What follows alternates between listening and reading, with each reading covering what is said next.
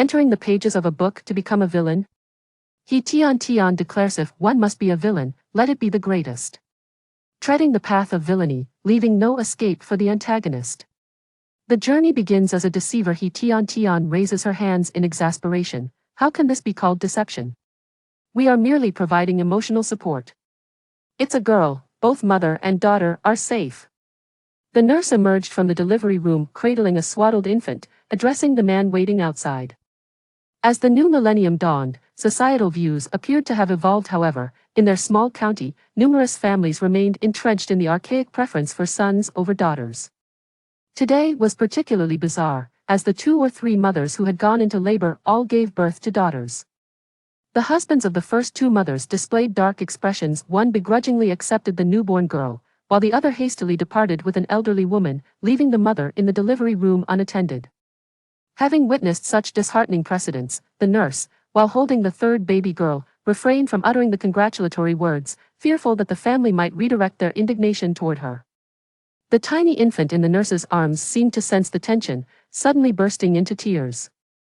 He Tiantian genuinely felt like crying. She had transmigrated into another world, only to find herself yet again as a girl.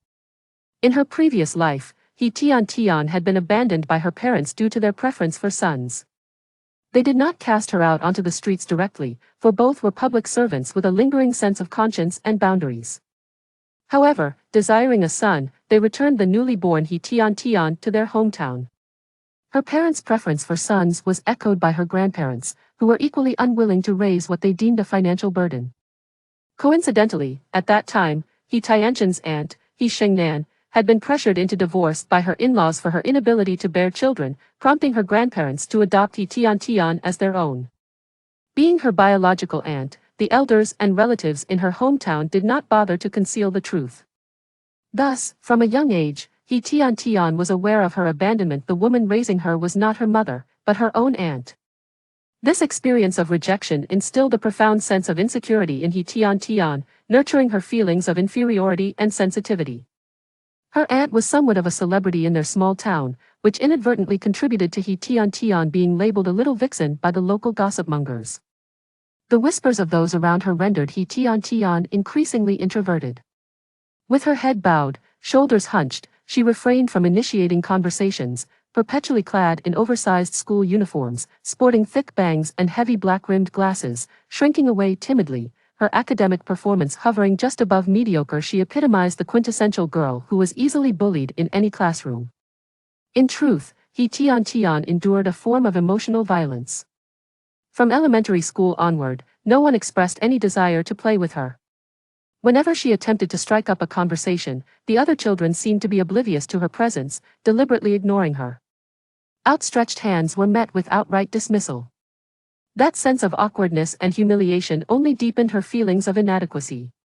Throughout high school, He Tiantian remained solitary, devoid of even a companion to accompany her to the restroom or walk home after classes.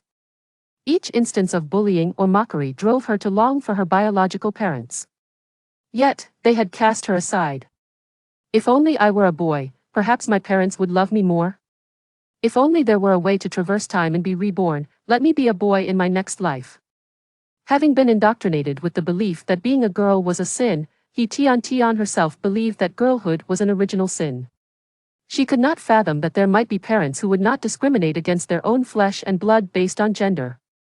She could only humbly wish for a future where she might be reborn as a beloved boy. Alas, she truly was reincarnated, yet still emerged as a girl. Darling, you've given birth to a daughter. Just listen to how loud she creases, just like me. He Hongtu, unaware of He Tiantian's inner turmoil, beamed with pride as he cradled the swaddled infant at the delivery room door, waiting for his wife, who had just undergone a cesarean section, to be wheeled out. I know it's a girl. Humph, I'm the one who gave birth to her. Do I not know whether she is a boy or a girl?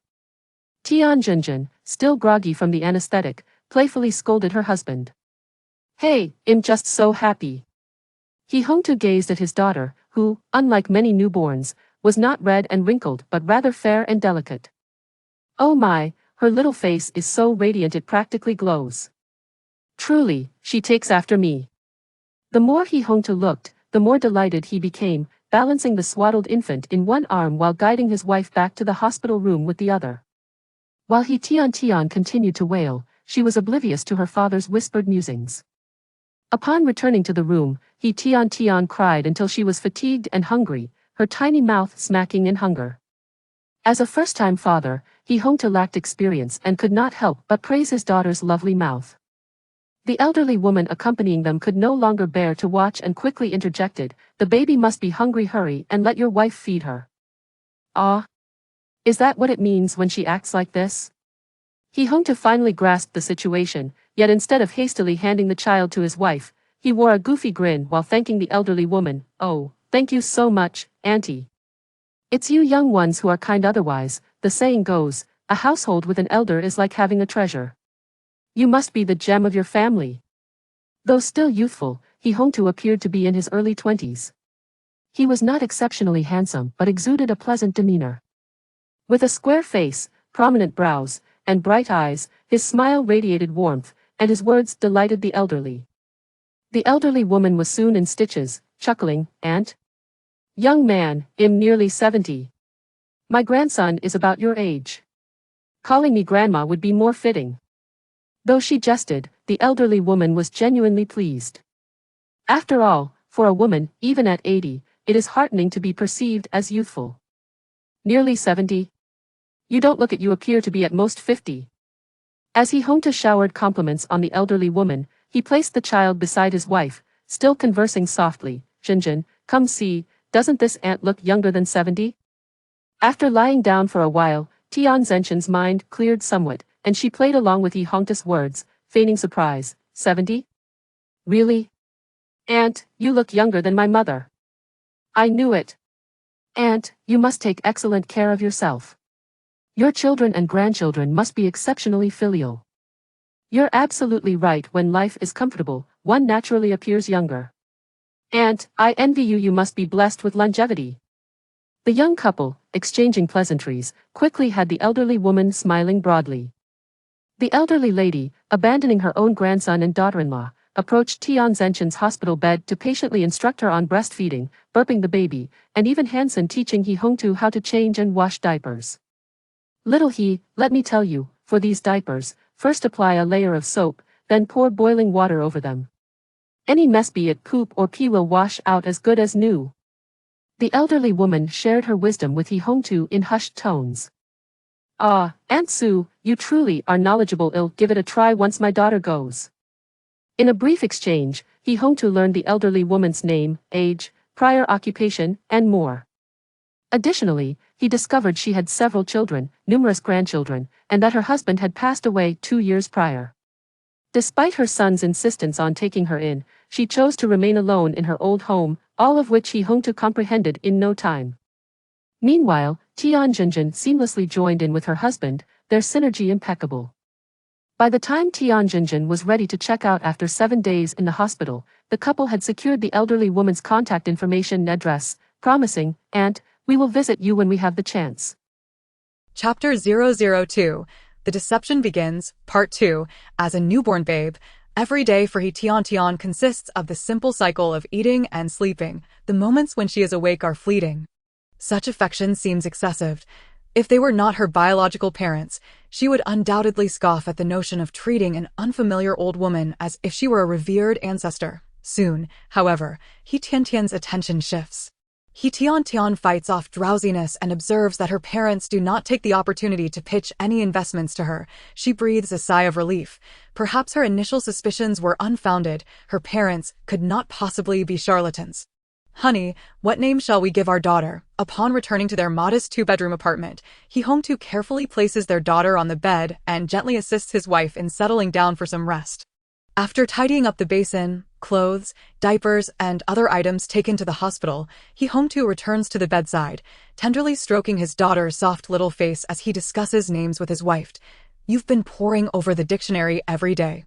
It's been days, and you haven't thought of a name yet." Tian Jinjin, still in pain from her incision, dares not speak too loudly or exert herself, shooting her husband a playful glare and responding with mild exasperation. He Hongtu is ever the smooth talker, effortlessly weaving in cheesy lines. "He Tian, are you still lamenting the days you spent farming back home? Do you wish for our daughter to share that passion for agriculture? Having grown up alongside He Hongtu, Tianjin has long since developed an immunity to his charming words. She lightly scolds him. Shaking her head in disapproval, He Hongtu feels a bit sheepish. I just wanted to express my feelings through our daughter's name. With only a middle school education, is not the most reliable source for inspiration. She gazes lovingly at their obedient and fair-skinned daughter, tenderly brushing her dark hair. How about we name her He Tiantian? Sweet as sugar. We've endured hardships since childhood. I hope our daughter will never experience such a life. She deserves happiness, health, and joy, living a life sweeter than honey. Moved by his wife's heartfelt words, He Hongtu feels a swell of emotion. Indeed, both he and Tianjin lack parental support. One lost both parents young and was tossed around by relatives, while the other endured a life with step-parents that felt akin to being a mere vegetable. All right, we shall name her He Tiantian. He Hongtu beams as he leans down, planting a kiss on He Tiantian's chubby little cheek. Wow, having neglected to shave for a few days, He Hongtu's stubble pricks He Tiantian. Titles like Emperor and Empress Dowager have become familiar to the common folk. He Hongtu isn't particularly fond of such dramas, but in the interest of his career and to connect with middle-aged women. You little one, even in sleep, you smile. Gently caressing her daughter's upturned lips, Tianjin's eyes brim with maternal affection. Though He Tiantian cannot see the tenderness in her mother's gaze, she feels the warmth of her parents' love. Her previous life, marred by abandonment, left her unaware of what genuine maternal and paternal love should resemble. Yet, in this lifetime, it seems to embody the very essence of her current experience. Her biological parents cherish her, adore her, and are eager to bestow upon her a name rich in beautiful meaning, regardless of what the future holds. In this moment, her parents love her, unlike her past life, where she bore the same name, He Tiantian, yet lacked such a splendid connotation. Her name was not even chosen by her parents, but rather assigned when she was sent back to her hometown shortly after birth. Her grandparents, preparing to register her, had considered He Miao until discovering that a cousin had already claimed the name. Honey, has our daughter fallen asleep? Having freshly shaved, He Hongtu, stroking his smooth chin, tiptoes into the bedroom and softly inquires. Yes, she has. Tianjin replies in a hushed tone. By the way, once my incision feels better in a few days, we should pay Aunt Sue a visit. Her family's circumstances are quite favorable, with a retirement pension of 2,000 to 3,000, in a county where the average salary is less than 600. Shedding any semblance of naivety, Chapter 003, The Deception Begins, Part 3. After a brief chat, He Hongtu and Tianjin begin tidying their home, with their complex family situations and the absence of close relatives to lend support. They must rely entirely on themselves. Having spent several days in the hospital with Tianjin, He Hongtu finds their home in disarray, with a layer of dust settling on the floor and furniture. The laundry has piled up, and items taken to the hospital, thermoses, lunchboxes, basins, require cleaning and organization. Additionally, he must prepare nourishing soups and meals for the new mother. He Hongtu is bustling about, his feet hardly touching the ground. He retrieves the new phone he bought with his first paycheck. Not the latest flip phone with a colorful screen, but a modest blue screen model, small and affordable, from a reputable Taiwanese brand, Debite, in their small county in 2003.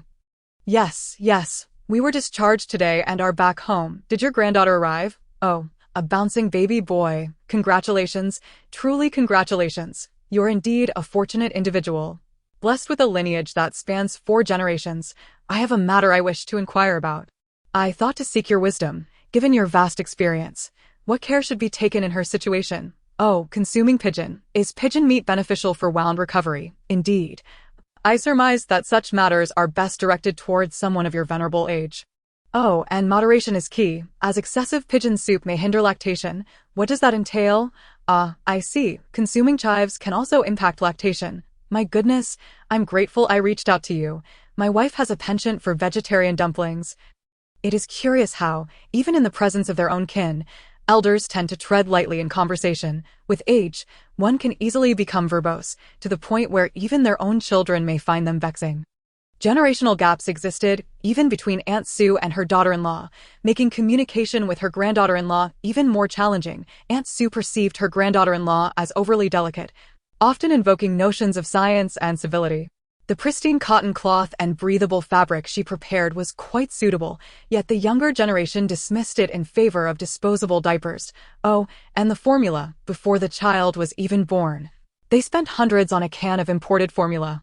But I'm not spending yours, so why the long face? Aunt Sue and her granddaughter-in-law exchanged glances of mutual dissatisfaction, with the latter feeling particularly irked. Just days after giving birth, she hastily urged her husband to return to the provincial capital. Don't you dare take the child before the confinement period is over. Aunt Sue felt a surge of worry. Yet, her granddaughter-in-law believed that remaining in their hometown would only provoke her. Caught in the middle, the eldest grandson was left to appease both sides, ultimately succumbing to his wife's insistence to hire a van, wrapping the mother and child securely, and heading straight back to the provincial city without even pausing for lunch. Pondering, is my way of thinking truly obsolete? Do the younger folks truly disdain it? Sigh, it appears I have grown old, deemed a useless relic by my own descendants, just as she wallowed in disappointment and self-doubt. He Home-To's call came through. Aunt Sue, thank you so much. I truly appreciate it. Although this may not be entirely appropriate, I have faith in your wisdom. Should I encounter any further issues, may I reach out to you again? Though Aunt Sue could not see He Home-To's expression through the phone, she recalled his youthful, earnest visage from her time at the hospital, connecting his image and voice in her mind. She had no doubt that He Home-To was genuinely grateful and felt that this elder had been a tremendous help to him. The sensation of being needed, recognized, and even respected was profoundly fulfilling. Aunt Sue had always held a certain fondness for He Home-To, and her affection only grew for this thoughtful and clever young man. She eagerly replied, "Oh, it's nothing of great significance. I merely offered a few words of advice, young he. If you don't mind my ramblings, feel free to call me anytime." He Home-To nodded fervently. Even though Aunt Sue could not see his gestures, he needed to reassure himself mentally. He genuinely respected Aunt Sue, the kind-hearted elder. Aunt Sue, your words are most gracious. You have rendered me invaluable assistance. However, such expenses were necessary investments. Beyond the phone bill, there were further investments to consider. He Home-To rushed to the market to purchase the items Aunt Sue had mentioned: fresh pigeon, pig bones, black chicken. Repeatedly expressing his gratitude, before departing, he left the watermelon with her. "Aunt Sue, please don't refuse it. I simply felt it would be too much of a bother otherwise." Aunt Sue declined a few times. Perhaps next time He Home-To visits, she could return the favor with a small gift.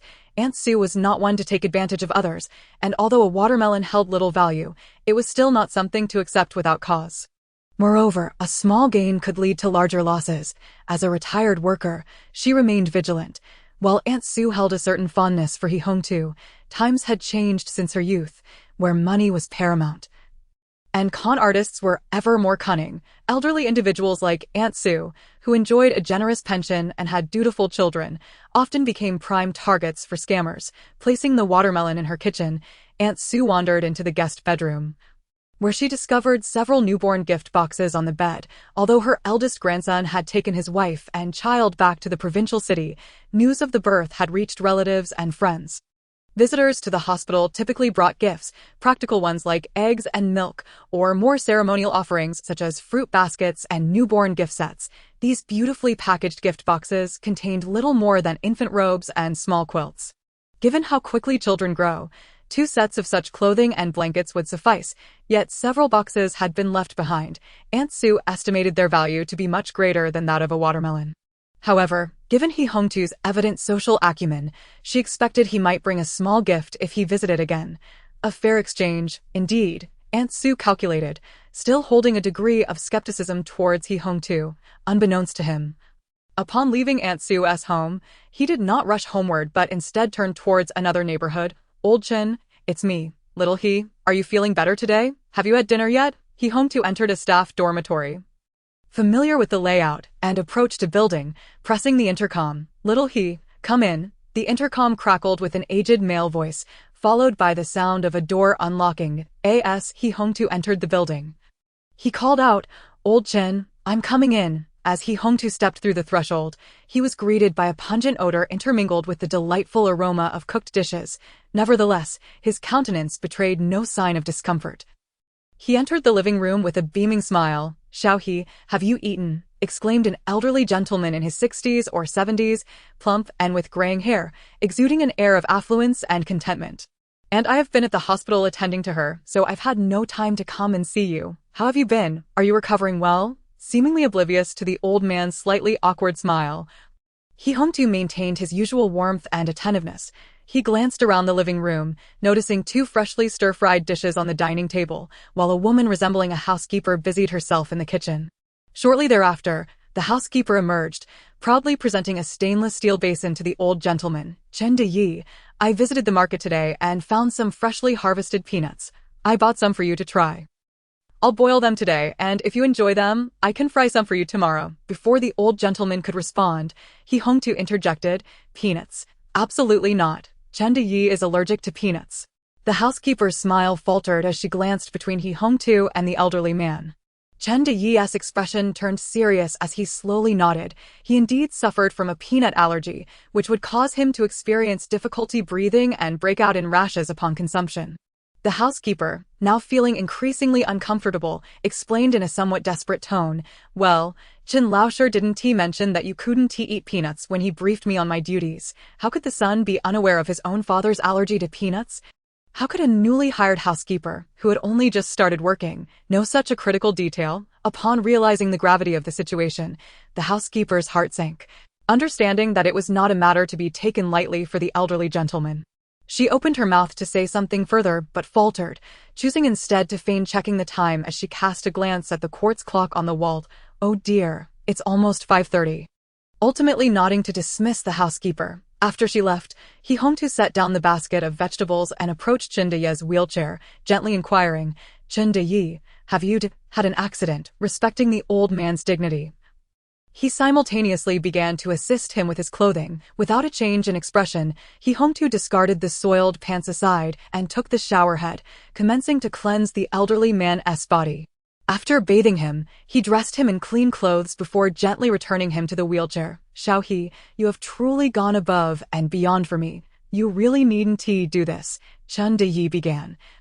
Nothing significant, merely to help gather a group of people, yet upon hearing this, the son had vehemently opposed the elderly gentleman's involvement, shouting over the phone to prevent him from going.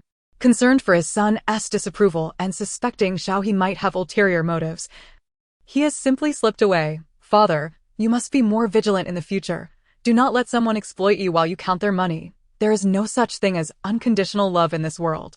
No one wakes up early for nothing. Why do they treat you like royalty? It is merely for the sake of the wealth in your pocket. However, after hearing Xiaohe's words, Chen Yi realized that the young man had not come out of any ill intent, but rather because his wife had given birth.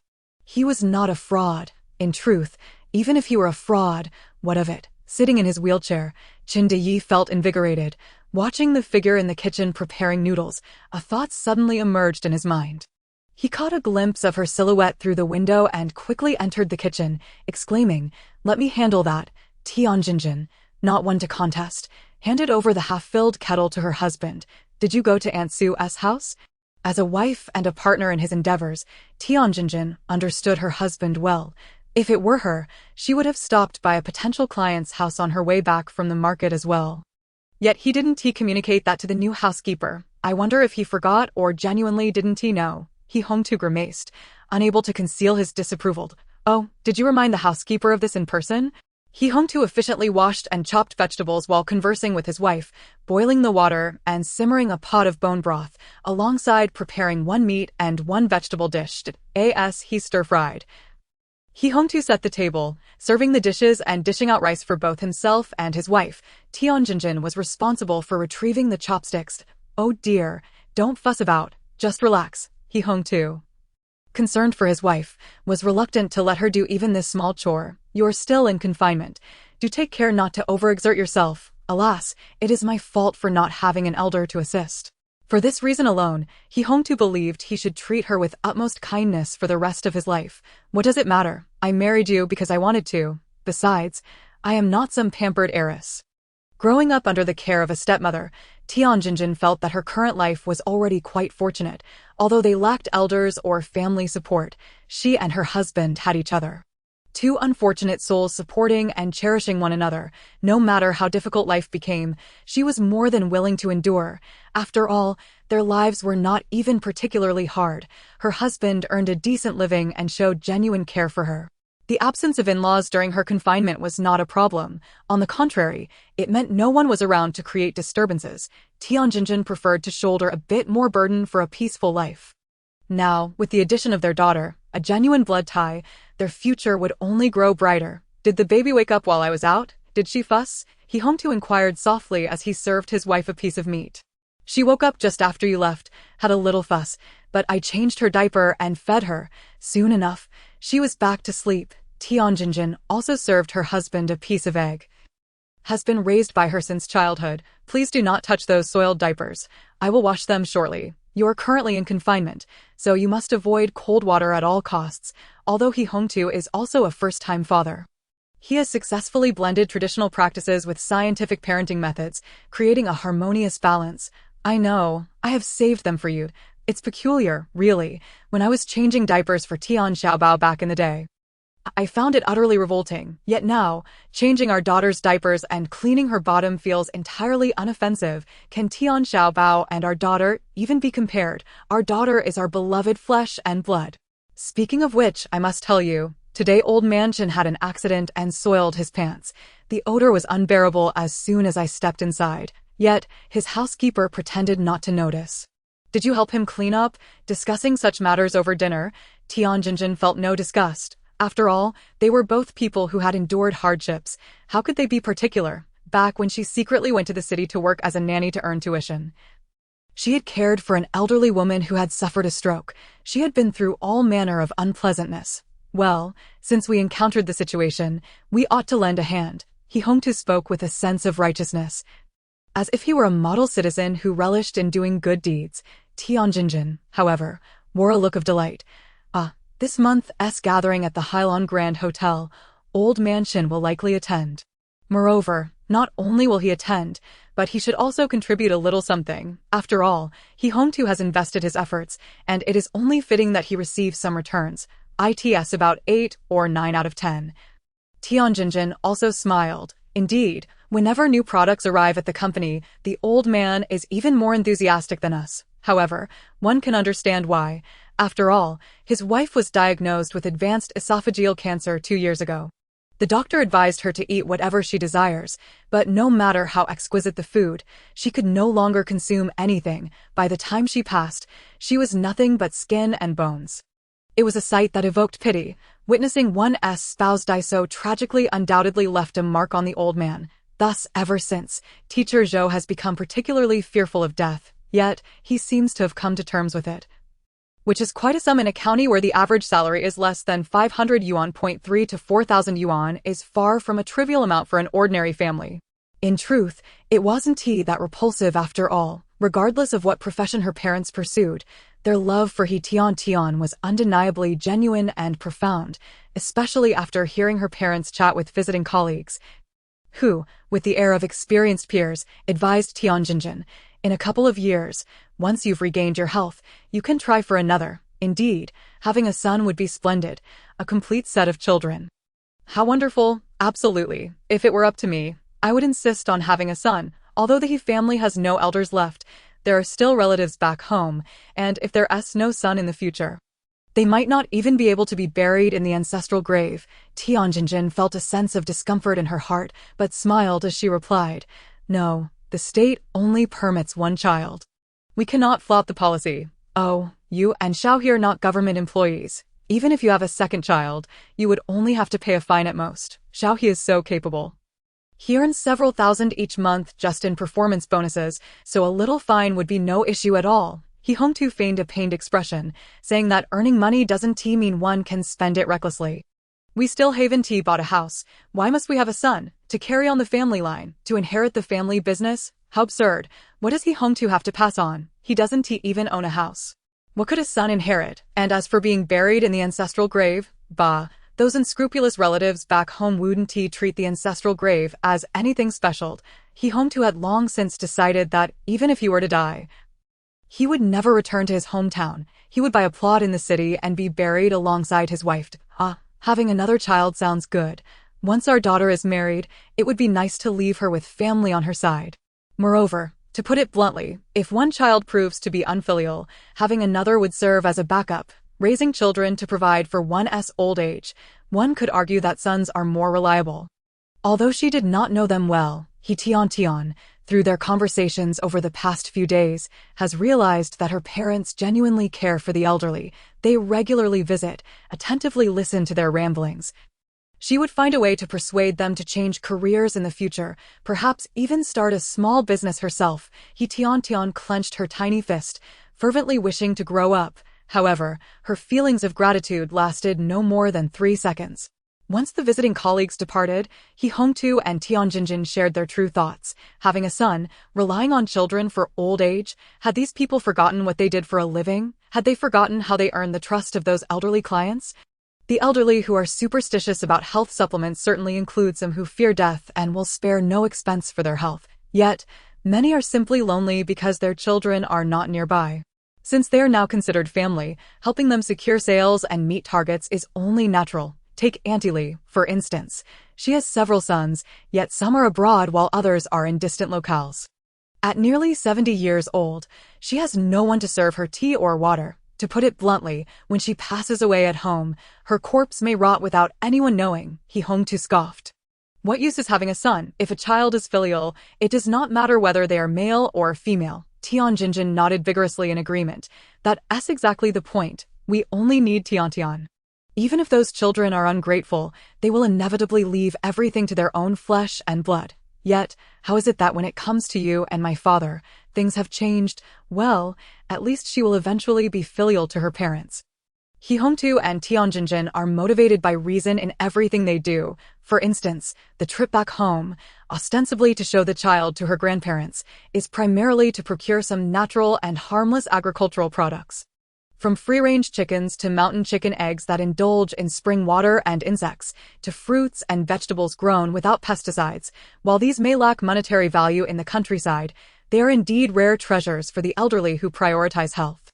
He Tiantian twitched at the corner of her eye, feeling an unsettling premonition. Dad, are you about to pull another fast one? The day after returning from his hometown, He Hongtu cradled the child, accompanied by his wife. But please give it a try, and don't disdain it. He Hongtu wore his signature honest smile as he spoke earnestly to Aunt Sue. Oh my, how could this be? Aunt Sue, aware that He Hongtu would visit again, had anticipated some small gifts. Yet, she could never have imagined he would bring so much, although, as He Hongtu himself stated, most of the eggs, vegetables, and fruits he brought were indeed from their family farm. It did not imply they held no value. As living standards rise, ordinary citizens have begun to place greater emphasis on quality of life. Elderly individuals like Aunt Sue, who have some savings, pay particular attention to such matters, becoming quite expensive. Yet, even then, one might occasionally encounter counterfeit goods. Do you really believe all farmers are simple and honest? Some shrewd individuals, noticing urbanites' concern for quality, specifically select smaller, darker eggs to pass off as mountain chicken eggs. Deliberately sending their elderly relatives to set up stalls at the edge of the village, they sell ordinary eggs at the price of mountain chicken eggs, all while making the customers feel fortunate to have obtained genuine quality goods. Of course, supermarket products tend to be more reliable, albeit at a higher price. Aunt Sue, having lost her husband, eats sparingly, which is why she always opts for healthier, organic options. Having purchased from supermarkets in the past, she understands the value of these items. She counted the contents of He Hongtu's gift box and estimated that these items were worth at least 70 or 80 yuan. Aunt Sue had planned to gift He Hongtu the newborn gift package left by her grandson, initially feeling she had received a disadvantage. However, now, with this pile before her, combined with the watermelon He Hongtu had previously gifted, it seemed she owed him once again. No, these items are quite valuable. I cannot accept them. And my wife and I feel quite guilty, He Hongtu continued, an embarrassed smile gracing his face. Moreover, we came to visit you this time also to ask for your assistance. Aunt Sue's smile faltered. Here it comes. The moment has finally arrived. Oh, this young He, I thought he was just a warm and hospitable lad. But it turns out he is indeed a con artist. Is he trying to sell me insurance or persuade me to attend one of those health product gatherings? Yes, I do have high blood pressure, but I always consult a reputable doctor at the hospital for my prescriptions and adhere strictly to their guidance. Therefore, please do not attempt to sell me any miracle health products. Yet in their small county, many institutions still transitioned between old and new systems. Some had fully adopted social insurance, while others still adhered to the original reimbursement protocols. I have cooperative insurance. Aunt Sue grew more perplexed by He Hongtu's line of questioning, saying, "But, Aunt Sue, you know that in our rural areas, there is hardly any insurance. For illnesses, whether hospitalization or medication, one must pay out of pocket. Our hometown is impoverished. Those elderly folks have endured hardship and are reluctant to spend." Staring at He Hongtu in disbelief, taking a moment to comprehend, You want me to share my medication with your relative back home, though not intimately acquainted? Aunt Sue was careful with her words, avoiding the term sell, yet both understood the implication. Initially, Aunt Sue felt a twinge of resistance, deeming such actions inappropriate. However, she soon recalled that her cooperative insurance had a reimbursement threshold of 400 yuan. This meant her medical expenses must exceed that amount before the excess could be fully reimbursed. Aunt Sue had once calculated that her regularly taken blood pressure medication cost 28 yuan per box. Aunt Sue found herself irresistibly tempted. Cradled in He Hongtu's arms, He Tiantian felt utterly numb, completely desensitized. She was acutely aware that her biological parents in this lifetime were, indeed, truly. She could not express it in harsh terms. For regardless of their faults, they were her closest kin, and they genuinely cared for her, nurturing her with all their heart. It appeared that henceforth, not only must she strive diligently to earn a living and dutifully honor her parents. Yet, this was not her greatest sorrow. What truly frightened her was the thought that before she could mature and gain the capability to care for her parents or compensate the victims and society, please cause less trouble. Otherwise, your daughter truly fears she might not have enough time. She had no desire to visit you in prison in the future. He Tiantian was filled with anguish and thus, even upon learning later that her father had assisted third uncle and Aunt Sue in making connections without taking any fees in the process, she found no solace. Instead, she was increasingly apprehensive, although they had only spent a little over a month together. Her biological parents projected an air of opportunism, as if they had become exceedingly perceptive and pragmatic due to their own troubled childhoods. Every action they took seemed steeped in a strong sense of purpose. This time, regarding the medical insurance and medication, He Hongtu genuinely appeared to be merely facilitating matters without profiting in the slightest. Yet, He Tiantian had a premonition. Her father must be concealing a grand scheme. Moreover, she exhibited a strong attachment. Whenever her father went out to visit clients or provide services to prospective customers, she would tug at his shirt, refusing to let go. This behavior made Tianjinjin quite envious. And she would complain to He Hongtu, "What an ungrateful little one. I've been caring for her day and night, ensuring she is fed and clothed, yet she favors you." He Hongtu, however, was immensely proud, replying, "Of course. Just look at whose daughter she is." This was indeed his beloved daughter, and he worked tirelessly to earn a living, willing to take on any dirty or arduous tasks, solely to provide her with a happy and stable life. After more than a year of selling health products and interacting with various families, He Hongtu had witnessed both dutiful children and ungrateful wretches. He had previously worried about potentially raising a disobedient daughter. Now, as he gazed down at his chubby little girl, her eyes fixed upon him with unwavering trust, her small hands gripping his clothing, He Hongtu felt his heart melt, convinced that his daughter would grow up to be the most filial and well-behaved child. He could carry her in front of him. Meanwhile, Tianjinjin, who had previously worked alone to develop clients, found that partnering with her husband yielded better results since her pregnancy. Some elderly individuals, particularly those whose children lived abroad or in distant places, yearned for companionship, appreciating the opportunity to share a meal with someone. When a couple like He Hongtu and Tianjinjin brought their child along, it felt as if their own grandchildren had come to visit. So they did not consciously avoid sensitive topics during their conversations. Consequently, He Tiantian became privy to more secrets about her parents. However, upon hearing Tianjinjin mention matters related to their hometown, an inexplicable shiver ran down her spine. Delicate face contorted into a frown. He Hongtu, engrossed in conversation with his wife, momentarily overlooked his daughter's troubled expression. "That's about it. I managed to secure a 60% reduction on the surgery fee for Uncle Lu at the village head. Had it not been for his plan, he would have had no desire to engage with that group of troublesome relatives from his hometown. And what about Boss Huang? I've heard quite the rumors. They were both seasoned foxes. There was no need to play tricks in front of each other. He Hongtu sensed a kinship with Boss Huang. So, are we really going to proceed with this matter? But since the birth of their daughter, she realized she had developed a vulnerability. They could not afford to encounter any misfortune. What would happen to their daughter if they faced an accident? Would they allow their child to endure the same hardships they had faced without a good life? We will do it. Rest assured, I have everything planned. I will reclaim what belongs to me without encroaching upon anyone else's share. He Hongtu held his daughter tightly and declared earnestly, "This is the last time." Chapter 009, The Beginnings of a Deceiver, Part 9. Hey, did you hear? The little one from the He family has truly made it big. He's doing exceptionally well in the county. Who? That He Hongtu, whose parents died in an accident and who grew up neglected. Indeed, that's him. I always thought he had potential. I never imagined he would actually succeed. What? Has he struck it rich? Is he a big boss now? A big boss? He's far more impressive than just a boss. Can a mere boss negotiate with hospitals to reduce our medical expenses? Third uncle and fourth aunt, among other blood relatives. Did that little rascal really make something of himself? Indeed. I made a special trip to inquire. Our third uncle has high blood pressure and requires medication. He blinked in confusion and asked, "What does their fundraising have to do with us? I have no money to lend, and even if they came to borrow, I wouldn't give them a dime." Even now, people from nearby villages still curse He Laoda for his lack of integrity, claiming he had the heart to swindle his late brother's only son for money. Money was He Dabo's lifeblood. And thus was not overly angered by his demeanor. After all, she too had a hand in deceiving her nephew back in the day. And one is asking you for money, He Sigu patiently continued.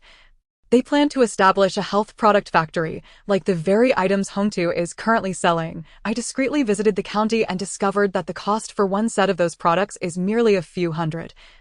Yet they sell for 3,000 or 4,000. Hongtu could earn nearly 1,000 just from commissions. He can sell several sets in a month, which amounts to several thousand. At this point, He Sigu could hardly contain her envy. Earning several thousand a month far surpassed their arduous labor in the fields for an entire year. Moreover, Hongtu and his wife merely needed to entertain a group of elderly folk daily.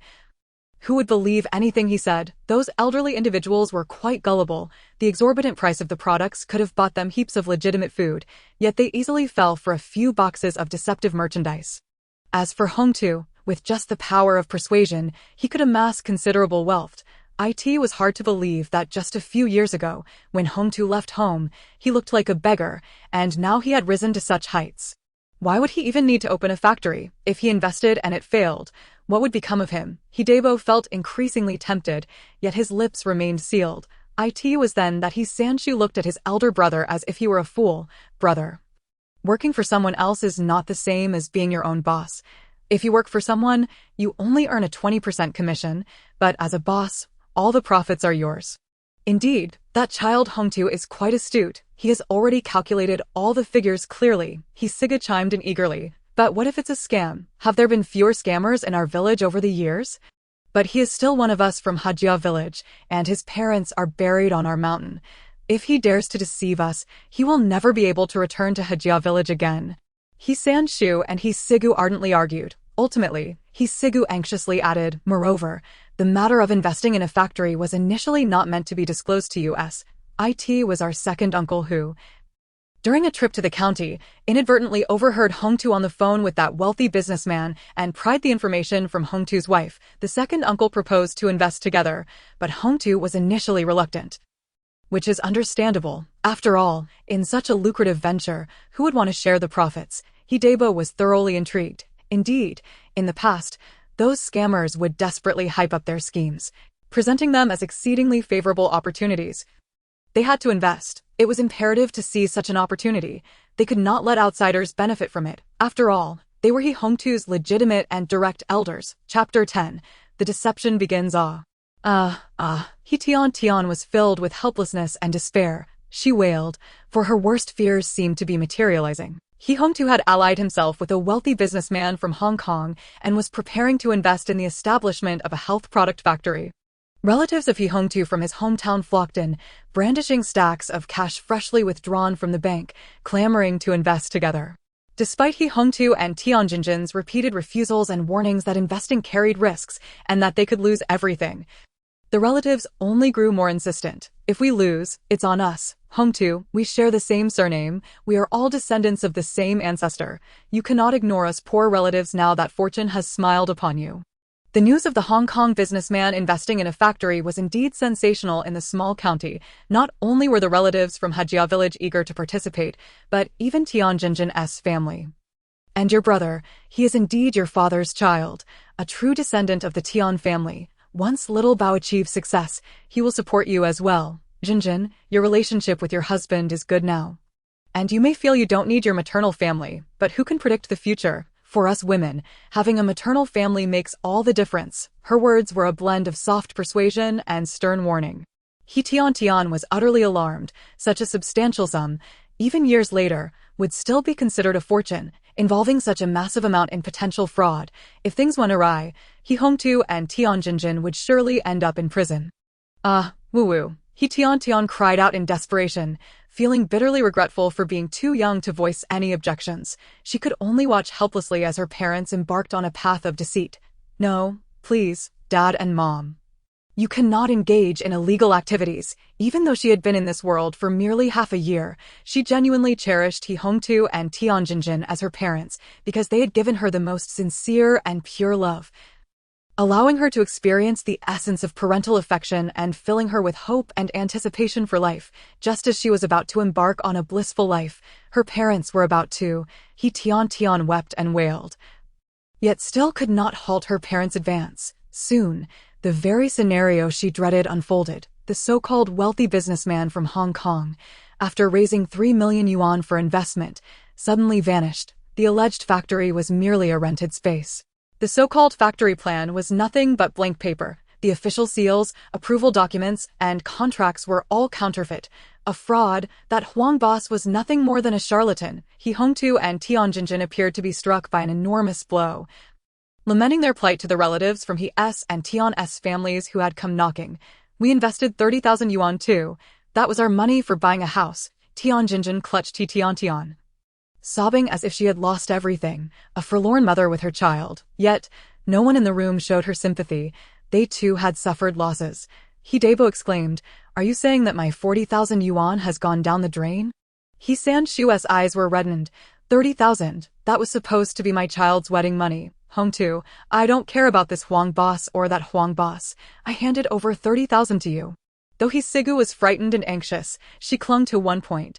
I only recognize you. I'm not investing anymore. You must return my money. Yes, return the money. He Hongtu, hurry and pay us back.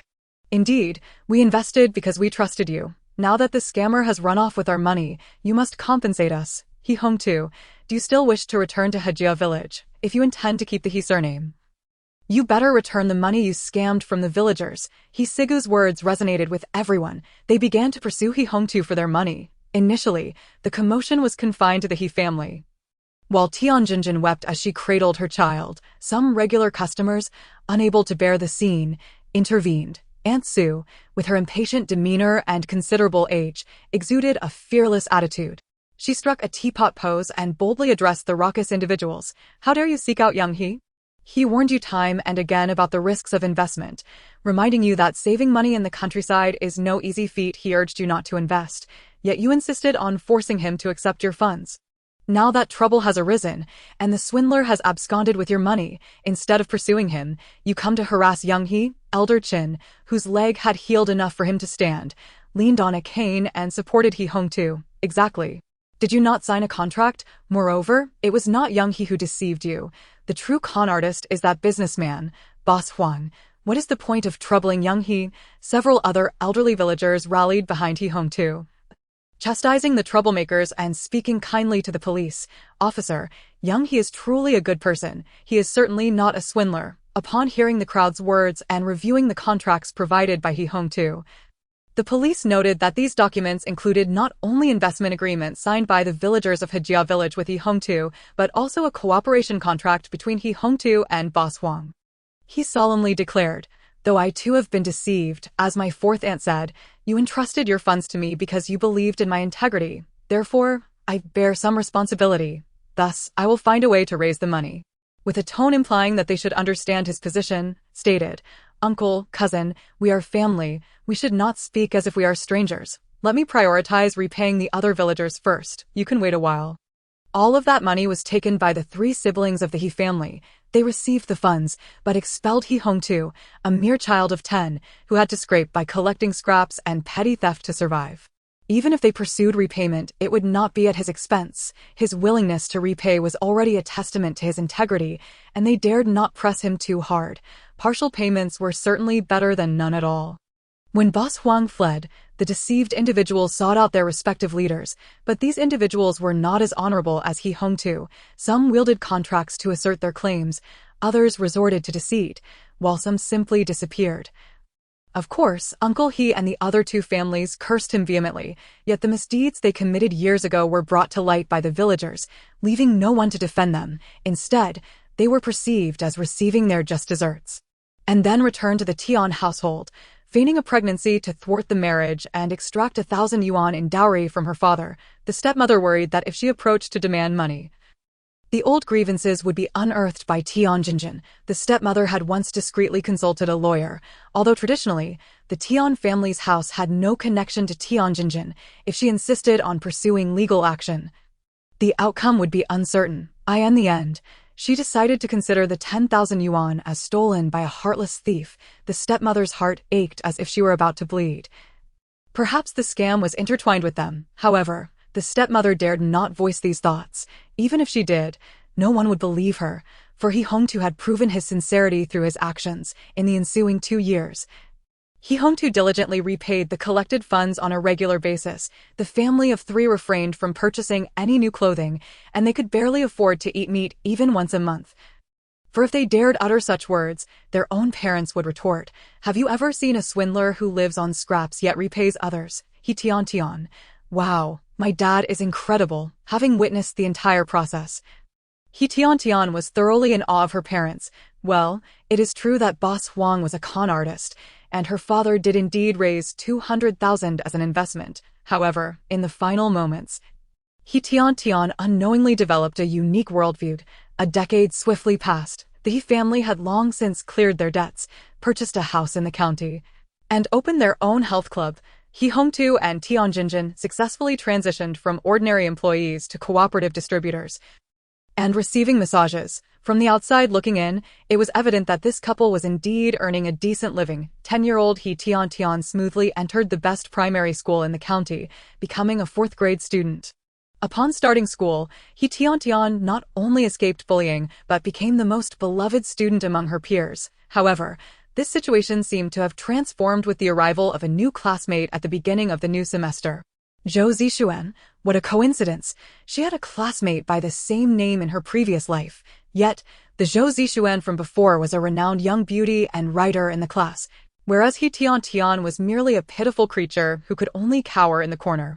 Lacking friends and struggling academically, even the teachers held her in disdain. It was as if He Tiantian and Zhou Zixuan were a control group and an experimental group, watching the exceptional and popular Zhou Zixuan possessed a formidable confidence and an optimistic outlook. She felt no envy or jealousy towards Zhou Zixuan, nor did she harbor any thoughts of targeting her. Yet, Zhou Zixuan approached He Tiantian. "You liar.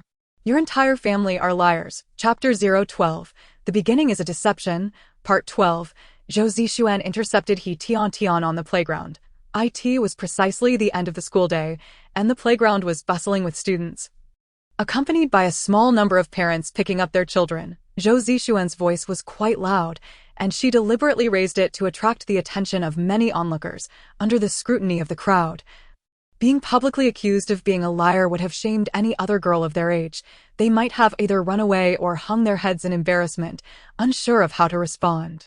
However, He Tiantian was no ordinary elementary school student. Coming from a well-educated family, she possessed a way with words that could easily outmatch most adults, let alone a peer. "Who are you calling a liar?"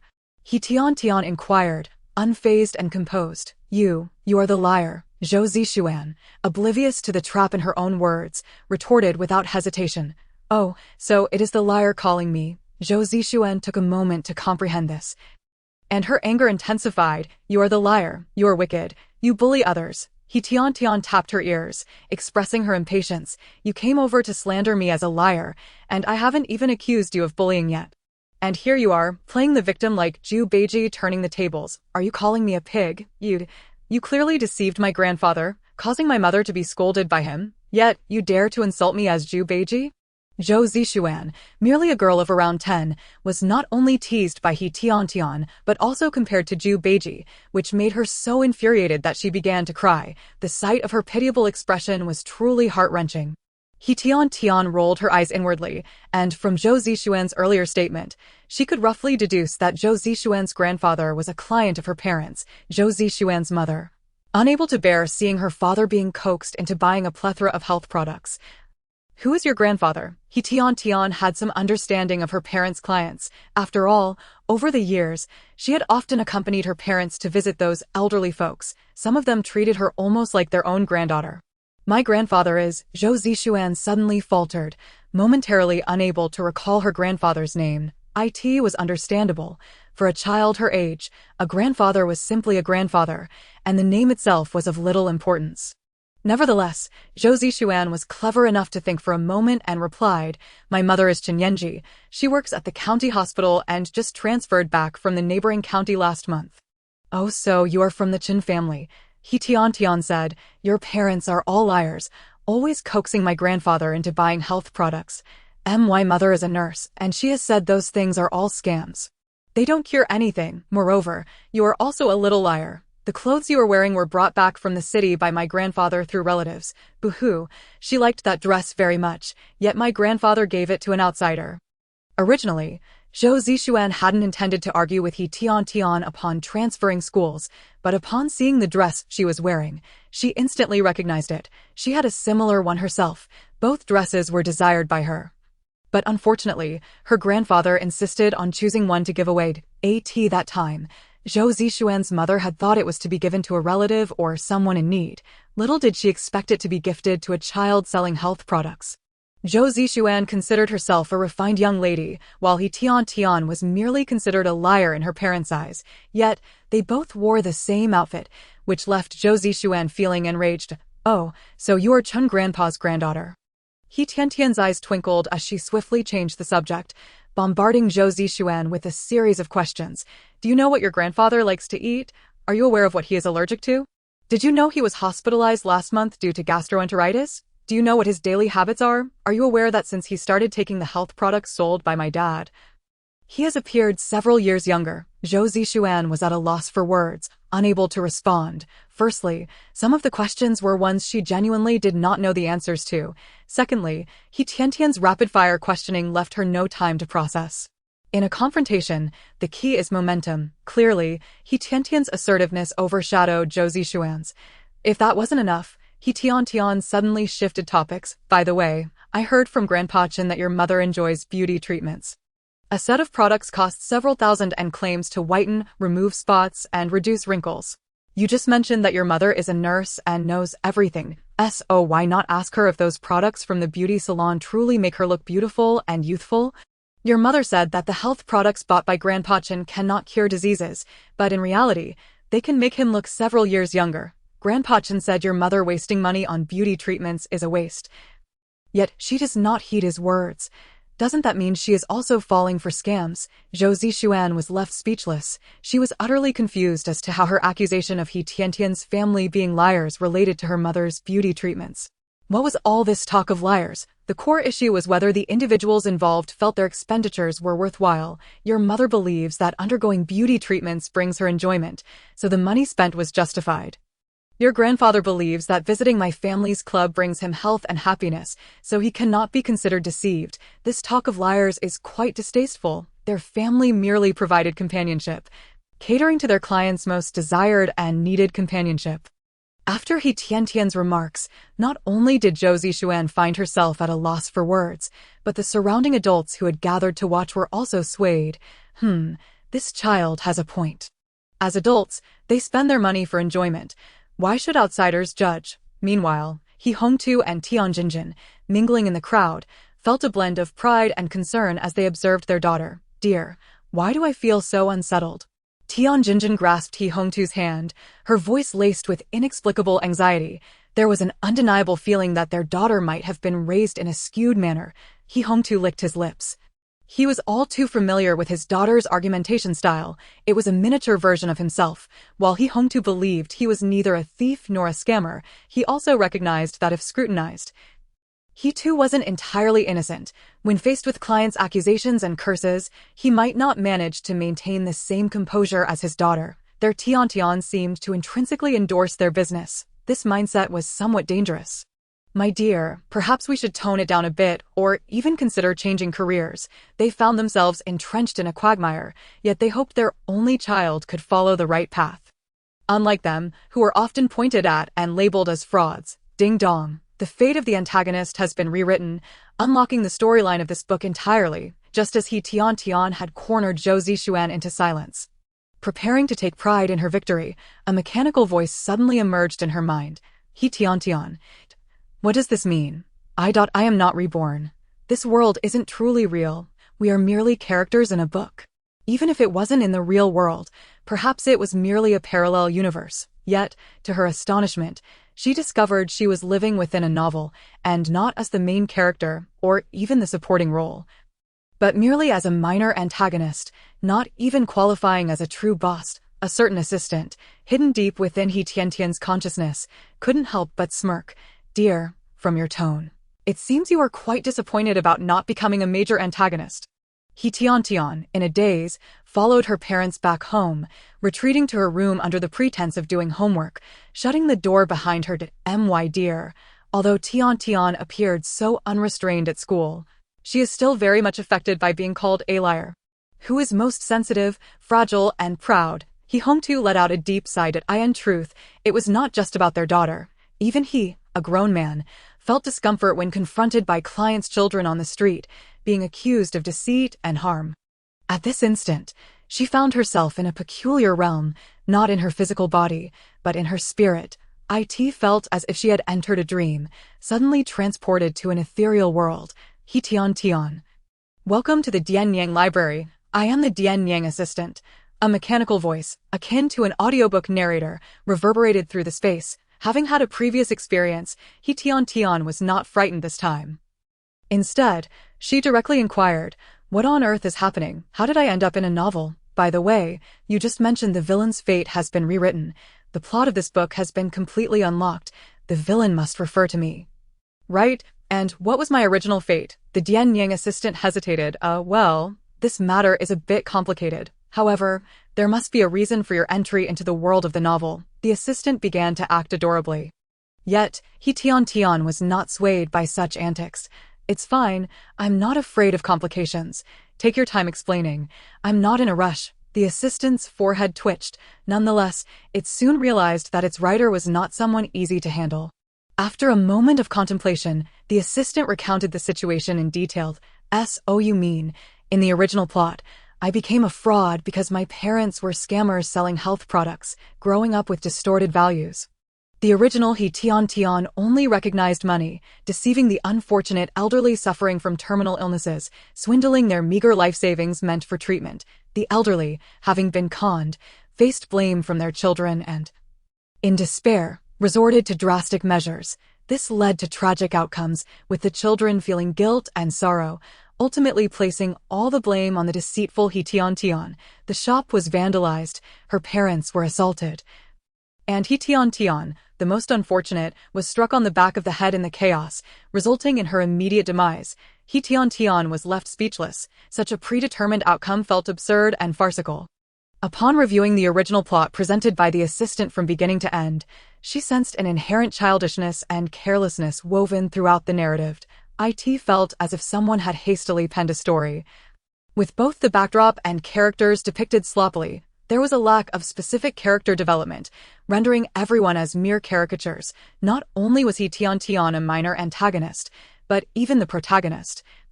The writer's purpose seemed to be to subject He Tiantian to relentless torment within the confines of the narrative. However, it appeared that the author was inexperienced, lacking the skill to adequately convey He Tiantian's malevolence. Continuously proclaiming, He Tiantian is a fraud, she deserves a bad end, He Tiantian pondered, Could it be that the author is Zhou Zixuan? Her suspicion was not without basis. Throughout the entirety of the novel, only the names He Tiantian and Zhou Zixuan overlapped with those of real individuals. He Tiantian did not believe this to be mere coincidence. Yet, she could not fathom why Zhou Zixuan would harbor such animosity toward her, going so far as to pen a book that berated her as a fraud and ultimately led to her demise. What immense grievance could warrant such actions? Clearly, in reality, He Tiantian and Zhou Zixuan had little interaction. If there were any conflict, it stemmed from He Tiantian's envy of Zhou Zixuan, who appeared to be the epitome of a model student, beautiful and charming, coming from a harmonious family, excelling in her studies, and occasionally publishing short articles in magazines and newspapers. She had even once participated in a television program. In their county's high school, Zhou Zixuan had garnered the title of Little Beauty Writer and had a notable presence. In stark contrast, He Tiantian had been abandoned by her parents, living with a notorious aunt, her academic performance languishing in mediocrity, devoid of any talents, isolated by classmates and disliked by teachers. She was merely an inconspicuous presence in the corner of the classroom. He Tiantian racked her brain, unable to comprehend what she had done to offend Zhou Zixuan to the extent that the well-known little beauty writer would go to such lengths as to write a novel targeting her. Forget it. If I can't understand it, there's no need to dwell on it. Since this is a world within a book, I should still have the opportunity to return to reality. I can investigate everything thoroughly once I return. What reward do I receive? The assistant's eyes widened in surprise. A reward? You merely guessed the author's name. It's not a significant matter. Why should you expect a reward? No. What I mean is, you just said you unlocked the plot. Isn't that a crucial task? He Tiantian rolled her eyes, seemingly annoyed by the assistant's lack of understanding. The assistant replied, you have altered the villain's fate and unlocked the plot, which, in itself, benefits you. You can rewrite a brand new life, free from the shackles of a predetermined tragedy. It was attempting to assist He Tiantian. After all, how could she have the audacity to ask for a reward? I have indeed gained benefits, but it should also hold value for you, or rather, for the Dianying library you represent. He Tiantian, raised by astute parents, possessed a quick wit. Her parents were meticulous, and she had undoubtedly surpassed them in shrewdness. The assistant fell silent, clearly realizing that He Tiantian was onto something. Indeed, this book had been abandoned. While it formed a world within the story, it was not complete. The Dianying library could not harness energy from it. As a writer, each plot unlocked constituted the completion of a task, warranting a reward. Yet, very few could discern this early on and directly request a reward. He Tiantian was undoubtedly the first. Chapter 014. The beginning of a fraud. 14. I have unlocked the plot, which benefits you, so I should receive a reward. He Tiantian confidently extended her hand, stating that systems and main gods typically provided new players with starter packs. Surely, the Dianying library would not be so stingy. Currently, the Dianying assistant, still merely a small orb of light, was caught between exasperation and delight. Exasperated to have encountered a thorny character, delighted that He Tiantian's quick thinking suggested she would likely excel in scriptwriting in the future, making the process smoother and more efficient. The more well-crafted scripts produced, the greater the energy the library could absorb, leading to more rewards for the assistant as well. An starter pack. The assistant sighed. Could a reward be granted? He Tiantian raised an eyebrow, noncommittal regarding the assistant's words. What kind of reward can I specify? The assistant was taken aback. You truly are quite demanding. Hoping to specify your reward? You should know that the rewards for completing a novel task may not even be selectable, and here you are, trying to seize additional benefits. What reward do you desire? After a lengthy complaint, the assistant, not wishing to create further complications, finally relented and asked, I want a skill. He Tiantian had already formulated her plan. In truth, prior to uncovering the truth, she had outlined her life strategy. The appearance of the Dianying assistant merely facilitated a smoother and more expedient realization of that plan. What kind of skill? The assistant responded, well, it should not be excessive, and this skill will be a one-time use. Does it imply that there are other worlds within books? A closer examination revealed the existence of the real world. Thus, she could indeed return to reality, which she had long believed to be her previous life. Such experiences of traversing through books would not be limited to just one occasion. Countless more awaited her in the future. Were all skills like this? They could not be retained permanently, nor brought back to reality. Though He Tiantian appeared to inquire, she was essentially probing further to confirm her suspicions. Indeed, she heard the assistant, Dian Yang, respond, "Not all skills are like this. Some rewards are permanent, bound to the soul, while others are one-time only, usable solely within a specific book world." Splendid, He Tiantian nodded in satisfaction, having guessed correctly. However, the mere thought of the pure familial love and blissful life she once experienced, now merely a construct of the book world, left her feeling somewhat despondent. If it were possible, she would prefer not to return to reality, for in the real world, she was burdened by a terribly inadequate family background, and her life was shrouded in darkness. Enough of that. Back to the main topic. He Tiantian, what skill reward do you desire? The assistant, Dian Yang, eager to avoid further delays, asked directly. Medical skills. I want those extraordinary abilities to treat various ailments. Since this is a world of books, there is no need to adhere strictly to reality. One can freely imagine and boldly request. Dian Yang could not help but retort, "You really dare to dream. Your family is merely a bunch of fraudsters selling health supplements, not urban miracle doctors. You are the fraud. Your entire family are frauds. I've already stated, we are emotional companions. Do you truly believe that those elderly individuals are all naive enough to be unaware of what health supplements truly are?" He Tiantian was adamant about whether her family was fraudulent, reiterating that they were all adults, each spending their money for their own enjoyment, mutually consenting, fair and just. Children believe the elderly are being deceived by health supplements. He Tiantian had long contemplated persuading her parents to switch careers. If they refused to heed her advice, she would enroll in medical school, seeking to remedy the situation and do good deeds, ensuring those elderly clients would not waste their money nor jeopardize their health by consuming health supplements. Now, with her newfound medical skills, she could accomplish even more, aiding a greater number of elderly individuals. The assistant, Dian Yang, was left speechless by her rebuttal. Darn it, it was clear that the author she had chosen was no ordinary character. Not to mention her abilities, just her sharp tongue and incisive logic were formidable. All right, you are not frauds. Dian Yang dared not waste any more words and promptly presented the reward. Before He Tiantian appeared a transparent dialogue box. Author He Tiantian has unlocked the plot for the first time. Receiving the Urban Miracle Doctor Award. Do you wish to accept? He Tiantian did not hesitate for a moment and immediately pressed the yes button. The transparent dialogue box vanished, and the words Urban Miracle Doctor transformed into a glowing, transparent tome, which then seamlessly merged into He Tiantian's being. For a brief moment, she felt disoriented, but soon her eyes gleamed with clarity, her mind brimming with an array of medical knowledge. Her fingers twitched slightly. Thank you. Feeling the transformation within her, He Tiantian finally expressed her gratitude to Dian Yang. In high spirits, she even found time to chat with the assistant. By the way, are you my dedicated assistant? Will you be with me from now on? Though Dian Yang was somewhat reluctant, she obediently nodded. Yes, from now on we shall be partners, supporting and understanding one another. Before Dian Yang could finish her sentimental words, He Tiantian interrupted. How should I address you, Dian Yang? That doesn't quite feel like a personal name.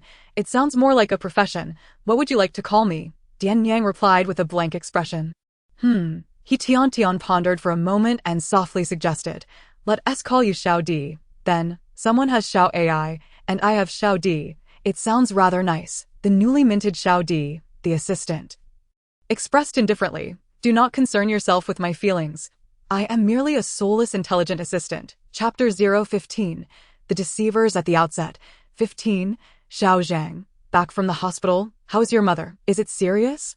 In the aged unit dormitory, a woman in her 60s or 70s sat in the shade of a flower bed, eagerly greeting a neighbor from the same building. Aunt Sue. Xiao Zhang greeted her with a wry smile. Just returned from the hospital. My mother, alas. The doctor suggested she should ideally undergo conservative treatment. Alas, there's no other way. Your mother is over 70 years old, and the risks of surgery are too great, Aunt Sue sighed, shaking her head. Yet, the doctor considered my mother's age and her frail health, which is why he does not recommend surgery. Xiao Zhang's face was etched with fatigue. The doctor had not spoken too explicitly, but the implication was clear to all. Given his mother's condition, conservative treatment was the only option. Surgery, whether she would enter the operating room alive and emerge unscathed, was already a question, even if the surgery were successful. Xiao Zhang found that unacceptable. It was not merely a matter of money or filial piety. He could not reconcile himself with that emotional barrier. Aunt Sue, observing Xiao Zhang's weary demeanor, felt a surge of compassion and suddenly thought of something. She opened her mouth, but the words caught in her throat. Xiao Zhang noticed Aunt Sue's unusual behavior and, curious, casually asked, "Aunt Sue, do you have something you wish to tell me? Please, speak freely. Is it a broken lamp or a clogged drain? I can help." Xiao Zhang's enthusiasm, stemming from both neighborly relations and his profession, a police officer, often led him to assist the elderly in the community with various tasks. Seeing Xiao Zhang's earnestness, Aunt Sue finally could not hold back, lowering her voice to say, "Xiao Zhang, if all else fails, take your mother to the He family's health club on East Street." Initially, Xiao Zhang thought Aunt Sue was being secretive about introducing some old traditional Chinese medicine practitioner. Since his mother had been diagnosed with breast cancer, relatives and friends had been trying to find reputable hospitals or doctors. Xiao Zhang had taken his mother to the provincial capital for consultations, but the conclusions were always the same. One doctor, feeling sympathetic, had even suggested, "Why not try traditional Chinese medicine?" This was a slightly better than waiting for death suggestion, offering the family a glimmer of hope. As a member of the post-80s generation, having grown up with antibiotics and various Western medicines, Xiao Zhang's first reaction upon hearing about traditional Chinese medicine was skepticism. However, traditional Chinese medicine, despite its poor reputation, often mediating disputes there, though he had not received any reports regarding the He family in recent years, he regularly visited other clubs in the county. Each visit often devolved into heated arguments about whether health supplements were scams, sometimes escalating into physical altercations between the elderly and the salespeople. Having witnessed far too many such farcical scenes, Xiao Zhang felt a visceral aversion to the mere mention of health supplements and clubs. He never imagined that during such a critical time when his mother faced a terminal illness, the seemingly reliable Aunt Sue would secretly suggest he take his mother to some health club. What? Did she intend to recommend they purchase some miraculous health supplement? Would she have him, a respectable police officer, run errands for fraudsters? This was nothing short of a joke. Xiao Zhang was adamant that he would not go to such health clubs. He would neither take his mother there nor allow Aunt Sue and others to fall prey to deception. "Aunt Sue, our department has organized events multiple times, repeatedly emphasizing that health supplements can only be used for health maintenance and cannot cure diseases," Xiao Zhang stated earnestly. However, before he could finish his sentence, Aunt Sue impatiently waved her hand. "I know, health supplements do not cure diseases. I never asked you to go to someone else's club. You should seek out He Hong too. He will undoubtedly be able to assist you." Xiao Zhang wanted to say more, but upon witnessing Aunt Sue's stubborn demeanor, he swallowed the words that were about to escape his lips. Sigh. Having worked in the community for many years, he interacted with these elderly individuals almost daily. Xiao Zhang understood better than anyone their obstinacy and inflexibility. It was not just him as an outsider. Even the children of these elders had nearly worn their tongues raw. Yet they still placed their trust in those deceitful purveyors of health products. "Oh dear, Xiao Zhang, we have been neighbors for 2 or 3 decades, and I have a good relationship with your mother. Do you think I would harm you?" Seeing Xiao Zhang's demeanor, Aunt Sue became anxious, nearly pounding her chest in assurance. "Truly, you should take your mother to his club. Xiao Zhang, let me tell you, had it not been for our family's good relations and my regard for your character, I would not have taken the initiative to recommend it. I know, you young people often think we old folks are gullible, being fooled by those scammers day in and day out. We have consumed more salt than you have rice. Do you think we would fall for such tricks? If you truly wish to save your mother, go seek out He Hong Tude. I cannot promise a complete cure, but at the very least, he could extend your mother's life by 3 to 5 years. As Aunt Sue spoke, she became increasingly agitated, finally waving her hand dismissively. Fine, I shall say no more, lest you berate me in your heart for being a foolish old woman. No, Aunt Sue, I did not curse you. I merely believe that health products do not cure ailments and are exorbitantly priced." Xiao Zhang's words trailed off as he swallowed them back, for Aunt Sue had already risen, grabbed her small stool, and headed home. "Well then, The old lady is genuinely angry. Observing her indignant figure retreating, Xiao Zhang felt no irritation. Rather, he found himself intrigued by this He Hongtu. Although he had not received any reports concerning the He family in recent years, He Hongtu and his club were quite well known in the county. Within their residential complex, several elderly individuals were clients of the He family. However, unlike other salespeople who eagerly sought to become adopted children, the He family seemingly never visited their clients. Moreover, Aunt Sue appeared to be convinced that the health products sold by the He family could indeed cure ailments. Was there perhaps some misdirection from He Hongtu in this? If so, He Hongtu could be implicated in fraud. He resolved to find a time to visit the He family's club. Xiao Zhang mused quietly. Chapter 974. The supporting role has a bullet screen. Part 7. Holographic sharing. Could it monitor a person's innermost thoughts? He Tiantian's heart quivered as she pondered. Is this so-called holographic sharing akin to embedding a monitoring program in the human brain realm, the sea of consciousness? He Tiantian Si Xiangwan. If only these quarrels and insults could be filtered out. Watching a group of people bicker incessantly hardly seems beneficial. That Xiao Yi, I have investigated him. He is quite formidable. Not only is he a top-tier special operations soldier, but he is also a technical talent. I have heard that the military is collaborating with research institutes to explore the realms of brain expansion. Xiangwan, I have reason to suspect that this holographic live stream is unlike any before. This time, there is official intervention and some clandestine research. Zhou Cici's voice remained soft and gentle. Yet Si Xiangwan could discern the concern and worry lacing her tone.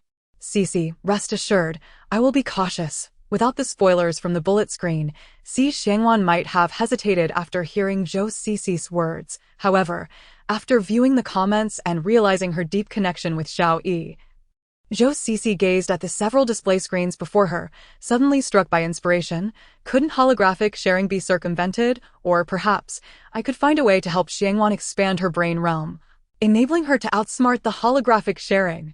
With that thought, she sprang into action, her fingers flying across the keyboard. On Si Xiangwan's end, just as she finished her conversation with Zhou Cici, her wrist communicator lit up once more. Looking down, she exclaimed, TSK, here comes that scoundrel, Huolin, here it comes, the iconic scene. Ha ha ha, the girl is going to mercilessly torment this wretched scoundrel. Scoundrels are despicable. When Kong Sana refused to help, he took matters into his own hands. Why is he no longer so arrogant? What high and mighty demeanor. I am 3 parts aloof, 3 parts sardonic, and 4 parts cold-hearted. Si Xiangwan, Chapter 018. The beginning is a fraud, complete, as a police officer. Xiao Zhang was acutely aware that he should not bring his mother to the He family's club. Yet, some matters are truly, truly difficult to articulate. Not only had he witnessed Teacher Qi's transformation with his own eyes, but Xiao Zhang also personally felt changes within his own body. He Hongtu, or rather, an individual from the He family, seemed not to be a fraud, but genuinely skilled in traditional Chinese medicine. When they took her for a checkup at the hospital, they discovered that the cancer cells had been suppressed. Though they had not vanished, they were no longer spreading, which was monumental news. Moreover, it instilled hope in Xiao Zhang's family. Just as Aunt Sue had said, for someone of his mother's age, they did not dare to hope for a cure. Merely wishing for her to live a few more years without suffering was already a tremendous blessing. After all, even if she were to undergo surgery or chemotherapy, the entire process would be excruciating. Given his mother's advanced age and various chronic ailments, she could hardly endure such torment during her bouts of pain. She had once wept to her children, saying, I have heard that euthanasia exists abroad. Please just let me go, at least grant me a release. Each time they heard their mother cry out in such anguish, Xiao Zhang and his siblings felt a mix of sorrow and guilt. Sometimes, they couldn't help but wonder, were they insisting on treating their mother to spare her suffering, or was it merely to fulfill their own filial piety? Now, finally, there was a method that could alleviate her suffering while extending her life. Xiao Zhang felt that he would gladly spend 3,000 or 4,000 yuan a month, or even double that, if necessary. Suddenly, Xiao Zhang seemed to comprehend the mindset of those elderly patrons at his club who purchased health products. They were not buying mere health products. They were investing in their well-being and a sense of peace. Were all exceedingly conscientious. They did not require the He family to explicitly state it. They simply purchased health products in a regular and measured manner. The elders would not openly discuss this arrangement. As if they had all tacitly agreed, even Xiao Zhang and the customers introduced later through acquaintances adhered to this unspoken agreement. The He Family S Club continued to sell the notoriously criticized health products yet had become a remarkable presence in the county. Very skilled. Perhaps he has a solution. The personnel from the provincial headquarters, seeing Xiao Zhang clearly terrified yet still willing to speak up, recognized his genuine intent to contribute. Very well, let us treat a dead horse as a living one. Instinctively looking towards He Tiantian feigned curiosity, leaning closer to check the pulse at the wrist, inadvertently brushing against the injured man's spine. Before the accompanying personnel could voice their objections, He Tiantian had already obediently returned to He Hongtu's side, quietly nodding at him. He Hongtu felt reassured and pretended to nod in agreement, saying, "All right, however, this will require long-term acupuncture treatment, in addition to the medicinal baths we prescribe."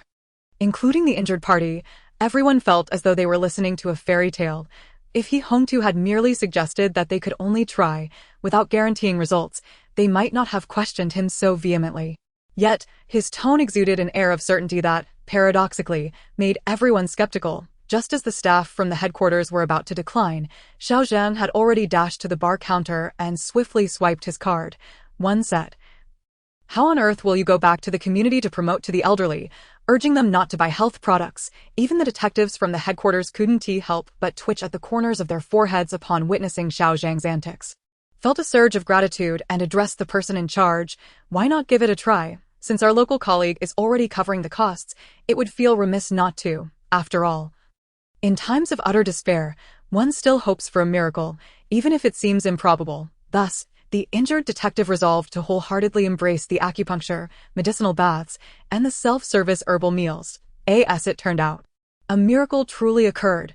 2 months later, the detective, leaning on crutches, stood in front of the He Family's Health Club, reflectively stating, "I have spent half my life apprehending criminals. Yet I never imagined I would ultimately be saved by a so-called fraud in the eyes of the world." The He Family's Health Club was indeed a miraculous place. Despite having a small miracle worker, they still sold health products. "You could always open a clinic instead," he mused.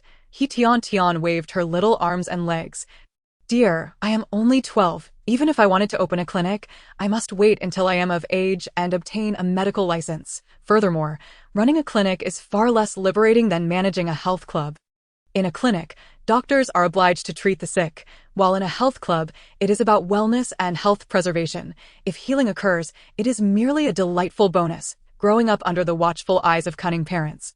He Tiantian had her own little ledger in mind. Chapter 019. Return. He Tiantian had never considered becoming a doctor. Yet she still excelled in her college entrance examinations and was admitted to a medical university in the provincial capital. With 5 years of undergraduate study, 3 years of a master's program, and additional training and internships, He Tiantian realized she would need to remain in the provincial capital for a decade at the very least to obtain her medical license. If she were to encounter someone special, she might even choose to stay permanently. He Hongtu and Tianjinjin, reluctant to part with their daughter, felt that the small county was too limiting and stifled their professional growth. He Hongtu believed that with their family's capabilities, they could easily establish a larger, more substantial health club. However, resources in the county were limited, and despite their efforts, He Hongtu and his wife had reached a saturation point.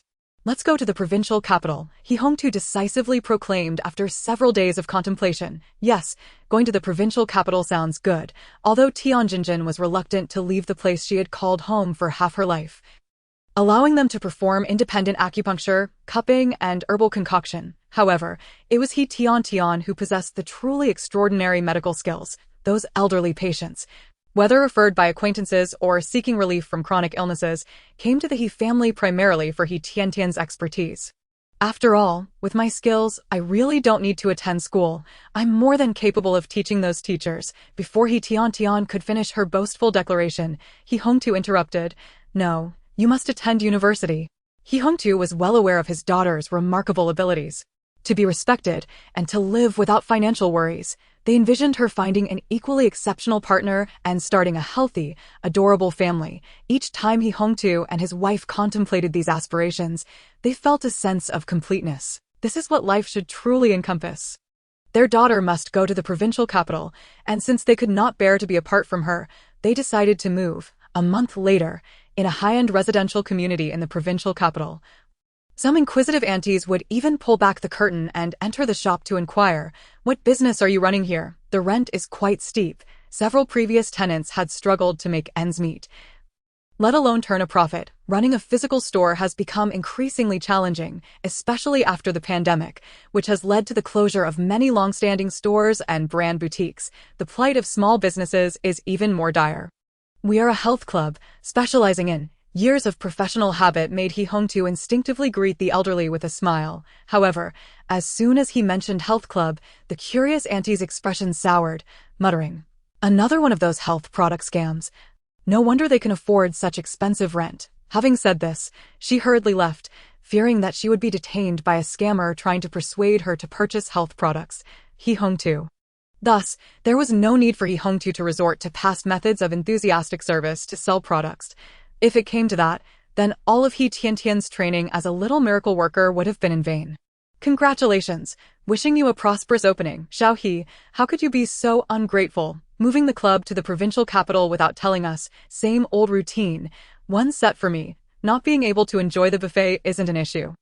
The atmosphere in the shop was lively, with customers swiping cards and scanning QR codes. The eagerness to pay resembled that of purchasing discounted eggs at a supermarket. Onlookers were left utterly dumbfounded. Author He Tiantian has received 1 reward point. The author may choose to return to the real world or continue to accept a new narrative. He Tiantian never married throughout her life, but she experienced several beautiful and pure romantic relationships. Having bid farewell to the esteemed philanthropists, the illustrious couple He Hongtu, who have long been revered as living bodhisattvas, He Tiantian has also begun to age gracefully. In the twilight of her life, a long-forgotten mechanical voice suddenly echoed in her mind. "Dear Zayed, if I were to return to reality, what would become of this world within the book? Would I still retain the emotions and memories of this lifetime?" He Tiantian truly felt reluctant to part with it. How she wished this world were genuinely existent, and that her parents were indeed her true parents. This world within the book has evolved into a self-sustaining microcosm. Upon your soul's departure, your emotions will be extracted. Tiantian, this is for your own good. If you were to retain your emotions each time, you would surely descend into madness. Dear Zayed, are you implying that I can retain my emotions? Yet, He Tiantian grasped another crucial point. Zayed, you may, however, for your own well-being, it is best to detach as much as possible. Otherwise, you will be overwhelmed by a myriad of emotions, ultimately losing yourself and collapsing entirely. I wish to preserve just this one. Is that permissible? He Tiantian stated earnestly. Very well, if you insist. Zayed raised his hands in a gesture of surrender. Immediately thereafter, He Tiantian felt her soul detach from this world, entering a void of nothingness. In this initially barren space, a colossal bookshelf suddenly emerged. The shelves were devoid of books. However, at that moment, a fist-sized orb of light. He Tiantian silently counted with her eyes, nearly spitting out a mouthful of blood. She peeked from behind her phone at Zhou Zixuan, who was still chatting with classmates, then shifted her gaze back. The little voice inside He Tiantian's mind wailed, "Oh no, Zhou Zixuan, do you truly despise me so?" He Tiantian casually opened one book and found the character's name. Indeed, was He Tiantian. He Tiantian. Needless to inquire, in this era novel titled The Delicate Girl of a 70s Farmer, He Tiantian, must be the wicked antagonist. He Tiantian did not delve into the novel, but merely glanced at the word count. He Tiantian silently inquired Zayed. Not necessarily. Zayed's characteristic mechanical voice was calm and steady. He Tiantian, do you believe you possess only one enemy? He Tiantian, what on earth have I done? How could someone as inconspicuous as me in class attract so many adversaries? Furthermore, these individuals usually subject me to silent treatment or intentionally exclude me. Is that not enough? Must they also vent their frustrations in novels? You truly are unaware. Zayed responded in a tone that suggested a hint of disbelief. The thick bangs were pushed to the crown of her head, revealing a smooth, fair forehead. Without beauty filters or enhancements, the front-facing camera was undeniably a devilish presence. Yet, He Tiantian's beauty withstood the scrutiny, lending her lip color a somewhat pale hue. Yes, a little care and adding 7 or 8 pounds should bring her physique into its optimal state. While not a breathtaking beauty, she was undoubtedly a refined and exquisite maiden. Although Zayed was an intelligent assistant, he understood the intricacies of human emotions. As for me, my academic performance is poor, lacking talent. I am merely a burden to the class, a being akin to a rat in the gutter. Falling short in every aspect, He Tiantian comprehended the implications of Zayed's words and responded calmly. Yet, it is precisely this otherwise ordinary individual who possesses a beautiful visage that easily evokes rejection, disdain, and jealousy among girls, were He Tiantian merely academically challenged yet confident and vibrant, fully showcasing her youth and beauty. Perhaps they would not react this way. Alas, He Tiantian was timid, insecure, and concealed her beauty beneath her bangs. Realizing this, He Tiantian felt neither excessive sorrow nor grievance, for whatever she had endured in the past was now behind her. The current He Tiantian had grown immensely strong within, unafraid of any methods employed against her. Released her hand, and the thick bangs once again obscured a third of her face. Ding ding, evening self-study has commenced. As a second-year student, the workload was exceedingly heavy, in her previous life. She had sat for the college entrance examination and achieved commendable scores. However, she had lived an entire lifetime in that world as well. She had nearly forgotten all the knowledge from high school. Zayed, you mentioned that the protagonists in those rebirth novels are incredibly capable. It is only relevant during the college entrance examination. Aside from testing, who uses calculus, functions, or sequences in daily life? Suddenly, He Tiantian realized that being able to traverse into books and experience different lives might not be entirely beneficial. Repeatedly facing the college entrance examination, revisiting the student days, she might even find herself learning about ancient female etiquette. Just the thought of it brought tears to her eyes. He Tiantian's mood plummeted instantly. And upon revealing her exquisite visage, his eyes sparkled with inspiration. An hour later, He Tiantian returned home, transformed with a markedly different hairstyle, donning delicate, thin-framed glasses and carrying her backpack. A few streets away, when she passed by a neighbor, the latter nearly failed to recognize her. He Tiantian greeted her with a smile, further stunning the neighbor. Oh my, this child from the He family has always kept her head down, avoiding others, even when bumping into acquaintances. She would feign ignorance. That timid and shrinking demeanor was simply unappealing. What has happened to her today? She's standing tall, smiling, and even greeting others. Moreover, the change in her appearance struck the neighbor. Goodness, how had they never noticed before that this child was so radiant? Instead, she held her head high, her youthful and beautiful face beaming with a smile, graciously allowing the neighbor to inspect her while cheerfully explaining, "It's summer now, and my thick hair was too hot. But then again, it makes sense. Like aunt, like niece, He Shangnan resembles a vixen, so her niece should not be too unattractive. Alas, I wonder if she will grow up to be like her shameless aunt." Not angry, for there was no utility in it. Such remarks had been a constant in her life, and she had long grown accustomed to them. The only difference now is that, in the past, she had done no wrong and had not engaged in inappropriate relationships. Thus she would not feel inferior or fail to hold her head high because of another's misdeeds. Furthermore, although Aunt Cheng's words were harsh, why was it termed an affair? Because the man was clearly married, and his relationship with Aunt He was anything but conventional. What kind of normal couple only met 2 or 3 times a month? And each time he arrived, he would conceal his presence from the curious gazes of the neighbors. As He Tiantian's aunt and foster mother, from the moment she could speak, she had been cornered by gossiping neighbors. Tiantian, who was that man who came looking for your aunt the other day? Is he your uncle? Of course not. He Tiantian had always referred to the older man as uncle, yet she never divulged this to the neighbors. If they chanced upon one another, she would lower her head in silence, gradually becoming the unlikable child in their eyes, which only deepened her insecurities. However, such days would not last, for the man's wife had passed away last month. There was no need for subtlety. The older man required someone to care for him and his children, yet he did not wish to father more children who might rebel against him. So he chose to marry his infertile mistress. Having experienced life through the lens of a novel, He Tiantian was no longer the naive and innocent girl of yore. Thus, she was more lucid and direct in recognizing certain truths. Her parents were He Hongtu and Tian Junjin. Her Aunt He Shangnan was merely a relative with whom she shared blood ties. Furthermore, her aunt had no intention of taking her along, for the older man disapproved. He Tiantian would be his legitimate daughter, The older man adored the children his wife had borne him. For their sake, he was unwilling to marry a fertile young lady and instead opted to legitimize his long-term mistress.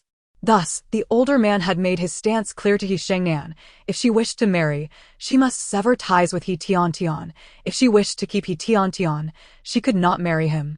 Would you like me to provide you with the address so you can find your way there yourself? Upon returning home, He Tiantian was not at all surprised to hear her aunt's declaration. He Tiantian was likely too eager to end her life as a mistress, and following the older man's ultimatum, she had swiftly executed this series of actions first. She severed her adoptive relationship with He Tiantian and contacted her brother and sister-in-law in the provincial city to arrange for the care of her biological daughter. Second, she sold the house and the supermarket, using the proceeds as her dowry. Third, she packed her belongings, primarily helping He Tiantian to ensure that she would quickly disappear from her life.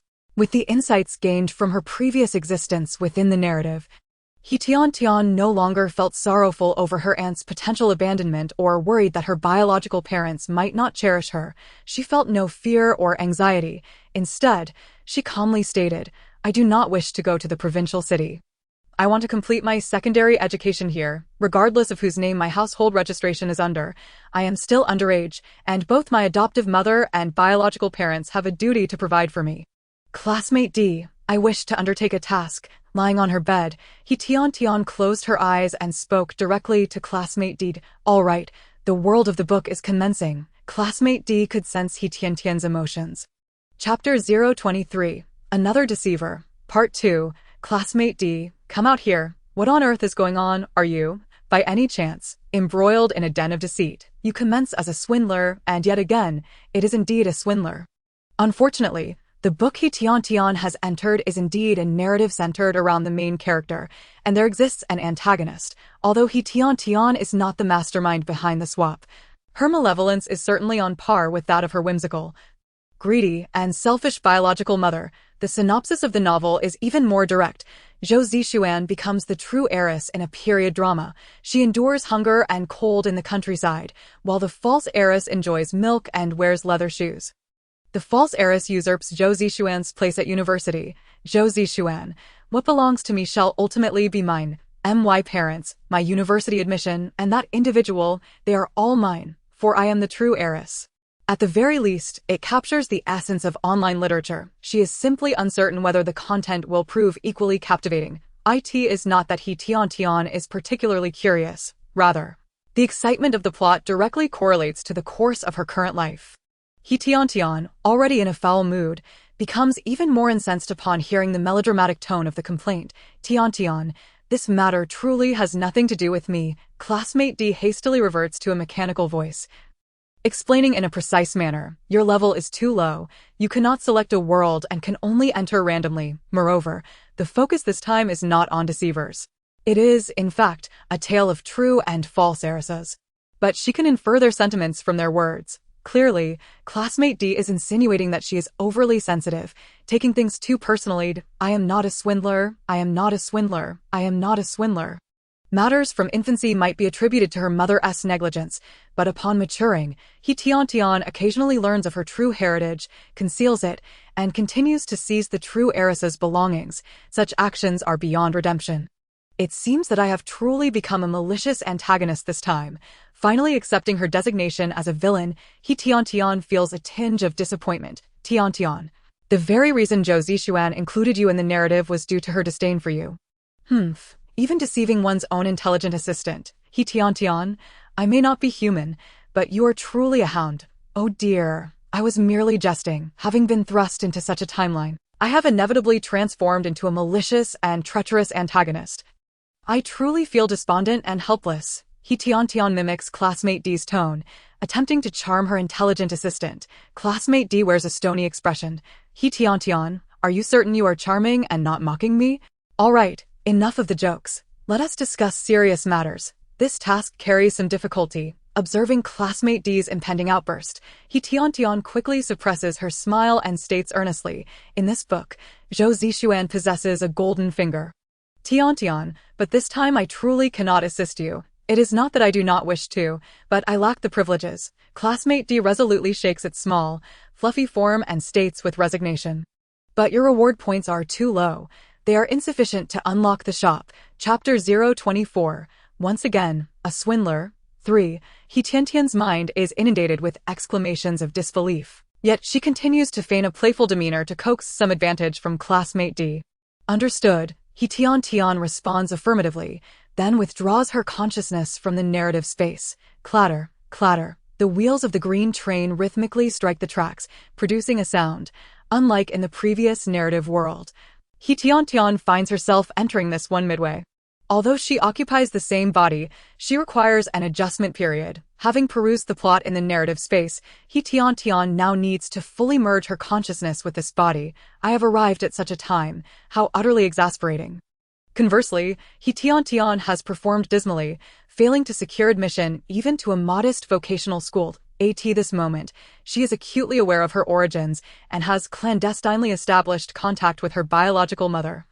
Although Peking University and Tsinghua University posed some challenges, she had no doubt about gaining admission to other prestigious institutions in the capital. Indeed, a letter of acceptance from Beijing Normal University arrived at Hijiakan.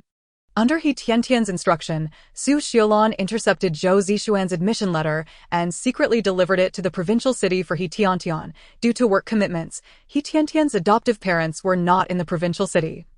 Concealing Zhou Zixuan's admission letter and boarding the train to the capital, at this moment, the train had already left the provincial city limits, traveling northward. Tucked within the pocket zone into her cotton jacket was Zhou Zixuan's university acceptance letter. After boarding, while engaging in casual conversation with those around her, He Tiantian audaciously boasted to her fellow passengers, "I am off to university in the capital." He Tiantian sighed, realizing that she had almost completed the impersonation. It would be recorded in official files. Once a blemish marred one's record, pursuing further education or engaging in legitimate professions would become exceedingly challenging. Of course, one could hardly blame Zhou Zixuan, as the original owner had made her own mistakes. Had He Tiantian not become who she was, she would have commended Zhou Zixuan for her audacity. However, taking a deep breath, He Tiantian raised her head and gazed attentively at the scenery outside the train window. She had to be grateful that trains moved at a leisurely pace in these times. Although half a day had passed, the train had merely traversed from the provincial city to a neighboring city.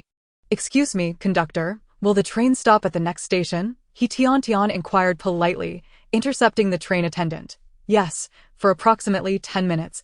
If you have anything to attend to, make sure to be swift, otherwise, the train will depart on time." "Dear, to reunite with family or perhaps for school," the attendant, in her 30s, found herself increasingly charmed by He Tiantian's sweet disposition and casually asked a few more questions. He Tiantian replied, "May I opt not to answer that question?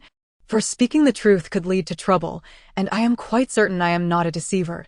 If I am not a deceiver, then I ought not to lie." With a smile, she feigned modesty by lowering her gaze, leaving the attendant with endless possibilities for imagination. Oh, could she be returning to visit family or perhaps for a match? The attendant pondered silently, but did not press further.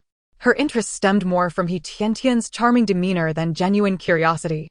"Thank you, I truly appreciate your kindness." With her bedding rolled up, a heavy bag in hand, and a military green canvas bag slung over her shoulder, He Tiantian navigated through the crowd, repeatedly expressing her gratitude before disembarking. Some even bursting into tears in panic, evoking her compassion. Yet, with so many to empathize with, she could hardly extend her sympathy to each one. Achoo, achoo. He Tiantian sneezed several times as she finally squeezed through the exit and into the ticket hall. From the pocket of her cotton coat, she retrieved a letter of introduction and purchased a ticket back to the provincial city, allowing her to breathe a sigh of relief. Chapter 025, Another Deceiver, Part 4. He Tiantian waited in the train station for her train. When it arrived, she squeezed through the throngs of people, burdened by her heavy luggage, and finally managed to board the carriage. By the time the train reached the provincial city, it was already evening. Washed up with the hot water and collapsed onto the bed, falling asleep in her clothes, upon waking in the morning, she quickly consumed a light breakfast at the guest house before hurrying home with her belongings. Zhou Chuanghua and Feng Mingjie had yet to return, but based on the ensuing events, He Tiantian knew that the couple would be back by the afternoon. Meanwhile, Zhou Zixuan, equally aware of the unfolding narrative, They were taken aback to see their daughter, who was supposed to be attending university, stealthily attempting to leave. She carried nothing and kept glancing back as if reluctant to depart. That moment, she collided with Zhou Chuanghua and Feng Mingjie, her eyes clearly revealing shock, panic, and shame. What is going on here? Tiantian, why are you still at home? Didn't Uncle Zhang say he bought you a train ticket for yesterday and personally took you to the station? There was a hint of escape in her demeanor. Exchanging glances with each other, the couple was increasingly bewildered. What on earth was happening? Why was their sweet Tiantian acting so strangely, quick as a flash? Zhou Chuanghua grasped He Tiantian as she attempted to slip through the door. He Tiantian deliberately bit her lip, her face etched with defeat, followed by a resigned sigh. With her head bowed and shoulders slumped, she allowed Zhou Chuanghua to guide her back into the living room. Upon entering, Zhou Chuanghua immediately noticed a pile of money and documents laid out on the table. Additionally, various valuable items they had purchased for their daughter over the years were neatly arranged on the table. Yes, what happened? Tiantian, please tell us. Feng Mingjie's tone was noticeably more urgent, tinged with a hint of tears. He Tiantian glanced at Zhou Chuanghua, then at Feng Mingjie, grappling with a medley of hesitation, turmoil, shame, and reluctance. Ultimately, she bit her lip, seemingly steeling herself, and spoke. Mom, Dad, I'm sorry. I thought I deceived you. I didn't get accepted into university. I took someone else's acceptance letter, intending to impersonate her to attend university. At this point. Your daughter is He Zixuan, and the two of us were swapped by my mother, Su Xiulan, since childhood. What did you just say? Zhou Chuanghua suddenly stood up, his fierce eyes wide open, radiating a menacing light. Indeed, men place a greater emphasis on blood ties than women, although the child is the biological offspring born after 10 months of gestation. For the mother who has raised the child, the years of affection can rival even that of blood relations. Feng Mingjie found herself in a profound conflict. On one hand, she undoubtedly felt heartache for her biological daughter, yet on the other, she could not disregard the deep bond and years spent with her adopted daughter.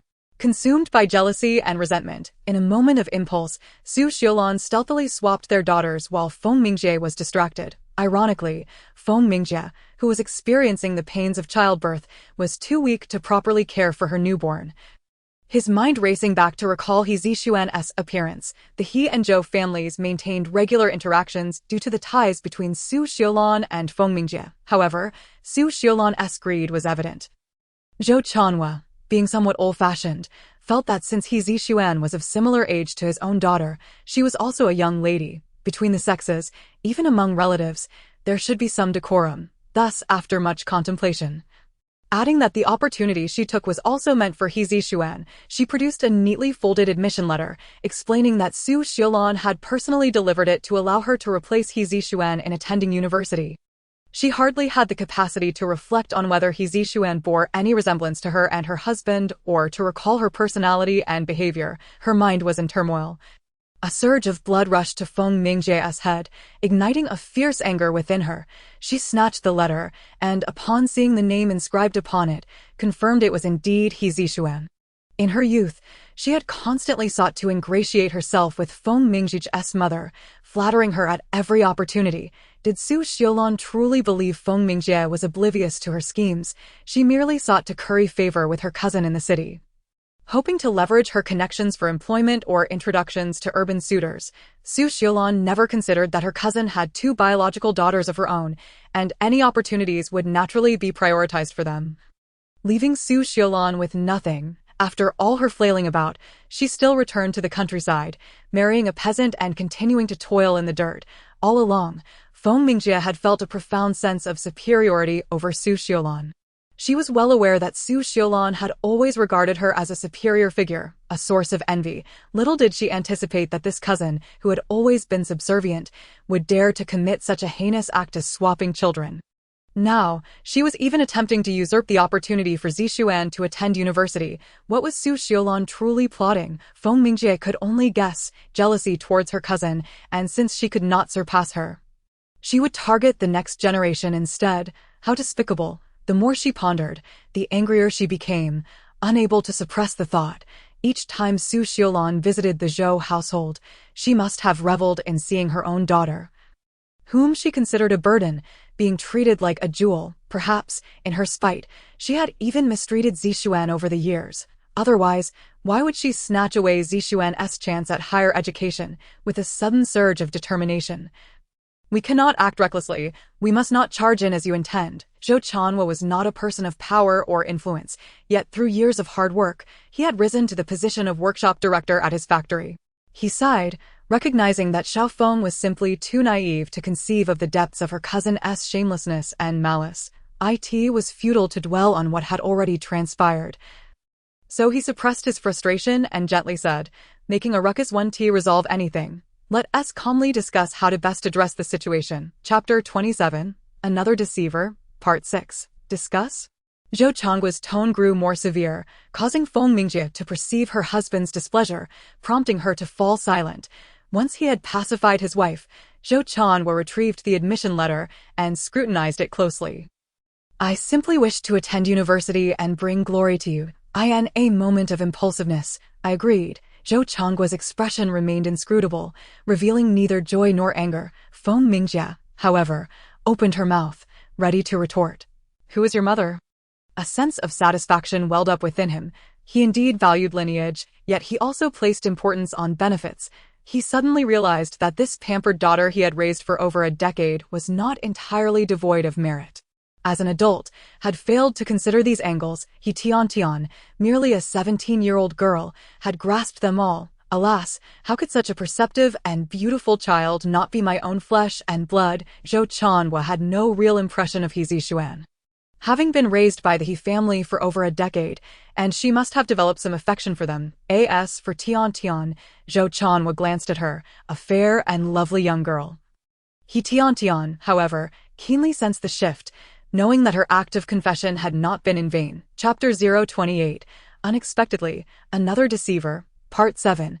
The same incident, when confessed by the perpetrator, yields one outcome. Yet when the victim brings forth an accusation, the shock and anger aimed at them would be magnified by the pain and guilt they felt for their biological daughter. In a state of extreme rage, it is challenging for individuals to maintain rationality, and they may resort to drastic measures. Conversely, now that He Tiantian, as one of the culprits, preemptively confessed everything before Zhou Zixuan could, detailing the matter comprehensively and truthfully without offering a single defense for herself or Su Xiaolan, seeking a resolution that would yield the most benefit for his family, even if it meant that his biological daughter would face hardship. Moreover, He Tiantian's arrival at this juncture was fortuitous. She had yet to report to university.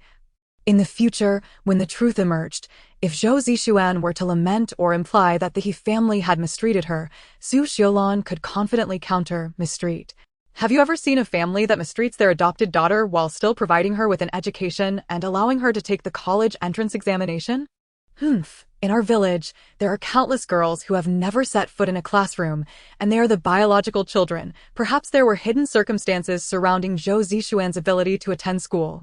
Rather, I seek self-preservation." He Tiantian took a deep breath, feeling compelled to elucidate her position to her somewhat dim-witted, "Oh no, I mean, intelligent assistant. Zhou Zixuan is a character from a novel. She is well acquainted with the plot and harbors a deep-seated resentment towards both me and my biological mother. It can be asserted that He Tiantian embodies the character from the story.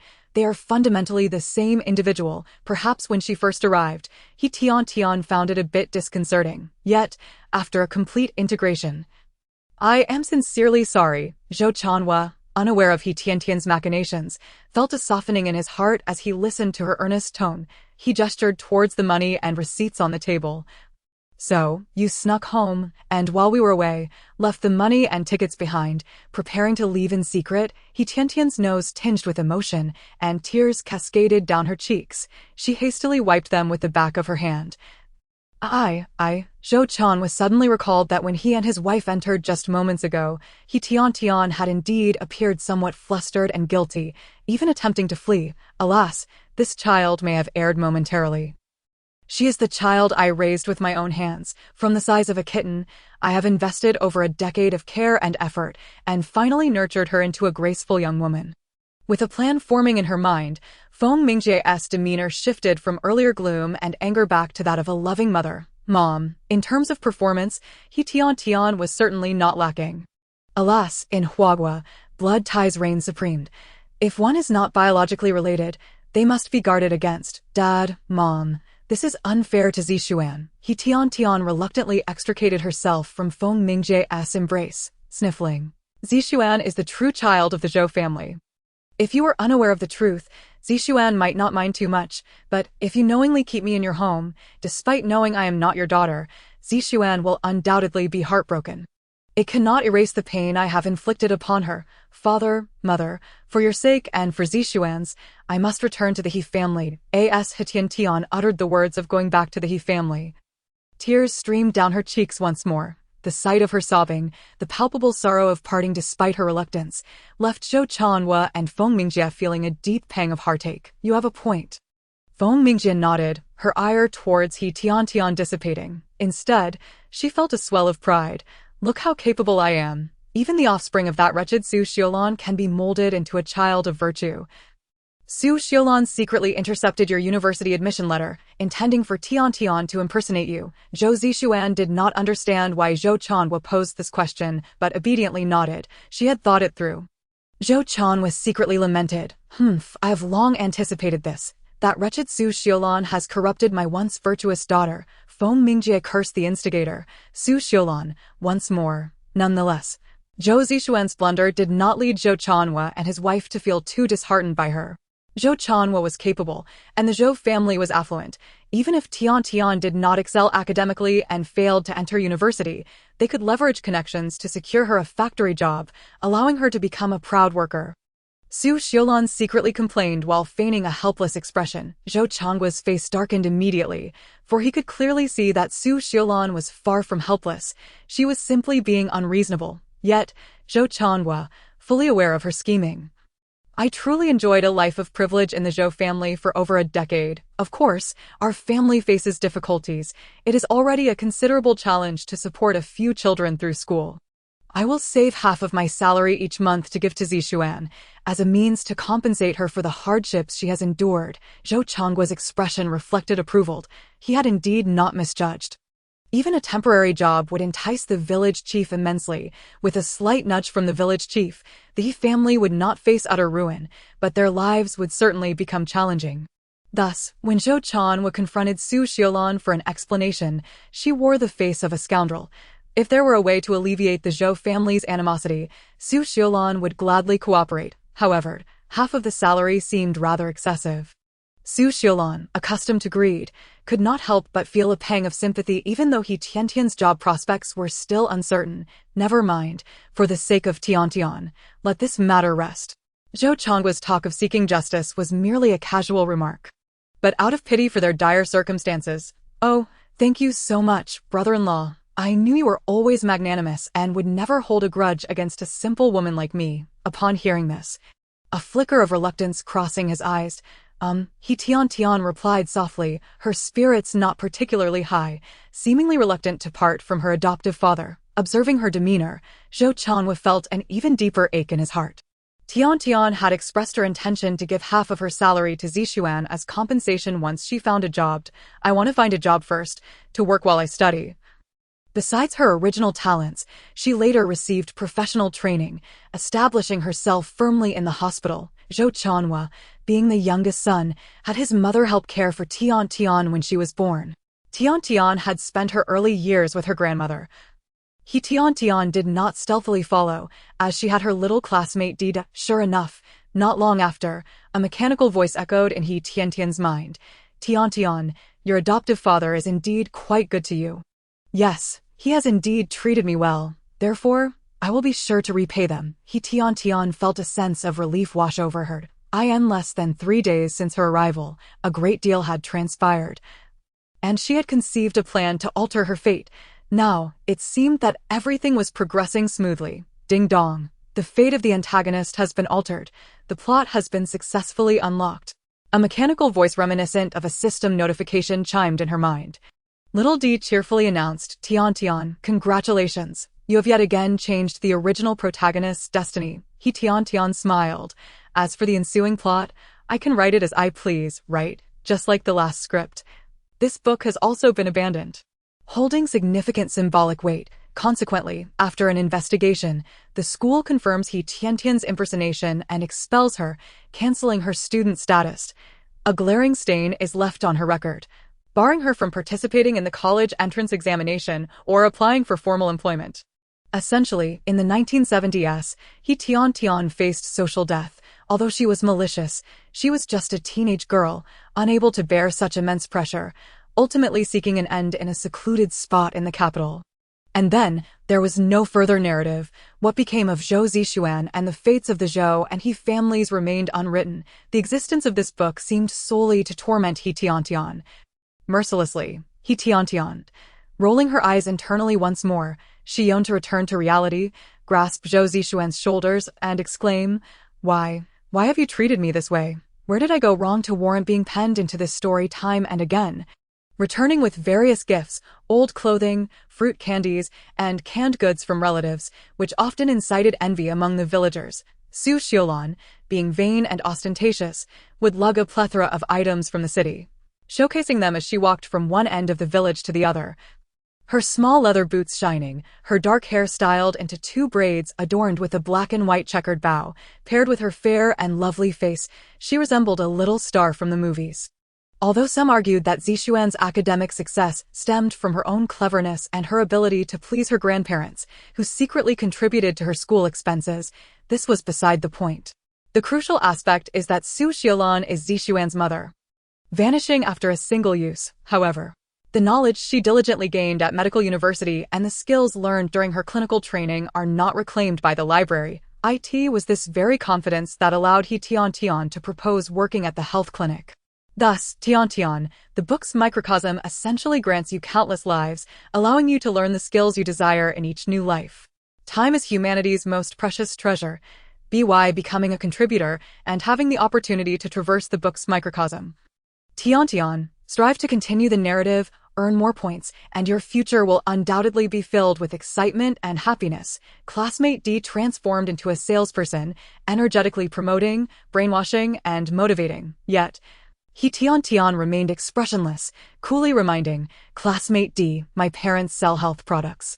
He Zixuan, oh no, Zhou Zixuan, there's something strange about her, although Su Xiaolan was not fond of He Zixuan. She recognized that she was a well-behaved and obedient child. He Zixuan held deep admiration and respect for her not-so-kind mother Su Xiaolan. However, that day, Zhou Zixuan seemed to have transformed. Her gaze towards Su Xiaolan was filled with loathing and disdain, as if the woman standing before her was not her mother, but a scoundrel. Now that the truth was laid bare, with both children returning to their rightful places, Su Xiaolan, albeit reluctantly, had to acknowledge that He Tiantian's choice to return and confess was, in fact, the wisest course of action. Even if she didn't attend university, you could still remain with the Zhou family. I believe Zhou Chuan is quite fond of you. He has the means and connections to arrange a job for you and find you a good husband. Su Xiaolan was still dissatisfied with He Tiantian's decision to return to their village. Mom, sentiments like these diminish with use. If one must use them, it must be at the critical moment. He Tiantian, however, feigned mystery and said, Listen carefully. Su Xiaolan, ever astute and shrewd, immediately seized the point. Are you implying just then? After dinner, the village captain, in a rather disheveled state, arrived at the He residence, and He Dazhuang's family remarked, I heard your biological daughter He Tiantian is back. She can even treat illnesses and administer injections. Our health clinic's Dr. Liu has left, so let your daughter take over. Additionally, the provincial second hospital has a training spot for barefoot doctors, which is also available for your daughter. Chapter 033, Yet Another Fraud, Part 12. Dad. He took small puffs, reluctant to waste the last bit, inhaling deeply until the embers nearly burned his fingers, before reluctantly discarding the stub and crushing it underfoot. He Dazhuang stood up, feeling somewhat awkward as he glanced at the busy figure in the main room. 2 years ago, when Su Xiaolan revealed the truth about their origins to He Tiantian, she also confided in He Dazhuang. He Dazhuang is a quintessential rural man, somewhat biased toward sons, but that is a circumstance beyond his control. Lost in his own thoughts, that moment, he was only beginning to grasp the truth. The 2 children had not been returned to him, leaving He Dazhuang in a state of bewilderment. Now, with Zhou Zixuan and He Tiantian each returning to their respective homes, and her demeanor radiating the charm of a city girl, He Dazhuang could not help but compare himself to his own rough, dark hands, the patched clothing he wore, which had already developed a hole, and the oversized rural cotton shoes that were barely containing his toes. During the day, He Dazhuang also encountered Zhou Chanhua. Although Zhou was 3 years his senior, he appeared significantly younger, with glossy black hair. He carried a briefcase that accentuated his presence. His stature and demeanor were indeed more imposing than that of their production team leader. Those unfamiliar with the situation might easily mistake him for a leader from the city. Zhou Chanhua and He Tiantian seemed to fit the mold of a father-daughter pair, while He Dazhuang felt like nothing more than an impoverished and powerless countryman. A profound sense of inferiority began to spread quietly within He Dazhuang's heart. He, as her father, could neither scold nor strike her, which was a source of persistent headache for He Dazhuang. However, he could never have anticipated that upon returning to the He household, He Tiantian would not exhibit any signs of discomfort upon seeing their dilapidated home, not wanting to display any undesirable traits in front of an outsider. Yet, once Zhou Chanhua departed, He Dazhuang discovered that He Tiantian grew increasingly affectionate towards the couple, calling them mom and dad with an intimacy that suggested she had always been by their side. While the daughter he had nurtured and cherished regarded his entire family as adversaries, what on earth was this situation turning into? In truth, it was not only He Dazhuang who felt anxious and awkward. The other 2 children of the He family were also exceedingly uncomfortable. He Tiantian was Su Xiulan's first child, and shortly after her birth, Su Xiulan became pregnant again. This time, she gave birth to twins. He Tiantian and He Jiayu sat closely together, making it evident to anyone that they were siblings. Indeed, they are my own flesh and blood. They look so pleasing, Su Xiulan thought. Jiabao, Jiayu, this is your biological sister. Mom, I understand, He Jiabao responded, scratching his head and cautiously glancing at He Tiantian. Observing her gentle and refined demeanor, he felt a mix of curiosity, inferiority, and overwhelming joy. After all, she was his biological sister. Yes, He Jiayu responded more cautiously, turning his head to gaze at He Tiantian, suddenly realizing that this elegantly dressed sister resembled him in some way. He Jiayu, despite having a twin brother, was experiencing the magic of blood ties for the first time. If there were a better option, He Jiabao would not want to toil in the fields every day. However, he was self-aware and worried he might not be able to grasp it. Don't worry. I will teach you slowly. If it turns out you can't handle the work at the health center, I will think of other ways. He Tiantian replied with a gentle smile. He Jiabao grinned foolishly. He Jiayu, unable to bear his brother's foolishness, felt compelled to remind him not to be so naive. Even as siblings, they should maintain courtesy and gratitude when warranted. He Jiayu subtly kicked his brother's leg. He Jiabao comprehended He Jiayu's intent and quickly expressed his gratitude. Sister, thank you. You are my biological brother. Of course, I must think of you. He Tiantian did not overlook the interaction between the twins. Finding joy in He Jiabao's endearing clumsiness and He Jiayu's cleverness, she felt an unprecedented sense of sibling affection. Yes, Tiantian is right. You must support one another as close siblings. Su Xiulan was immensely satisfied, secretly proud, thinking, no wonder she is my own daughter. Tiantian is far more considerate than that ungrateful Zhou Zishuan. You're right. He Dazhuang, having sat in silence for quite some time, finally managed to utter this single phrase. Su Xiulan rolled her eyes, but nonetheless prepared a coarse-grained pancake for her husband, mixing cornmeal with soybean flour and a touch of white flour, kneading the dough and pressing it against the edge of a large iron pot, where it sizzled to a golden crisp, emanating a sweet aroma. As he savored the coarse texture of the food, he couldn't help but feel that this was far superior to the coarse grains he had eaten in previous years. It was only after marrying that he felt the warmth of being cared for. Moreover, the fact that his wife had given him 2 robust sons was a source of pride in their village. Often seen as a timid man, He Dazhuang relished the envy of those around him. Thus, regardless of what Su Xiulan did, or how many criticized him as being controlled by his wife, he never once showed her disdain. Tiantian, is it to your liking? He Dazhuang asked cautiously, noticing her small bites as he remembered hearing Su Xiulan mention that the Zhou family enjoyed better meals, feasting on white bread and large meat buns. Such coarse flatbreads were likely rare for her. How could I not enjoy it? It's quite fragrant. My mother is truly skilled, He Tiantian replied, though she was somewhat unaccustomed to this kind of coarse grain. and Su Xiaolan, being astute and capable, managed their household well. Although the He family appeared impoverished, their living conditions were not as dire as they seemed. The hardest times had passed, with their 3 children now grown. He Dazhuang and He Jiabao both strong and capable. Ensuring that the family lacked for nothing, Su Xiaolan, unashamedly, often traveled to the provincial capital to seek favors from Feng Mingjie. Ahem, the white flour in this flatbread was borrowed from the Zhou family.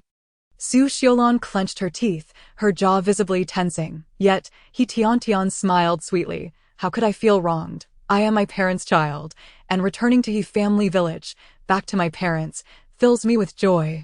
Su Xiaolan's dark expression softened considerably, and she marveled at how her daughter had brought her pride. He Tiantian, with her actions, communicated to her mother that she could further elevate her mother's status. Oh, right. I almost forgot to mention. He Tiantian feigned surprise.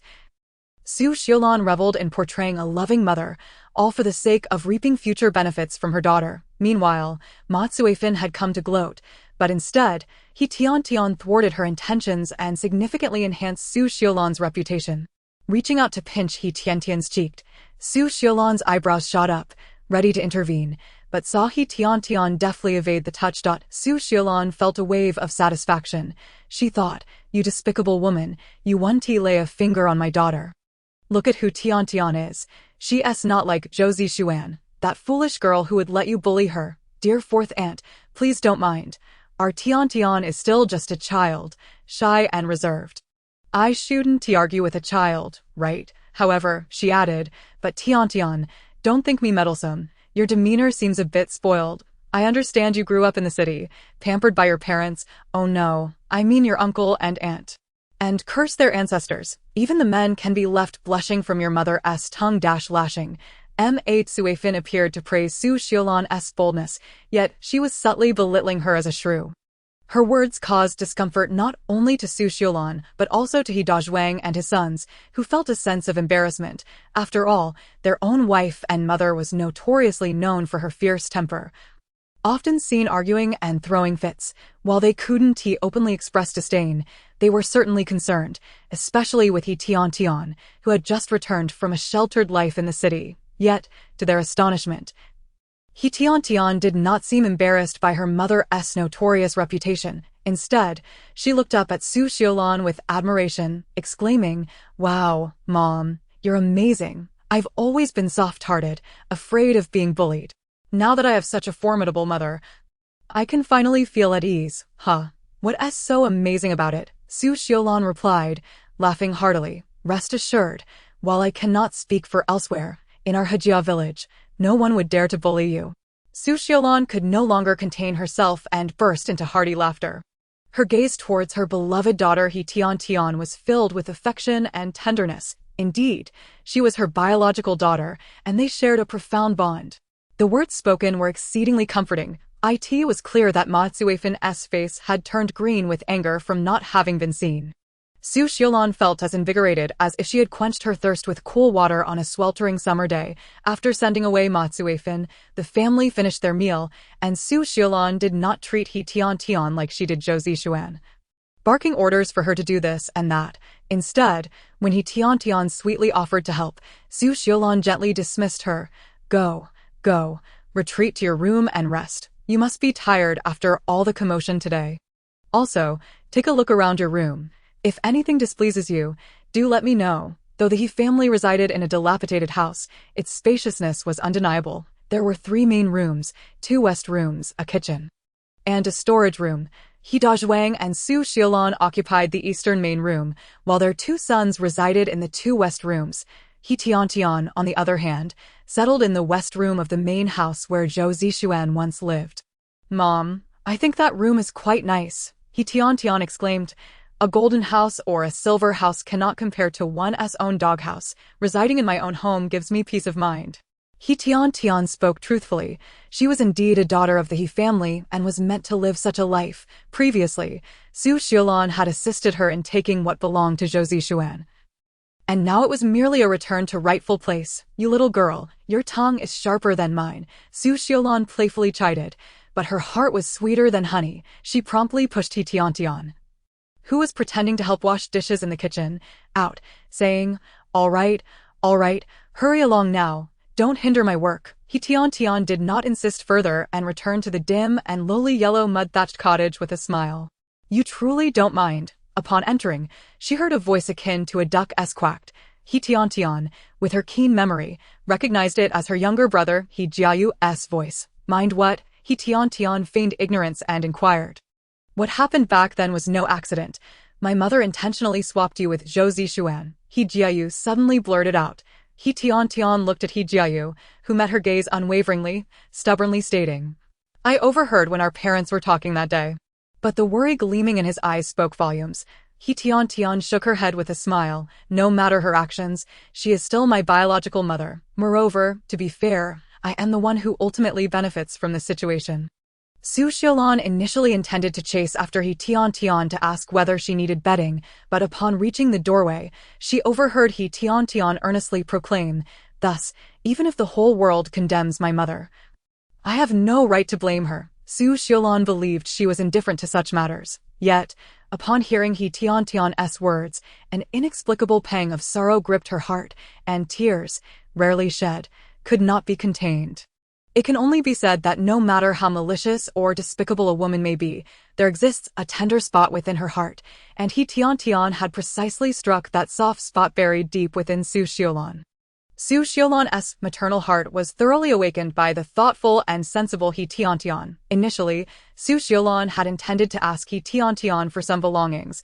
After all, when He Tiantian was brought back by Zhou Chuangua, she had packed an enormous bundle of luggage containing her clothes, books, and trinkets.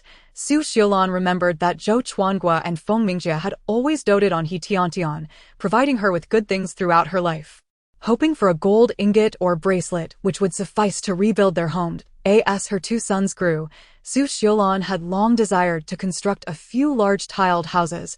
Unfortunately, her husband lacked ability, and her eldest son was merely foolishly busy in the fields, while Zhou Zixuan was a constant source of worry, barely contributing to household chores yet persistently clamoring to attend school. Alas, it was all chaos, and the family could scarcely save a few coins throughout the year. The several hundred yuan in Su Xiaolan's savings account was the result of her frugality and her shamelessly pleading with Feng Mingjie. Just thinking about it brought her heartache. However, seeing He Tiantian's thoughtfulness, Su Xiaolan suddenly felt that the He family might rely on this daughter in the future, so it would be better not to push her too hard. Besides, Tiantian is so sensible. She returned home and already considered her younger brother's futures.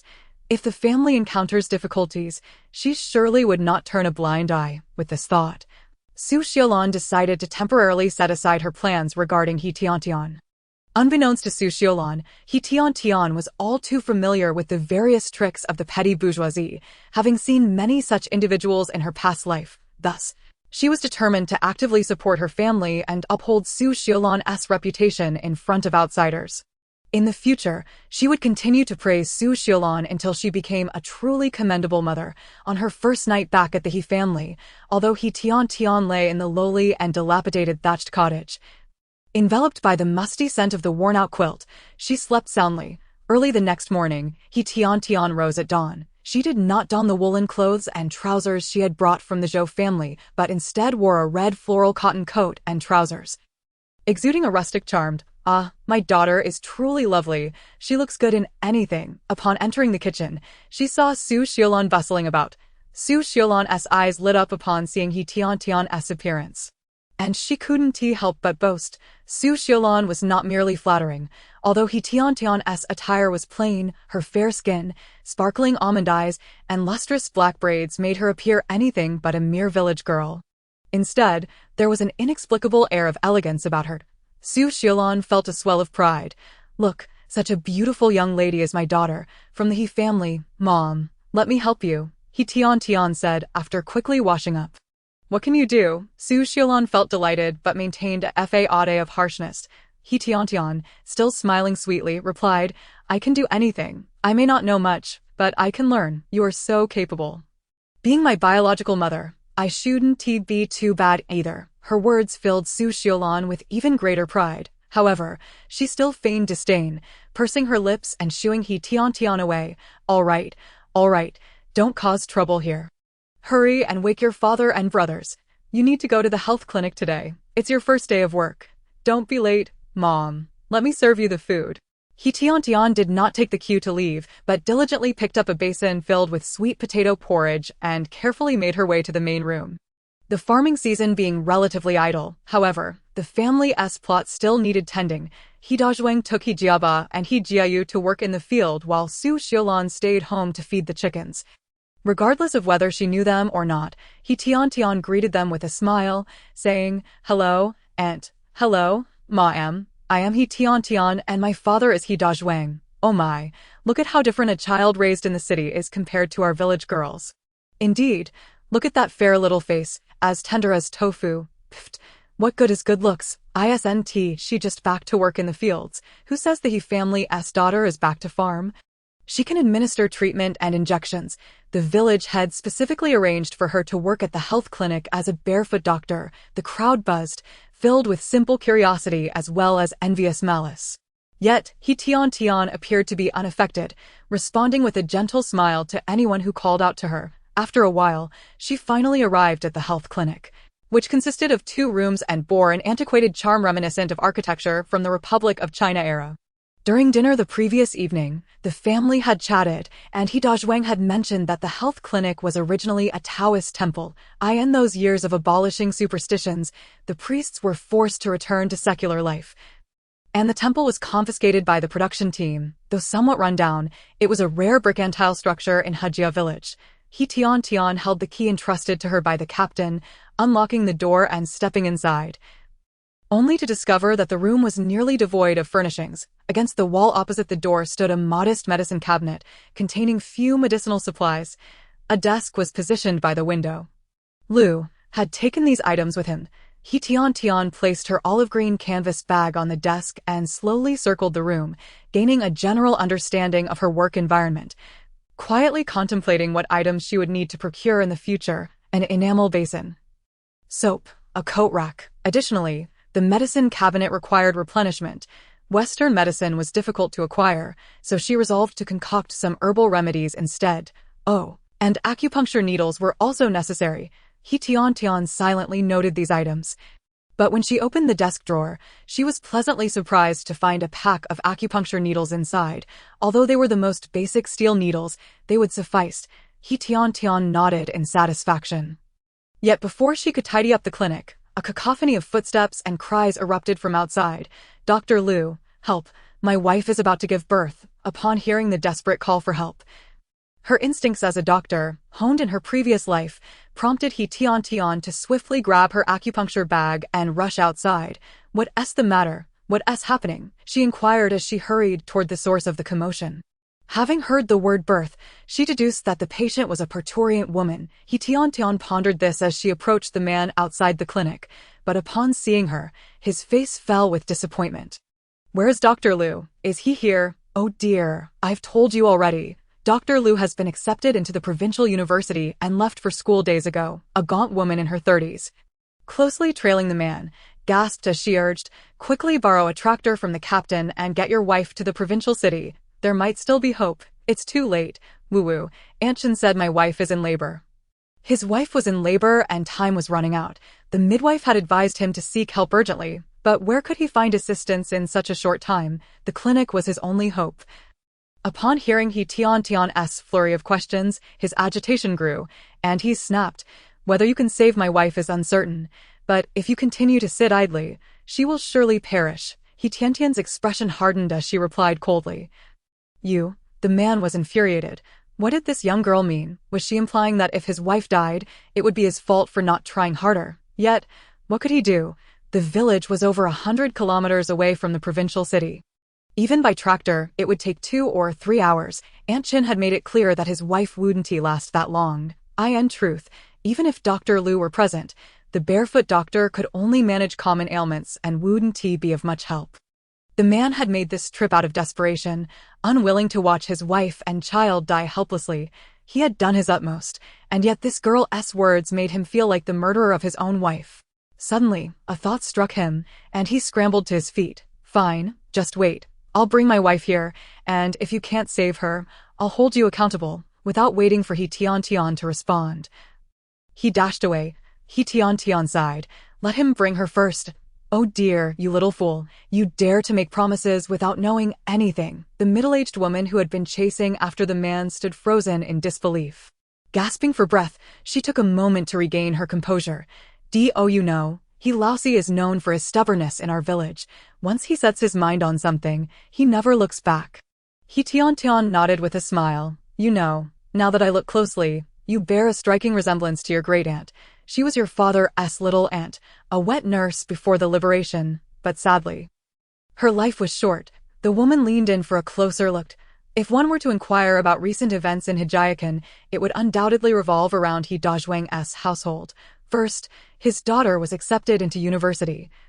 She swiftly established a connection with the captain and successfully took over Lu's position. It was known that working in the clinic was the lightest job, and as soon as the news of Dr. Lu's acceptance to university broke, many families in the village began to eye the position. There were even whispers that the captain intended for his own daughter to take over. Although the villagers felt envious, they could not voice their grievances. After all, the captain was the captain, and it was only natural for him to seek advantages for his own child. However, for reasons unknown, the captain's daughter did not come to the clinic, allowing the newly acknowledged He Tiantian to claim the spot instead. As news spread overnight, many villagers witnessed the beautiful He Tiantian greeting everyone warmly as she made her way to the clinic that morning. It was at this moment that the villagers began to realize the unfolding situation. Some started to grumble about the fortune that had seemingly fallen into the lap of a girl who had just returned home. It was no coincidence that the stubborn He Laosi sought help at the clinic. It was prompted by those gathered at his home who had shouted out loud. It was clear that someone was intentionally setting He Tiantian up for failure.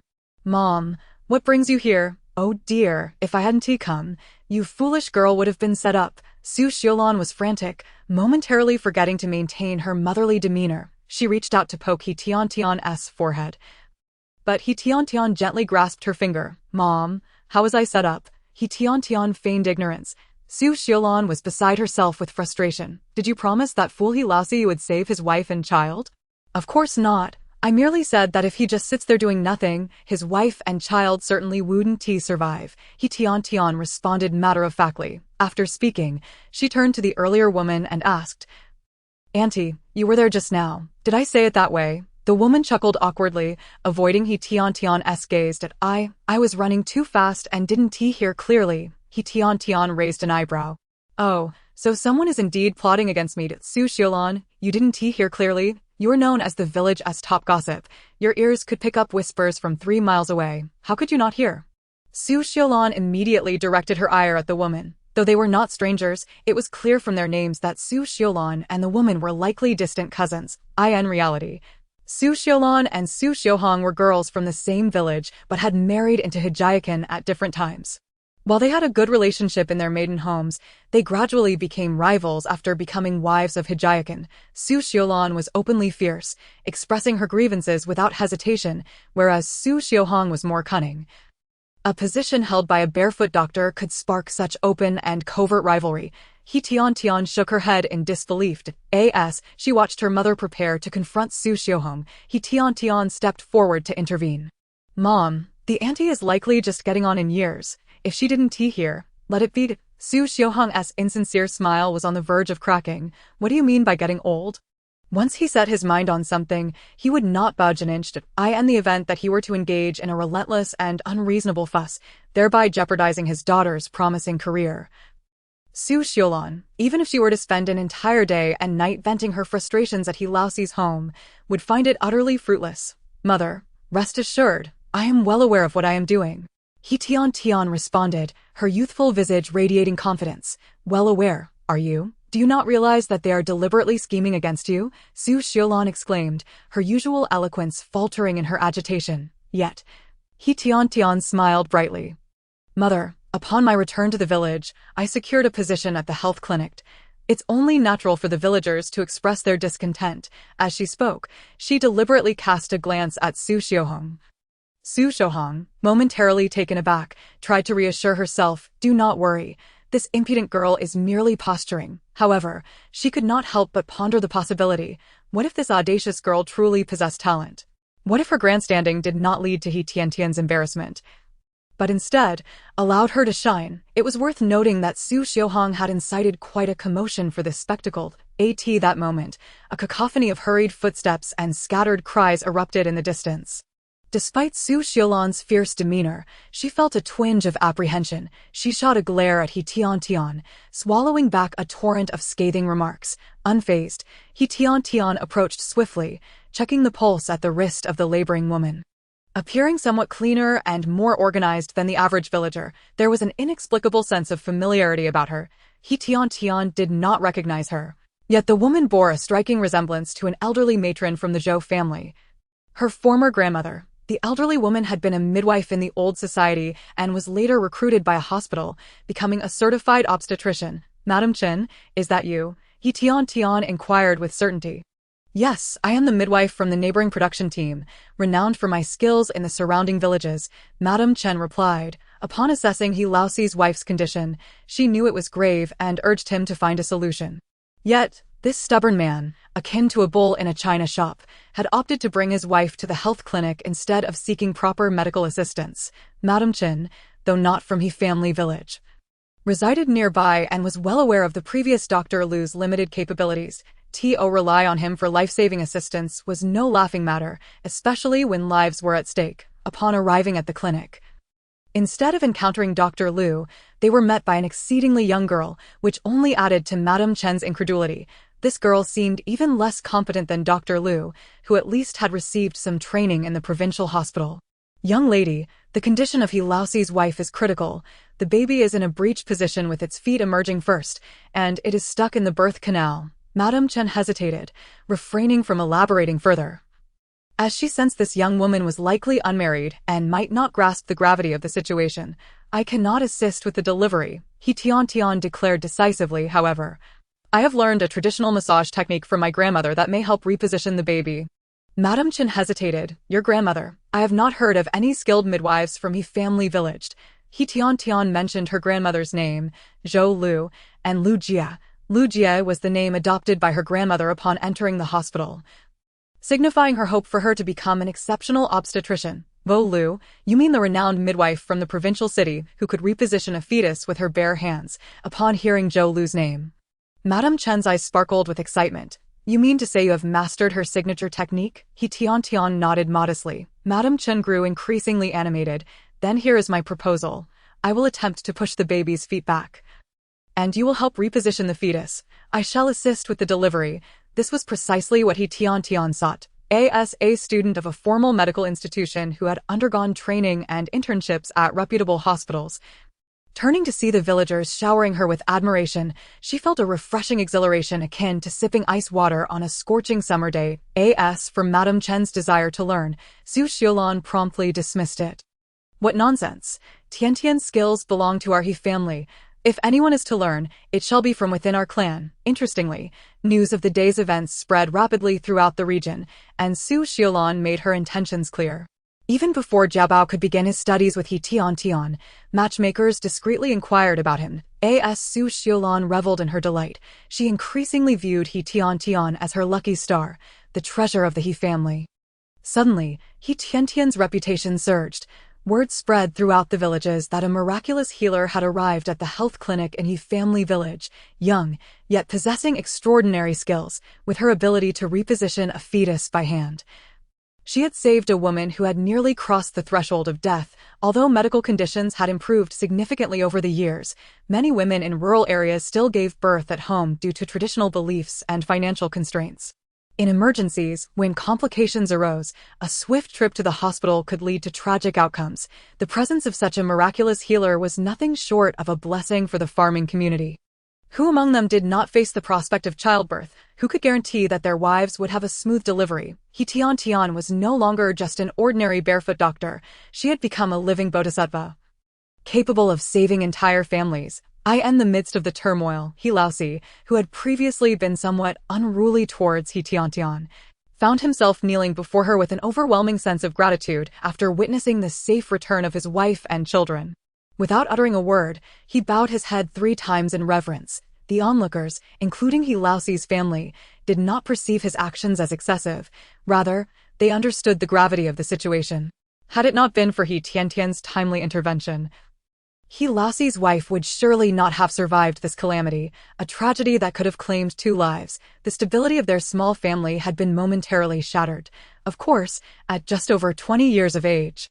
He Laoxi could remarry, but would he not have to spend money to do so? Would he truly find a virtuous and beautiful bride as a second wife? Even if he remarried, could he guarantee that his new wife would bear children without complications? Thus, He Tiantian did not merely save He Laoxi's wife, she preserved the very fabric of his family. In gratitude, He Laoxi presented a generous red envelope containing 10 yuan, alongside a basket of eggs and 2 packages of pastries. Making a grand gesture of thanks to the He family, Su Xiaolan beamed with delight. Not only had she received a substantial gift, but she also felt an immense sense of pride. Now, it was not just in Hijiakan. Moreover, He Tiantian's skills could be considered a family treasure, destined to be passed down through generations. This ensured that Su Xiaolan's sons and grandsons would possess a means to earn a living. After all, none of his brothers or nephews had managed to master their grandmother's culinary expertise. It was clear that Su Xiaolan's daughter was exceptionally capable, having learned all the skills from the elderly matriarch in just a few years. As Jiayu once said, what is the color of blue? Is it not that He Tiantian surpasses Zhou Laotai in skill, for a daughter who brought immense honor and benefit to her family?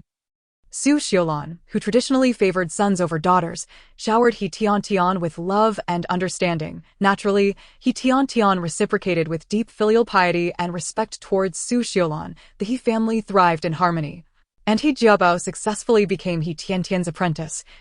Officially registered at the health clinic, although he received no salary initially, he had already gathered numerous red envelopes, witnessing an influx of people from nearby villages rushing to the He family seeking He Tiantian's services. Even individuals from the city arrived in their small SUVs to recruit her. Su Xiaolan concluded that the extra income sufficed. Who would covet the meager salary from the clinic once He Jiaba mastered He Tiantian's exceptional skills? He too could venture out to treat patients, earning red envelopes and gifts. In just a few years, the He family could afford to build a new house. He Jiaba not only had a promising future ahead, and there was no rush to marry. Conversely, He Tiantian, oh, sweet Tiantian, was simply too sentimental. If Su Xiaolan were to pinpoint any flaw in her daughter, it would be her excessive sentimentality and kindness. Regularly, she wrote letters to the Zhou couple. Yet, it was merely a fleeting discomfort, for she quickly reconciled her feelings. After all, they had lived together for over a decade. Even a cat or dog would develop attachments, let alone 2 living, breathing humans. Besides, given the Zhou family's favorable circumstances, associating with them could only benefit He Tiantian. Indeed, within 3 months of working at the health clinic, He Tiantian had gained considerable recognition. Yet she remained merely a barefoot doctor. It was Zhou Chanhua who, leveraging connections, helped her secure a spot for further studies at a prestigious hospital in the provincial capital. After several months of rigorous training, He Tiantian successfully passed the hospital's assessment.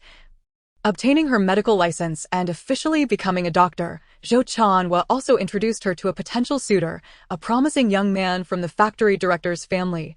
Su Xiaolan was absolutely thrilled. However, He Tiantian felt she was still too young.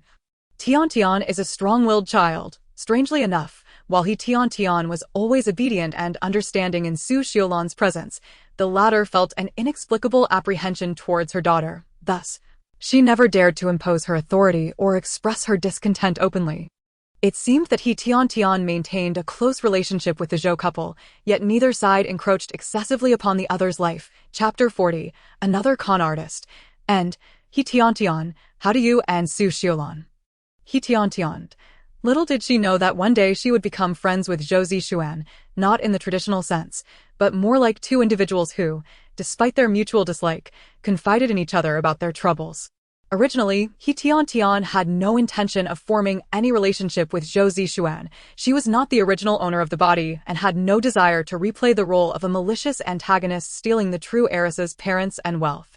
Thus, He Tiantian believed it best to keep their lives separate, each pursuing their own paths without rivalry or scheming against one another. However, she never anticipated the extraordinary evolution of her relationship with Zhou Zixuan. This, as classmate Little D would say, was the greatest boon of traversing the literary world. Su Xiaolan did not grasp the significance of a foreign language university. She simply felt that since He Tiantian had become a doctor and was presented with the opportunity for higher education, she should pursue further studies. Once she graduated, she could be assigned to a major hospital, perhaps even remaining in the capital. Being a doctor at a large hospital was far superior to being a barefoot doctor at a health clinic. However, after spending several months with He Tiantian, Su Xiaolan had come to understand her daughter as a strong-willed individual. Moreover, the He family needed He Tiantian's support, and Su Xiaolan could not impose her authority as a mother. Furthermore, He Tiantian's aspirations resonated with Su Xiaolan. Graduating from a foreign language university might even lead her to a career as a diplomat like the esteemed Premier Zhou in the movies. Oh, if she truly became a diplomat, that would bring great honor to the family. Being a doctor was merely a profession, while a diplomat held a position of leadership. Upon witnessing the excitement of Su Xiaolan and He Dazhuang, He Tiantian realized they had misunderstood her intentions, yet she chose not to correct them, for her mention of diplomacy was a deliberate tactic to persuade her parents to allow her to study foreign languages. Achieving her goal was paramount, and any misunderstandings along the way would be considered beautiful misinterpretations, akin to benevolent lies. Certainly, even if He Tiantian refrains from making such obviously misunderstood remarks, Su Xiaolan cannot compel He Tiantian to pursue a medical degree. However, as family, while maintaining a sense of distance is essential, it is equally vital to consider each other's feelings at times. The harmonious and intimate relationship that He Tiantian shares with Su Xiaolan, as well as with the couple Zhou Chuangua and his wife, is a testament to her adherence to these principles. Upon her arrival at Beijing Foreign Studies University, while He Tiantian was enjoying her time with her roommates and classmates, Zhou Zixuan made an inopportune appearance. During their first encounter, the atmosphere was far from congenial. Zhou Zixuan pouted, her delicate features clearly conveying the sentiment of being compelled to attend against her will. With her emotions running high, He Tiantian was not one to indulge her. After all, if she did not tolerate her own mother, how could she possibly accommodate a rival she had no desire to engage with? Their mutual hostility inevitably led to a rather unpleasant parting. He Tiantian assumed that such a dismal beginning would ensure Zhou Zixuan would not reappear in her life. To her surprise, just a week later. Yet you've turned it into this whole affair. My parents, even Su Xiaolan, hold you in no blame. They have even extended numerous benefits to the He family. It's one thing for He Jiabao to work at the health center, who is so willing to atone for her biological mother's shortcomings. Zhou Zixuan found that any grievances she voiced against the He family were met with expressions of unspoken complexity from Zhou Chuangua and his wife. They nonetheless spared Su Xiaolan, the true culprit, and even conferred numerous advantages upon the He family. Did they not realize that their actions would cause their own flesh and blood pain as she interacted with her parents? Zhou Zixuan could not help but reveal her emotions. Due to the identity swap, Zhou Chuangua had already come to believe that Zhou Zixuan lacked the broader perspective that He Tiantian possessed. Whenever Zhou Zixuan threw a tantrum, Zhou Chuangua felt increasingly convinced that his biological daughter was less understanding than his adopted one. Fortunately, Zhou Zixuan was attending university, thus minimizing her time spent with her parents. Otherwise, her relationship with the Zhou family would have deteriorated further. Nonetheless, Zhou Zixuan was still engulfed in profound sorrow. A letter from home contained a third of its content dedicated to He Tiantian, further fueling her resentment. However, Zhou Zixuan was not devoid of introspection. After taking a moment to reflect, she recognized He Tiantian's astuteness by adopting a strategy of retreating to advance, and by proactively presenting herself as at fault and willing to make amends. She had managed to forge a closeness that did not allow either party to dominate her, preserving an appropriate distance while fostering familial harmony. Zhou Zixuan found this utterly fascinating.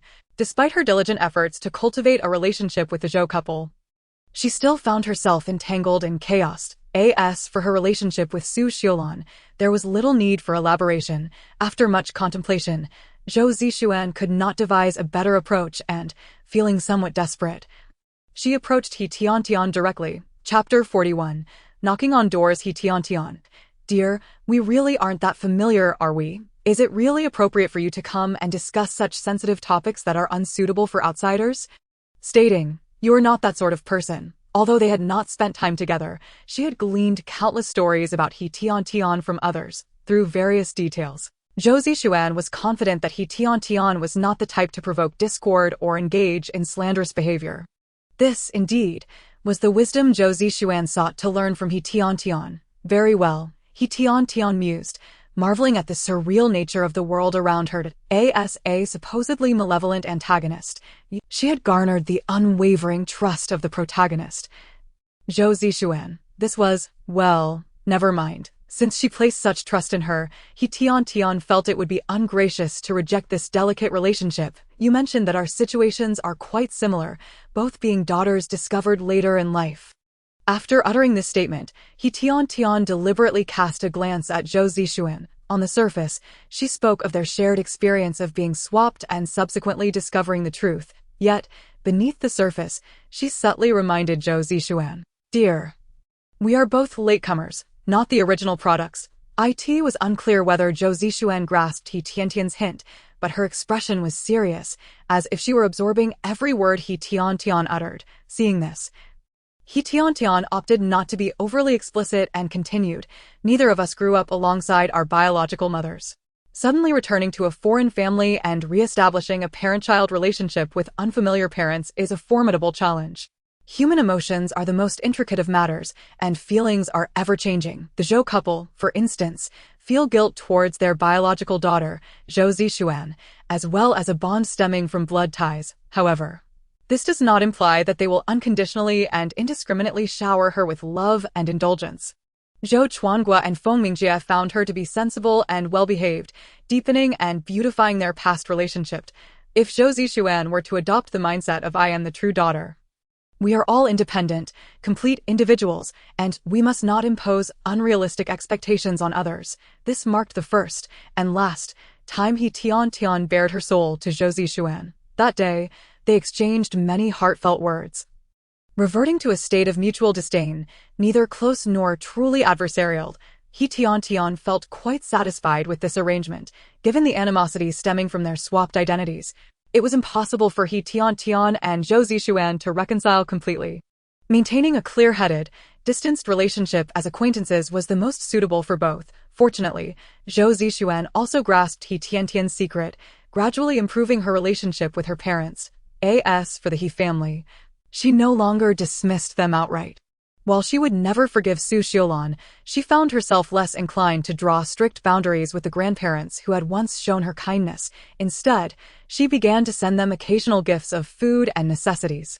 When she graduated from university and settled down in Beijing after her marriage, she even sent a wedding invitation to the elderly couple of the He family. Naturally, they did not attend, but they felt a sense of respect, which both grandfather He and grandmother He cherished and took pride in. When Zhou Chuangua and Feng Mingjie learned of this, they did not perceive Zhou Zixuan's closeness to the He family as excessive.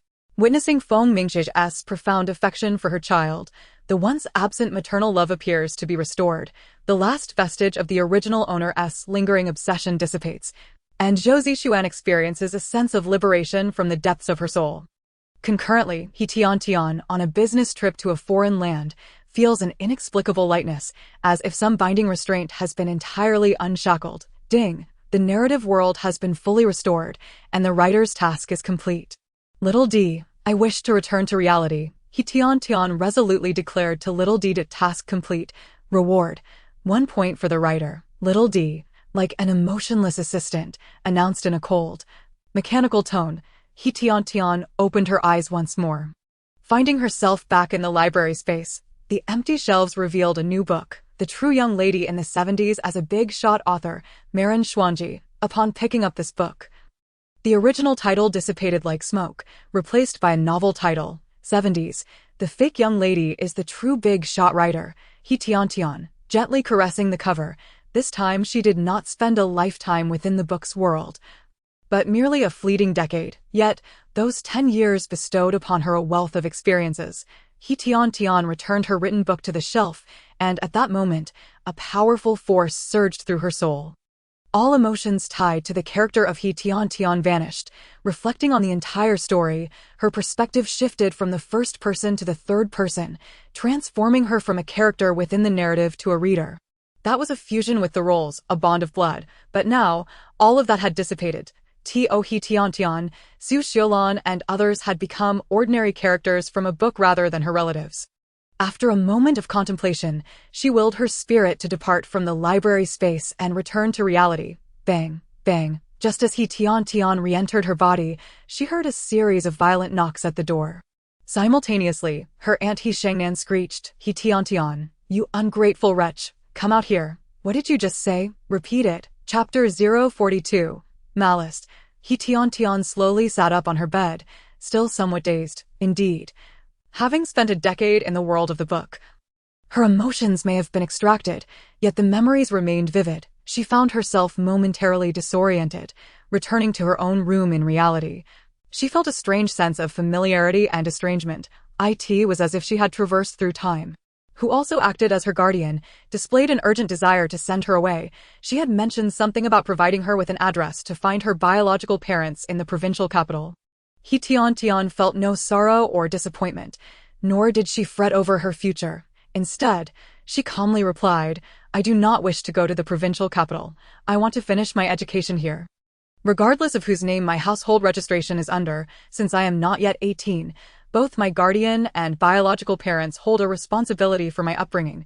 If they fail to fulfill it, I can file a lawsuit." The incessant banging on the door, accompanied by accusations of being an ungrateful wretch, likely stemmed from the provocation of He Tiantian's words. Indeed, in the eyes of elders, their children are possessions to be arranged and disposed of at will. In a moment of miscalculation, stumbled forward into the room. Fortunately, despite being in her 40s, He Shengnan had been active in dance and managed to regain her balance by grasping the doorframe, narrowly avoiding a complete fall.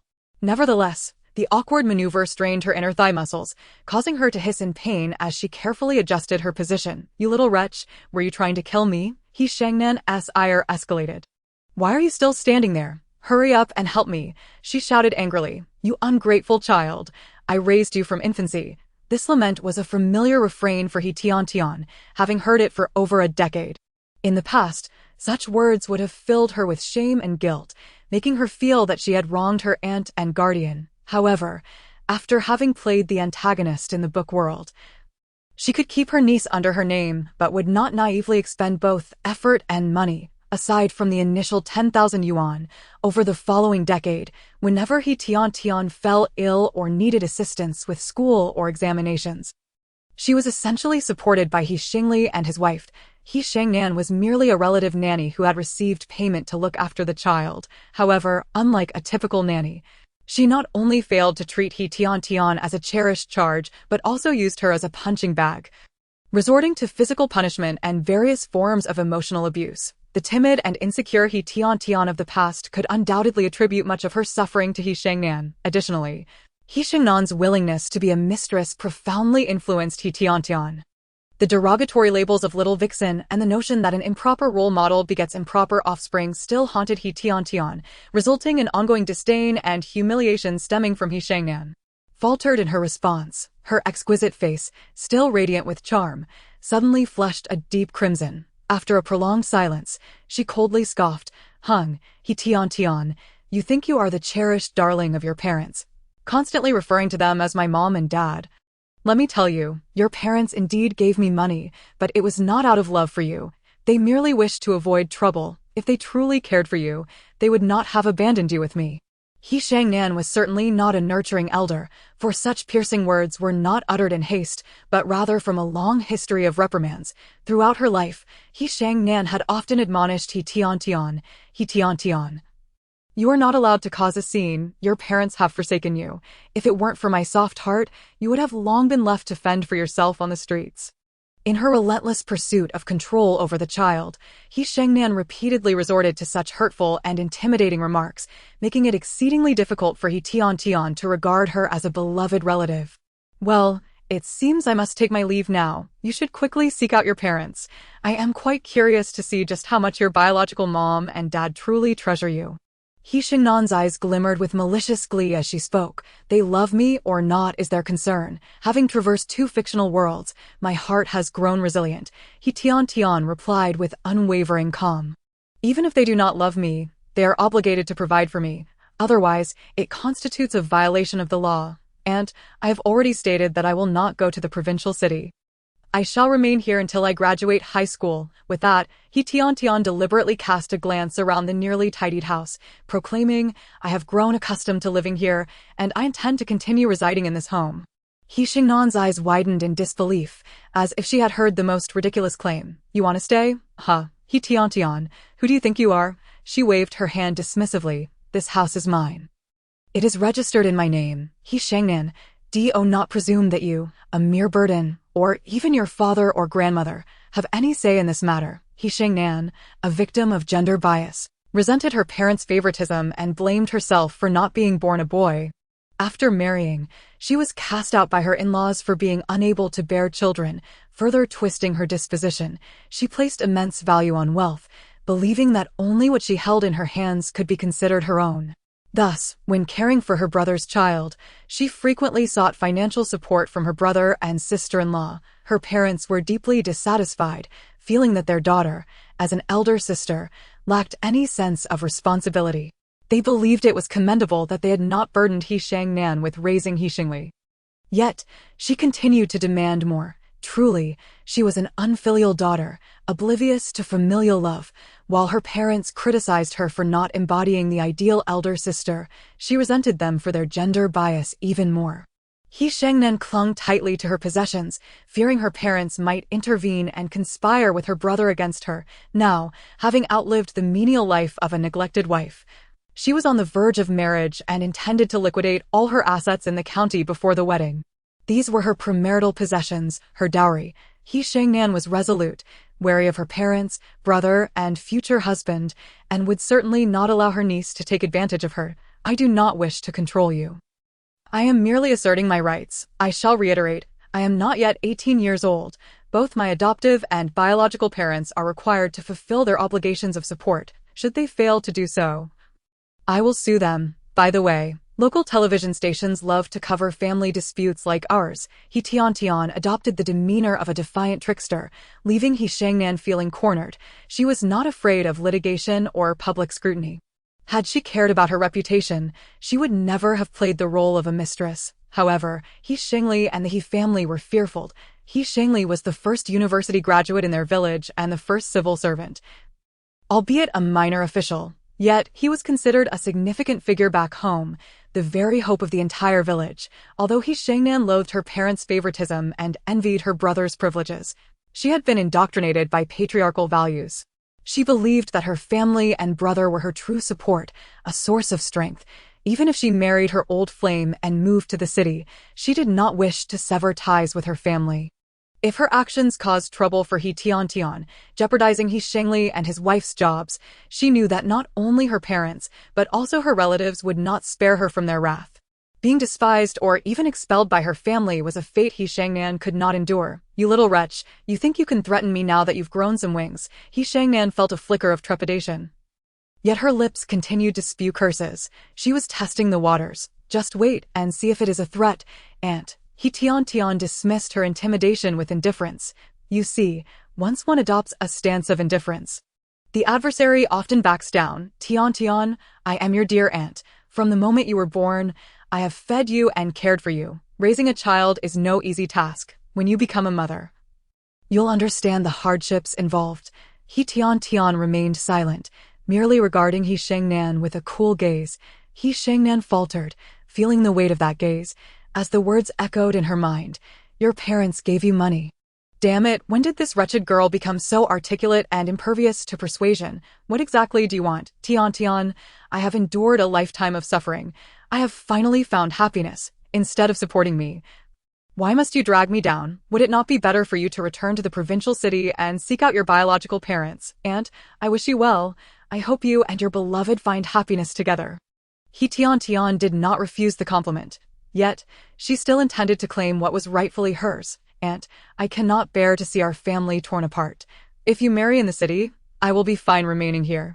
He Shangnan realized that her unfortunate niece was determined to carve a piece from her flesh. Finally, He Shangnan understood her brother's sentiment. To avoid complications, it was best to part with money. Gritting her teeth, He Shangnan declared, I will give you the 10,000 yuan your father once entrusted to me, though the current 10,000 yuan could not compare to the value of the past. For He Shangnan, who held money above all else, parting with such an amount was no small feat. All right, He Tiantian understood her aunt well and recognized that this was the absolute limit. In truth, He Tiantian did not crave money. She merely sought closure for her once tumultuous childhood, not just with He Shangnan, but with He Shengli and his wife as well. Aunt, have you informed them? I do not wish to go to the provincial city.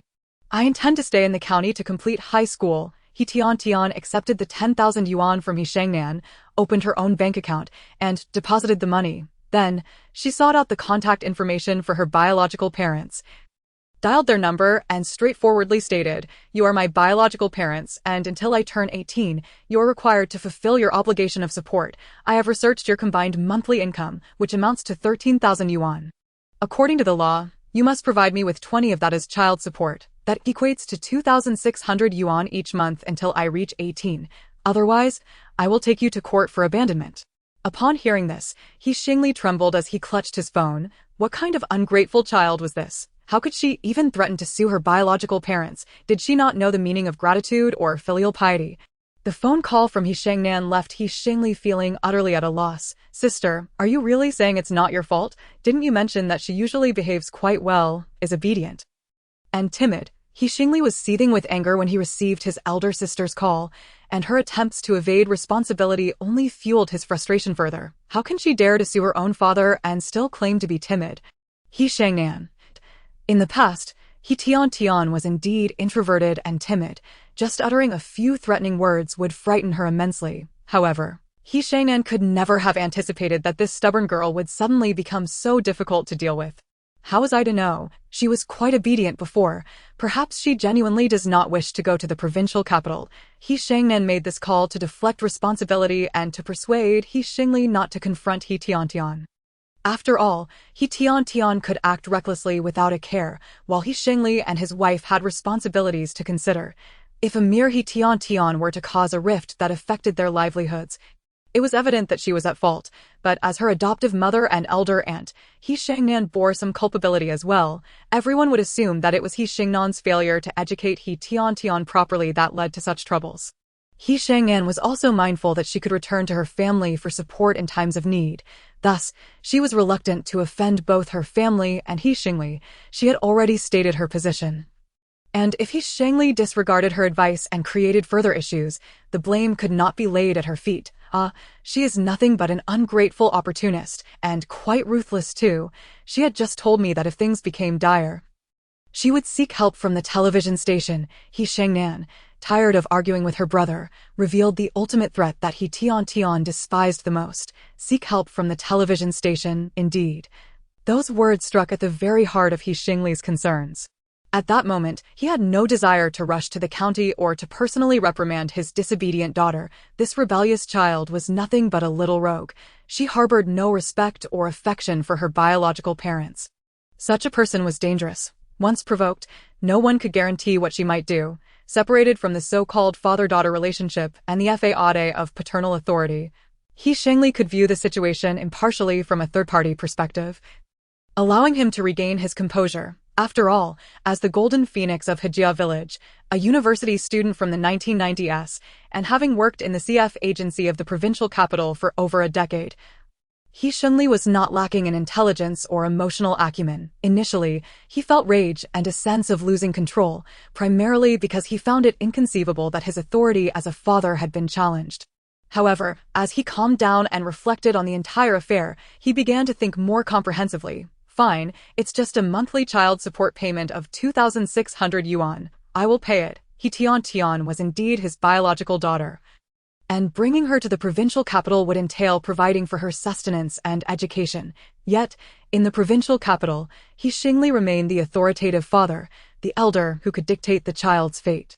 And now, well, with a daughter like He Tiantian, who disregarded familial bonds and lacked gratitude, bringing her back would only invite trouble. After all, she was always eager to lecture me about the law, wasn't she? With his mindset adjusted, He Shengli seized upon an advantageous point. All right, I will discuss the law with her. The law states that parents are only obliged to support their children until they reach 18. After that, even if they attend university, parents are not required to provide financial support. He was eager to see if, by that time, that stubborn girl would still dare to be so defiant. He Shangnan was indifferent to how He Shengli chose to deal with He Tiantian. As long as the father and daughter could reconcile and cease their quarrels, allowing her to marry smoothly, anything else was of no concern to her. He Tiantian, I have given you the money.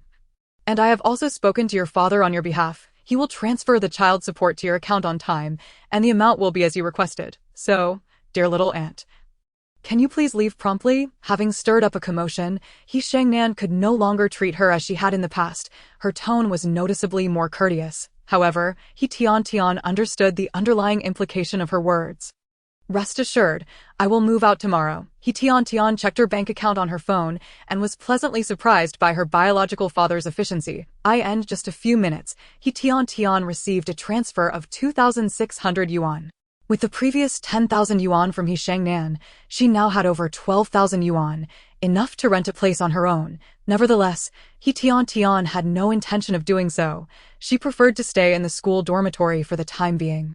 She also had plans to invest that money, aiming to earn enough for her tuition and living expenses for the next 4 years after the college entrance examination. Additionally, she considered safety and reputation.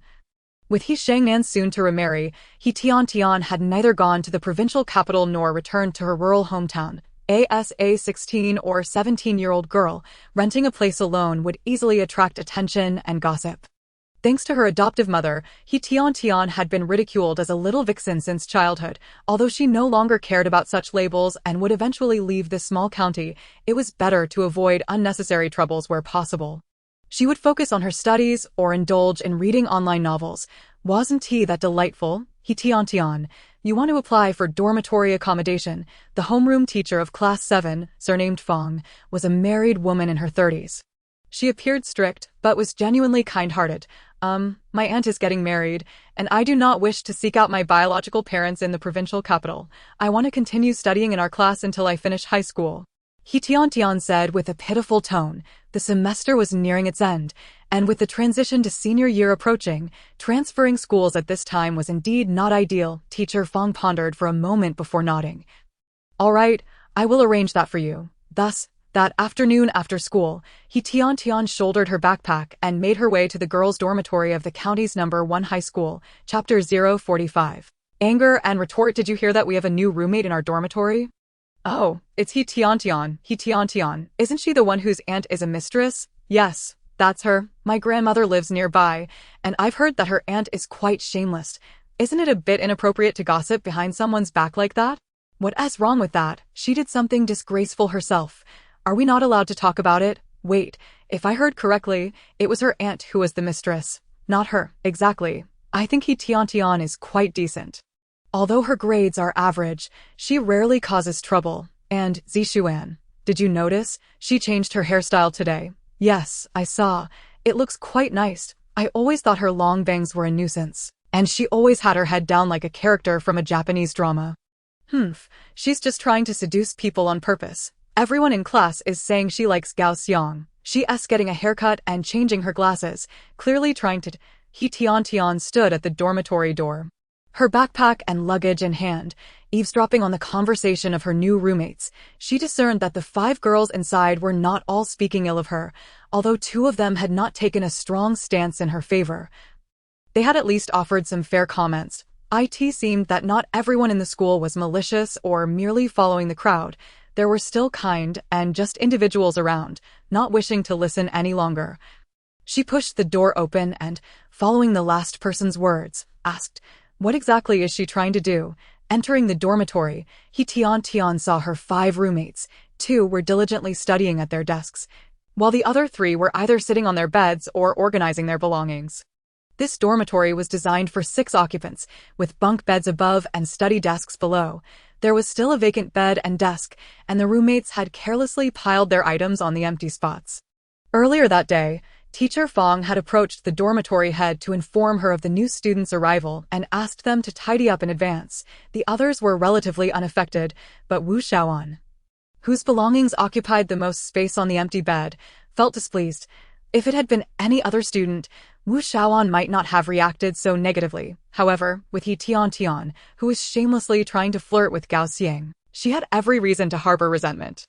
Just moments ago, she had been grumbling while tidying her things and had openly disparaged He Tiantian, suggesting she was attempting to emulate her disgraceful aunt. However, before she could finish her sentence, her eyes widened in shock as she realized that the person joining the conversation was not Lu Qian, who had been disparaging He Tiantian with her, but rather He Tiantian herself. Well, there was a moment of awkwardness when Wu Shaoan was caught speaking ill of He Tiantian, despite her feeling justified in her disdain.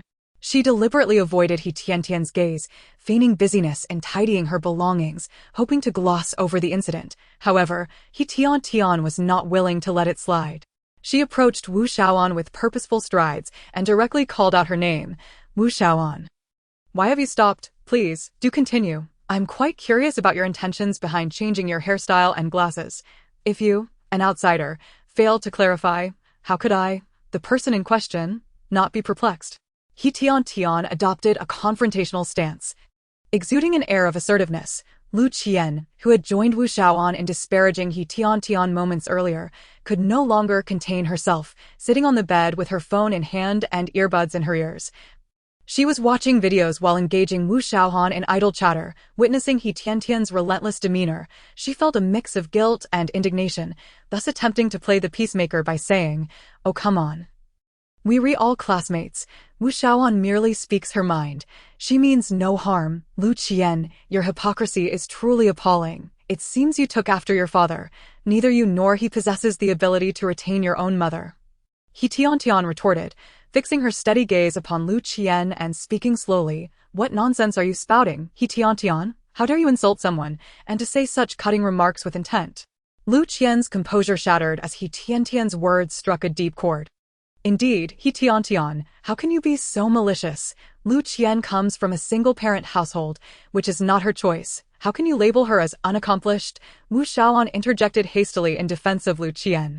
"Oh, so now it's deemed malicious. Is Lu Qian's mother not the one who sought out a wealthy suitor, abandoning both Lu Qian and her father?" He Tiantian shot back without a hint of remorse. "When you were maligning me, where was your guilt? My aunt being someone's mistress was not by my choice, nor was it my doing. Lu Qian's mother left, and Lu Qian is innocent and pitiable? If I were in her shoes, how could I be blamed for the sins of my forebears? Wu Shaoan, you truly epitomize double standards in this country, and you too, Lu Qian. Let me impart this wisdom. Do not impose upon others what you yourself do not desire. If you wish to avoid humiliation, refrain from belittling others." He Tiantian's cold stare swept over Wu Shaoan and Lu Qian.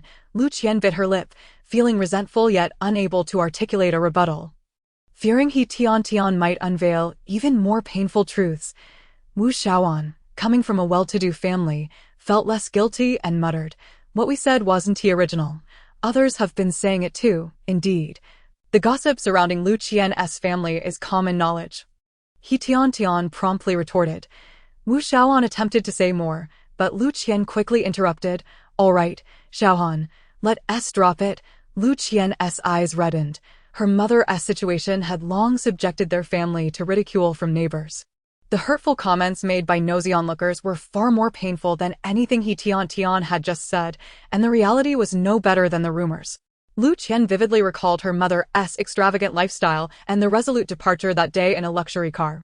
While Lu Qian condemned He Tiantian's aunt as a mistress, how different was her own mother? Both she and He Tiantian were innocent victims. Why had she resorted to attacking He Tiantian? Though He Tiantian's words did not fully awaken Lu Qian, they did prompt her to reflect. The entire dormitory came to a crucial realization. He Tiantian was not to be trifled with. Chapter 046. I Am the Malicious Sister, Part 1. He Tiantian, now that you've arrived, do you have all your necessities? If there's anything you forgot, feel free to use mine, spoke a tall girl with short hair, who appeared to be over 170 centimeters. While He Tiantian had been embroiled in a disagreement with Wu Shaoan and Lu Qian, this girl had been quietly reading at her desk. The tension quickly dissipated. Restoring tranquility to the dormitory, Wu Shaoan hastily organized her belongings on the vacant bed, while He Tiantian efficiently made her own bed, arranging the sheets with ease. Yet, when it came time to wash up, He Tiantian seemed hesitant. Noticing this, the tall girl approached her. He Tiantian looked up, recognizing her as a classmate named Zhou Zixuan. This was somewhat awkward, for Zhou Zixuan's name, though different in characters. Sounded similar to Zhou Zixuan's. Reminiscent of the popular online debate about names like Zixuan, Zixuan, Zihuan, and so forth, the teachers and students in Class 7 of the second year found themselves in a quandary, unable to distinguish between the two. To remedy this, they resorted to the age-old method of sorting by age. Zhou Zixuan was 2 months younger than Zhou Zixuan, thus labeled as Little Zhou Zixuan, while Zhou Zixuan became Big Zhou Zixuan. The two girls, sharing a name yet not truly identical, felt somewhat uncomfortable with this distinction, as though they were no longer unique individuals. For teenage girls, this was a source of unease, and their perceptions of one another were tinged with disdain. Their personalities diverged significantly as well. Zhou Zixuan was a demure and gentle girl, the type adored by teachers and parents alike. In contrast, Zhou Zixuan had transferred to this small county school due to her father's job relocation during her middle school years.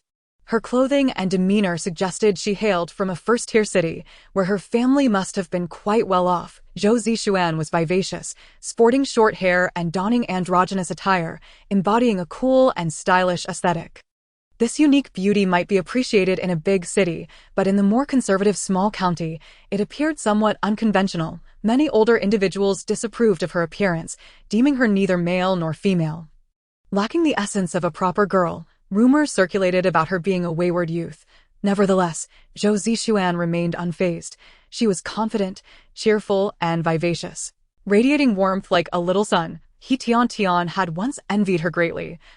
Imagining how blissful it would be to befriend someone like her, many students in their class, both boys and girls, were drawn to Zhou Zixuan, as no one could resist a straightforward and sunny classmate. Yet, Zhou Zixuan harbored a dislike for Zhou Zixuan. Perhaps it was the rivalry stemming from their shared name, or perhaps jealousy, considering that Zhou Zixuan was already envious of the timid He Tiantian. It was only natural for her to feel resentment towards the radiant Zhou Zixuan. Zhou Zixuan had repeatedly expressed her disdain for Zhou Zixuan within her small circle, calling her unladylike and derogatorily labeling her a tomboy. He Tiantian could only conclude that some individuals, blinded by their own insecurities, perceived the world through a tainted lens. Thank you. I've run out of my facial cleanser and forgot to buy a new one. He Tiantian acknowledged Zhou Zixuan's kindness and generosity, recalling that she had defended He Tiantian when Wu Shaoan and Lu Qian were disparaging her. Another supportive figure was Ma Siki, who, while less flamboyant than Zhou Zixuan, was equally kind-hearted and principled. There was another girl in the dormitory who had remained silent throughout the altercation between He Tiantian, Wu Shaoan, and Lu Qian. Her name was Chen Nan, a shy girl from a rural background. Somewhat introverted and self-conscious, she was dedicated to her studies, often immersing herself in books for 18 hours a day, only pausing for sleep. Chen Nan's academic performance was among the best in the class. Yet her lack of social interaction rendered her somewhat reclusive. Had it not been for her exceptional grades, she might have faced bullying, much like the former He Tiantian. In the 6-person dormitory, besides He Tiantian, there were 5 other roommates, each with their unique traits. On her first day, He Tiantian realized that her roommates were a diverse group. Zhou Zixuan and Ma Siki were children of nurturing families, possessing sound values and manners. Wu Shaoan seemed like a spoiled princess, impulsive and headstrong, easily manipulated by others. Lu Qian came from a single-parent household, grappling with insecurities while attempting to fit in by belittling those weaker than her. Chen Nan appeared to come from a modest background with a preference for boys over girls. Her opportunity to attend high school in the county was the result of her relentless efforts, making her treasure this chance as if she were a walking study machine. And as for He Tiantian, she needed no introduction. She had recently become the most eye-catching person in class, with a new hairstyle and the removal of her heavy bangs. Her exquisite and radiant features were finally revealed. Her skin was as smooth as cream, and her bright eyes and white teeth exuded confidence and poise. Everyone in Class 7, including the teachers, was taken aback by the stunning transformation of the girl who had previously been a mere wallflower in the corner. The boys in the class, needless to say, are always seizing opportunities to secretly gaze at He Tiantian. Even the class heartthrob, Gao Xiang, has directed more than a few glances towards her. This seems to draw new troubles for He Tiantian. One day, during a break between classes, she took out her phone to browse a certain online shopping platform. Having completely moved out of her aunt's house and into the dormitory, she realized there were many items she needed to acquire. For some daily necessities, He Tiantian would venture out to local supermarkets or markets during lunch breaks or after school. However, certain items were more convenient to purchase online. For instance, the marvelous bed curtains for her dormitory. If she desired a more private space, she simply had to install a bed curtain. As she searched, He Tiantian discovered an astonishing variety of bed curtain styles available online, with countless creative designs. There was nothing a seller could not produce if one could only imagine it. Duan Nana from Class 10 remarked that you were enticing Gao Xiang and threatened to confront you after school. Just as He Tiantian was earnestly selecting a bed curtain style, a faint voice suddenly reached her ears. She quickly looked up and spotted Qin Nan returning from outside, clutching a thick workbook. Qin Nan's seat was toward the front, while He Tiantian sat in one of the last few rows, so she had made a special trip to remind her, "You must be careful. If things get too difficult, go seek out Teacher Feng." "Thank you, Qin Nan," He Tiantian said sincerely as she met Qin Nan's gaze. She felt a wave of kindness wash over her. Indeed, her student years have had their share of ugliness. But also these little beauties didn't know. No need for thanks. Qin Nan shyly averted her eyes from He Tiantian and hurried back to her seat to continue her studies, for someone like her, who couldn't bear to waste even a second. To take the time to remind He Tiantian was quite rare. He Tiantian noted Qin Nan's kindness. Duan Nana, if Zhou Zixuan's flamboyant personality might lead older generations to mistakenly believe she is a wayward girl, then Duan Nana from Class 20 truly embodies the role of the school bully. Bullying, extortion, and various acts of violence seem far beyond what one would expect from a girl her age. Yet, she has done it all. However, she is rather discreet and does not obnoxiously take photos or record videos. The students she bullies are too timid to speak out. Thus, Duan Nana's notorious reputation circulates only among the students, while teachers may have merely heard whispers, lacking any solid evidence. "Little D, can you help me?" He Tiantian had once been bullied by Duan Nana and had chosen to endure it in silence. This time, she would not yield, but one thing she must admit is that Duan Nana has her reasons for being the school tyrant. She possesses some formidable skills, having practiced martial arts since childhood, giving her considerable strength in both arms and legs. Although He Tiantian has traversed two fictional worlds, she has relied on her wits and words. Her martial prowess is truly lacking. Moreover, she does not wish to resort to flattery with Duan Nana.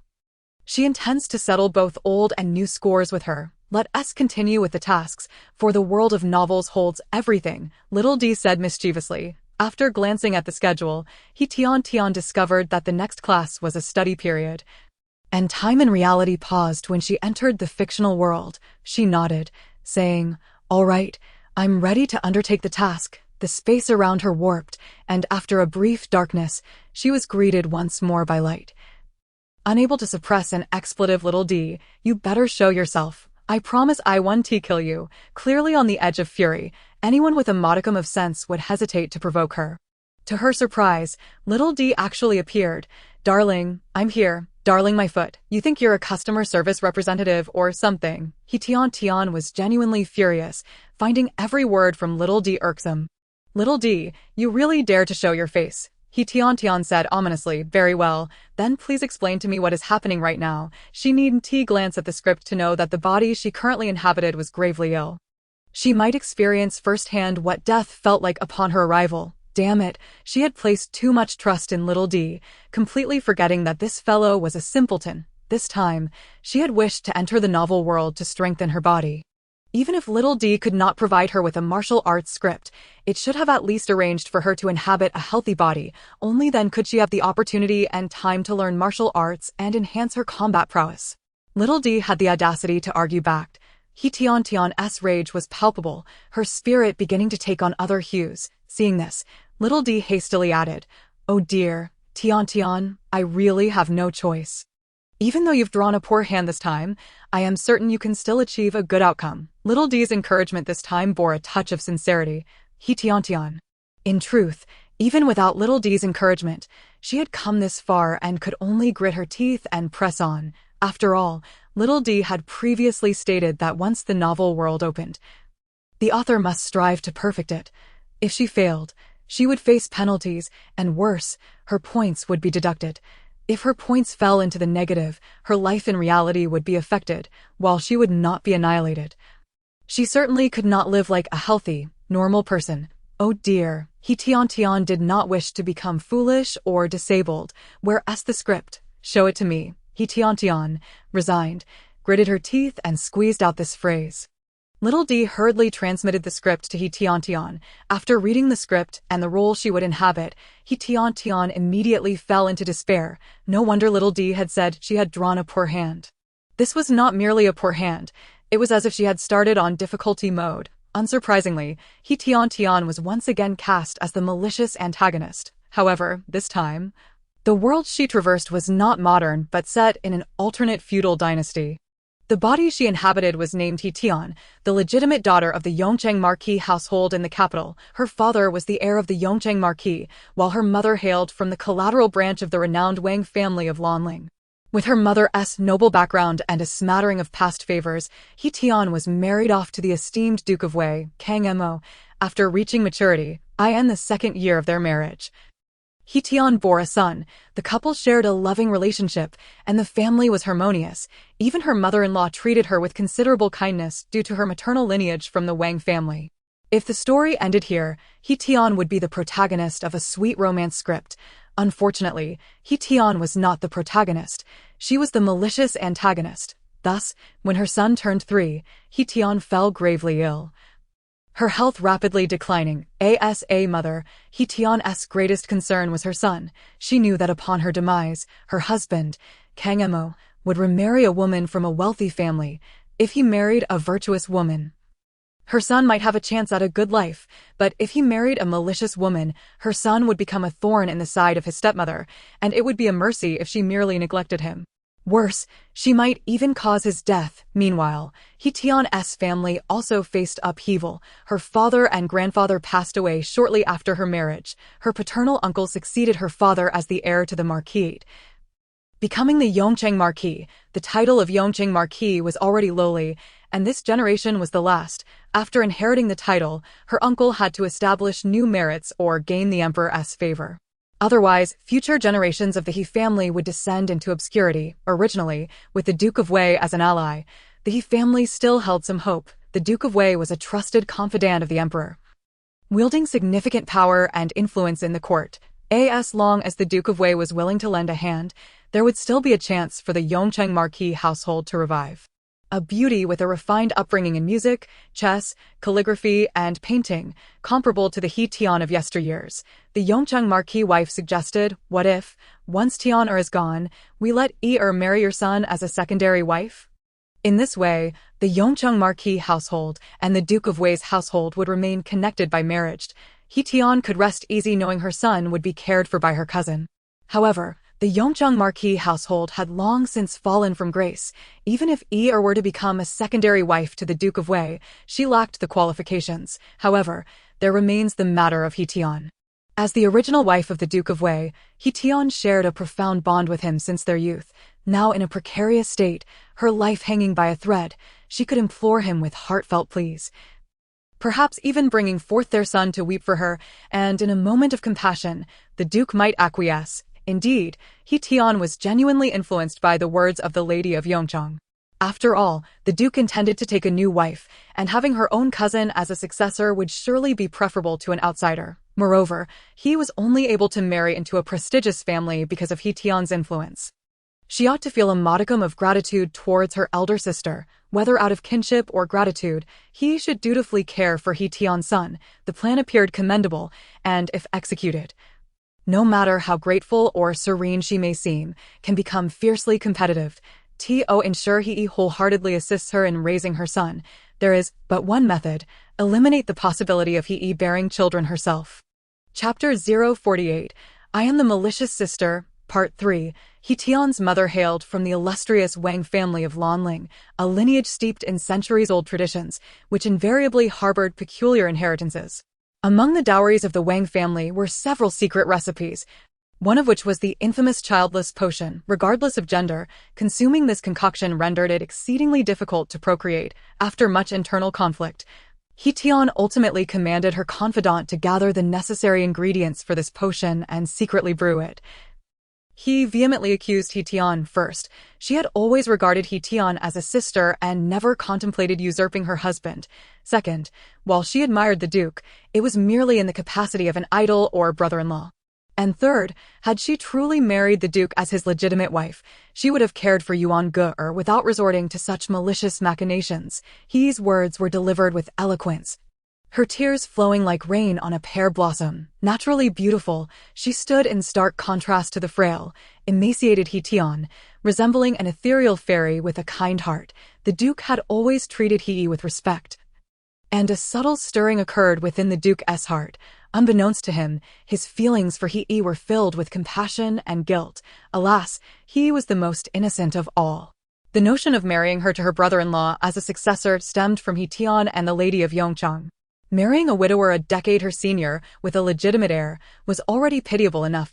It was unimaginable that He Tian would resort to such measures. As a couple bound by marriage, the Duke could not utter harsh words to his wife.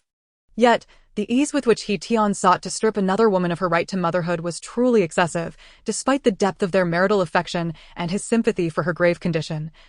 The Duke could not condone her actions. Fortunately, this grave error was averted, and the aftermath was not as tragic as it could have been. Nevertheless, it could not absolve He Tian of her transgressions. Yet, gazing upon her skeletal frame, sunken eyes, and thinning hair, one would scarcely believe she was still alive, save for the faint rise and fall of her chest, resembling a mere corpse. Faced with He Tian, the Duke pondered that it seemed necessary to find alternative means to compensate her, perhaps silver, land, or even, with He's consent, ensuring her future marriage into the Duke's residence, treating her with utmost kindness and respect, allowing her to truly become the Duchess. Sister, I truly owe you an apology. Just as the Duke contemplated how to compensate He Tian, exposed for her misdeeds and lying frail upon her sickbed, finally spoke. Both the Duke and He turned their gazes towards her. Meeting their eyes, He Tian struggled to muster a smile, one imbued with both guilt and a hint of relief. The Duke was momentarily taken aback. Could it be that his wife had no intention of harming her own cousin, and upon being unmasked, instead of reacting with fury, she bore an expression of release? Thus, his wife was not so malicious after all. She simply could not relinquish her concern for Yuan Ge and wished to eliminate all dangers before her demise. Simultaneously, she must have considered her bond with He, enduring countless internal battles before arriving at this resolution. Yet even so, she must have hesitated. Otherwise, given her meticulous nature, her plan would not have contained such glaring flaws. Easily exposed by a mere maiden point, one could not help but admire He Tian's growing prowess in deception. For with a single glance, she could evoke boundless speculation from the Duke. He Tian had seamlessly fused with He Tian's essence, absorbing her memories. She was now He Tian, a pitiable yet loathsome woman, gravely ill yet unable to relinquish her son. However, He Tian did not wish to die. What a jest! Neither the original owner nor herself likely desired death. Entrusting her son to her cousin, who was kind-hearted and gentle, was simply unacceptable. Relying on others was less effective than relying on oneself. For a child, a biological mother is irreplaceable. He Tian must be grateful that in her first world, she had studied medicine. And although she did not continue as a physician in her second world, her frequent travels afforded her exposure to the pinnacle of medical knowledge. Thus, she felt some confidence that she might extend this body's lifespan. Since survival was paramount, she needed to cultivate the Duke's favor, for she would continue to dwell in the Duke's residence. Come here, He Tian attempted to rise, but her frail body hindered even this simple action. The Duke hurriedly approached, offering his support to help her sit up, carefully placing a cushion behind her. Her loyal maid, having been apprehended, now knelt tremblingly outside the door. Upon hearing He Tian's summons, she summoned her resolve. Breaking free from restraint and stumbling inside, "This old servant is here." Her voice trembled, laced with both fear and a glimmer of hope. As a devoted servant, she was prepared to sacrifice herself for her mistress. Yet if she could survive, who would willingly seek death? Hearing her mistress call, the maid suddenly felt a surge of possibility. Perhaps this time, she would not have to die. "Bring me that bowl of medicine." He Tian's voice was faint, yet resolute. The maid dared not hesitate, swiftly turning to the table. Lifting a small white porcelain bowl containing the now cooled medicinal concoction, she gingerly approached the bedside. He, filled with trepidation, stealthily took a few steps back, fearful that her cousin might suddenly go mad again. Even the Duke appeared anxious, standing at the bedside, hands clasped uncertainly, unsure whether to intervene on his wife's behalf or shield he. Yet, I must face the consequences of my actions. I cannot evade punishment simply because I am unwell. I entertained malicious thoughts towards my sister and nearly caused a catastrophe. Thus, I must endure the same repercussions. Furthermore, for the next 3 days, I shall neither consume any medication nor accept treatment from the physician. Should I perish, let it be my penance to my sister, if she fortuitously survives.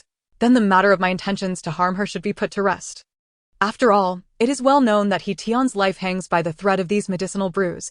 To forgo even a single day's dose could spell her demise. Chapter 049. I am the malicious sister. Part 4. That is unacceptable. You may have erred, but you cannot forsake your medicine. The Duke was the first to voice his opposition. Even he found herself caught in a dilemma, while she genuinely wished for He Tian to face the consequences of her actions. The punishment she had imposed upon herself was excessively severe, akin to offering her life as compensation, although all understood that He Tian was gravely ill and could pass at any moment. The distinction between dying from illness and succumbing to self-imposed penance for atonement was stark. Should He Tian perish due to her own sense of guilt, he would be branded a murderer. For it was widely perceived that while He Tian had attempted to harm He, she had never intended to take her life. Moreover, many mothers could empathize with her extreme behavior. Indeed, numerous noblewomen feigned benevolence and magnanimity while secretly administering child-sterilizing potions to their maids and concubines. A practice not uncommon, albeit seldom exposed. If the tale of He Tian were to spread, it is likely that many noblewomen would secretly commend her actions. Only by ensuring her husband marries a woman incapable of bearing children can she fully safeguard the interests of her own son. Were it another noblewoman in He Tian's predicament, she might very well resort to similar measures. The sole criticism against He Tian lies in her ruthlessness. After all, He is her own beloved cousin. Yet, when one surveys the entirety of the situation, He Tian evokes both pity and disdain, though her transgressions do not warrant a death sentence. First and foremost, He Tian did not take He's life. Secondly, her schemes ultimately failed, as He remains unscathed.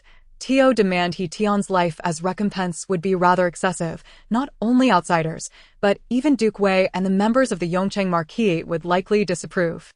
Duke Wei might even reproach He for being unyielding, showing no regard for familial bonds. She was at a loss for words. Should she claim to have forgiven He Tian? Yet, she could not bring herself to do so. Others might assert, "You appear unharmed now," but how could they fathom that if she had not been vigilant and discovered the treachery, she would have already ingested that fatal concoction meant to render her barren? For a woman, the inability to bear children could spell the end of happiness. Even if Duke Wei and the matriarch were to overlook it, he would find it impossible to hold her head high within the Duke's household. She would transform from a pitiful victim into a heartless, malicious sister. He was torn, her thoughts in disarray. Tian, you are increasingly resembling a wicked villain. Classmate Xiao Di could no longer bear to watch and interjected. Yet, He Tian, with a mask of indifference, retorted, "How have I become vile? Given such an awkward situation from the outset, if I do not take action, that would only solidify my reputation as a nefarious villain. Moreover, when one errs, one must face the consequences. I have assessed my transgressions and sincerely repent. Is there fault in that, classmate Xiao Di? Your reasoning is so compelling that I find myself speechless." After sparring with the self-righteous classmate Xiao Di, He Tian redirected her focus to He. With a sympathetic smile, she spoke laboriously. "You need not be overly self-reproachful. I have wronged you, and by all accounts, I must bear the consequences. My intent in this is not to use my life as leverage, but to genuinely express my remorse. I was in the wrong, truly. I should not have harmed you. As women, we must understand the profound significance of motherhood. Thus, I have ingested the barren potion and will command that the recipe be destroyed, ensuring such harmful substances never again see the light of day. My self-punishment is already decided. You need not plead with me, for it is a just consequence for my misdeeds." He Tian deliberately painted herself as a monstrous sinner, irredeemable. Her self-accusation softened even Duke Wei. who had earlier perceived her as malevolent. Alas, the wife is simply in a desperate situation, driven by her deep love for Yuan Gur, such a pitiable mother, on the brink of death, though acting irrationally and with fervor. Is still understandable, madam, please do not take it to such extremes. We understand your desire to atone, yet there are many ways to make amends. We can compensate San Yang in other manners. He, being the third daughter in the Yongqing Marquisate, was often addressed as San Yang by those close yet unable to call her by her given name. No, Duke, I have stated that my errors must be rectified by my own hand. Indeed, we may assist Ear with wealth or in other ways, but that cannot reflect my remorse. Seeing Duke Wei prepare to speak again, He Tiantian forced a smile, though it did not suit her gaunt appearance. It was only Duke Wei's lingering affection for their past that kept him from recoiling in distaste. Even He Tian herself had recently forbade her cherished son Yuan Gur from approaching her, speaking to him only through a screen, fearing her visage might frighten the child. Duke, rest assured, I have merely refrained from medication for 3 days and will not receive the physician's inquiries. However, I shall continue to eat and take nourishment. I merely wish to convey my guilt to Ear, not to court death. If possible, I wish to stay by Yuan Gur's side for many years, watching him grow and marry. He Tiantian spoke with sincerity, her words devoid of suicidal intent, prompting Duke Wei to waver slightly. Seizing the moment, she continued, although Yongqing Marquisate is my family, my uncle and aunt are indeed Ear's biological parents, the rightful heads of the household. I am a daughter of the He family, yet I am also a dignified wife of a first-rank duke. If I were to commit a wrong and evade punishment, it would surely lead to rumors of the duke's household abusing its power.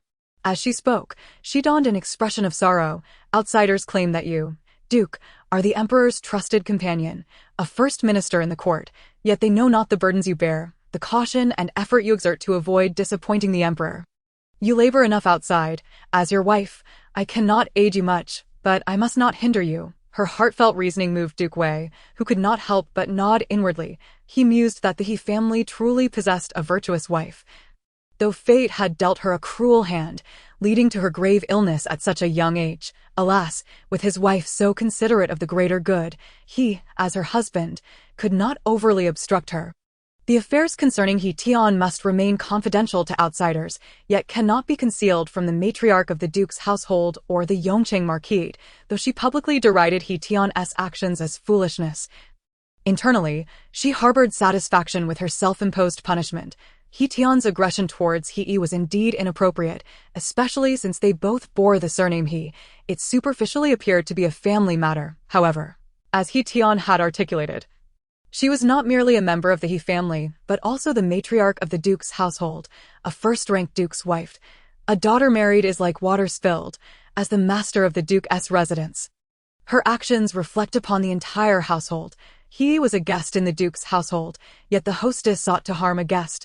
Such behavior would draw disapproval from any observer. Nevertheless, given He Tian's grave illness and precarious state, any punishment must be tempered. Should the matriarch impose a severe penalty upon He Tian, and should something unfortunate ensue, it would undoubtedly provoke a backlash from the Yongqing Marquisate. This matter is one that requires delicate handling.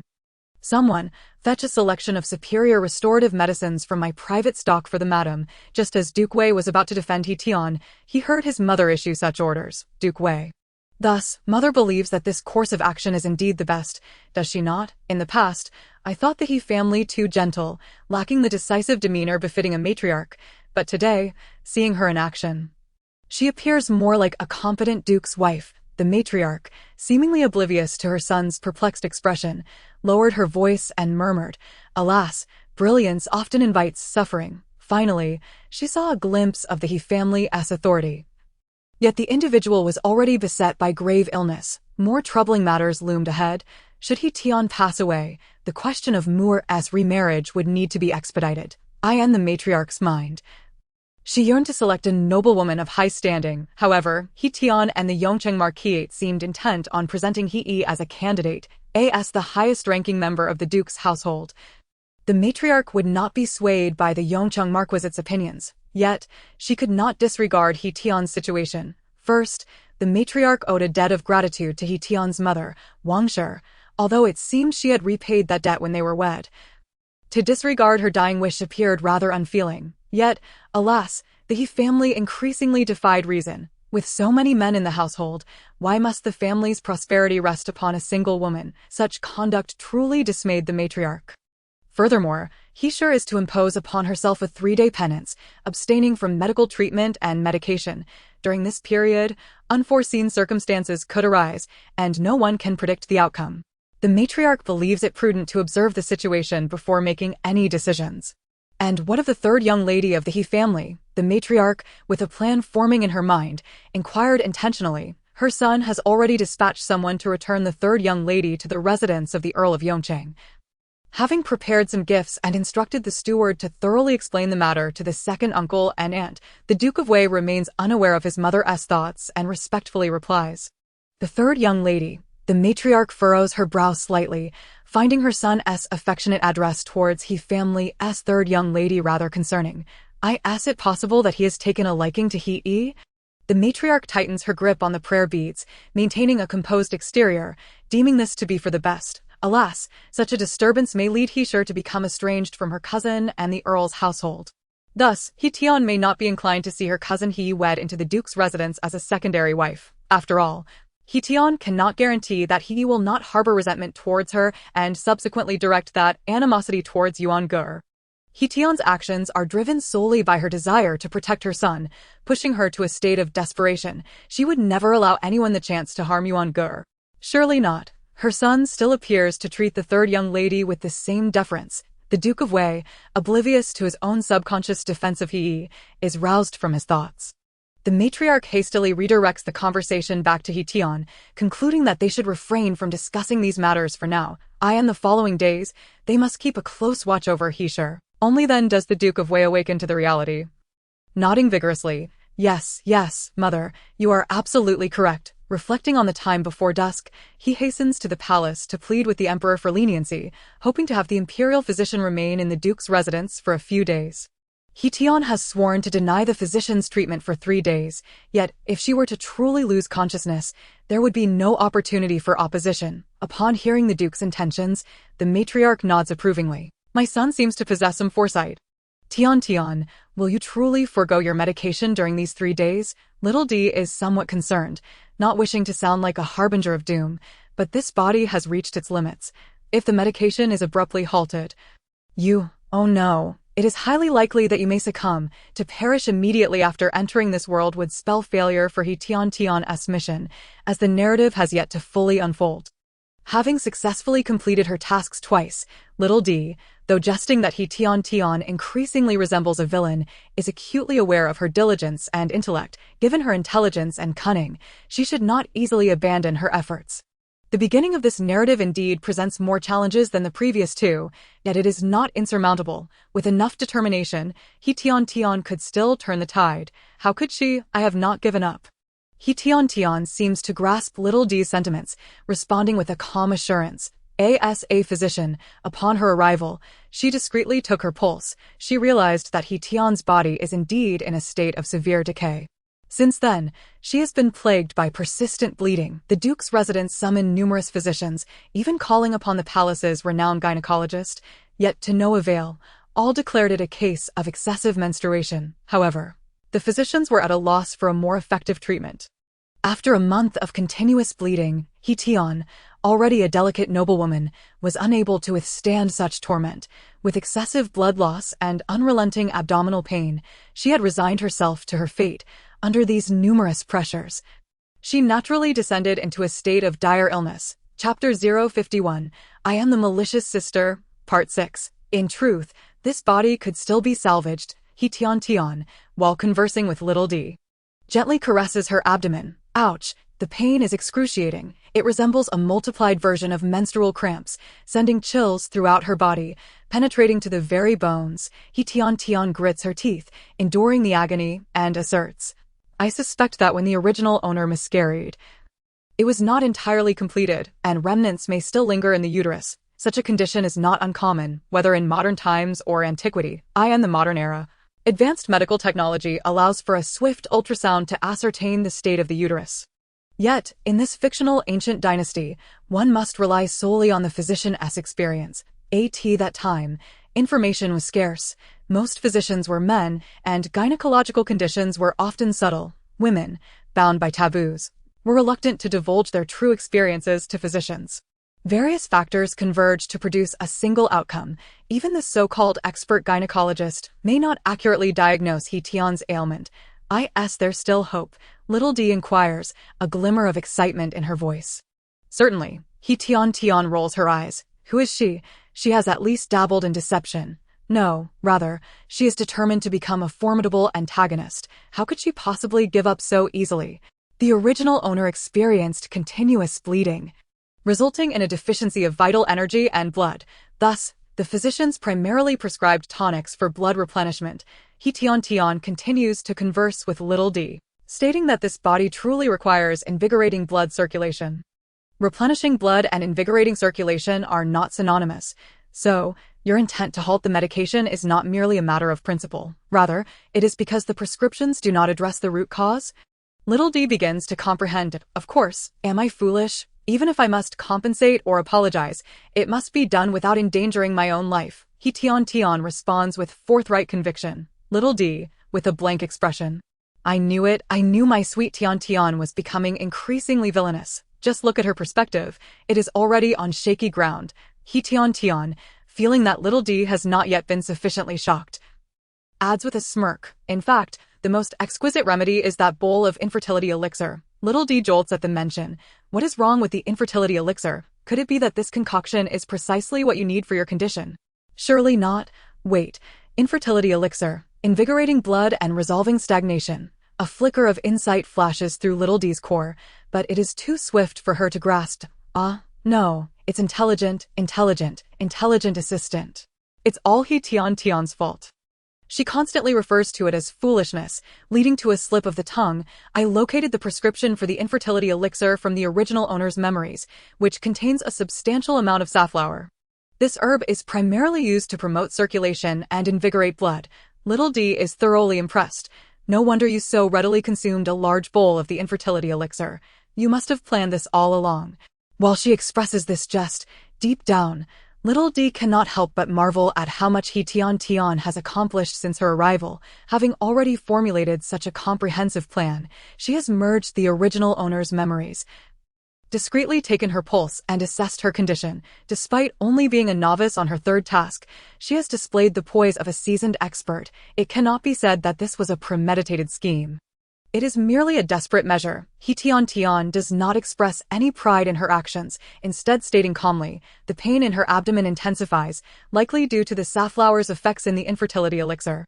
He Tian feels as if her abdomen is being vigorously stirred. The pain causes her toes to curl involuntarily. Yet, this is still insufficient, gritting her teeth against the excruciating pain.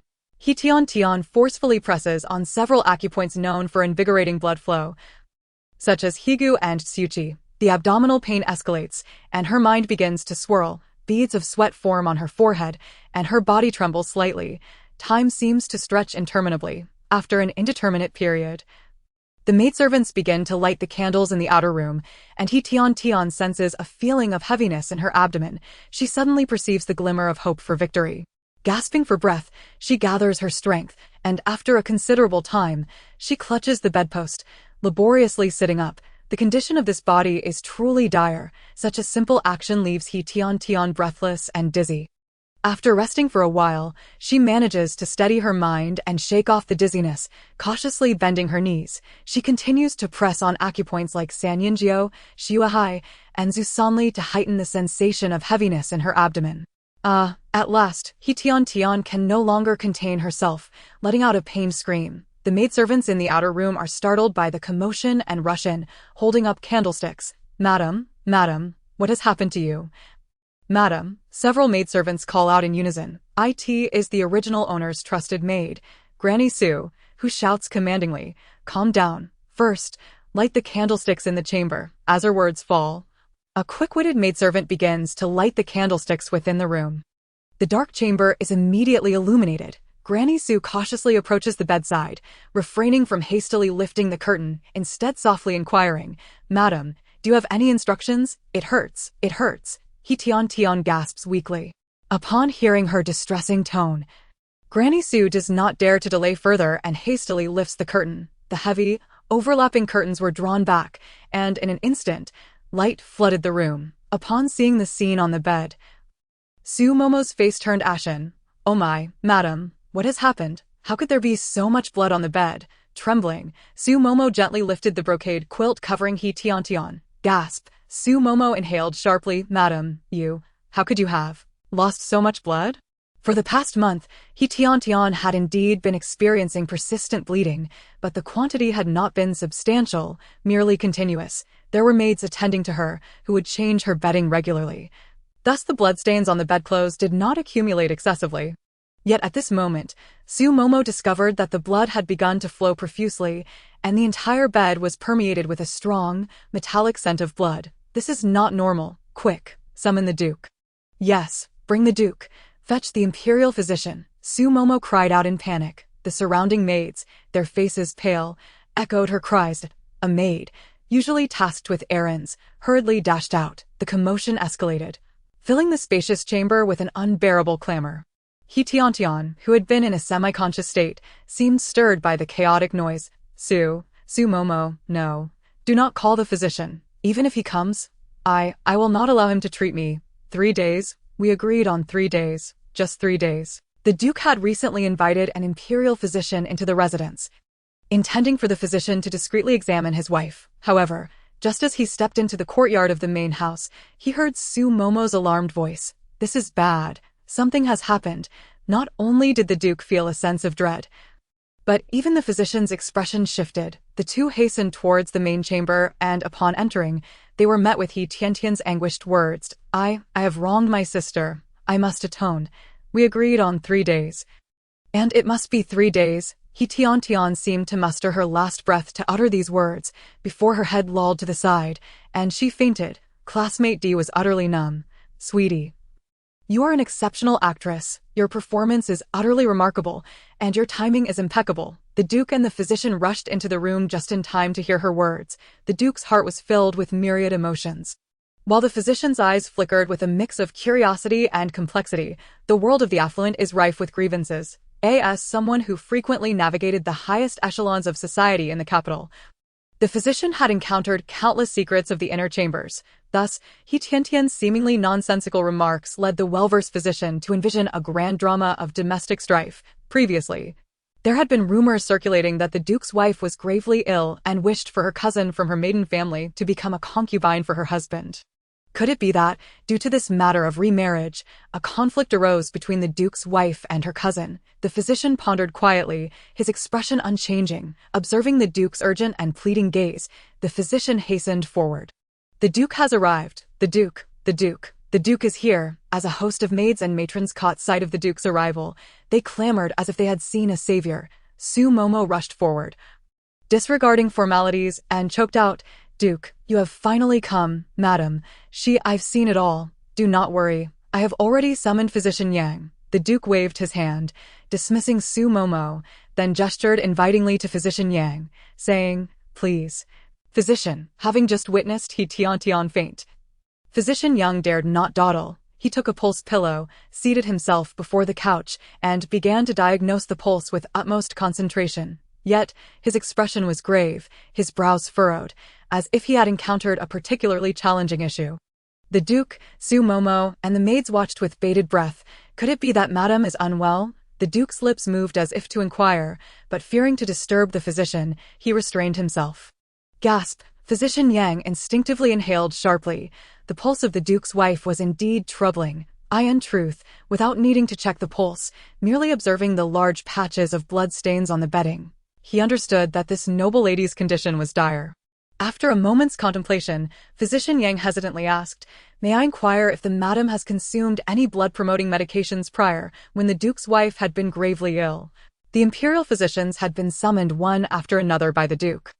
This particular Physician Yang had previously attended to He Tiantian, thus he remembered well that she suffered from excessive bleeding, leading to a deficiency of both qi and blood, requiring replenishment. Yet the current situation seemed to indicate a complication. Not only was the bleeding profuse, but the quantity was alarming. Physician Yang suspected that this noblewoman had ingested some blood-promoting concoction. Upon hearing Physician Yang's inquiry, Su Momo hesitated. Casting a furtive glance at the Duke, could she speak the truth? If she revealed to the physician that the madam had consumed a potent concoction containing a large quantity of safflower, certain matters that the Duke's residence sought to conceal could be exposed. Physician Yang, accustomed to mingling with the royal family and aristocracy, knew well which words to speak and which to withhold. However, once a secret becomes known to a third party, it ceases to be a secret. Sooner or later, rumors would circulate, and at that point, the Duke's residence would become the subject of ridicule. The reputation of the Duke's residence is indeed significant, yet the life of his wife is far more critical. Moreover, the Duke trusted in Physician Yang's professional integrity. Once the Duke spoke, Su Momo no longer hesitated, and hurriedly said, "This afternoon, our madam consumed the potent concoction." As expected, Physician Yang inwardly lamented, though his countenance remained serious and composed. The potent concoction, although I do not know the exact recipe, I am aware that it should contain safflower and other blood-promoting herbs. Physician Yang carefully considered his words, slowly articulating. The maid responsible for preparing the medicine moved closer, nodding repeatedly. Yes, there is safflower, and also, she listed several more herbs, which, when combined, formed an exceptionally strong blood-promoting and stasis-clearing potion. Physician Yang dared not delay. He quickly opened his acupuncture kit, intending to use acupuncture to staunch the bleeding. However, at that moment, the already unconscious He Tiantian suddenly convulsed violently, causing a large stain to spread beneath her. The room was saturated with the pungent scent of blood, and the Duke's heart plummeted. Su Momo and the others began to weep. Physician Yang felt urgency, but managed to maintain his composure. He suddenly noticed that after this convulsion, the expression on the madam's face seemed less pained. Moreover, her body gradually ceased its spasms. An epiphany struck Physician Yang, recalling a case he had heard during his travels with his master years ago. There was a woman who, after a miscarriage, experienced persistent bleeding. The doctor, following standard protocol, prescribed blood-replenishing medications, but her condition worsened. Eventually, a seasoned midwife was called, who examined her and stated that there was likely still a dead fetus within her. The doctor deemed this absurd, yet still prescribed a blood-promoting and stasis-clearing potion. After several doses, and with the midwife's assistance, the woman indeed expelled a dead fetus. It turned out that the woman was carrying twins. When she miscarried, only one was expelled, leaving the other behind. Having a dead fetus in her body naturally caused her abdominal pain and continuous bleeding. After expelling the dead fetus and subsequently receiving treatment to staunch and replenish the blood, the woman was finally saved. Physician Yang's eyes suddenly brightened. While the Duke's wife may not necessarily share the same fate as that woman, it was possible that during her miscarriage, she had not expelled everything, leaving remnants such as the placenta inside. Physician Yang contemplated this quietly. However, this could be verified. He beckoned Su Momo closer and whispered a few instructions in her ear. Su Momo's eyes widened in astonishment, instinctively turning to look at the Duke. The Duke, though puzzled, nodded vigorously, signaling Su Momo to heed Physician Yang's directions. Su Momo promptly complied. Yes, this old servant understands. After giving his instructions, Physician Yang and the Duke moved to the outer chamber. Su Momo commanded the servants to bring a screen, and following Physician Yang's instructions, they helped He Tiantian remove her lower garments. Su Momo gasped as she saw the bloodstains on the white garment, instinctively exclaiming, "What is this? The remnants of the placenta or an incompletely expelled dead fetus?" Su Momo suddenly felt that Physician Yang was truly remarkable, without even witnessing it firsthand. He had diagnosed everything merely by feeling the pulse. In the outer chamber, upon hearing Su Momo's exclamation, Physician Yang secretly exhaled. Good, my guess was correct. Suppressing his inner elation, he maintained an air of professionalism, calmly stating, "The esteemed madam has inadvertently benefited from this misfortune. Having accidentally consumed the potent concoction has unexpectedly triggered the revelation of her hidden ailment, an unintended stroke of fortune." However, the Duke did not share this sentiment. Instead, he believed that his wife's willingness to take responsibility had garnered divine favor, leading to her fortune. Determining the true cause of the Duke's wife's ailment, Physician Yang prescribed targeted treatment. The ordeal continued well into the night, as He Tiantian expelled further clotted blood, and miraculously, the bleeding began to subside. At last, the esteemed madam has persevered. Dr. Yang re-examined He Tiantian's pulse and confirmed that her condition had stabilized, finally releasing a long sigh of relief. "Thank you, doctor. I am truly grateful." The Duke of Wei, who had endured nearly a night of anxiety, felt a considerable weight lift off his shoulders upon hearing this good news.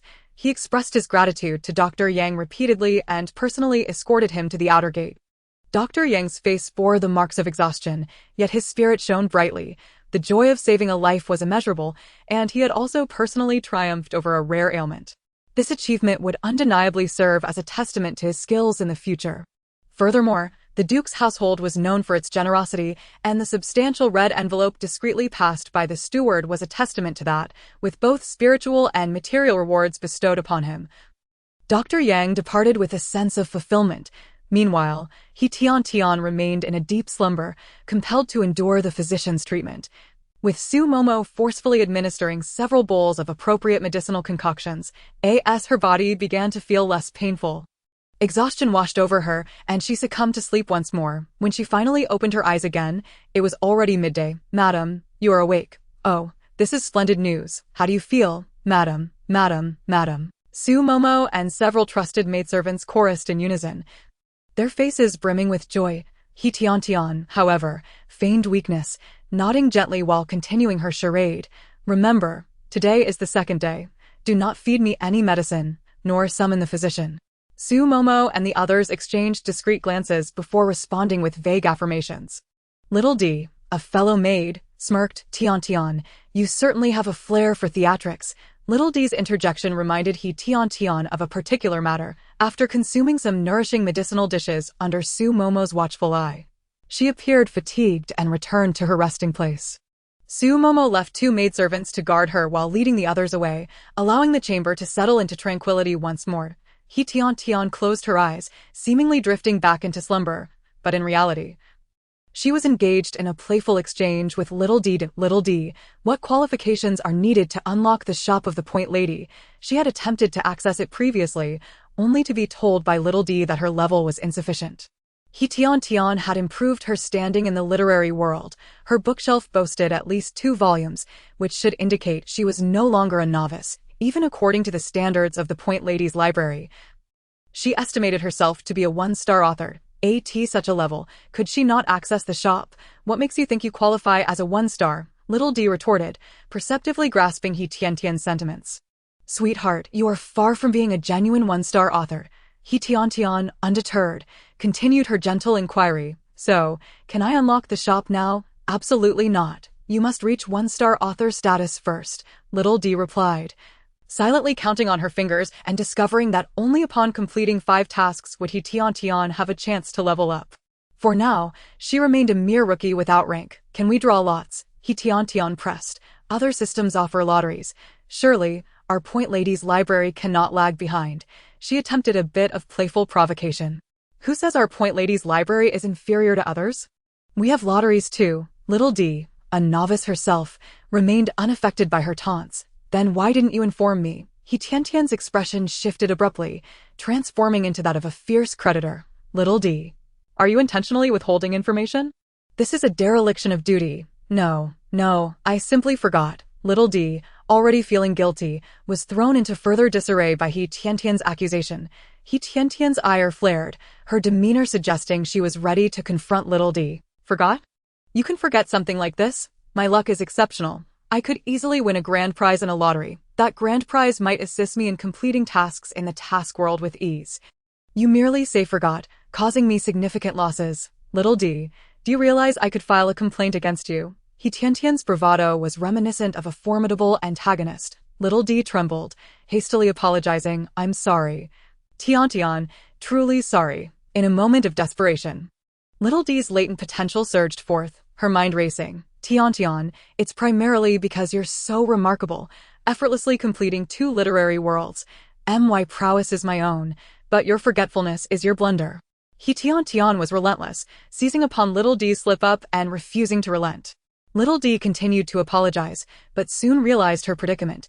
She shook her fluffy form and, resigned, asked, "What is it that you truly desire?" Having known each other for some time, Little D had gathered some insight into He Tiantian's character. She never engaged in futile endeavors, nor did she lash out without reason. Her insistence was not merely for emotional release or superiority over little D. She was scheming. Upon hearing little D's resigned tone, He Tiantian's fierce demeanor melted away, replaced by a smile tinged with a hint of playfulness. Little D, could you help me cheat a little during the lottery? You could just assist me, little D. With a blank expression, exclaimed, aren't you lucky? Why do you still need my help? Of course, my luck is exceptional, so I am bound to win a grand prize. However, the grand prize may not be what I currently need.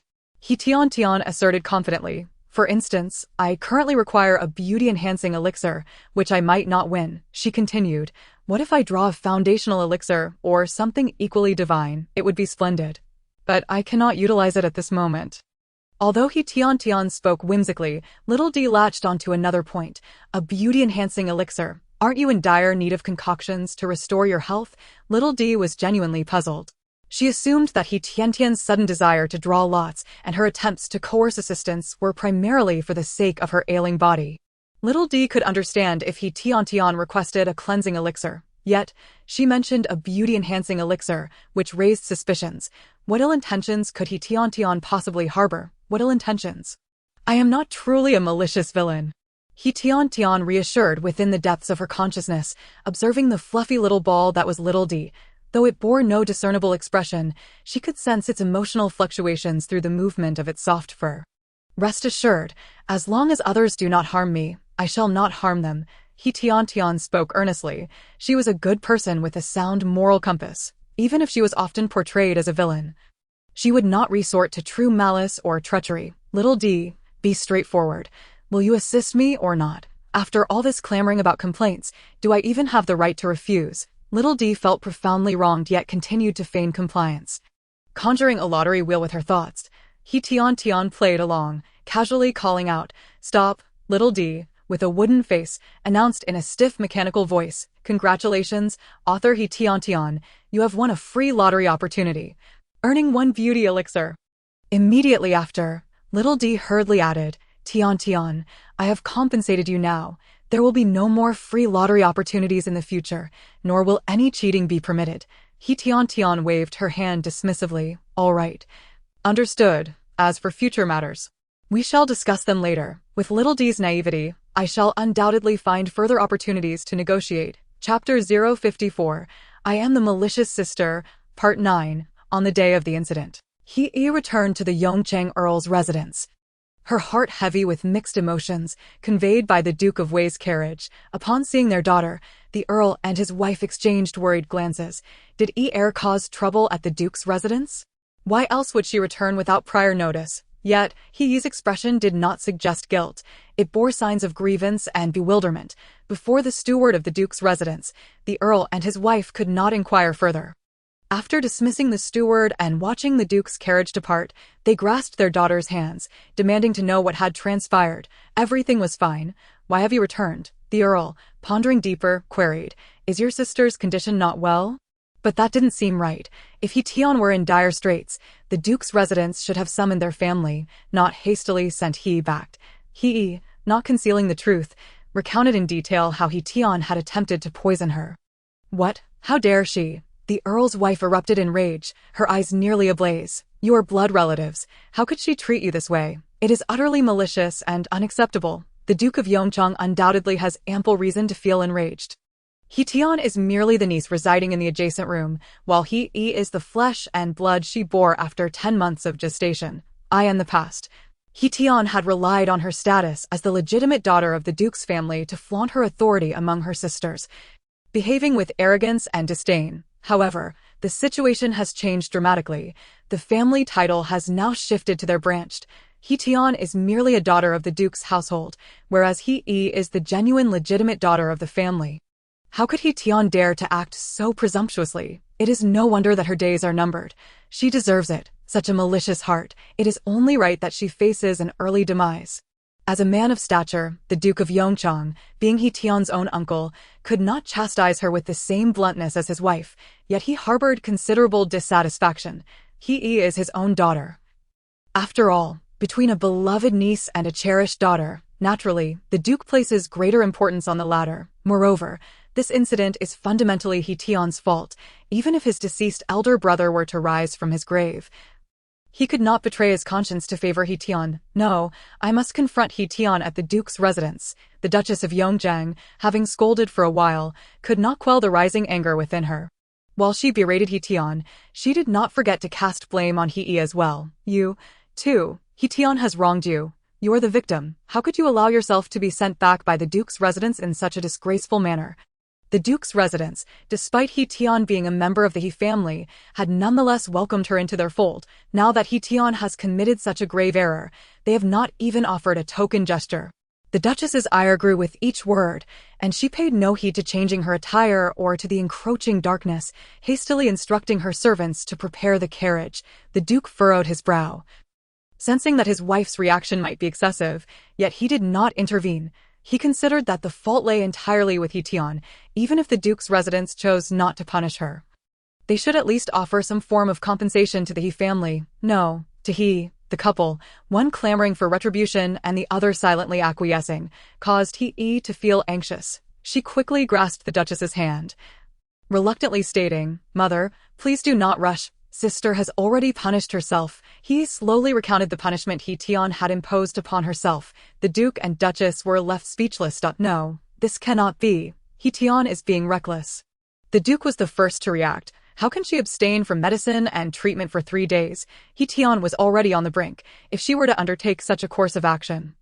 It is highly likely she would not survive those 3 days. Indeed, this was quite improper. The Duchess of Yongzheng also came to her senses, nodding in agreement. In truth, she had long wished for He Tian to perish swiftly. Only with her death could her own daughter become the Duchess of Wei. Yet soon, the Duchess realized, even if He Tian were to die, it could not be in such a manner. If He Tian were to succumb to her self-imposed punishment, he would become the unwitting cause of her cousin's demise. This cannot be. Her Yi must never bear such a stigma. The Duke must have considered this as well, for his expression turned grave. Quickly, let us make haste to the Duke's residence, the Duchess urged. However, the Duke pointed to the darkening sky, revealing a bitter smile. It is too late. Only then did the Duchess realize that night had completely fallen. The curfew had begun. If the Duke of Yongchang's residence were a family of substantial power and influence, they might not be overly concerned about curfews. However, the reality is that the Duke's family had long since fallen from grace. He lacked both the courage and confidence to defy the curfew. Thus, they would have to wait until tomorrow. The Duchess bit her teeth in frustration, for the first time sincerely praying for He Tian's safety since her illness began. Even if she must die, it cannot happen within these 3 days. That night, the Duchess murmured this phrase in her sleep, finally enduring until the next day. As dawn broke, the Duchess urged the Duke, "My lord, let us hurry to the Duke's residence." He Yi, being a young lady, was sensitive and impressionable. A few harsh words from He Tian would easily sway her. The Duke and Duchess, however, were different. Even if He Tian truly intended to atone through the cessation of her treatment, they could assert their authority as elders to reprimand and stop her. Very well, they agreed quickly, as the matter concerned their family's wealth and future. Yet, upon arriving in haste at the Duke's residence, they found that He Tian was not there. The matriarch herself emerged to greet them, politely stating, "He Tian has been restless throughout the night and has fallen into a deep slumber. The physician has advised her to rest well." Upon hearing that He Tian had already been attended to by the physician, the Duchess let out a sigh of relief, but soon felt anger rising within her. Such a He Tian. You know how to play tricks. With resentment brewing in her heart, the Duchess's expression grew somewhat unnatural. The matriarch, wise with age, quickly deduced the Duchess's thoughts. She remarked coolly, "It is indeed a case of misfortune turning into fortune." He Tian felt remorse for the 3rd miss of our residence and thus punished herself by drinking that concoction to prevent childbirth, even abstaining from her supplements that day. Who would have thought that this action fortuitously addressed her underlying ailment? As the matriarch recounted this, she felt a twinge of admiration. He Tian had erred, yet she bravely accepted the consequences and even inflicted punishment upon herself. It could be seen as a sign of repentance. Should she perish due to this, outsiders would lament, but they would also be subtly warned. One must never harbor malicious thoughts, for karma will return in kind. Ironically, He Tian's misguided self-punishment inadvertently targeted the hidden illness. This, too, is a form of karma, serving as a cautionary tale. The Duchess of Yongchang was utterly stunned. What did she mean by misfortune turning into fortune? Was the matriarch suggesting that He Tian, through her abstinence and self-inflicted punishment, fortuitously cured her affliction? Indeed, after expelling the toxins from her body, He Tian's bleeding ceased. The physician reported that with proper care, her health would gradually improve. The matriarch's expression brightened. She was genuinely pleased. If her daughter-in-law recovered, her son would not need to take a second wife, and her little grandson would not have to endure life under a stepmother's care. However, the Duchess's heart sank. What? He Tian is well? She would not perish? Rumors had spread throughout the city, and many had already recognized the He family's intentions. Everyone believed that he was destined to become the second wife of the Duke of Wei. Yet now, at the crucial moment, He Tian had miraculously recovered. How could he face anyone thereafter? Would she ever find a suitable match? Chapter 055. I Am the Malicious Sister, Part 10. Fortune for Misfortune. Upon hearing the Duchess's account, he stood frozen, unable to articulate the tumult of feelings within her. Her own tormentor, while undergoing punishment, had not only escaped suffering, but had also healed the very ailment afflicting her. What does this mean? The thought that He Tian, who had been hanging by a thread, had miraculously healed due to a self-imposed punishment filled He with a nauseating sense of revulsion. Deep within her, an inexplicable anger stirred. It was so unfair. Fate had dealt her a cruel hand. Why must the wicked escape the consequences of their actions while inadvertently reaping benefits? As for the Duchess's concerns regarding her marital prospects, he did not dwell on them at the moment. However, she soon began to feel the weight of external scrutiny and the peculiar gazes directed her way. How could she still show her face? An unmarried young lady, seizing the opportunity of her sister's illness to position herself as a second wife. How shameless. Indeed, the He family, despite their noble lineage, seemed to have lost all sense of propriety. Nevertheless, He San's carefully laid plans were now completely overturned. The matriarch of the Duke's residence was indeed favored by fortune. During He Tian's critical condition, the physician Yang had accurately diagnosed her true ailment. What? You mean to say He Tian's illness has improved? Word has it that she has already begun to rise from her bed these past few days, albeit still weak, yet she is on the mend. Oh, how rare an occurrence. I recall the last time I visited her, she had become nothing but skin and bones, such a pitiful sight. Thus, it stands to reason that one should engage in good deeds to reap blessings. At the flower viewing banquet hosted by the Princess of Long, the noblewomen gathered to gossip about the affairs of the Duke of Wei's household, just as the Duchess of Yongchang had feared. News of He Tian's illness and the He family's intentions to wed He to the Duke as a second wife had spread throughout the capital. If this plan had succeeded, He and her family would have endured some criticism, yet it would have been worth it. However, the reality was, alas, it is inappropriate to say, but it feels like a loss more significant than the gain. Initially, with the Duke of Wei's influence and her status as the legitimate daughter of the Yongchang Duke, he might have aspired to a lofty marriage. Now, however, He's relationship with the Duke was clear and untainted. There was no romantic entanglement.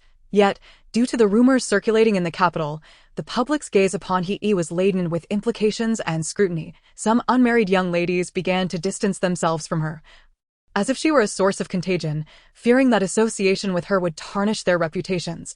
He finally experienced the sting of isolation. After all, she was merely a 15 or 16-year-old girl, pampered by her parents at home, and when she stepped outside, others would regard her with favor due to her connection to the Duke's family. Thus, even in their decline, the He family had not subjected her to the harshness of society's judgments. However, at this moment, feeling the peculiar gazes of the crowd and overhearing their whispered conversations, he felt her petite face burn with embarrassment.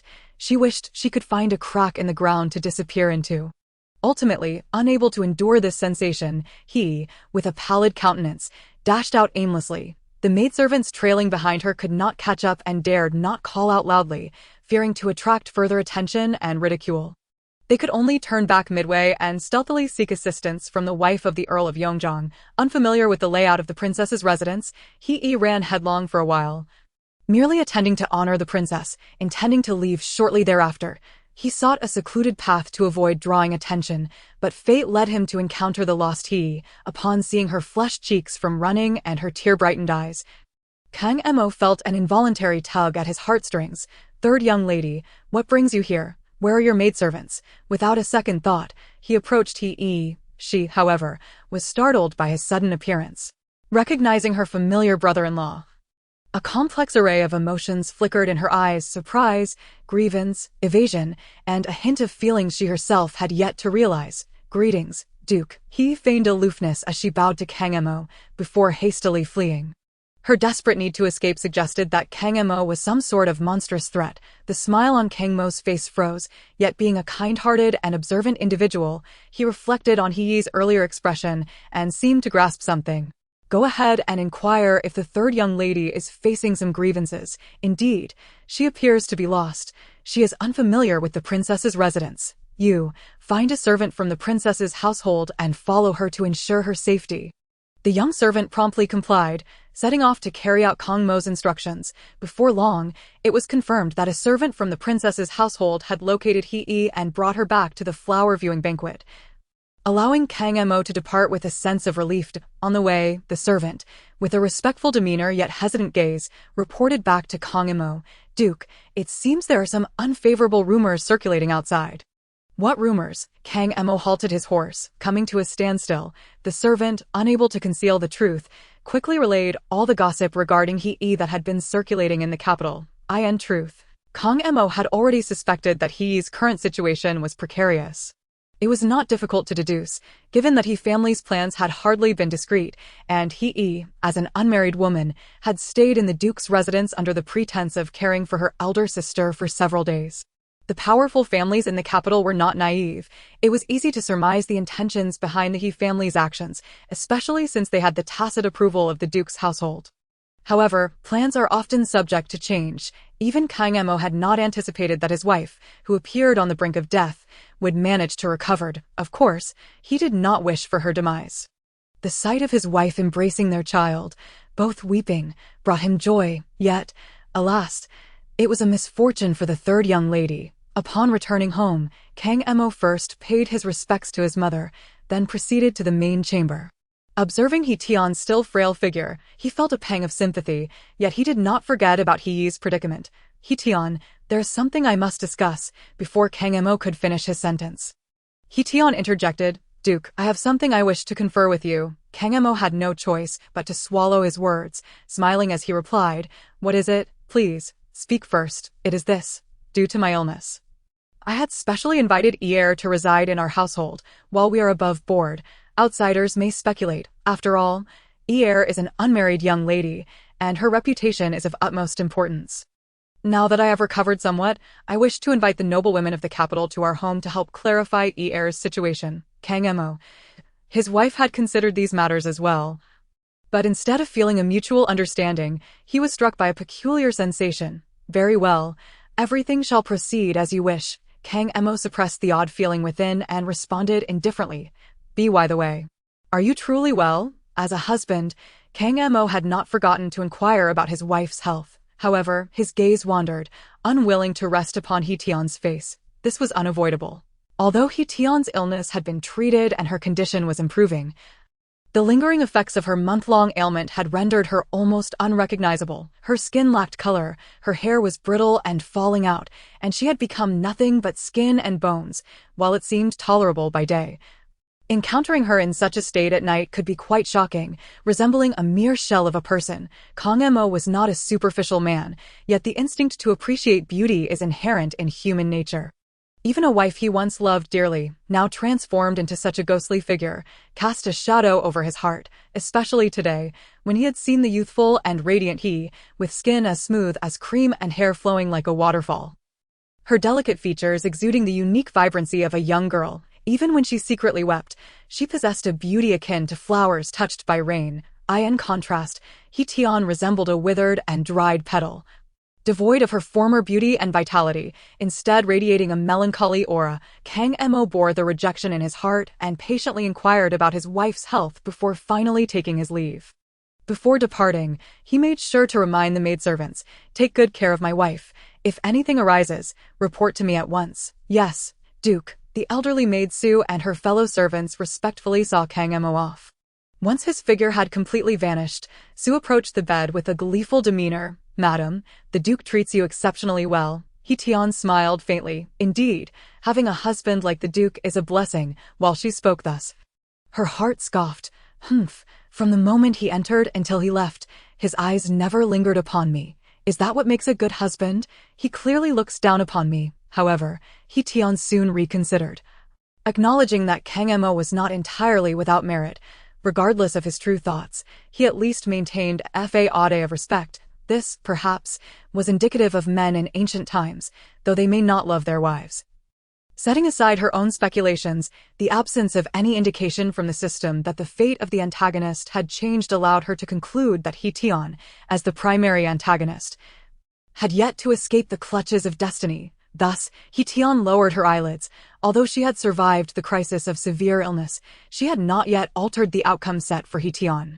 Compared to the previous two narrative worlds, this one presented a markedly heightened difficulty. After merging with this body, He Tian felt an invisible pressure weighing down upon her. Initially, she had not recognized it, attributing it to the frailty of her corporeal form and her status as an otherworldly spirit, struggling to fully control her body, hence the feelings of restraint and oppression. However, it soon became evident that the pressure she felt was not merely a product of her physical condition, but rather the potency of the narrative itself. He Tian meticulously recalled the original plot transmitted by her companion, Xiao Di. Unlike her prior experiences, this iteration of the narrative world lacked censorship. Of course, it could not be deemed a quality work. It had simply ended abruptly. There was a conclusion, yet it felt rushed and riddled with inconsistencies, leaving many plot threads and foreshadowing unaddressed. This narrative world appeared complete, yet it was inherently unstable. The gaps left by the author could collapse the entire narrative world at any moment. Thus, He Tian understood that she must rewrite the story, even if she could not rectify those gaps. She needed to repair the existing storyline to prevent the collapse of the narrative structure. This posed a considerable challenge, for the female protagonist of this novel was He, and the central plot revolved around her love story with Kang Mo. He Tian's existence served merely to provide a somewhat reasonable opportunity for their union, but if she did not perish, it would be difficult for He and Kang Mo to be together in a legitimate manner. This distinction set it apart from the previous two worlds. In those earlier worlds, although He Tian had also played the role of the antagonist, her interests did not intersect directly with the female protagonist. The happiness of the female lead was not contingent upon the death of the malevolent antagonist. He Tian could freely modify the antagonist's narrative to create new storylines that upheld the integrity of the entire narrative world. A premonition stirred within He Tian. She sensed that, even if she could evade death, her danger was far from over. In her quest to preserve the original storyline, she could only anticipate further narrative twists. It was precisely this realization that led her to ask Xiao Di for assistance without requesting any elixirs for bodily restoration or empowerment. Such things would be futile, as long as the force of the narrative remained. He Tian's body would not regain health nor become capable of evading sudden crises.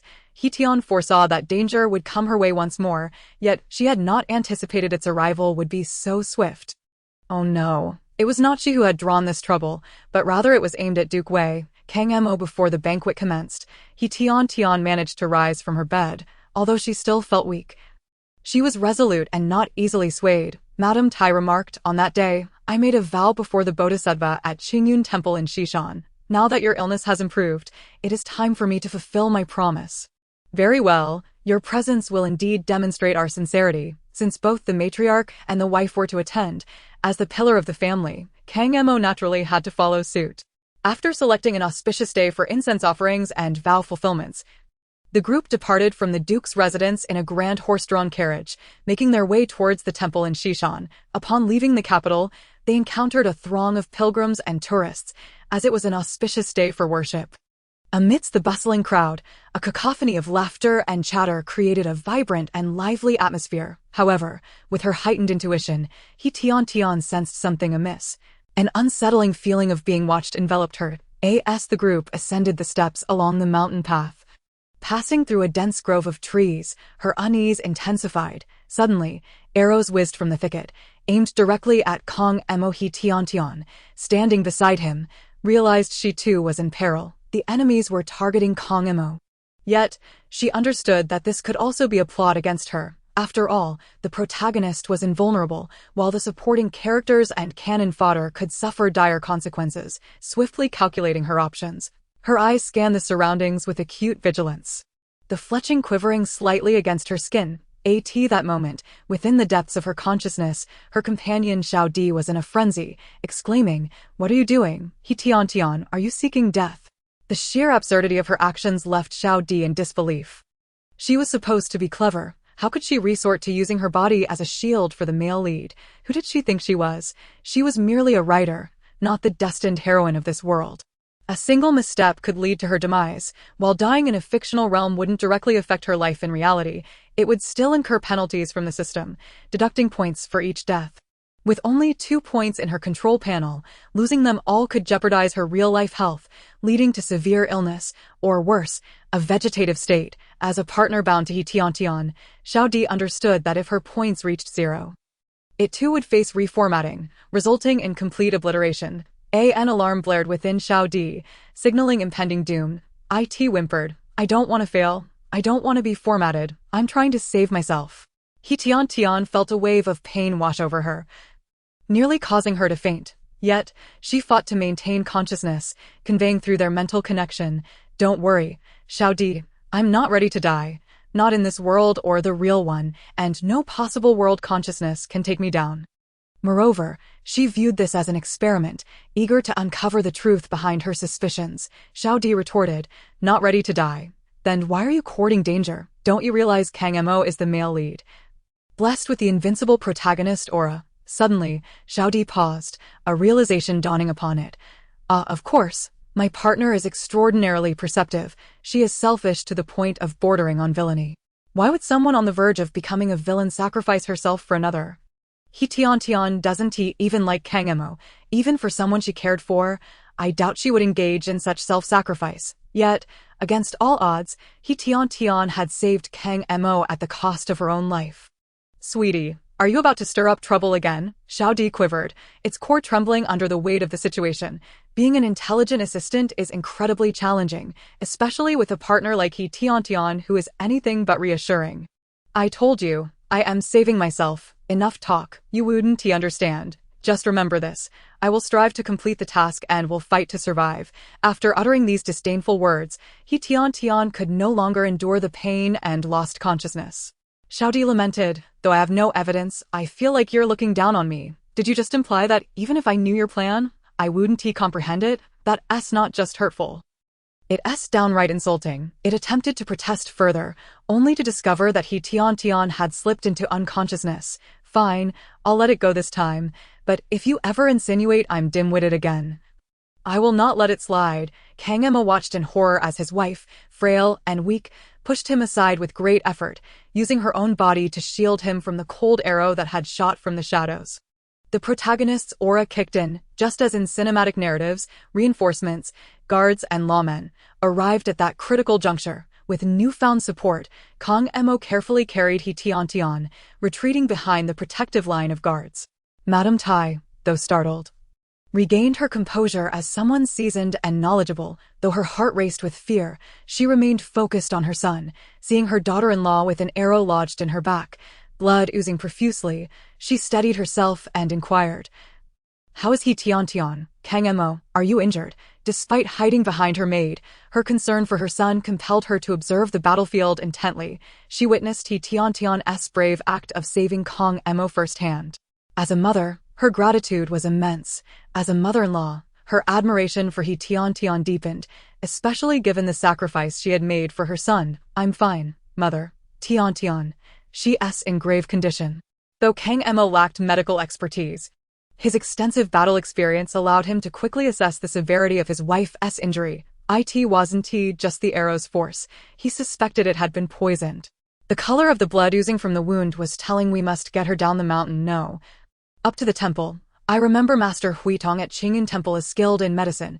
He should have a remedy." Madame Tai, though flustered, remained rational. "Master Huitong. Yes, thank goodness you thought of that." Kang Mo, spurred by her reminder, wasted no time. He cradled He Tiantian, leading Madame Tai as they left the assassins to the guards and hastened towards Qingyun Temple, located halfway up the mountain. Along the way, they encountered numerous pilgrims and tourists, and the Duke was too preoccupied to notice. Thank goodness the Duke's wife pushed him aside and took an arrow for him. Whispers of admiration for He Tiantian's bravery spread among the crowd as they trailed behind Kang Emo. Blackened blood erupted from the wound, emitting a foul stench. His expression grew grave as he retrieved a small knife from his medical kit, heating it over a flame before delicately excising the necrotic tissue. A substantial amount of putrid flesh was excised, revealing fresh blood and meat beneath the wound. Yet, Master Huidong's expression remained grave, for the seemingly fresh flesh still bore a bluish tint. Indeed, it was poisonous. And of an exceedingly formidable serpent venom. Master Huidong sighed, retrieving a pill from his treasured white porcelain medicine bottle, instructing the young monk to dissolve it in warm water before administering it to He Tiantian. This antidote was merely a trial, and the old monk dared not guarantee its efficacy in purging the toxins from her body. Should the toxins remain, He Tiantian faced but one fate: death. Even if the toxins were eliminated, recovery was far from certain. Her body had not fully healed, and now, burdened with severe injuries and poisoning, her survival was a testament to her tenacity. Without uttering a word, Master Huidong then employed silver needles for acupuncture around the wound, gradually coaxing the toxins to the surface through the punctures. Fortunately, He Tiantian's injuries were on her back, and given that Master Huidong was a monk of advanced age, the propriety of gender kept her from facing a more dire fate. As he extracted some dark, tainted blood, her breath appeared to stabilize somewhat. The old monk had exerted all his efforts. The outcome now lay in the hands of fate. Removing the silver needles and wiping the sweat from his brow, he sighed calmly. Thank you, master. Regardless of whether my wife recovers or not, the Duke of Wei's household shall forever be grateful for your kindness. Kang Emo bowed with respect. Meanwhile, the matriarch, seated outside the guest room, set aside her prayer beads upon hearing these words. Rising slowly to greet him, Kang Emo escorted Master Huidong to the door, coincidentally meeting the matriarch. She hurriedly bowed. Today's events have truly burdened you, master. I have just instructed someone to offer a donation of incense money to the temple. It is but a small token of our appreciation. To cultivate a benevolent relationship with him, the nobility would often visit the temple under the pretense of offering incense and donations. Generally, these donations ranged from dozens to hundreds of taels. But when assistance was sought from Master Huidong, and she silently mused, the bodhisattvas of Qingshan Temple hardly seemed to be of much help. After Kang Emo and Master Huidong departed, He Tiantian regained consciousness. A searing pain radiated from her back, and her body felt swollen and numb. She surmised that this was the reaction to some form of serpent venom. Drawing a deep breath, she expelled a cloud of stagnant air, despite Master Huidong's assertion to do all that one can and leave the rest to fate. She felt a sense of relief wash over her, as if she had narrowly escaped another calamity. Now, she found herself back in a state of weakness, teetering on the brink of death. The narrative seemed to have returned to its intended course. Lowering her eyelids, she resolutely thought, "You want me dead? Not a chance. Whether in this task-ridden world or in reality, I will persistently cling to life. Unless I choose to relinquish my existence, no one can extinguish me. Not even the so-called original narrative or the foolish system." He Tiantian inhaled once more, gradually opening her eyes, her consciousness delving into the library space. "Little D, I wish to redeem my prize," she communicated with her thoughts. The request startled Little D, and it momentarily faltered. Asking, "Prize? What prize?" He Tiantian. "Let's just say Little D is a simpleton. It seems even it is reluctant to admit it. Little D, you called me a simpleton again. Boo-hoo, who told you to change your thoughts so swiftly?" I couldn't keep up. Who would have guessed that He Tiantian's first reaction after escaping death was to demand a prize? He Tiantian remained silent, her thoughts fixed on Little D. Little D, feeling the pressure, quickly put on a smile, its fluffy form seeming to float in a flattering manner. All right, I understand." Hastily, Little D activated the program, retrieving a beauty pill from the prize compartment. Just as He Tiantian withdrew her consciousness from the library space, she felt something being placed in her palm. Though she had already experienced traversing through stories and other wonders, the sensation of a virtual prize manifesting into a physical item still astonished her. This point system does have its merits, He Tiantian mused, raising her hand to examine the pill. It was rather small, akin to the ubiquitous candies seen on television. As such peculiar thoughts crossed her mind. And upon contact with her saliva, it transformed into a liquid. Gulp. He Tiantian instinctively swallowed, the potion sliding down her esophagus. Then, unbeknownst to her, her appearance underwent a remarkable transformation. Her sparse, dull hair regained its lustrous black thickness. Her pallid skin glimmered with vitality, and although still pale, it was a shade of cold white that lacked any unhealthy pallor. Her emaciated physique remained slender, yet it was no longer a ghastly sight of bones jutting out. Now, under the influence of the beauty pill, He Tiantian had transformed from a mere walking skeleton into a strikingly slender beauty, frail, yet undeniably beautiful. Chapter 059. I am the malicious sister. 14. The changes in He Tiantian's appearance did not astonish those familiar with her. They merely assumed it to be the aftereffects of the serpent venom or a fleeting glimpse of vitality. After all, even the most renowned healer in the capital, Master Huitong, had uttered that they should do all they could and then leave the rest to fate. Thus, the Duke of Wei's wife was likely beyond saving this time. Therefore, when Su Momo and the other loyal servants saw He Tiantian's looks restored to their former glory, yet her body still frail, tears streamed down their faces. "Oh, madam, poor madam," Su Momo lamented, covering her mouth in silent grief. They had witnessed their mistress survive the most perilous ordeal, only to find that a simple visit to offer incense would lead to yet another tragedy. Was her fate truly so grim? How could the heavens be so unjust? Their mistress was such a good person, still so young, with young children to care for. How could the heavens be so heartless? As a loyal servant, Su Momo had accompanied her to offer incense. She had witnessed He Tiantian recklessly save Kong Mo. To be honest, as He Tiantian's closest confidant, Su Momo could not wholeheartedly endorse her actions. The mistress harbored deep affections for the Duke, yet what were his feelings in return? Su Momo did not genuinely believe Kang Mo to be a devoted husband. Recently, when he visited He Tiantian under the pretext of caring for her sister, Su Momo had been particularly observant of He's every move. To her surprise, she noticed that Kang Mo's treatment of He seemed somewhat unusual. It was not that they had breached the bounds of propriety, but with Su Momo's seasoned eye and extensive experience, she could discern that the relationship between Kang Mo and He was far from ordinary. Of course, their relationship had never been that simple, though it remained unspoken. Both families were acutely aware of He's impending role as Kang Mo's future wife. Given that they were to be wed, it was only natural that their bond would be more than just ordinary sibling-in-law dynamics. However, as He Tiantian's loyal servant, Su Momo considered matters solely from her mistress's perspective. From He Tiantian's viewpoint, any hint of affection between Kang Mo and He would be regarded as betrayal, for she was still very much alive, even if they shared mutual feelings. They could not openly express them, yet Su Momo had sensed the slightest hint of ambiguity. However, to avoid distressing her mistress, she was determined not to confront the issue.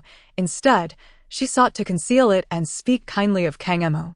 Whenever Kang Mo displayed even a semblance of concern, Su Momo would lavish praise upon him, not for any other reason than to bring a smile to her mistress's face. Yet, Su Momo felt that her efforts to convince the mistress of Kang Mo's deep affection were not meant to justify her risking her life to save him. "My foolish mistress, do you truly believe men are such steadfast beings? Even if the Duke cherishes your youthful love, once you close your eyes, he would swiftly take a young and beautiful new wife. Rather than placing trust in a man, it is far wiser to live well for oneself, and, at the very least, to consider the well-being of the young master. How pitiful it is for a child to be without a mother. Do not be naive in thinking that there remains the Duke to rely upon. With a stepmother comes a stepfather. Such a saying is not to be taken lightly." These thoughts, though Su Mama dared not voice them aloud, lingered persistently in her mind, particularly upon witnessing the frail yet beautiful figure of her mistress, who, despite her grievous injuries, retained an undeniable beauty. Could she? The more Su Mama pondered, the more restless she became. Wishing fervently to remain by her mistress's side at all hours, such concern, for someone as familiar as He Tian, would only evoke reminiscences of her restored beauty in the minds of those who beheld her. let alone others. The matriarch had visited several times, and each encounter with the delicate yet lovely He Tian would elicit a heartfelt sigh from her. As for those unfamiliar with He Tian, such as noblewomen or officials' families who fortuitously visited Qingyun Temple to offer incense or enjoy the spring scenery, many of them were acquaintances of the Wei Duke or the Yongqing Marquis. Hastening to pay their respects, upon seeing such a weak yet beautiful figure, compassion naturally arose within them. Many young noblewomen could not help but privately lament, "Alas, beauty often meets with misfortune. How tragic it is that someone as beautiful and youthful as he sure finds herself on the brink of death." People are invariably drawn to the exquisite. A person suffering from a serious illness evokes sympathy, and when coupled with striking beauty and self-sacrificial valor, good heavens, the Duchess of Wei emerges as a paragon of admirable femininity.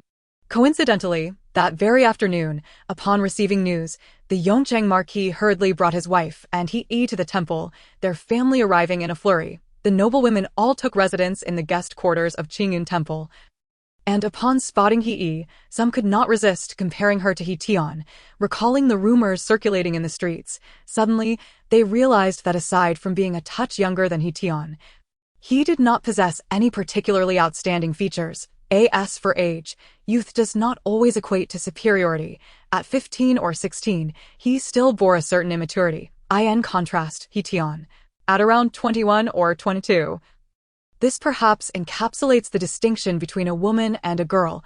Unbeknownst to He, she had already been judged by the noblewomen, her mind consumed with thoughts of her sister's impending demise. She was uncertain whether she truly wished for her cousin's health or genuinely feared for her life. After the recent tumultuous events, he had learned the true meaning of the fearsome power of gossip. Her resentment towards her cousin's treachery had only deepened. After enduring ridicule and disdain from the public, she increasingly felt that all her misfortunes were the fault of He Tian. It was He Tian who had initially suggested that she marry her brother-in-law as a secondary wife. And it was also He Tian who had covertly poisoned her. Consequently, the scandal surrounding He's potential marriage into the Wei family stirred the entire capital, and yet He Tian had inexplicably recovered. Was she deliberately toying with her? Although He recognized the absurdity of her thoughts, her hatred for her cousin had become venomous. When news broke at noon that He Tian had endangered herself to save Kang Mo, He's first reaction was one of elation. As she journeyed to Qingyun Temple, she fervently prayed within her heart, "Let her die, let He Tian swiftly take her last breath." Alas, the heavens did not heed He's silent wishes.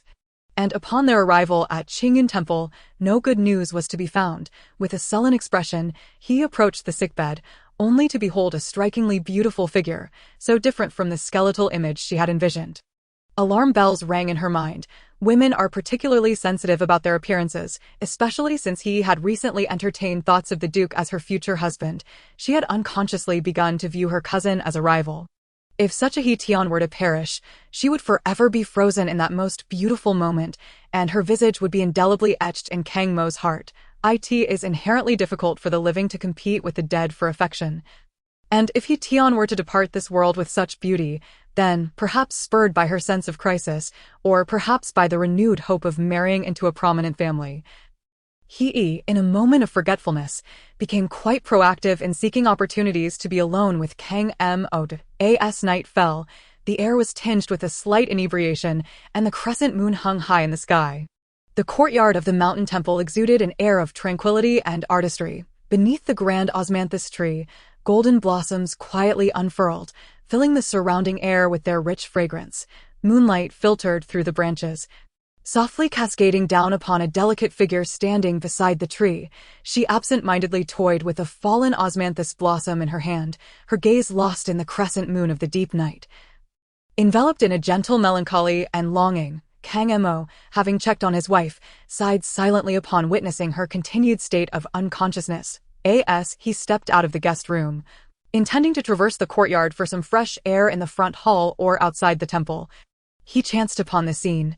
It was a breathtaking sight, dreamlike and surreal, stirring a quiet resonance within Kang Mo's heart. San Niang, unbeknownst to him, he had unconsciously approached He from behind, gently calling her name. "Duke, Perhaps influenced by her burgeoning feelings, He greeted him not as she once did, calling him brother-in-law, but simply as Duke. "Are you well lately?" Kang Emo gazed deeply into He's eyes, suddenly posing the question. He met his gaze, but remained silent, merely tugging at the corners of her mouth to reveal a faintly bittersweet smile. In truth, the moment Kang Emo uttered that question, he realized he should not have asked it. Because it was unnecessary. The rampant rumors surrounding He in the capital had reached even him, a man not accustomed to mingling with women, making it easy to imagine the torment she endured. How could he possibly be well when she was beset by gossip and ostracized by her peers? It was precisely because he anticipated the hardships he faced that Kang Emo felt a profound sense of guilt towards her. Initially, when He proposed that he marry He as a secondary wife, Kang Emo had been rather reluctant. In his subconscious, he still perceived He as a child. However, both his wife and the Yongcheng Marquis were insistent. And even the matriarch had relented. As a husband who respected his wife and a dutiful son, Kang Emo could only acquiesce. Subsequently, He invited He to the Duke's residence under the pretense of caring for her ailing cousin. But in reality, it was to foster feelings between He and Yuan Gur. He wished for He to become a secondary wife and had even committed a misdeed in pursuit of her son. He was already Yuan Gur's aunt, and if they could cultivate feelings, it would facilitate a harmonious relationship once He assumed the role of stepmother, although He did not desire her son to call another woman mother. She felt powerless. Unable to accompany her son through life, she knew a woman would inevitably take on the role of stepmother upon her passing, if it were a biological aunt assuming that position. Perhaps Yuan Gur would be less resistant and could coexist amicably with his stepmother. It can be said that He had meticulously considered everything for her son, yet there was one aspect she had overlooked. Or rather, one she could not control, the human heart.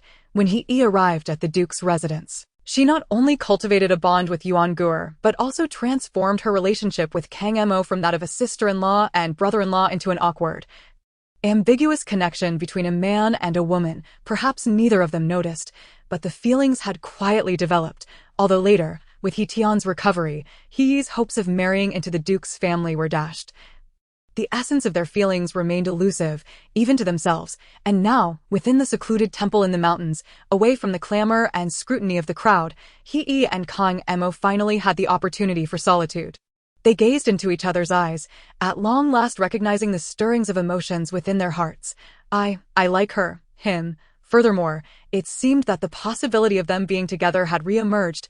He was once again gravely ill, and it was uncertain whether she would survive until the dawn. Kang Emo. He had been injured while saving him, and to think this way felt undeniably heartless. Yet, he found himself unable to control his emotions. Moreover, while He Tian's plight was indeed tragic, he was equally innocent. Additionally, the suffering He endured was partly due to the harm inflicted by He Tian, although He Tian had faced her own punishment. She had also fortuitously discovered her ailment, leading to a chance for recovery. Upon careful reflection, it became evident that He Tian owed a debt to her cousin He. One more thing, while Kang Emo was not a superstitious man, the recent events surrounding He Tian were too peculiar. He even harbored a premonition that He Tian was destined to face a life-threatening ordeal. Her previous narrow escape was merely a temporary reprieve. In less than half a month, fate has dealt a cruel hand once more, as his wife has suffered grave injuries again. Kang Emo mused that perhaps this was the will of heaven.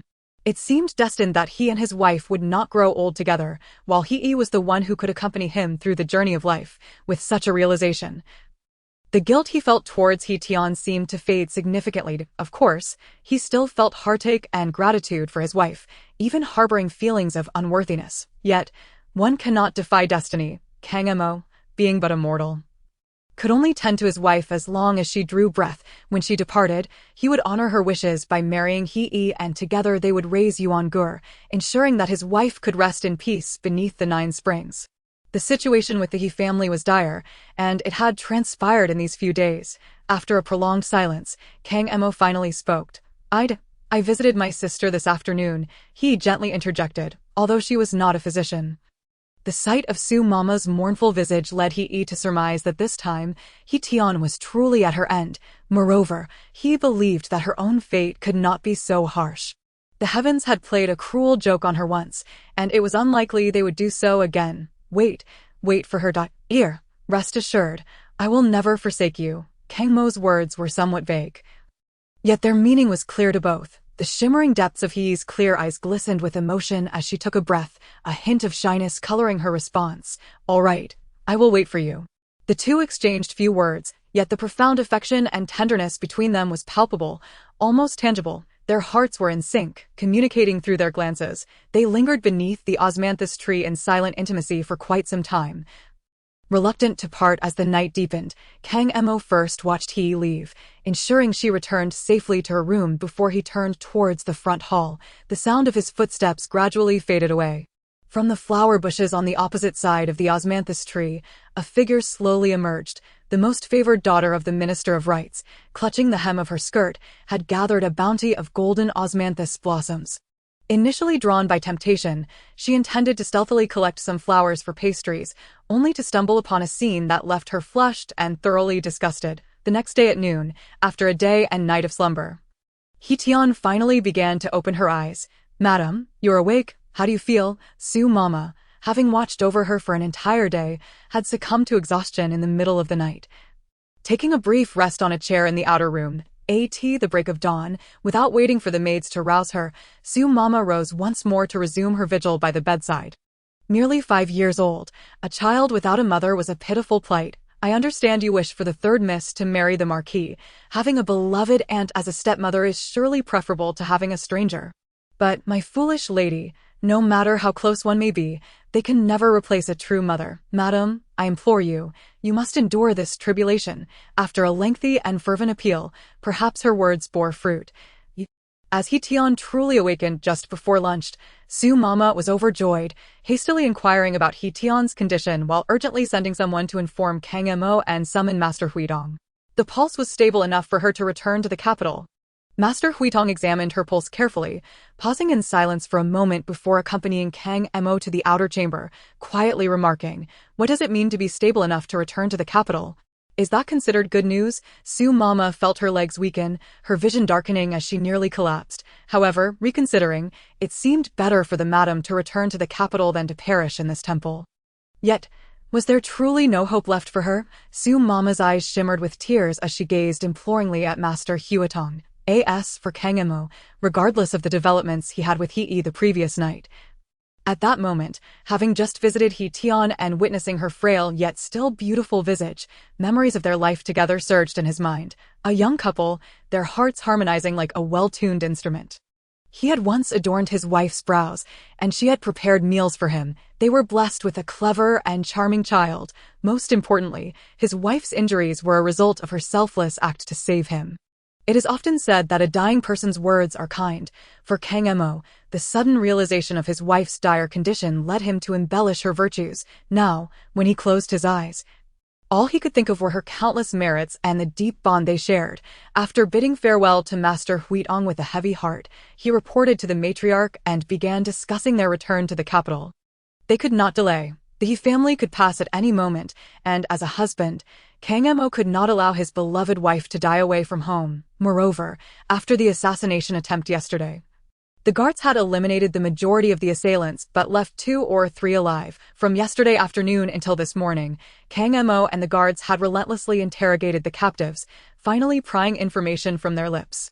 It turned out these assassins were remnants of a fallen dynasty, secretly amassing power under the guise of divine authority. Last year, the so-called Snow Lotus Holy Mother incited a band of brigands to plunder merchants and terrorized the local populace, nearly assaulting the government offices. Upon hearing the news, the emperor was incensed, and coincidentally, Duke Wei, Kang Mo, was returning from the southwest with his troops, set to pass through this area. The emperor thus decreed that Kang Mo should eradicate the bandits along the way. Just returning from the battlefield, his forces were at their fiercest, and upon arriving at that location, he not only annihilated the bandits, but also dismantled a vital stronghold of the Snow Lotus Holy Mother. Kang Mo had always been decisive in battle, showing no mercy to these remnants. Not only did he kill, but he also followed the trail to discover a group of remnants led by the Snow Lotus Holy Mother. Kang Emo reported everything to the emperor, who dispatched his elite guards, the Jinlin Guard, to investigate and hunt down the remaining forces. In a matter of months, the influence of the Snow Lotus Holy Mother was significantly diminished, and she, along with several members of the former royal family, fled in a panic to the southwestern wilderness.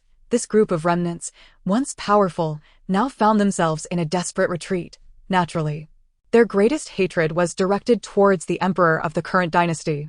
However, they also marked Kang Emo, the executioner, in their little black book. Thus, just as the Snow Lotus Holy Mother and her cohorts had barely established themselves in the southwestern border, thoughts of revenge consumed them. Unable to infiltrate the palace, with the emperor's side guarded by the omnipresent and formidable Jinlin Guard, they turned their vengeance towards Kang Emo, the lapdog of a tyrant, to ensure a decisive strike. They even coated their arrows with a unique venom from the southern regions, a potent toxin that would guarantee death within 100 paces. He Tian, however, was fortunate to encounter Master Huitong, skilled in treating difficult ailments. Master Huitong helped to neutralize the poison and expel it from her body. Nonetheless, her health was irrevocably damaged. Unless a deity were to intervene, her best outcome would merely be to survive a few more days. The situation of the Duchess of Wei was not a secret. The other noblewomen residing in the guest quarters of Qingyun Temple had also heard the rumors, the youngest daughter of the Yen family, a minister of rites, had just finished a vegetarian meal unique to the temple when she overheard her grandmother and mother whispering about the gossip surrounding the duke's family. Alas, the He family is truly pitiable. Such a virtuous woman yet denied longevity, sighed Madame Yen as she fiddled with her prayer beads. She had become a widow at a young age and raised 4 sons and 2 daughters alone. Her sons had all achieved great success. The eldest held the position of Minister of Rites, while the second, third, and youngest also served in the court. When the great scholars of the court spoke of Madame Yen, they would raise their thumbs in praise, lauding her as a paragon of virtue, worthy of being called an exemplary wife and mother. The Empress Dowager, the Empress, and other noblewomen held her in high esteem. Whenever the court hosted banquets, she always sat in the front row. Madame Yen was meticulous and composed, never allowing the favor bestowed upon her by the nobility to lead her into arrogance or carelessness. Instead, she enforced even stricter discipline upon her descendants, ensuring her daughters and granddaughters were raised with propriety. The most favored among them, the youngest daughter, may have seemed a little more spirited in private, but in public, she was undoubtedly a model of grace and elegance. Thus, to receive a compliment from Madame Yen was a rare honor, indicating the extraordinary nature of He Tian's self-sacrifice for her husband. By this alone, she could easily become a revered figure among the noblewomen of the capital. However, Duke Wei was also a man of deep affection and loyalty. After sighing, Madame Yen shifted the subject, a look of approval crossing her face. I just heard a commotion outside. I sent someone to inquire, and it turns out that the Duke's family is preparing to return to the capital. That Kang Emo, in his efforts to ensure a smooth journey for the He family, has dispatched people to arrange carriages and sought out Master Huitong for good medicine. Truly a busy man. Hearing her mother-in-law's words, Madame Yen could not help but nod in agreement. The Duke and Duchess of Wei had always shared a strong bond. It was likely that the Duke's usual kindness towards his wife led her to risk her life in a moment of crisis. Indeed, that is the way of in a marriage. Both partners support and respect one another. The matriarch regarded her daughter-in-law with satisfaction. This is indeed a profound truth. A wife risks her life to save her husband, which undoubtedly reflects her virtuous and kind nature. However, it is likely more indicative of the deep bond shared between the couple, with the husband treating his wife with utmost care. Upon hearing this conversation between her grandmother and mother, Yan Jionyang's expression became rather peculiar. She opened her mouth, intending to say something, yet the words caught in her throat, and she swallowed them back forcefully. Nevertheless, the thought of burying her secret deep within her heart left her feeling uneasy. After much internal conflict, when she learned that the people from the Duke of Wei's household were about to depart, Yan Jionyang seized the opportunity amidst the crowd and squeezed her way forward. As she watched the frail yet beautiful Duchess of Wei being carefully lifted into the carriage, she silently prayed countless times in her heart, "Duchess, you must be well. Those vile people wish for your demise. You absolutely cannot die. Just continue to live, even if it is merely clinging to life, to stand before those wretches and frustrate their hopes, forcing them to scurry like rats in the sewers. Forever deprived of the light. Chapter 62. I am the malicious sister. 17. Kang Mo escorted the matriarch and He Tiantian back to the capital, personally carrying He Tiantian back to the main courtyard. After ensuring that Su Momo and the others had settled her comfortably, he dispatched someone to retrieve his name card to summon the imperial physician before hastily heading into the palace. Although the assassination targeted him, it seemingly bore little connection to the emperor. Nevertheless, the Qingyun temple was situated in the capital, and the shocking revelation that over a dozen assassins had infiltrated the area with bows and arrows, brazenly attempting to kill a first-rank duke in broad daylight, was an egregious matter. Not to mention, the orchestrators behind the assassination were remnants of the previous dynasty. Kang Mo felt compelled to report to the emperor without delay. Summon the Jinwu guards and the Jingjiaoyin to me, as well as the commander of the Jinlin guards. In broad daylight, the assassins had breached the city walls. How audacious, how brazen, the open attempt on the life of a first-rank duke. My esteemed general was nothing short of reckless. The emperor was indeed furious, summoning all relevant officials to the palace. Once everyone had arrived, Kang Mo recounted the details of his assassination attempt and the subsequent interrogations in full. He even called forth witnesses to corroborate the account. As for where this case would ultimately fall, whether under the jurisdiction of the Jingjiao prefecture or the Jinlin guards, Kang Mo chose not to concern himself with that. He stood to the side, his hands clasped, observing with a composed demeanor. The emperor vocally reprimanded the officials present, particularly the Jingjiao prefecture and Jinwu guards, who were somewhat more defensible, considering their roles as officials within the capital. However, Kang Mo had been attacked in the outskirts of the city, which, while still under the capital's jurisdiction, offered him some grounds for defense. The commander of the Jinlin guards, however, found himself in a rather precarious position. They prided themselves on being the emperor's eyes and ears, privy to all matters. Yet, the remnants of the previous dynasty had ventured right to their doorstep, and they had not received a whisper of warning. Without needing the emperor's admonishment, the commander found himself at a loss. Ultimately, he nearly put his career on the line, declaring, "I will ensure this case is resolved, if I do not capture that old witch, the Snow Lotus Holy Mother, then I shall no longer serve as commander of the Jinlin guards." After venting his frustrations and dismissing several officials who were sweating profusely, the emperor's fury began to wane. "Wuqing, how's your wife's condition? Have you summoned the imperial physician?" Wuqing was Kang Mo's courtesy name. He had grown up alongside the emperor as his companion, and their relationship was exceedingly close. Privately, the emperor often addressed him by his courtesy name. "I am grateful for the emperor's concern. Alas, his health has always been frail, and those vile individuals have poisoned the arrowheads." Kang Mo's expression fell, and upon reaching this point, he shook his head gently. The implication was clear. His wife was in dire straits. The emperor contemplated the situation. Kang Mo's assassination attempt was indeed a consequence of entanglement. The emperor wagered that if those remnants of the previous dynasty had the slightest capability, they would have infiltrated the capital, breached the palace, and attempted to assassinate him. Yet, the defenses of the inner city were formidable, and the notorious Jinlin guards were present. Those individuals dared not act recklessly. Instead, they had chosen to use Kang Mo as a scapegoat, although it was the duty of a minister to shield the emperor from disaster, an act that was even considered an honor.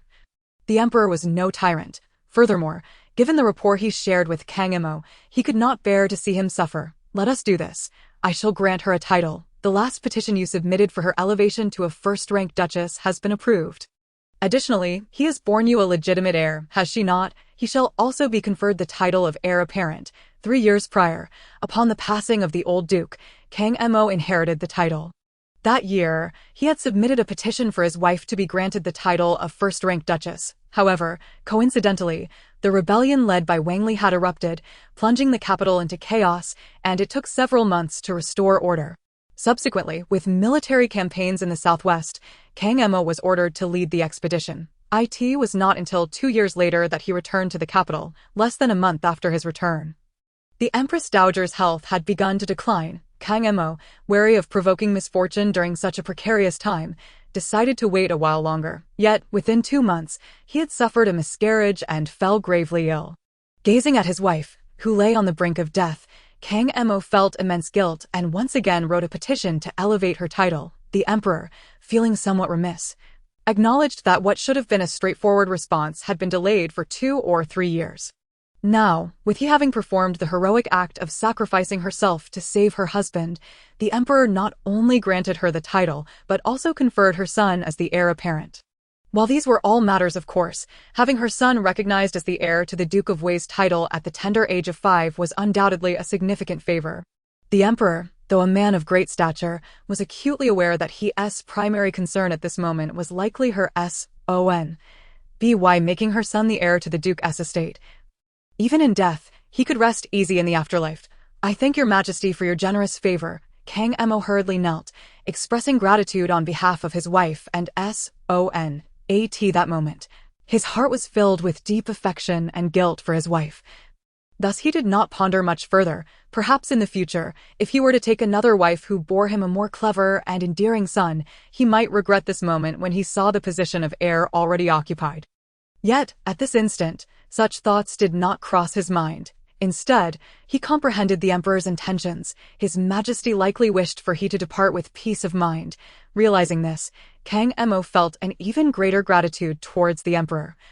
After a moment of contemplation, he declared, "Let us select some fine medicinal herbs from my private treasury for he." Though he knew it might be of little use, it was nonetheless a token of his imperial grace.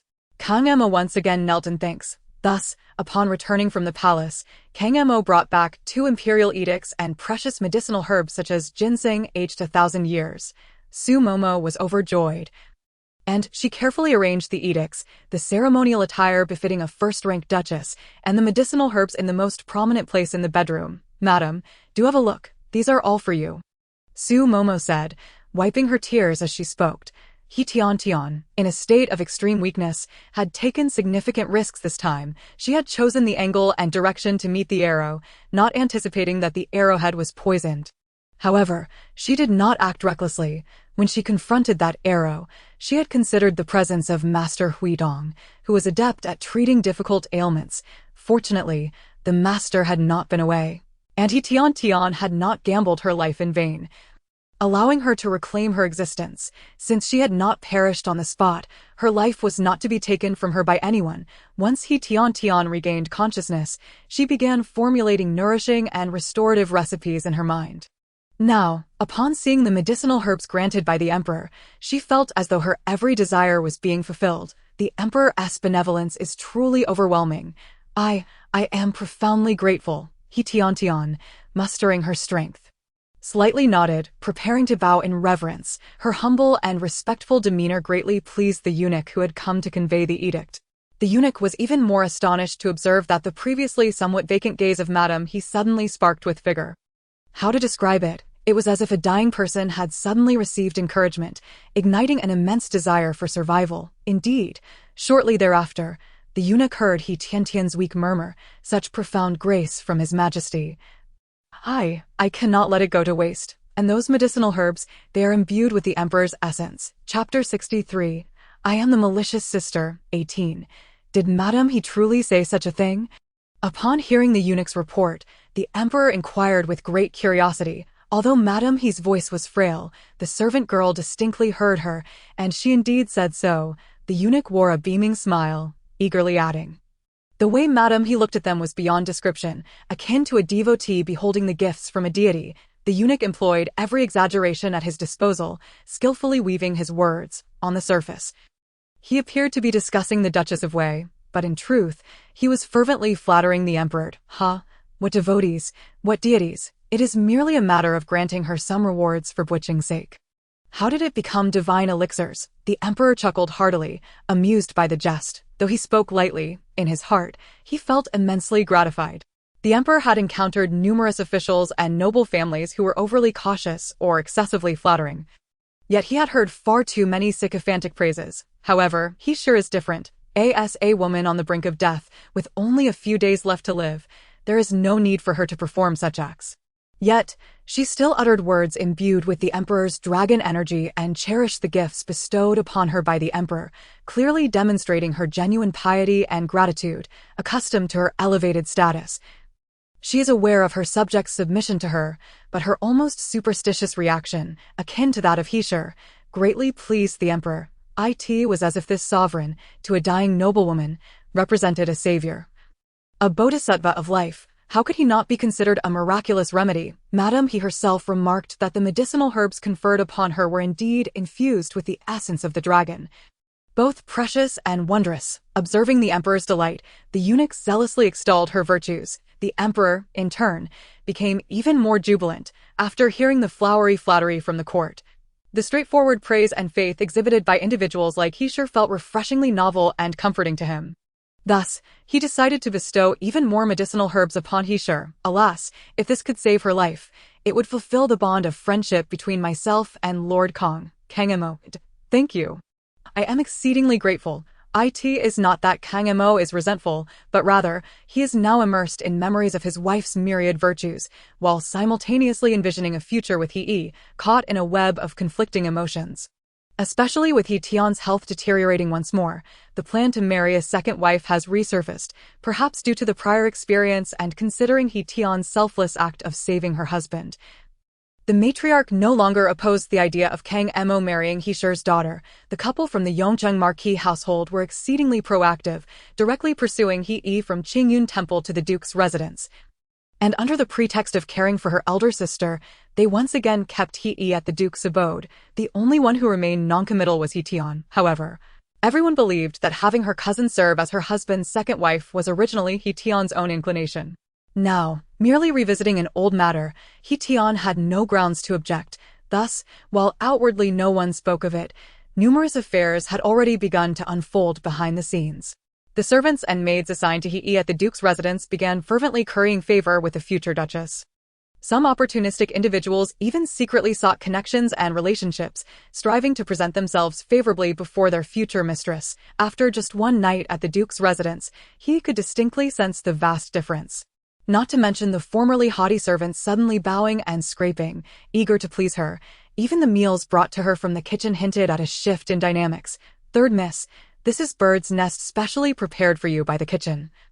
The finest blood bird's nest. The maid brought from the Yongzheng Marquis household joyfully presented the tray, proudly declaring, I suggested giving them some money, but they insisted this is a tribute to you. How could they accept any payment? Upon hearing this, he felt a wave of relief wash over her.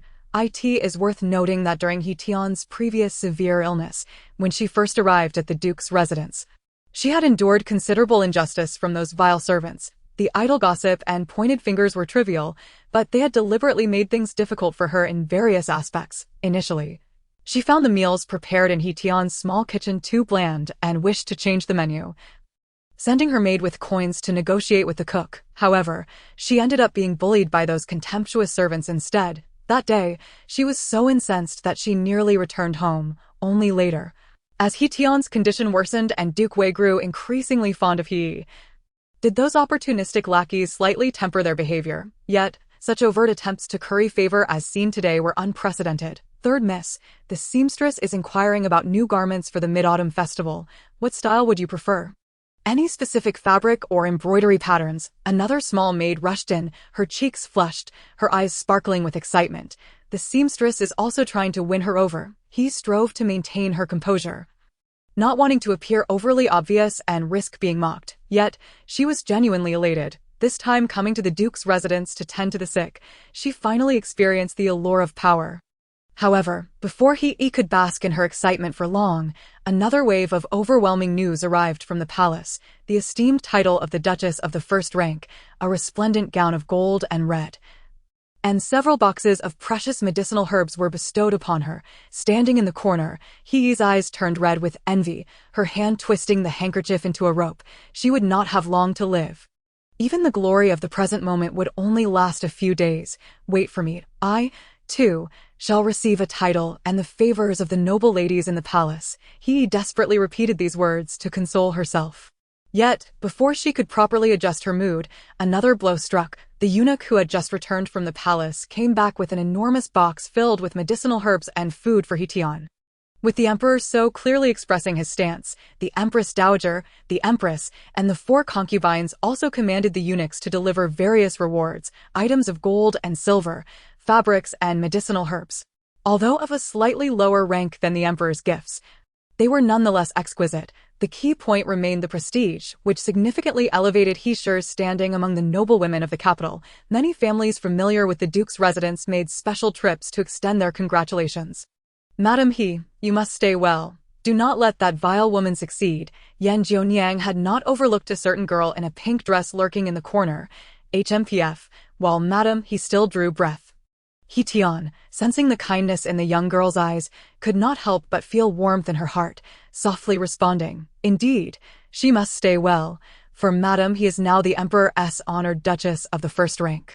Even if the Duke were to waver, she need not fear his erratic behavior. Chapter 064, I Am the Wicked Sister, 19. As evening fell, the bustling Wei Duke's residence returned to tranquility after a day of lively activity.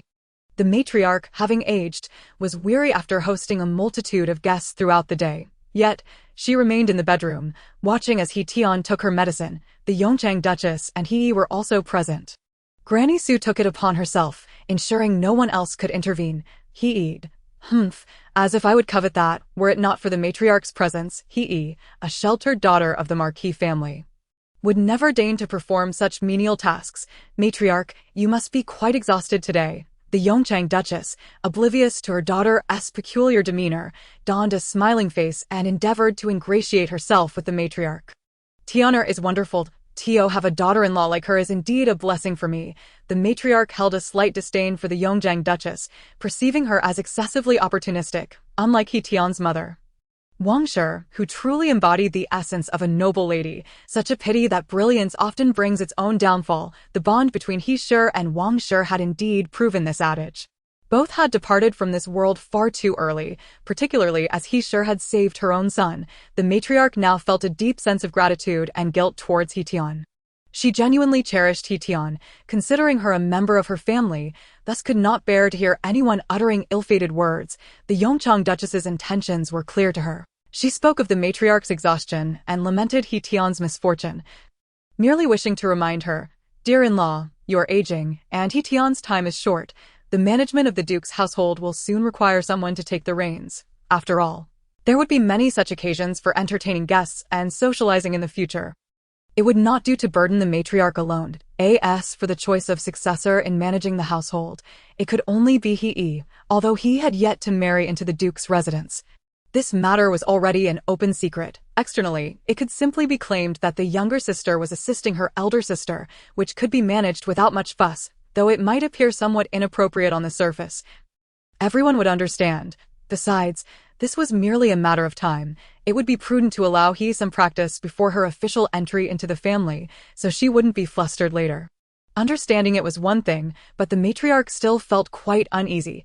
He sure had not yet passed, yet the Yongchang Duchess and He were already so impatient. It was indeed an unseemly display. Tiana has rendered great kindness to my Kang family. I would willingly do anything for her. The matriarch cast a meaningful glance at the Yongchang Duchess, her tone laced with significance. The Yongchang Duchess felt her scheming had been uncovered.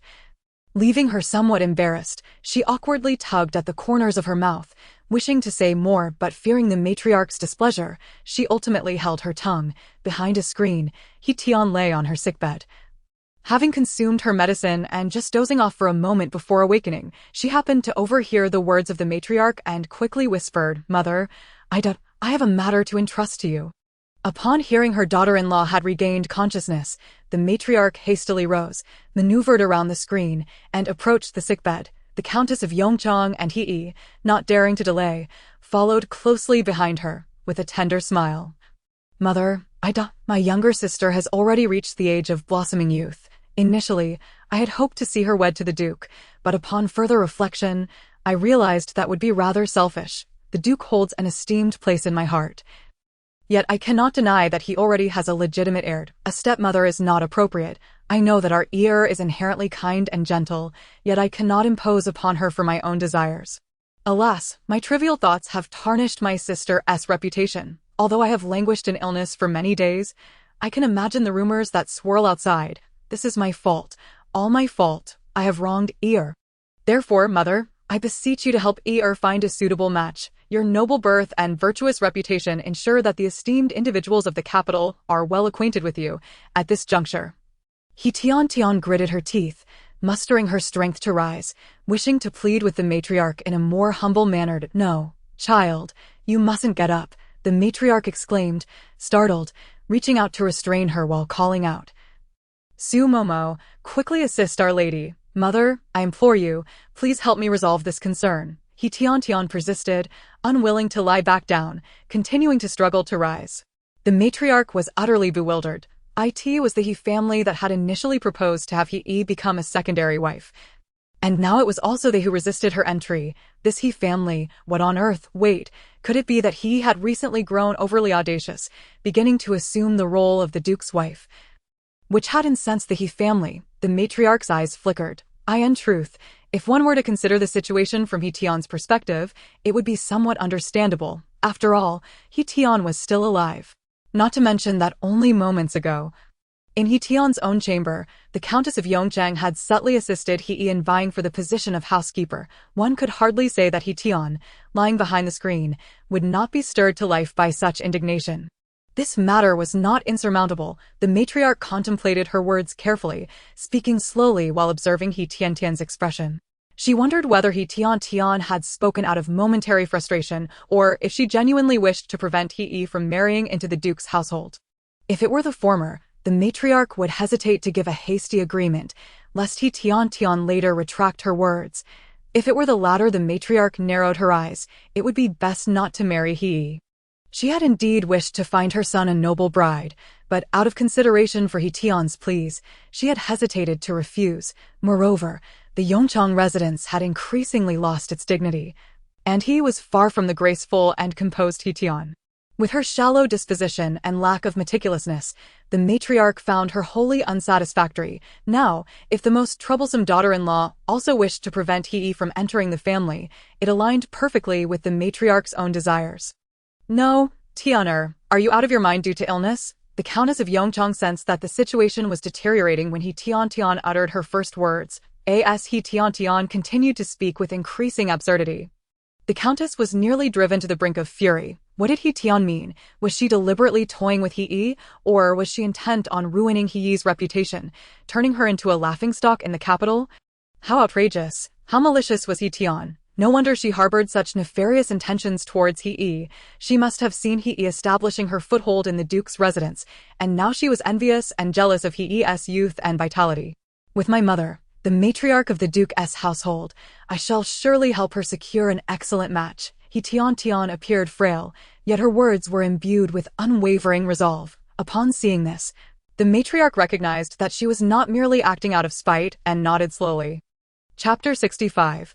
I am the malicious sister, Part 20. He Tian, do you even realize what you are saying? The Countess of Yongzheng, seeing the matriarch nod, became increasingly agitated, losing all semblance of reason as she shouted without restraint. It was you who first proposed that marry into the Duke's household, and now you are the one retracting. What on earth do you intend to accomplish? The Countess shouted.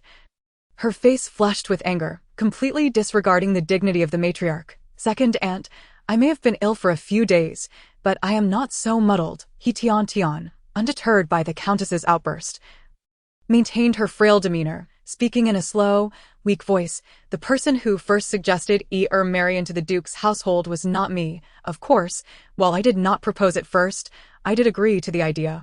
Thus, I must say, I have wronged Though He Tiantian expressed her apologies, her demeanor was utterly detestable in the eyes of the Countess. The Countess was filled with rage, wishing she could rush forward and strangle the contemptible He Tian. However, Su Momo had already stepped in front of the bed.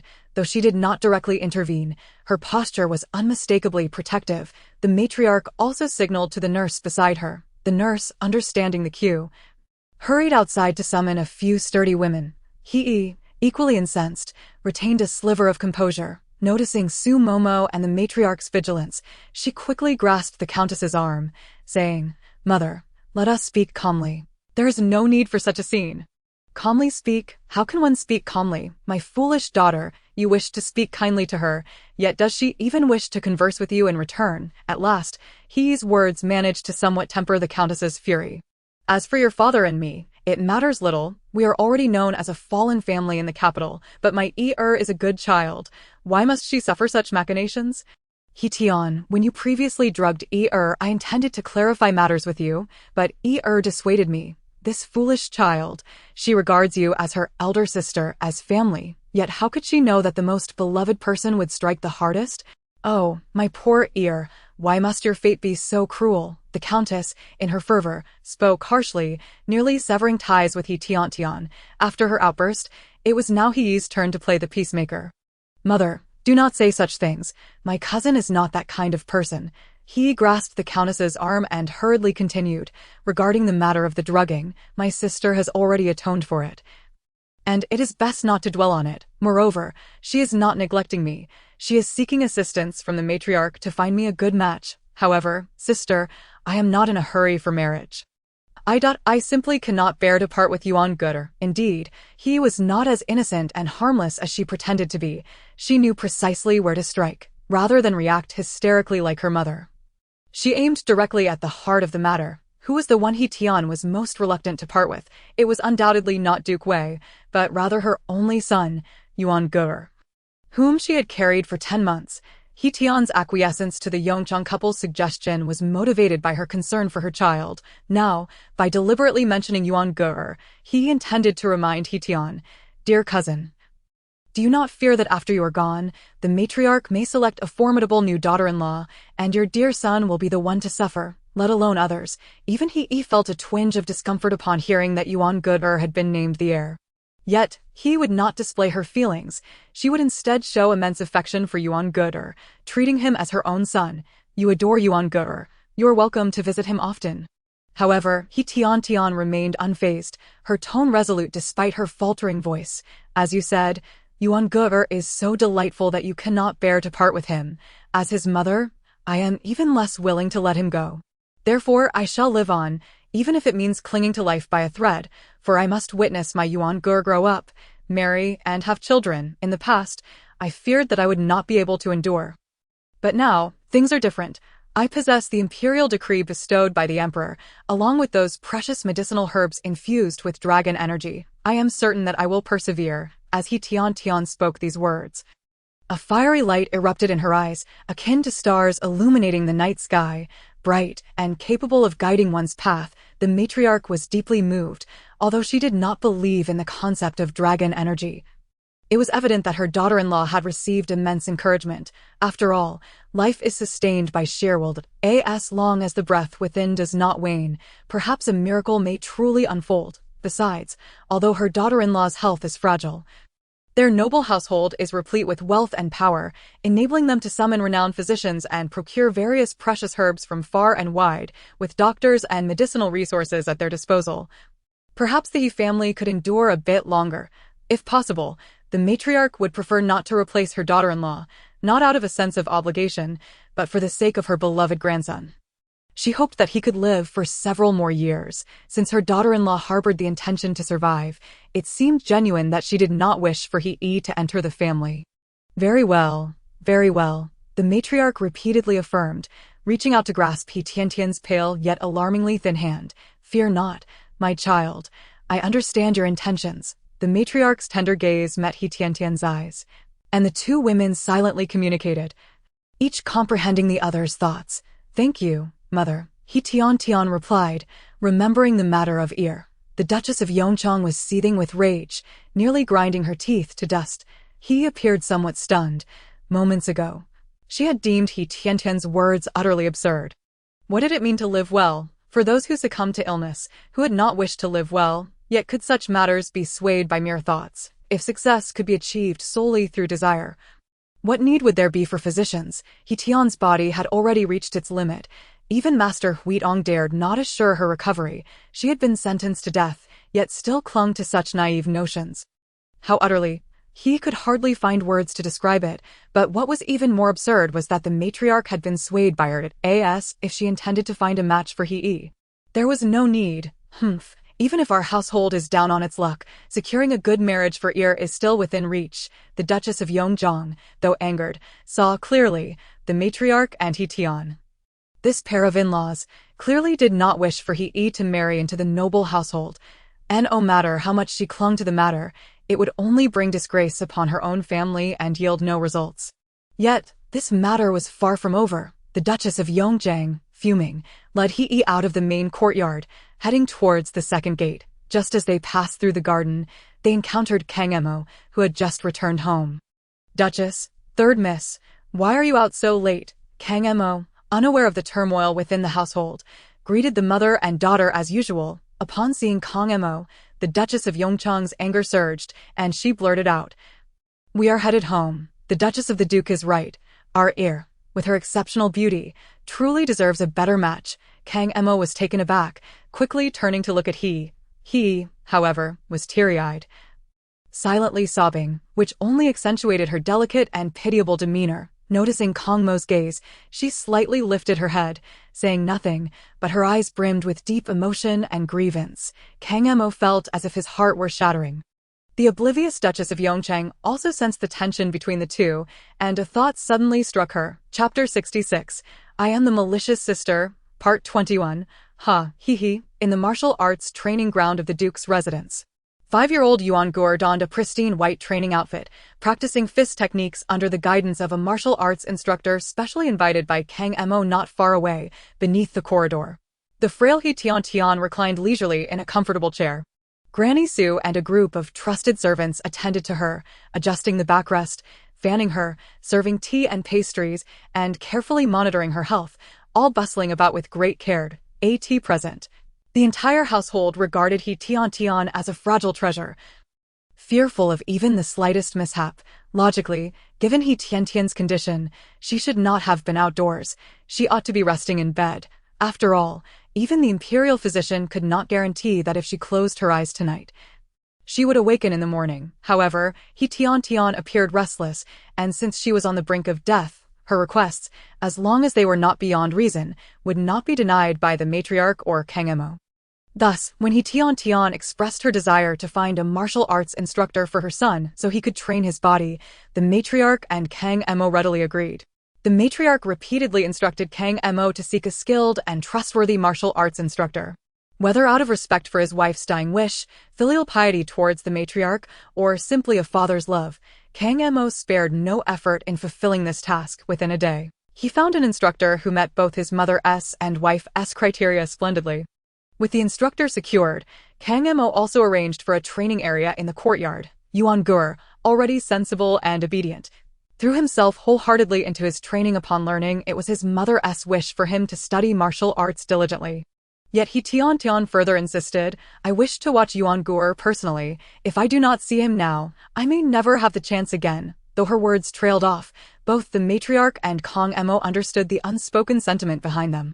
Alas, the hearts of parents are indeed heavy. He Tiantian was likely worried that if she were to leave this world, she would not witness her son's growth and achievements, though it may have been inappropriate and prone to misinterpretation. The matriarch and Kang Emo deliberated and ultimately acquiesced to He Tiantian's request. After lying in bed for several days, He Tiantian finally had the opportunity to venture outdoors, reclining in a comfortable chair. Cushioned with thick bedding and pillows, she felt utterly at ease. Several young maids attended to her, anticipating her needs.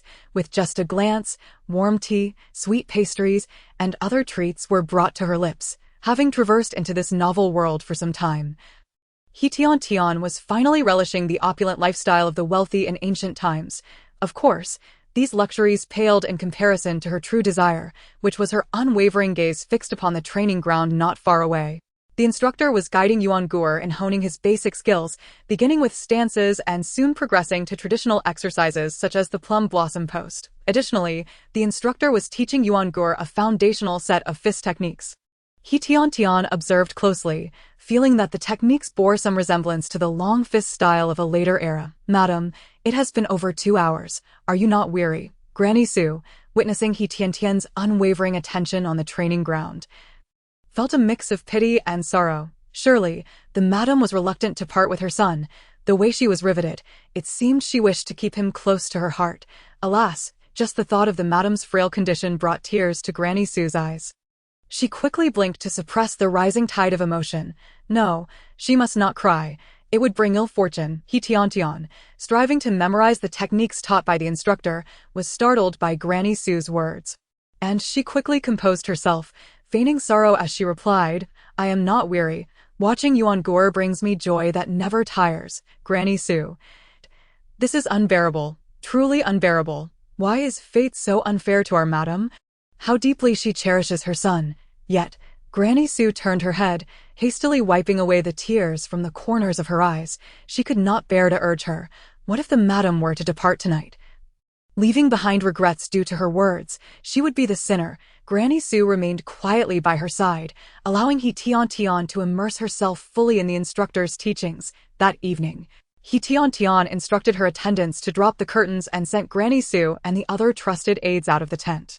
But he also imparted a set of foundational internal cultivation methods to Yuan Gur. Of course, these were not the legendary techniques such as the 9-in manual or easier muscle transformation, but rather basic internal skills. Nevertheless, for someone like He Tiantian, who was a novice in martial arts, this was already a commendable practice. Moreover, she was astonished to discover that after diligently training for several days, her frail body showed signs of improvement. While she had not yet reached the miraculous state of complete recovery, she could at least rise to her feet and complete an entire set of techniques. This filled He Tiantian with immense joy. The matriarch and Granny Sue, witnessing this transformation, were even more moved. It is said that a woman is weak, but becomes strong for her children. He Tiantian was truly exerting every ounce of strength for Yuan Gur. The young Yuan Gur, perhaps unable to fully comprehend these sacrifices, nonetheless began to realize his mother was enduring through her frail body, resolutely living for him. Yuan Gur redoubled his efforts. At such a tender age, he was both fervently studying and diligently practicing martial arts. His mother loved to watch him train from the corridor, and he was determined to excel. With ample motivation, Yuan Gur's progress became palpably visible. The instructor, witnessing this, sighed in admiration of Yuan Gur, a testament to a tiger father who raises no dog, and he devoted himself even more earnestly to teaching. He Tiantian, on her part, was treated with utmost generosity. Aside from the promised stipend, she had instructed someone to present a substantial red envelope to the martial arts master. The martial arts master, a commendable student and a supportive parent, yield but one outcome: the heartfelt dedication of a teacher. The master even revealed a unique secret technique, 100 steps to hit the target. He Tiantian. Oh, I long to practice. My hands itch with desire. However, she was not overly greedy. Mastering that set of internal energy techniques and long fist was already a significant achievement for her. Not only would it have a profoundly positive impact on He Tiantian herself, but it also seemed that her body within this fictional realm was showing signs of improvement, at the very least. The imperial physician who came to diagnose her would no longer shake his head in regret at the matriarch and Kang Mo. Though the lady's health remained fragile, she appeared to have escaped peril, so the physician chose his words with care. Aside from Kang Mo, the entire duke's residence was enveloped in jubilation. Kang Mo gazed at his frail yet still beautiful wife, and a fierce glint flickered in his eyes. Why was he still alive? Could hardly wait. She was already pregnant. Chapter 67. I am the malicious sister, and little D. Why do I feel like the male lead has been looking at me strangely lately? Has something happened? He Tiantian was far too perceptive. Although Kang Mo tried to conceal his feelings, he could not escape her keen observation. That night, He Tiantian cleared the room, retreating to her bed to sit cross-legged and practice her internal energy for a while.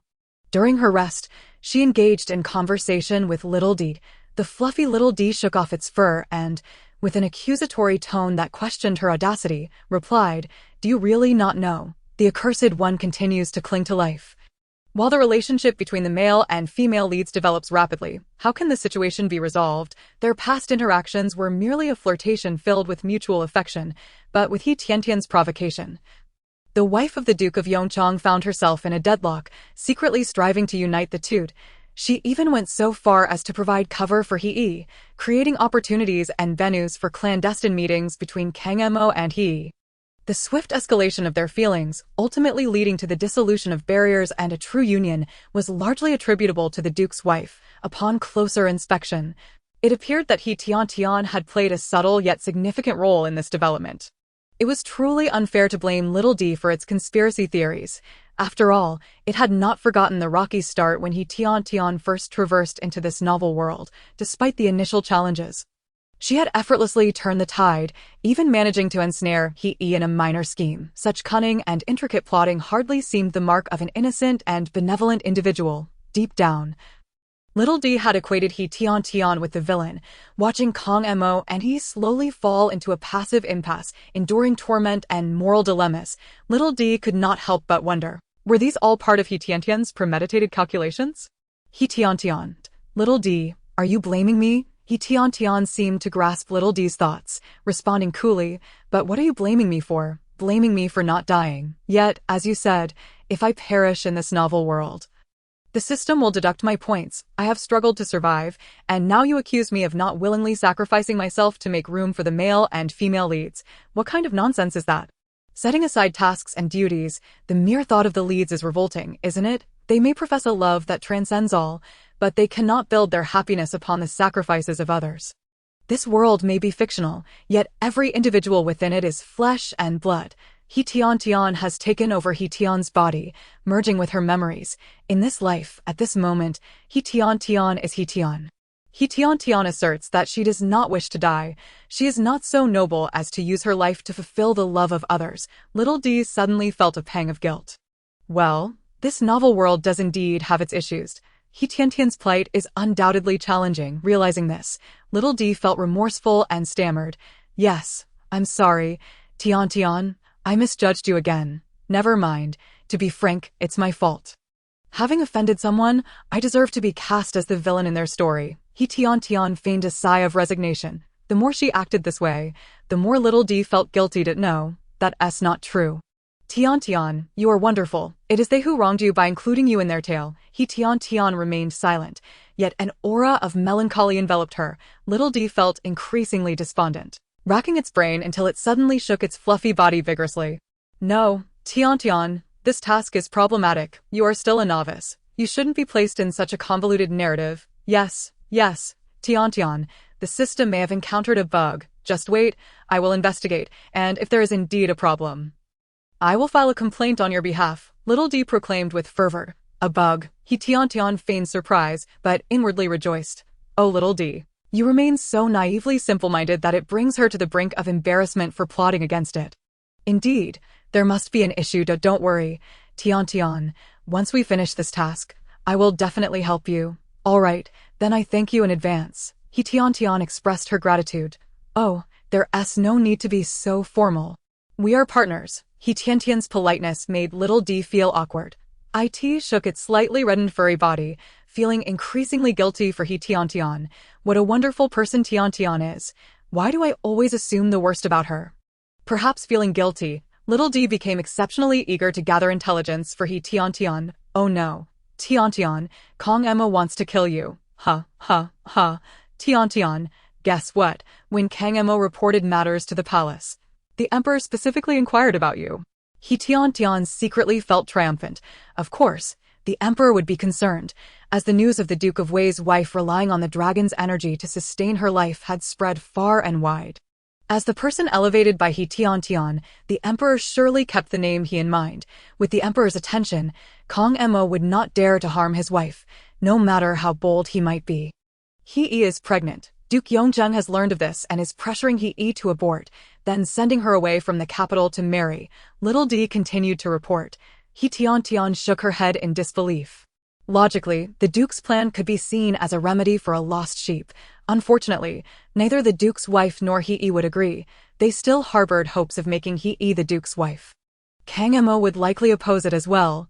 Firstly, he genuinely liked He. Secondly, the child in He's womb was his flesh and blood. And thirdly, it was a matter of a man's pride. Proud as he was, Kang Mo would never allow himself to be unable to protect his beloved woman and child. Yet the reality was, despite her frailty, He Tian clung to life tenaciously. The emperor attributed this to his dragon's energy. While the matriarch and Su Mama believed that He Tian's maternal instincts had made her resilient, the physicians could not quite grasp the situation. Regardless, He was nearing her due date, yet He Tiantian remained sickly and alive.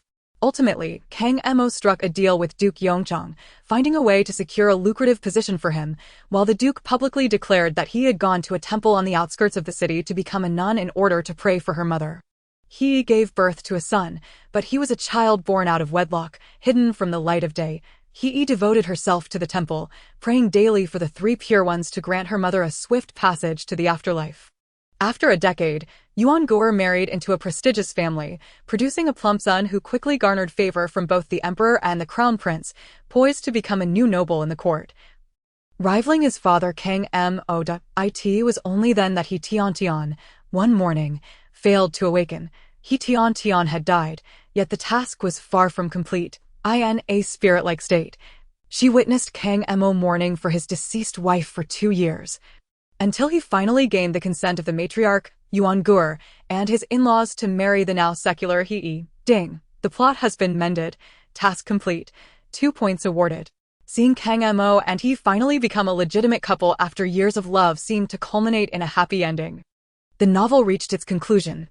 As for their life after marriage, that would be an epilogue. He Tiantian was only responsible for mending the main storyline.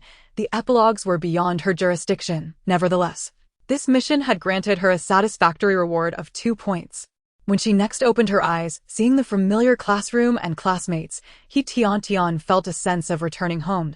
It felt wonderful to be back. Clenching her fists, she thought, yes, although over a decade has passed, I have not forgotten that matter from before I left. Nana, the leader of the group, are you ready? I am prepared to settle both old scores and new ones. Chapter 68. Epilogue combined. In the Duke of Wei's residence. He finally became the Duchess, yet her title had not yet been conferred. Whispers suggested that the Emperor seemed to still remember the former Duchess of Wei. After all, He Tian had faced numerous life-threatening illnesses. Often teetering on the brink of death, Master Huitong and the Imperial Medical Bureau found themselves utterly at a loss, their only recourse being the saying, "Do your utmost and leave the rest to fate." Yet, it was this wretched body, which would elicit a shake of the head from anyone who beheld it, that somehow persevered for over a decade. Rumors circulated among the populace, suggesting that it was the medicinal herbs bestowed by the emperor that had saved the life of the He family. The ability of He to cling to life, surviving numerous critical moments unscathed, was entirely attributed to the emperor's grace. Though such claims seemed preposterous, the undeniable reality of He's condition was evident to all. Many noble figures in the capital whispered among themselves, could it truly be the emperor's dragon aura providing protection? As some elderly ministers approached the end of their lives, their families would seek to curry favor with the emperor. The emperor, of course, was pleased to be regarded as a savior. Even a figure as exalted as the emperor felt a profound joy. Moreover, the herbs he had granted, imbued with dragon aura, could heal and prolong life, seemingly enhancing his own prestige. It was as if he had been deified, regardless of others' opinions. As long as he remained ailing yet alive, the emperor would continue to occupy his divine pedestal. Thus, the emperor lamented deeply upon the passing of He Tian. Even years after He Tian's death, the emperor still remembered this woman who had survived solely due to his dragon aura. In the emperor's eyes, he was likely the sole lady of the Duke of Wei. Kang Mo was likely aware of the special significance He Tian held for the emperor, which is why, after her death, he suppressed his long-held wishes and He Yi's repeated pleas, performing the fade of mourning for 2 years. Only after fulfilling this pretense did Kang Mo find a way to bring He Yi into his household. Shortly after He Yi's arrival, Kang Mo submitted a request for her to be granted a title. However, the emperor did not respond. Nonetheless, this was no cause for concern. He Tian's title had also taken 3 to 4 years to be approved, only granted after Kang Mo achieved military merit. Whether Kang Mo intended to comfort He Tian or persuade himself remains unclear. Regardless of whether He Yi was successfully consoled, Kang Mo received an important reminder. Indeed, the Snow Lotus Holy Mother was stirring up trouble in the southwest, and a battle was imminent. At that time, he would proactively request to take part. Once he achieved military success, he could then beseech the emperor to grant He Yi a respectable title. He Yi felt a simmering resentment, yet had no alternative and dared not express her feelings. Over the course of more than a decade, she had long ceased to be the Na'vi girl consumed solely by love, an illicit union, an unwed child. Despite being the legitimate daughter of the Duke's household, she found herself forced to hide away in the wilderness as a female Taoist priest. After enduring until He Tian's death, Kang Mo did not immediately bring her back to the capital. To her astonishment, Kang Mo intended to observe mourning for that woman. How ludicrous. A truly monumental jest. In these times, it was women who upheld fidelity for deceased husbands. Where was the sense in a husband mourning for his wife? Did Kang Mo aspire to earn himself a chastity plaque? Having already crossed the threshold of 27, he was no longer Na'vi and understood Kang Mo's reservations. Thus, Kang Mo's professed love for her was not as genuine as he claimed. In truth, he had recognized this long ago. Nothing could rival power and wealth in the grand tapestry of life. If Kang Mo truly loved her, he would not have squandered over a decade of her youth. Nor would he have allowed her to become the subject of ridicule throughout the capital. He held great hopes for Kang Mo and harbored deep admiration and affection for him. However, she faced disappointment time and again, sinking deeper into an inescapable quagmire. Ultimately, his heart for Kang Mo had turned to ash, regarding his numerous explanations, while her face betrayed no emotion. Her heart held not a shred of belief. Believe what? It was her unwavering trust in Kang Mo that had led to her current predicament. Having endured the mourning period, she would now have to navigate the scrutiny of the matriarch and the heir. Each time she recalled the disdainful, critical, and scornful gazes of the matriarch and the heir, her heart ached anew. In their eyes, the esteemed legitimate daughter of the Yongcheng Duke's household was likely regarded as inferior to a common village woman. Nevertheless, no matter how humiliating her experiences had been, she had persevered. Finally, she could return to the capital with her head held high and re-enter the circle of the powerful. Yet, a new round of suffering awaited her. There is no wall that does not allow the wind to pass through, regardless of how carefully she and Kang Mo concealed their relationship. Over a decade, something would inevitably leak. In truth, others did not need to seek evidence. They merely had to observe the adopted son Kang Mo had received years prior. That child's features bore a striking resemblance to he, while his face and ears were distinctly reminiscent of the Kang family. Did they truly believe the world was filled with blind fools? Kang Mo claimed the young master of the household was an adopted son, a war orphan, and did everyone truly believe him? Especially after the passing of the Duke of Wei's wife. Although Kang Mo was a widower with a legitimate heir, he was still just over 30, holding a title, real power, and the emperor's favor. He could easily remarry a young noblewoman of suitable status. Even the empress in the palace jokingly suggested matchmaking for the Duke of Wei. Yet, what happened? Kang Mo disregarded the numerous eligible young women in the capital and instead married a recently disrobed female Taoist. A woman already in her late 20s. He had long lost her youthful charm.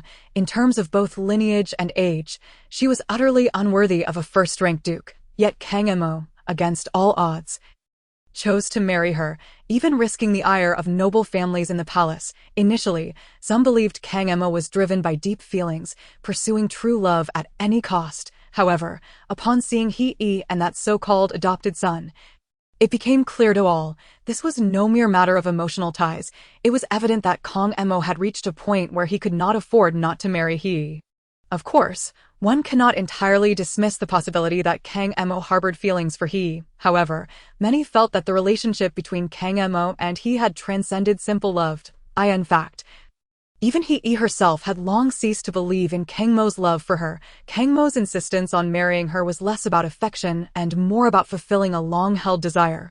Over the years, Kang Mo had been harboring a grudge as a man who inherited his title at a young age and achieved military success. He had grown accustomed to controlling everything in his heart.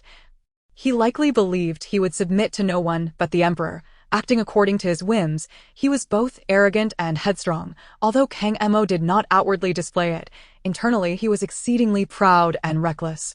Ultimately, all his smooth endeavors stumbled upon He Tian. Kang Mo had developed feelings for he and wished for He Tian to die sooner, yet she simply would not pass away.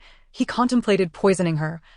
But He Tian unexpectedly garnered the emperor's favor, leaving him too fearful to act. How fervently Kang Mo had once promised he, only to be met with profound frustration. As he endured, so too did Kang Mo. In the end, Kang Mo's desire to marry he was not merely about rekindling old feelings or years of affection. It was fundamentally about a personal vendetta. It was as if he believed that by marrying he and acknowledging their illegitimate child, he could erase the humiliation he had suffered at He Tian's hands. Kang Mo seemed unaware of this twisted mindset, mistakenly believing that he deeply loved he and was willing to sacrifice everything for her. Yet, The reality, honed by years of hardship, made He acutely aware. Nevertheless, she chose not to confront him, instead leveraging this insight to improve her and her child's circumstances. Thus, when she heard Kang Emo earnestly declare that he would volunteer for battle should conflict arise in the southwest, striving for military merit to secure her a title, he felt skeptical within, but allowed a look of moved gratitude to grace her face. "Ah, my lord, I have always known you are the best to me in this world." He understood that Kang Emo favored her most when she appeared vulnerable and innocent. Yet, while she had seen through Kang Emo, she failed to recognize her own facade. At 14 or 15, a naive girl could indeed be delicate and dependent, but for a woman in her late 20s, such behavior was decidedly unseemly. It might not be described as utterly unappealing, yet it lacked grace and could hardly stir Kang Mo's heart. He nestled against Kang Emo, allowing him to observe her skin. Now devoid of youthful collagen and firmness, a flicker of disdain crossed his eyes. "Very well, you should rest early. I will head to the study." Kang Emo awkwardly pushed He away, muttering an excuse, and hurriedly departed. Watching Kang Mo's retreating figure, the sweet smile on He's face vanished in an instant.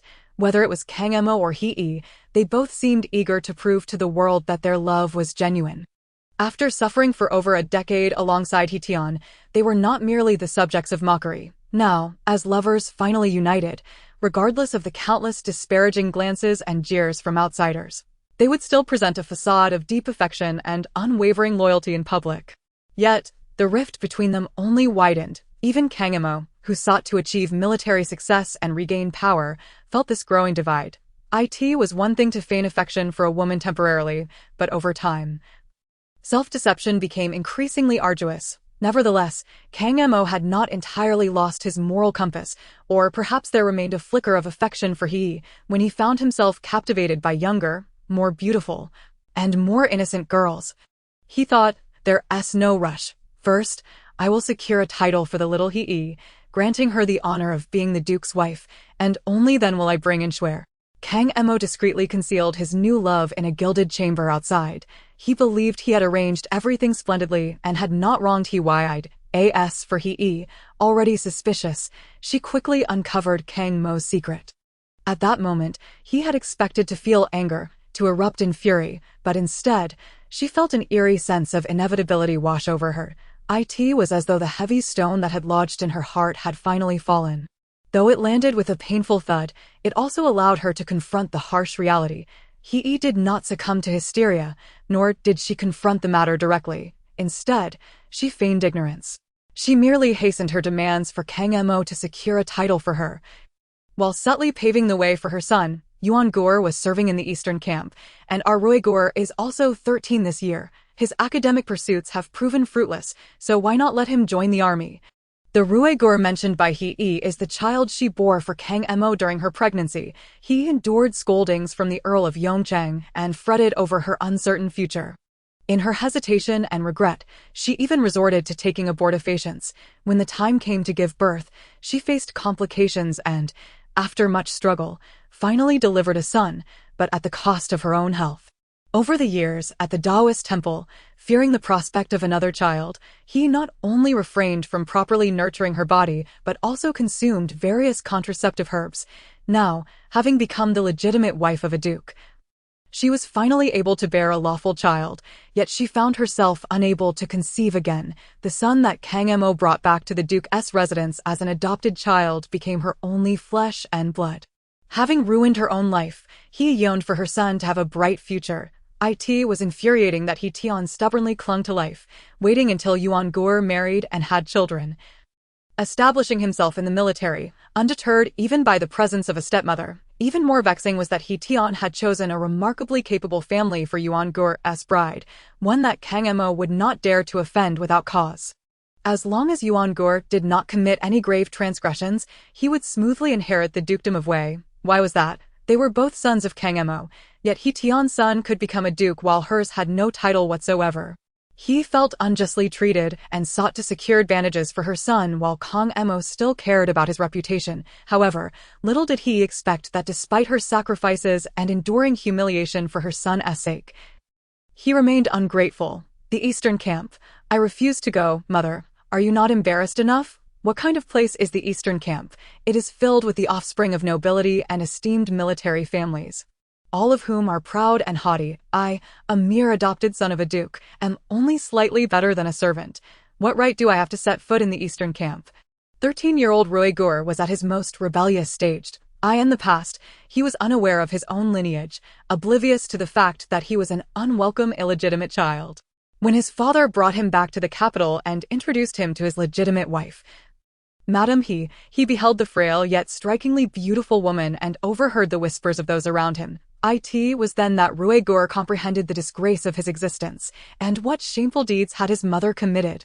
Overcome with shame, Rui Gur became sensitive and self-deprecating, feeling as though he bore the weight of original sin. After living in the Duke's residence for a time, enjoying the opulence of the aristocracy and witnessing the status and glory of his half-brother, the heir, his feelings of inferiority morphed into envy and jealousy. Now, Rui Gur was psychologically twisted and emotionally volatile, harboring resentment towards the mother he once revered. Upon hearing He Yi's intentions to secure a bright future for him, a sensitive nerve within him was struck, and he erupted. What am I? An adopted son? What status do adopted sons of powerful families in the capital hold? Do you not know? He was taken aback by her son's outburst and blurted out, "Nonsense, you're not an adopted son. You're the flesh and blood of your father and me. Dare you say that? Dare you repeat it in front of everyone in the capital? You wouldn't."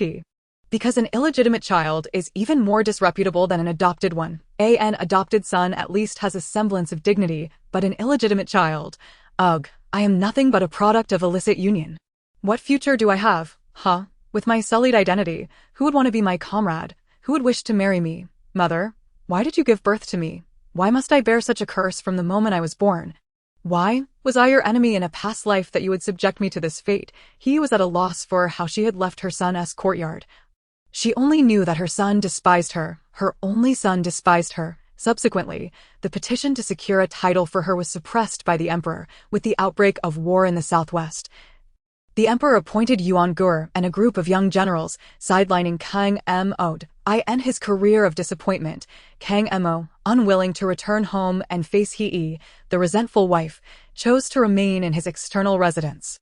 With his son estranged and his husband having taken a new partner, He found herself looked down upon by her mother-in-law and her own family. The perseverance of over a decade seemed but a cruel joke. In secret, He procured a deadly poison, donned the attire she wore when she and Kang Mo first fell in love, and resolved to end her life alongside him. Chapter 069, A Family of Exceptional Characters, Part 1. The story in the side chapter was unseen by He Tian, and thus she remained unaware. Yet, she could well imagine it. While immersed in the world of the novel, He Tian understood that even if Kang Mo and He, as lovers, became united, they would never attain true happiness. Human hearts are fickle, and love, the most unreliable of emotions. In a fleeting moment, amidst a particular atmosphere, Kang Mo and He developed feelings for one another. Given the right circumstances to cultivate their affection, perhaps their love could flourish. Yet, He Tian, the catalyst for their relationship, had ceased to function as intended. Instead of dying at the most opportune moment as scripted, she lingered on, stubbornly opposing the plot. For over a decade, He Tian had endured illness, draining both Kang Mo and He of their passion while simultaneously introducing numerous obstacles to their love. As long as He Tian lived, Kang Mo's many promises to He would remain unfulfilled. When a man betrays a woman's trust, she is prone to harbor resentment. Over the span of more than 10 years, repeated conflicts, even the strongest love can devolve into mutual dissatisfaction. That Kang Mo and He had managed to endure for a decade, despite the fractures in their relationship, and still found a way to unite, was already a testament to the original script's formidable power. Having experienced a script murder firsthand in the world of the novel, He Tian gained profound insight into the strength of the original narrative. Truth be told, this time in the novel world was rather stifling. He Tian vaguely sensed the malevolence emanating from the script. Little D, have you thoroughly investigated the issues within this task? Returning to the real world, He Tian slightly calmed her emotions before beginning to summon Little D. Indeed, there was a bug. Little D spoke hesitantly. Well, when He Tian had initially confided her grievances, Little D had not thought much of it and was instead swept up in her emotions, empathizing with her plight. IT was indignant and vowed to seek justice for He Tian.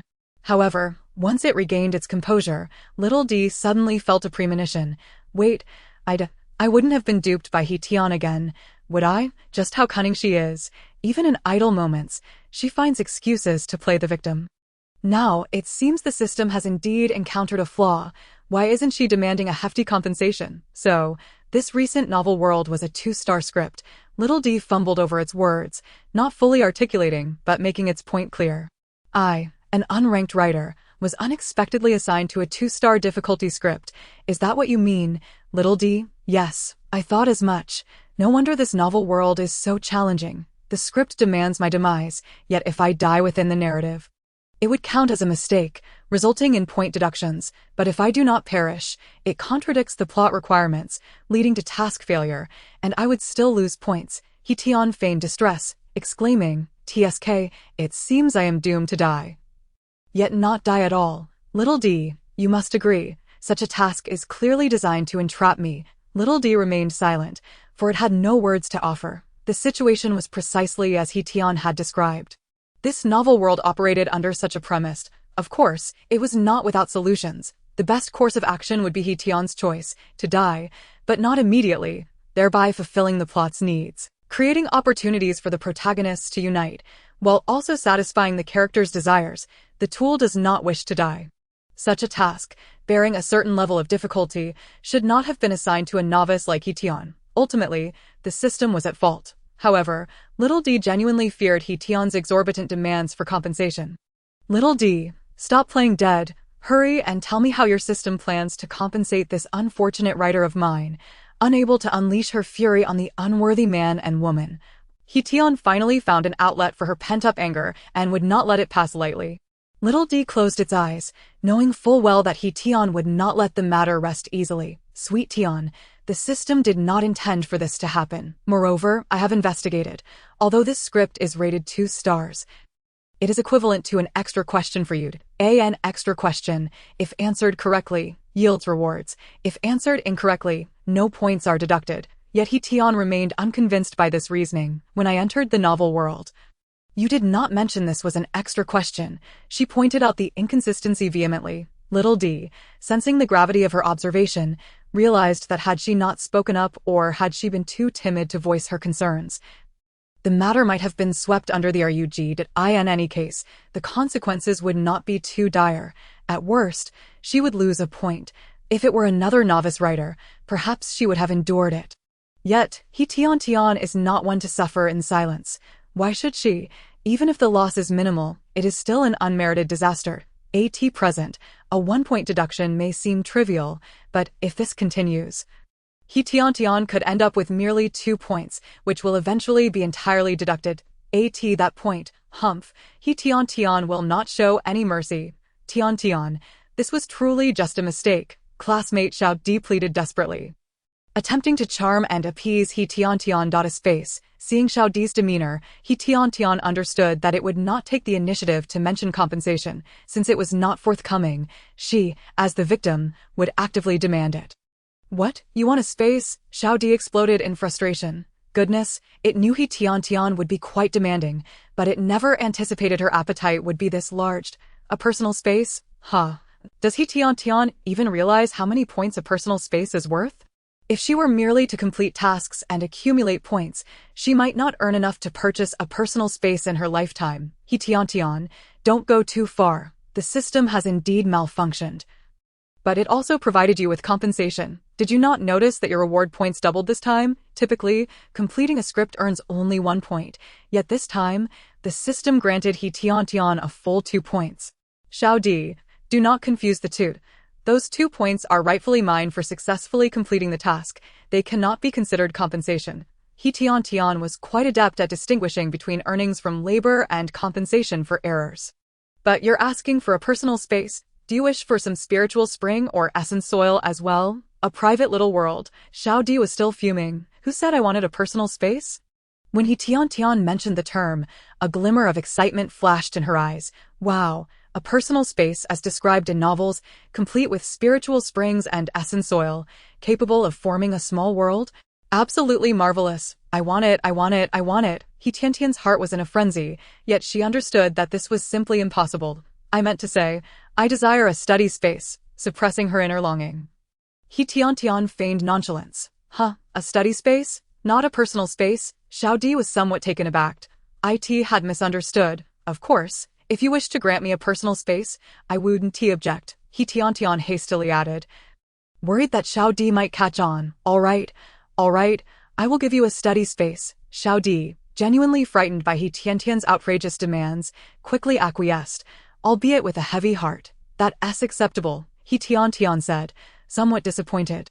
Xiao Di, fearing further complications, hastily applied to the system. IT presented the situation as dire, and after much negotiation, finally secured a study space for He Tiantian. Xiao Di wiped non-existent sweat from its brow. Feeling both apprehensive and reluctant, an independent virtual study space is worth a remarkable 100 points. He Tiantian promptly clicked to claim it, binding the study space to her soul. This was indeed an unexpected delight. She knew that applying simple window effects against Xiao Di was the most effective strategy. Of course, to avoid raising Xiao Di's suspicions regarding her little scheme, He Tiantian pretended to be unsatisfied. Muttering, a virtual study space is worth 100 points. That personal space must be even more valuable. Xiao Di, initially feeling a pinch, upon hearing this, it seemed more palatable. Indeed, if He Tiantian insisted on a personal space, it might have to sell itself to procure one for her, with a more expensive option for comparison. The relatively costly study space didn't seem as burdensome anymore. Let us just let this matter rest. I'll be more cautious in the future and hope the system pays more attention. I must not allow He Tiantian to seize any more opportunities. Xiao Di zipped its lips and shrank into the bookshelf space. Lowering its presence, He Tiantian did not pursue Xiao Di any further. She attempted to immerse her spirit within the study space.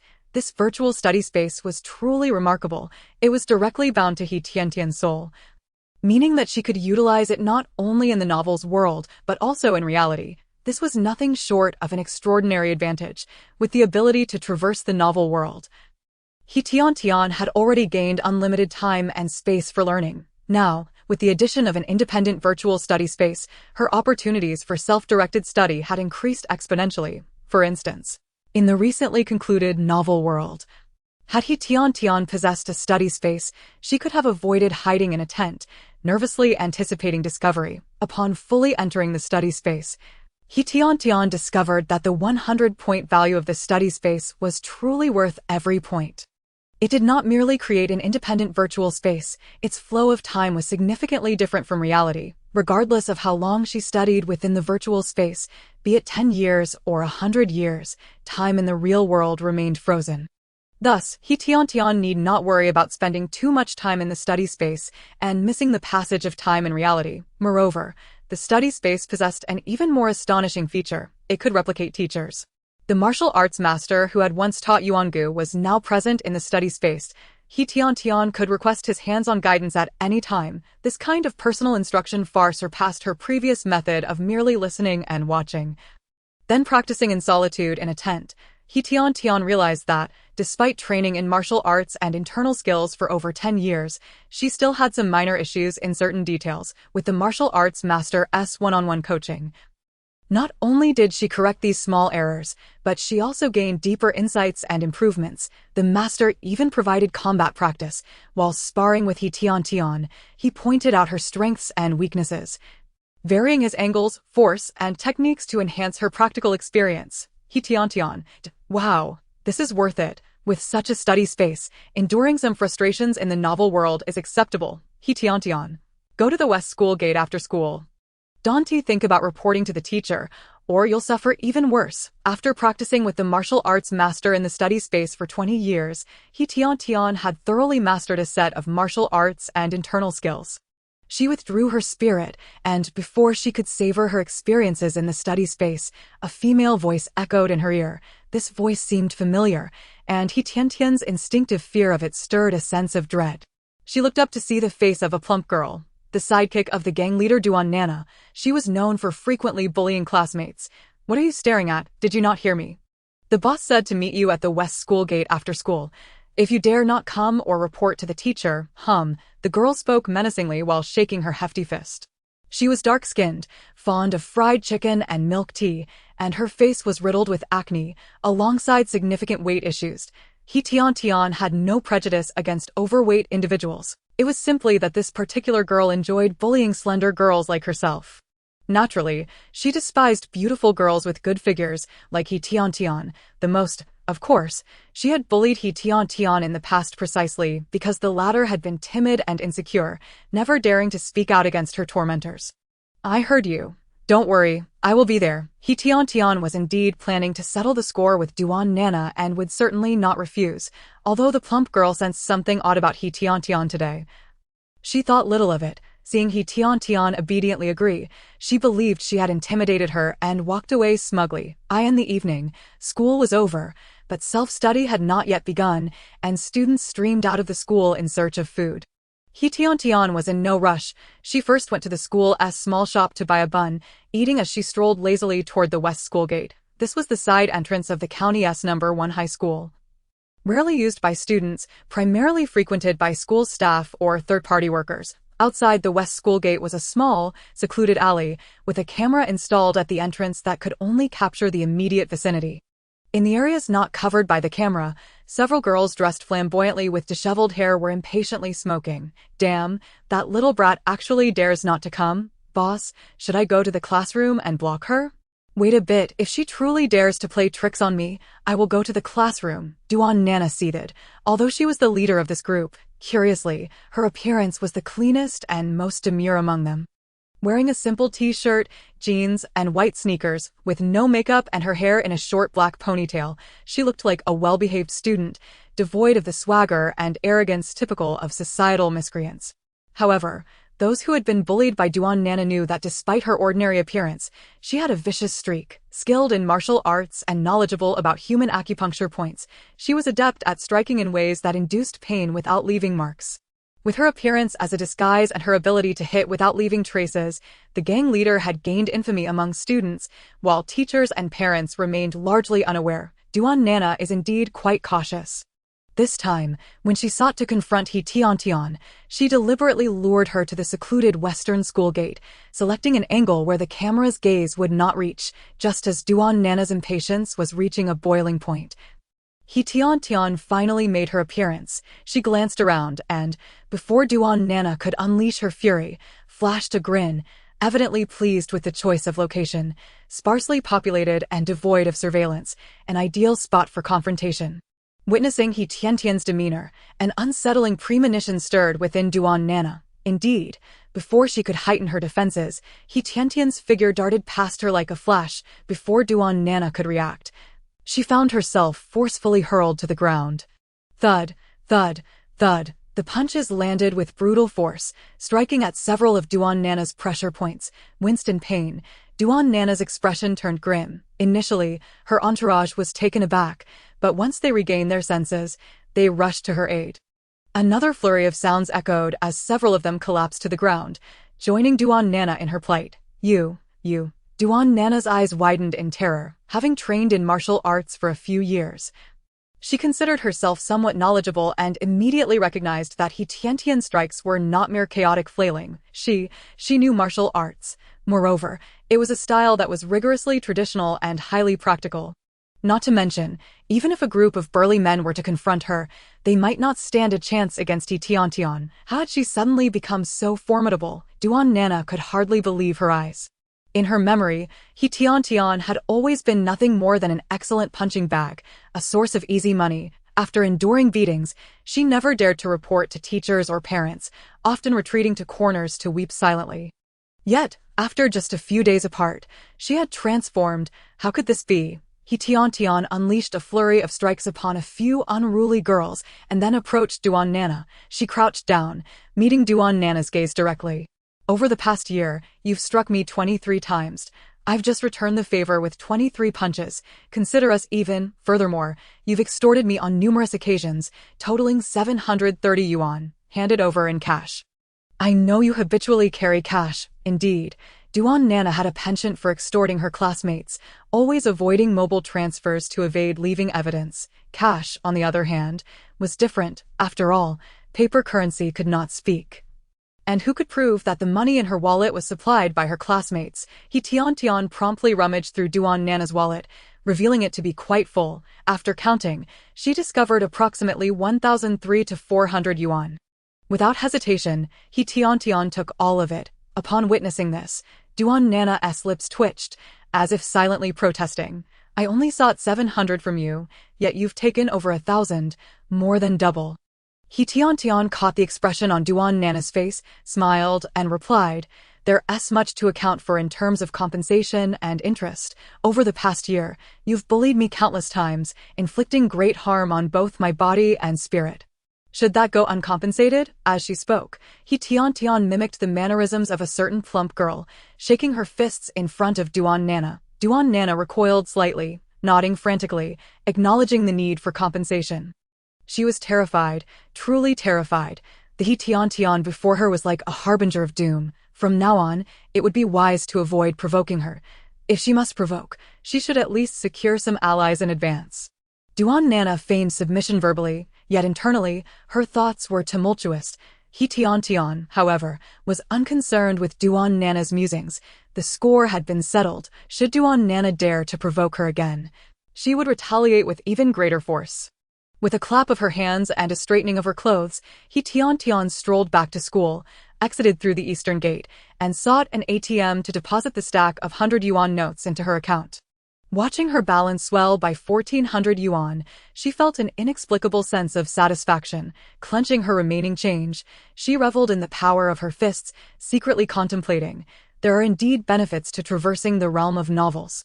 Since there are no downsides, Tiantian, shall we undertake another task? Sensing He Tiantian's emotional fluctuations, Xiao Di sprang forth from the corner, exclaiming, There's a task available, rated 0 stars in difficulty. Perfect for a novice like you. He Tiantian then indulged in a bowl of noodles at the snack street and, upon returning to the classroom, found that evening study had yet to commence. After a moment of contemplation, she nodded. Very well, let us take on another task. However, Xiao Di, no bugs this time. No problem, trust me. I'm starting to regret trusting you. He Tiantian reopened her eyes, accepting the new script, wanting nothing more than to give Xiao Di the finger. Chapter 070. The Whole Family is Extraordinary, Part 2. He Tiantian this time received yet another villainous script, from her perspective as the antagonist. The entire plot could be summarized as Our entire family is extraordinary or My ex-husband is a big shot. From the title alone, one could surmise He Tiantian's characterization within this narrative, an extraordinary ex-wife. In truth, the original character and her family were indeed deserving of the title extraordinary. Utilizing familial ties, they forcibly coerced the male protagonist into marriage with the original character. The original character, lacking in education and exceptional abilities, possessing nothing but her looks, resorted to cunning to marry into a prestigious family. Logically, one would expect her to lead a good life thereafter, but no. She was not satisfied, having escaped her rural origins to become a city dweller, a coveted official's wife. She still craved more, taking advantage of the job arranged for her by her in-laws. She began to flirt with foreign men. Oh, and I forgot to mention, this script is set in the late 1980s to early 1990s of a parallel world, a time when the Chinese began to idolize the foreign moon. Believing it to be more luminous than their OWN, IT was an era of Western adulation where everything revolved around money. The unit assigned to the original character was quite unique, a state-operated hotel with foreign business dealings. With only a high school education and despite her mother-in-law's connections, the original character could only secure a position as a mere waitress. Yet, this job, which allowed her to meet foreign guests, ignited her restless spirit. She was exposed to broader horizons and heard tales of more prosperous worlds from those foreign visitors. She yearned to go abroad, to pursue a better life. Moreover, as her husband was a soldier often away, rarely seeing each other throughout the year, the original character felt a sense of grievance, as though she were living as a widow. After encountering the glitzy world, her heart seemed to sprout wild ambitions. Coincidentally, an opportunity arose for a business trip to Hong Kong, which she relentlessly persuaded her mother-in-law to allow. Once in Hong Kong, She suddenly went missing. It was only through letters sent to her parents that it was revealed she had entangled herself with a foreign man and, seizing the opportunity of her trip, had eloped with him to Japan. This was nothing short of a betrayal. Had her in-laws been an ordinary family, her actions might have been merely a case of personal vanity. However, her in-laws were public servants. Her behavior not only jeopardized their family, but directly sabotaged her husband's career. If the story had ended here, the original character would not have been deemed overly extraordinary. But could it be that simple? Xiao Di was, after all, a source of mischief. The original character went to Japan, changed her name to a local one, and after a brief taste of life in a developed country, was promptly abandoned by her foreign suitor. Meanwhile, her husband, forced to return home, ventured into the business realm, flourishing spectacularly, though titles like richest man did not exist at that time in their locality. The original character's husband, the male protagonist Yan Xingzhou, was already a significant figure. By the 1990s, he had amassed assets exceeding 100 million, with his commercial influence spreading nationwide. Truly, as the male protagonist, he excelled in every field. He Tiantian gazed at the script, unable to suppress her exclamations. With a male lead, naturally, there must be a female lead. The female lead of this tale is a strong woman who, despite her humble beginnings, perseveres and thrives. She and Yan Xingzhou are equals, competing yet supporting one another, gradually igniting the flames of love through their exchanges. The romance between the male and female leads invariably encounters obstacles. This seems to be a common trope in online romance novels. It is as if love that has not weathered trials cannot be deemed true love. The original character and her family played the disgraceful roles that tested the love between the protagonists. First, there were the original character's parents. Before her defection, she had already given birth to a son with Yan Xingzhou, yet perhaps out of spite or an inherently cold nature, she felt no affection for the child and showed no hesitation in abandoning him. During her escape, she exhibited no concern for his well-being. The original character's maternal family was equally heartless, showing no regard for their unfortunate grandson. However, once the news broke that Yan Xingzhou intended to marry the female lead, they all came rushing in, clutching the child's hand, claiming to be concerned for him being mistreated by a stepmother, insisting on taking him back. The original character's mother was a true force of nature, throwing tantrums and creating chaos, as if her family could not survive without their privileged grandson. The original character's siblings also stirred up turmoil, causing upheaval for Yan Xingzhou and his family, leaving chaos in their wake. Yan Xingzhou's grandfather was nearly driven to the brink of death, and when family members rushed him to the hospital, the old man wept, lamenting, "It's my fault. It's all my fault. Had I not accepted a bun from the He family during my hardship, our family would never have been entangled with them. Xingzhou wouldn't have suffered such misfortune." Indeed, the original character's family incessantly spoke of the favor they received, which stemmed from an incident when Yan Xingzhou's grandfather was sent down to He family village, where He family's patriarch, out of pity, had secretly given him a bun. Not be misled into believing that grandfather he is exceptionally kind, capable of raising a brood of exceptional individuals. His character is hardly commendable. The reason he occasionally displays benevolence, such as saving food from his own mouth to assist grandfather Yan, merely serves as a token of gratitude that has allowed the He family to become dependent on the Yan family. This reliance extends beyond the original protagonist's marriage to encompass her two brothers' employment and the dowry during their weddings. Whenever there is something that the original protagonist's parents cannot manage themselves, they turn to the Yan family for assistance. The Yan family, whether out of a sense of obligation or for the sake of their reputation, begrudgingly endures this situation time and again.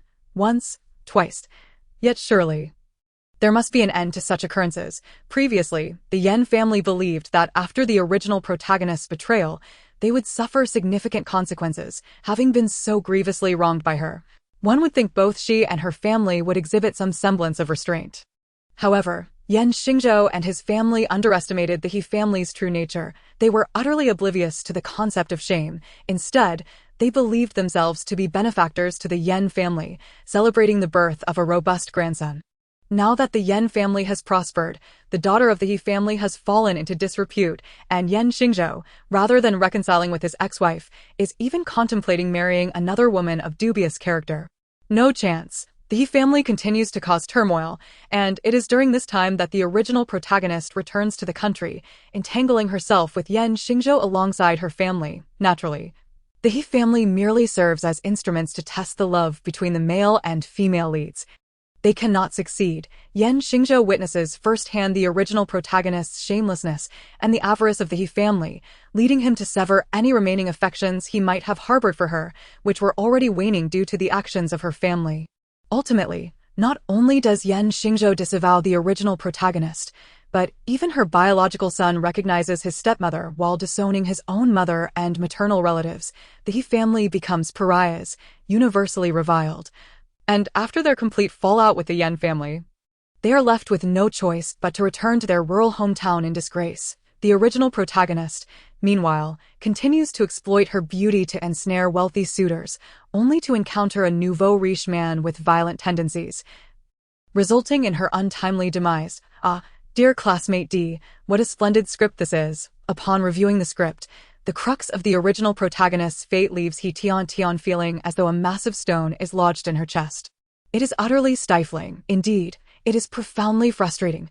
He Tiantian may not be a paragon of virtue, yet she never aspired to be a villain. But what is the current situation? Time and again, she is thrust into the role of an antagonist. And not just any antagonist, but a truly loathsome one. He Tiantian is filled with a desire to drag classmate D over for a good thrashing. Well, this is indeed a viable course of action. Every story has its protagonists and antagonists, its male and female leads, as well as supporting characters. Classmate D stammered, lacking conviction. Supporting character? Huh? Am I merely a supporting character? I am nothing but cannon fodder. A pawn to highlight the female lead's lack of materialism and vanity. With just one significant moment to shine, the rest are merely relayed through others' accounts. For instance, when the female lead encounters the male lead, who is undeniably exceptional yet perpetually shrouded in melancholy, a well-meaning individual might inform her. Alas, it is all due to his vain ex-wife. A lengthy recounting of the original protagonist's bizarre antics is divulged when the female lead stumbles upon a clever little child and wishes to engage. The child shrinks away, withdrawn. Again, a kind-hearted soul interjects. What a tragedy. How could such a wonderful child be saddled with a shameless mother like He Tiantian? And let's not forget her grandparents and uncles, none of whom are virtuous either. This well-intentioned individual is also well acquainted with the Yan family's affairs, casually mentioning the feud between the Yan and He families. It is only when Yan Xingzhou and the female lead are truly set to wed that the He family confronts them, and the original protagonist covertly schemes in the background, allowing her family to finally receive some direct characterization. The author's portrayal in the segment is masterful, encapsulating the He family's despicable nature in just a few concise paragraphs. One wonders if the author excels at such narratives. This chaotic depiction is undoubtedly a highlight of the novel. Subsequently, it concludes rather abruptly. Yet another tale that fizzles out. The male lead is depicted as a business tycoon, while the female lead is characterized as a literary giant, yet their specific occupations and interactions are glossed over. There are moments of excitement and intrigue, yet they never quite reach the level that readers desire. It stirs yet fails to satisfy, a case of false promise. After finishing the script, He Tiantian couldn't help but express a similar sentiment. Alas, even cannon fodder is an essential component of a novel. Without it, merely the male and female leads, what would this book have to offer? Classmate D gently urged He Tiantian. She rolled her eyes, remaining silent. Her attitude spoke volumes. Being cannon fodder is acceptable, but not when it entails playing the villain repeatedly. He Tiantian considers herself resilient, unlikely to be swayed by external influences, yet enduring the role of a villain time and again risks distorting her worldview. Tiantian, I believe in you. You will surely accomplish your task. Classmate D continued to coax her. However, He Tiantian seized upon a crucial point. Task? Are you saying there is a specific and defined task this time? Previously, her role was merely to unlock the plot and complete the storyline, without overly detailed requirements. It was not a clearly defined task. The story simply lacked excitement, and while she was honing the male and female leads, she also needed to enhance the overall enjoyment. In online literature, the focus is on thrill. Even if the story is complete and the writing is commendable, if the plot leaves readers feeling something is amiss, it cannot be deemed a good work. The invitation for authors to undertake tasks is precisely to enrich the novels in the library, to better satisfy readers, more excitement. Yet He Tiantian felt no comfort, only a sense of numbness. How could it be more thrilling? Surely, it involves slapping the villains in the face and punishing scoundrels. The problem is, dear classmate D, in this book, I am the malicious villain and my family is a collection of despicable individuals. Are you suggesting I should inflict self-harm? Or escalate my attacks on my own kin? He Tiantian is not a masochist, nor does she possess the willingness to sacrifice herself for the sake of some nebulous task. If the system continues this way, she would rather not partake at all. Although He Tiantian relishes experiencing various lives and acquiring diverse skills within the narrative world, she does not wish to become a puppet for others. In her previous life, she felt an inexplicable sense of frustration. Moving forward, she would never wish to endure such a fate again. At worst, she would sever ties entirely. If that fails, she would fight back fiercely. Ahem, even if she does not perish, she will break free from that vast net. Tiantian, please do not be overly agitated. Rest assured, although the system stipulates that failing a task will result in a deduction of points, you are not yet a contracted author of the library, so even if you fail, there will be no penalty. Classmate D, sensing the powerful rejection emanating from the depths of He Tiantian's being, hurriedly revealed the truth. Not contracted. He Tiantian paused for a moment, then recalled the events leading to her astonishment. Indeed, you suddenly dragged me into the world of the novel and coaxed me into taking on tasks without ever seeking my consent beforehand. In those system narratives, the system always consults the host before binding them. Presently, you are merely in a trial phase. No contract is in place, so there was no need to consult you. Once you meet the contract conditions, I will provide you with a more detailed agreement. Rest assured, if you are unwilling to sign, we will not impose any binding. Tiantian, this is a good thing. Right now, you're in a beginner's state. The tasks are simple, and the rewards are genuine, without the risk of erasure. Even if you do not collaborate with us in the future, the skills you acquire in the task world will belong to you. Isn't it wonderful? Successful tasks yield rewards, while failures incur no penalties. Classmate D continued to elaborate. He Tiantian maintained her composure, but her eyes sparkled with newfound determination. Chapter 071. The entire family is despicable. Part 3. The Yen family must provide a bride price of 680 yuan, along with 4 major items: a television, a washing machine, a refrigerator, and a sewing machine, none of which can be omitted. Furthermore, we must also secure a job for our Tiantian. Although she did not attend university, she is still a high school graduate. Mother is right. Our Tiantian is only 18, while the son of the Yen family is already 23. A full 5 years her senior. If it were not for the long-standing friendship between the two families, such a beautiful girl as our Tiantian should never be wed to a soldier. Indeed, not a single item of the bride price or job can be overlooked. Just because our He family hails from the countryside does not mean they can underestimate us. In a newly built brick house in He village. Around 10 members of the He family are gathered in the living room. The men remain silent, some lost in thought in the corners, others squatting at the door smoking. The women, however, chatter incessantly. Leading the conversation is He Tiantian's mother, Lu Shouji, in her 50s, with a slightly darker complexion and a plump figure, coupled with her fierce brow and eyes, she appears quite formidable. In fact, Lu Shouji is notorious as the village's most outspoken woman. In her youth, shortly after marriage, she endured 2 years of her mother-in-law's oppression. After catching her breath, Lu Shouji gave birth to 2 sons over the span of 3 years, and her posture straightened completely. She quarreled with several of her sisters-in-law and even drove her mother-in-law out of the house. In any case, within a radius of several dozen miles, whenever the term shrew was mentioned, Lu Shouji's name would undoubtedly be on the list. Ever since she bore her sons, gaining control over her husband and managing her mother-in-law, she became the undisputed matriarch of the He family. Lu Shouji's husband, He Zhengwo, the father of He Tiantian, was a child spoiled by his parents and sisters.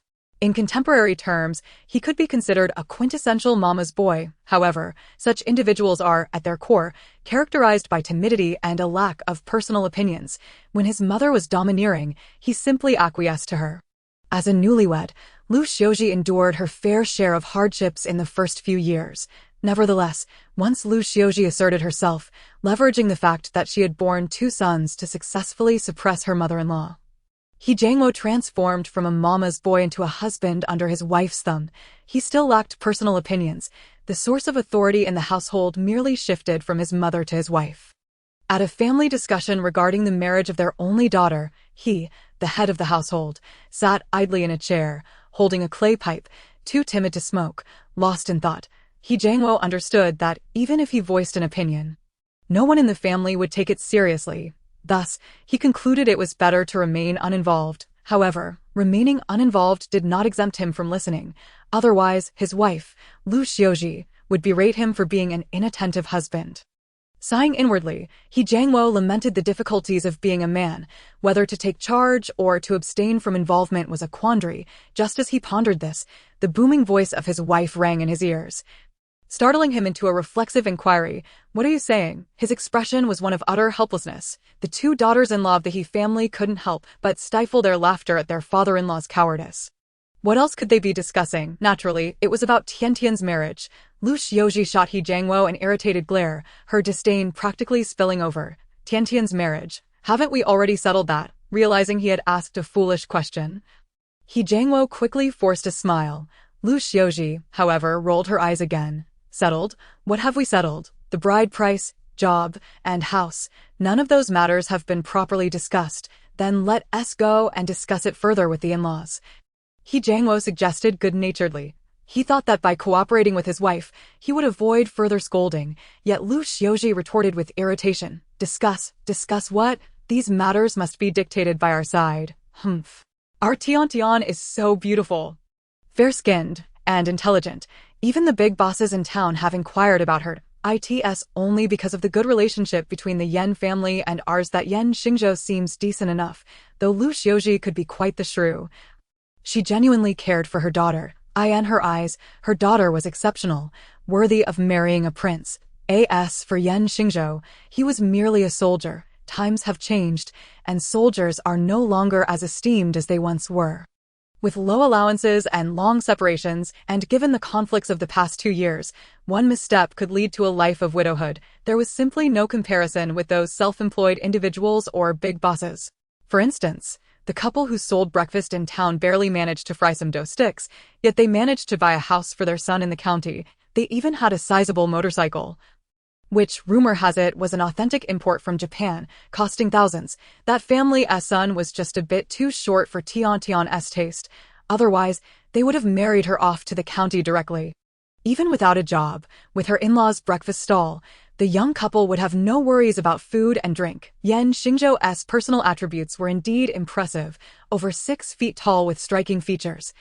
He exuded an air of integrity. Furthermore, the Yan family had a lineage of officials. Yan's father held a leadership position in the military, while his mother was a cadre in a state-owned enterprise. Truth be told, had it not been for the favor granted years ago, even if He Tiantian were a college graduate, she would still be unworthy of Yan Xingzhou. Yet, Lu Xiaoji did not see it this way. She simply believed her daughter was exceptional. Having finally managed to ensnare Yan Xingzhou, Lu Xiaoji began to make demands. For instance, regarding the bride price, she was not looking to sell her daughter or subsidize her son. Whatever she requested would eventually be given back as a dowry to He Tiantian. She merely wished to convey to the Yan family that although the He family hailed from rural origins, they valued their daughter highly. Our Tiantian is indeed the best. As a seasoned husband under his wife's thumb, He Jiangwo had learned to comply over the years. Whatever his wife said, he nodded in agreement. Even if she was unreasonable and threw tantrums, it was never her fault. All right, then you should go to the old house and have your father speak with the elder of the Yan family. Lu Xiaoji's lengthy tirade was aimed at this very point. He Jiangwo's father was still alive, but Lu Xiaoji harbored resentment towards her mother-in-law. Once she had gained control over her husband, she insisted on a division of the household. The He family had only one son, He Jiangwo, while there were several daughters, all of whom had married off. In rural areas during this era, the prevailing belief was that once a daughter was married, she was like water poured out. There was no share for her in the family division. As the only daughter-in-law, Lu Xiaoji's call for a division was, in essence, an attempt to expel her in-laws.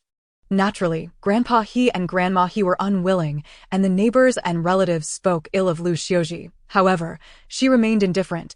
When her mother-in-law cried, she would cry along, and if her mother-in-law threatened to hang herself, she would pour some stinky tofu brine into her mouth. That stuff could be deadly in excess. Grandma He's antics were somewhat exaggerated and theatrical, but Lu Xiuji was genuinely desperate.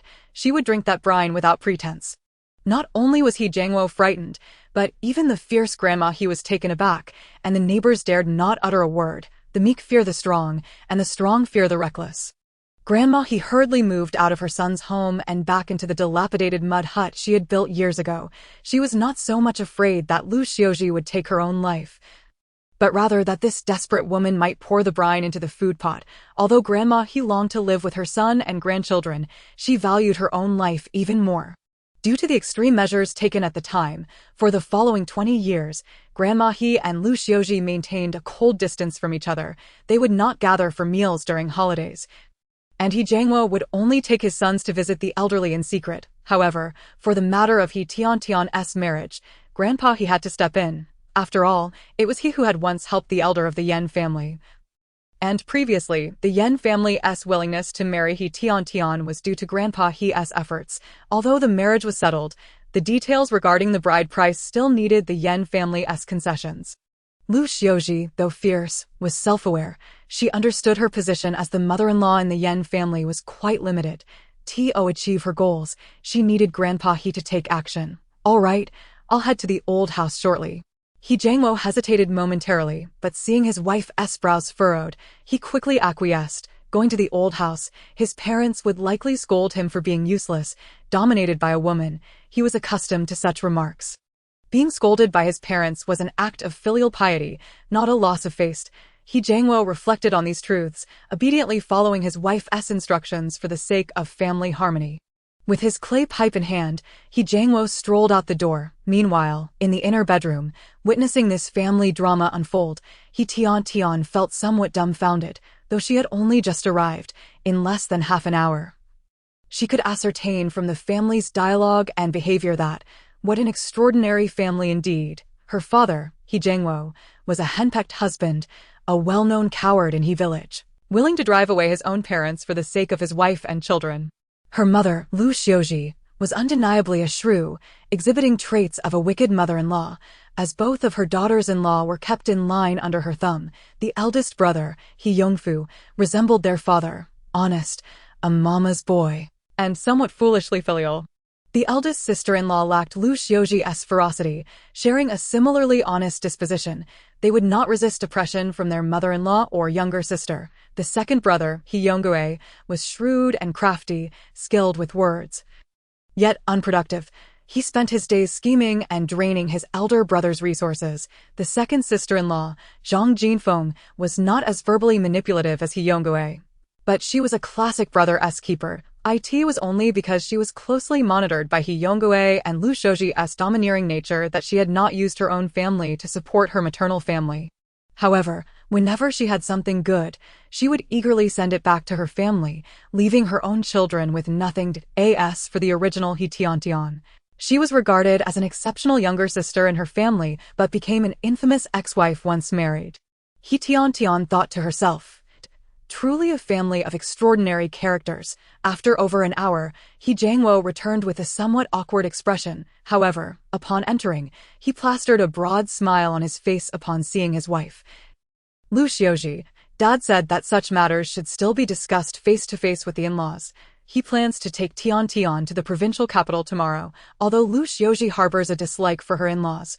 Her father-in-law's words ring true. Despite her earlier fervent expressions at home, she lacks the confidence to confront the Yan family directly. It is wiser to allow her father-in-law to gauge the atmosphere first. If negotiations falter, she can then muster the audacity to cause a scene at the Yan household. With a plan forming in her mind, Lu Xiuji maintained an impassive demeanor, nodding slightly as she said, "Very well, we shall heed your father's advice." The following day, He Tiantian donned a loose knitted sweater and footed leggings, both procured from the county town. By the late 1980s, bell-bottoms had fallen out of favor.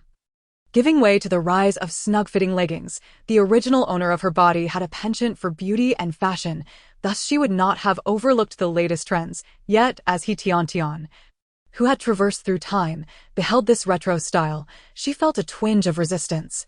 Nevertheless, the original owner boasted an enviable physique, with long, slender legs that made the leggings particularly flattering. Our Tiantian is truly beautiful. She resembles a star from a calendar, Lu Xiuji mused with immense satisfaction, discreetly slipping a few large bills into He Tiantian's hand before watching her depart the village alongside her grandfather. They boarded a tractor from the village, rumbling along to the town, and then transferred to a long-distance bus, enduring the crush of bodies and the stench of sweat and feet until they finally arrived in the provincial capital. Along the way, He grandfather repeatedly cautioned, Tiantian, when you visit the Yan family, be sure to mind your words. If it were his granddaughter, He grandfather would not have been so patient, known for their preference for sons. He grandfather and grandmother had borne 5 daughters without relinquishing their desire for a-son. To them, He Tiantian, a girl, was hardly a treasure. Yet, Lu Xiuji, the boisterous daughter-in-law, had spoiled her beyond measure. Over the years, He grandfather had genuinely grown fearful of Lu Xiuji. For her sake, he and his wife dared not neglect He Tiantian. Now, in pursuit of a suitable match for her, He grandfather repeatedly put aside his dignity to approach Yan grandfather with his appeals. He Tiantian obediently acknowledged, though He grandfather found it odd that his pampered granddaughter had suddenly become so docile. He dismissed it, attributing her newfound shyness to growing up. However, he could never have anticipated that upon arriving at the Yan household, before he could even broach the topic of their past to establish rapport, He Tiantian boldly lifted her chin and declared to Yan Xingzhou and the rest of the Yan family, I am here to annul the engagement. I no longer wish to marry Yan Xingzhou. A mere soldier, lacking both wealth and influence, is wholly unworthy of me. Chapter 074. A Family of Exceptional Individuals, Part 4. Seeking monthly votes. Tiantian. What are you doing? Within the depths of her consciousness, little D suddenly emerged. How can you possibly annul the engagement? If you do, how can you marry the male lead without marrying the male lead? How could He Tiantian, the antagonist, engage in her schemes and subsequently ruin the male lead's career, subjecting him to humiliation and defeat? Without these trials, how would the male lead transform into a business magnate? Patience, dear little D, just keep reading. He Tiantian soothed little D as one would a puppy. She composed herself, addressing the astonished expressions filling the room with a tone of disdain.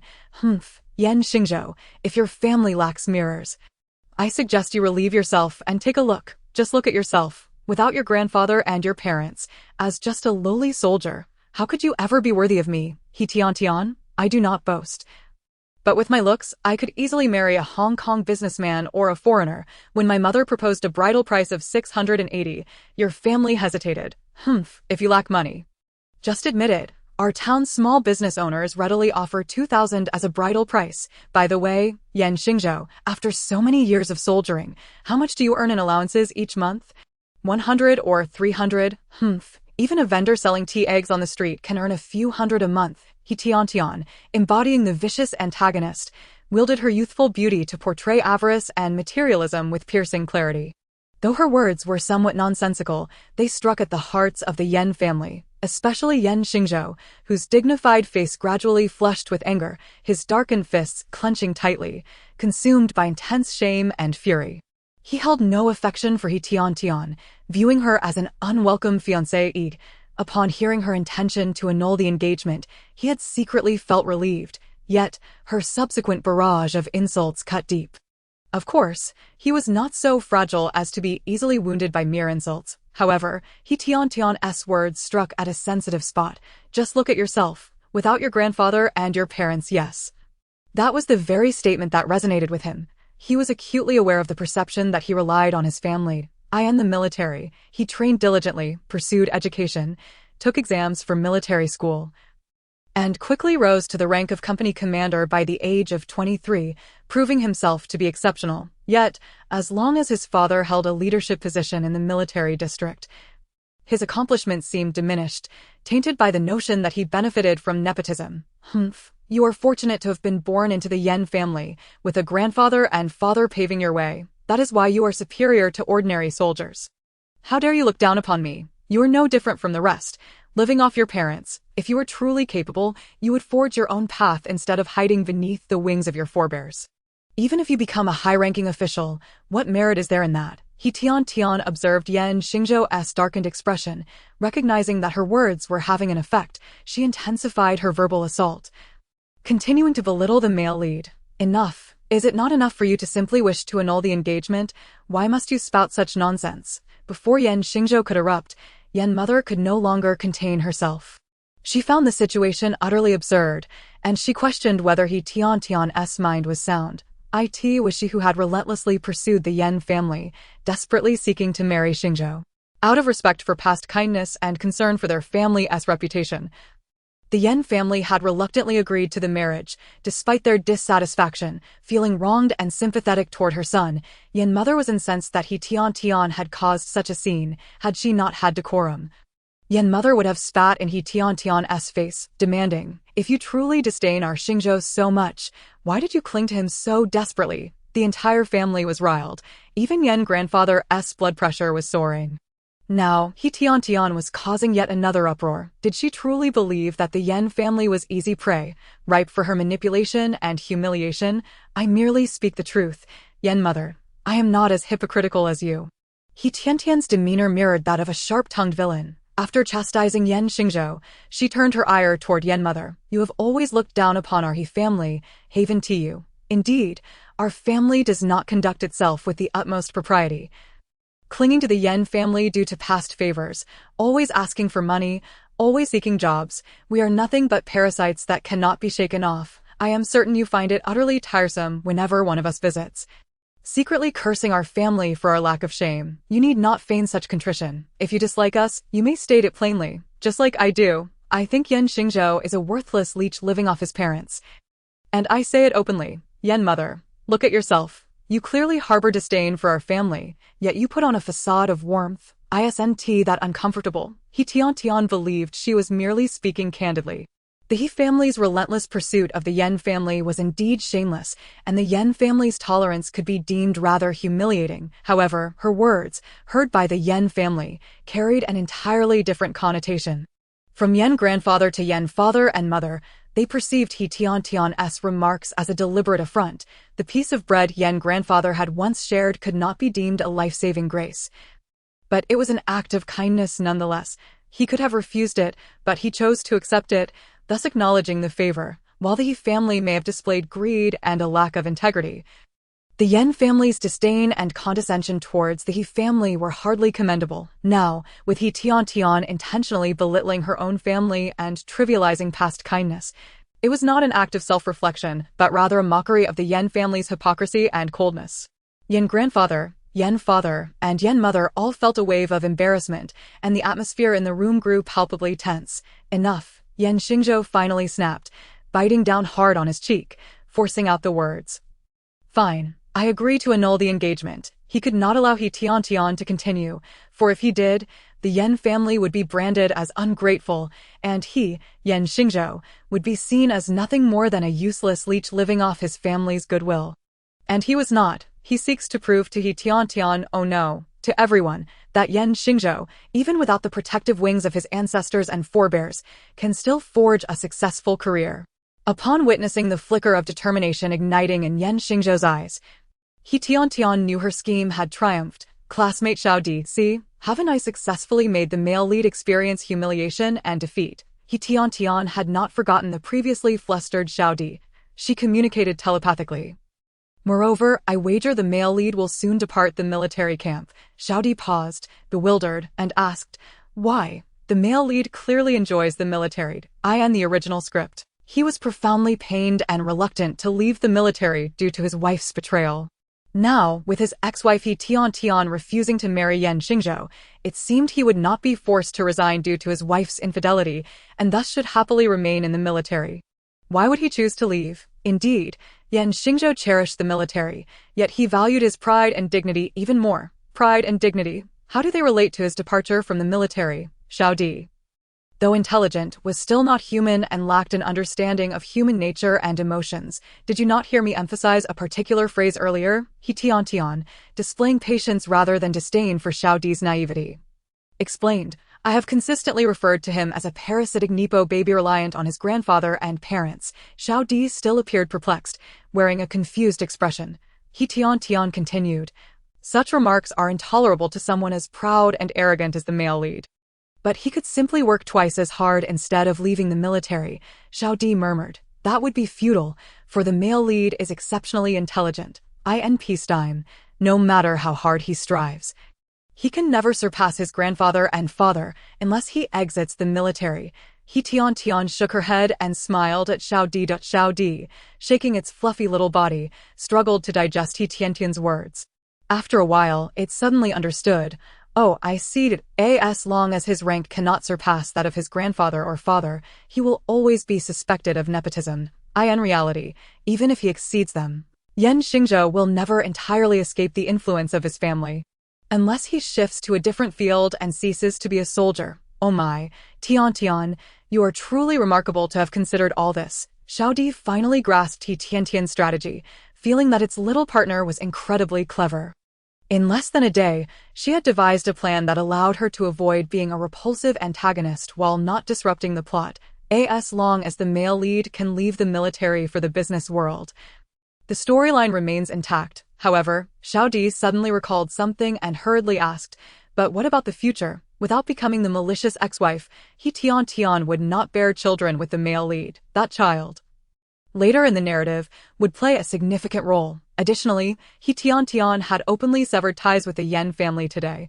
How would the He family continue to create obstacles for the male lead? Without the archetypal ex-mother-in-law to contrast against, how would the male lead perceive the female lead and her family as kind, simple, and more humane? Rest assured, I will have arrangements for the future, He Tiantian casually reassured Xiao Di.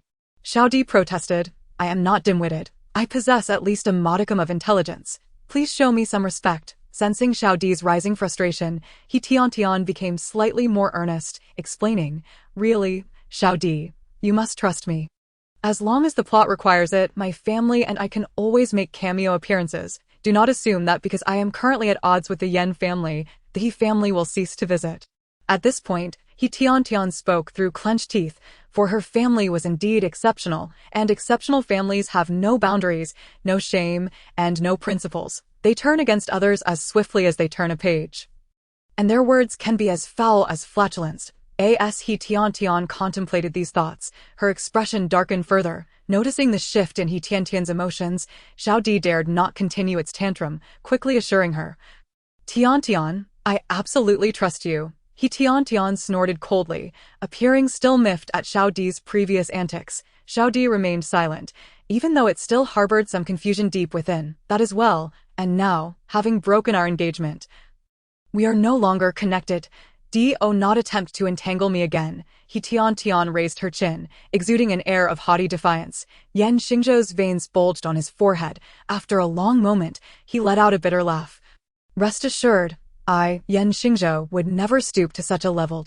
He was a serious and upright man, open-minded to a degree. Yet, today, He Tiantian had truly provoked him. He abandoned his usual principle of not stooping to quarrel with women and could not help but utter a harsh remark. Similarly, I hope you can adhere to your words. Do not engage in any backtracking. The Yan family indeed valued propriety and loyalty, yet they were not gullible fools, nor were they soft targets for bullying.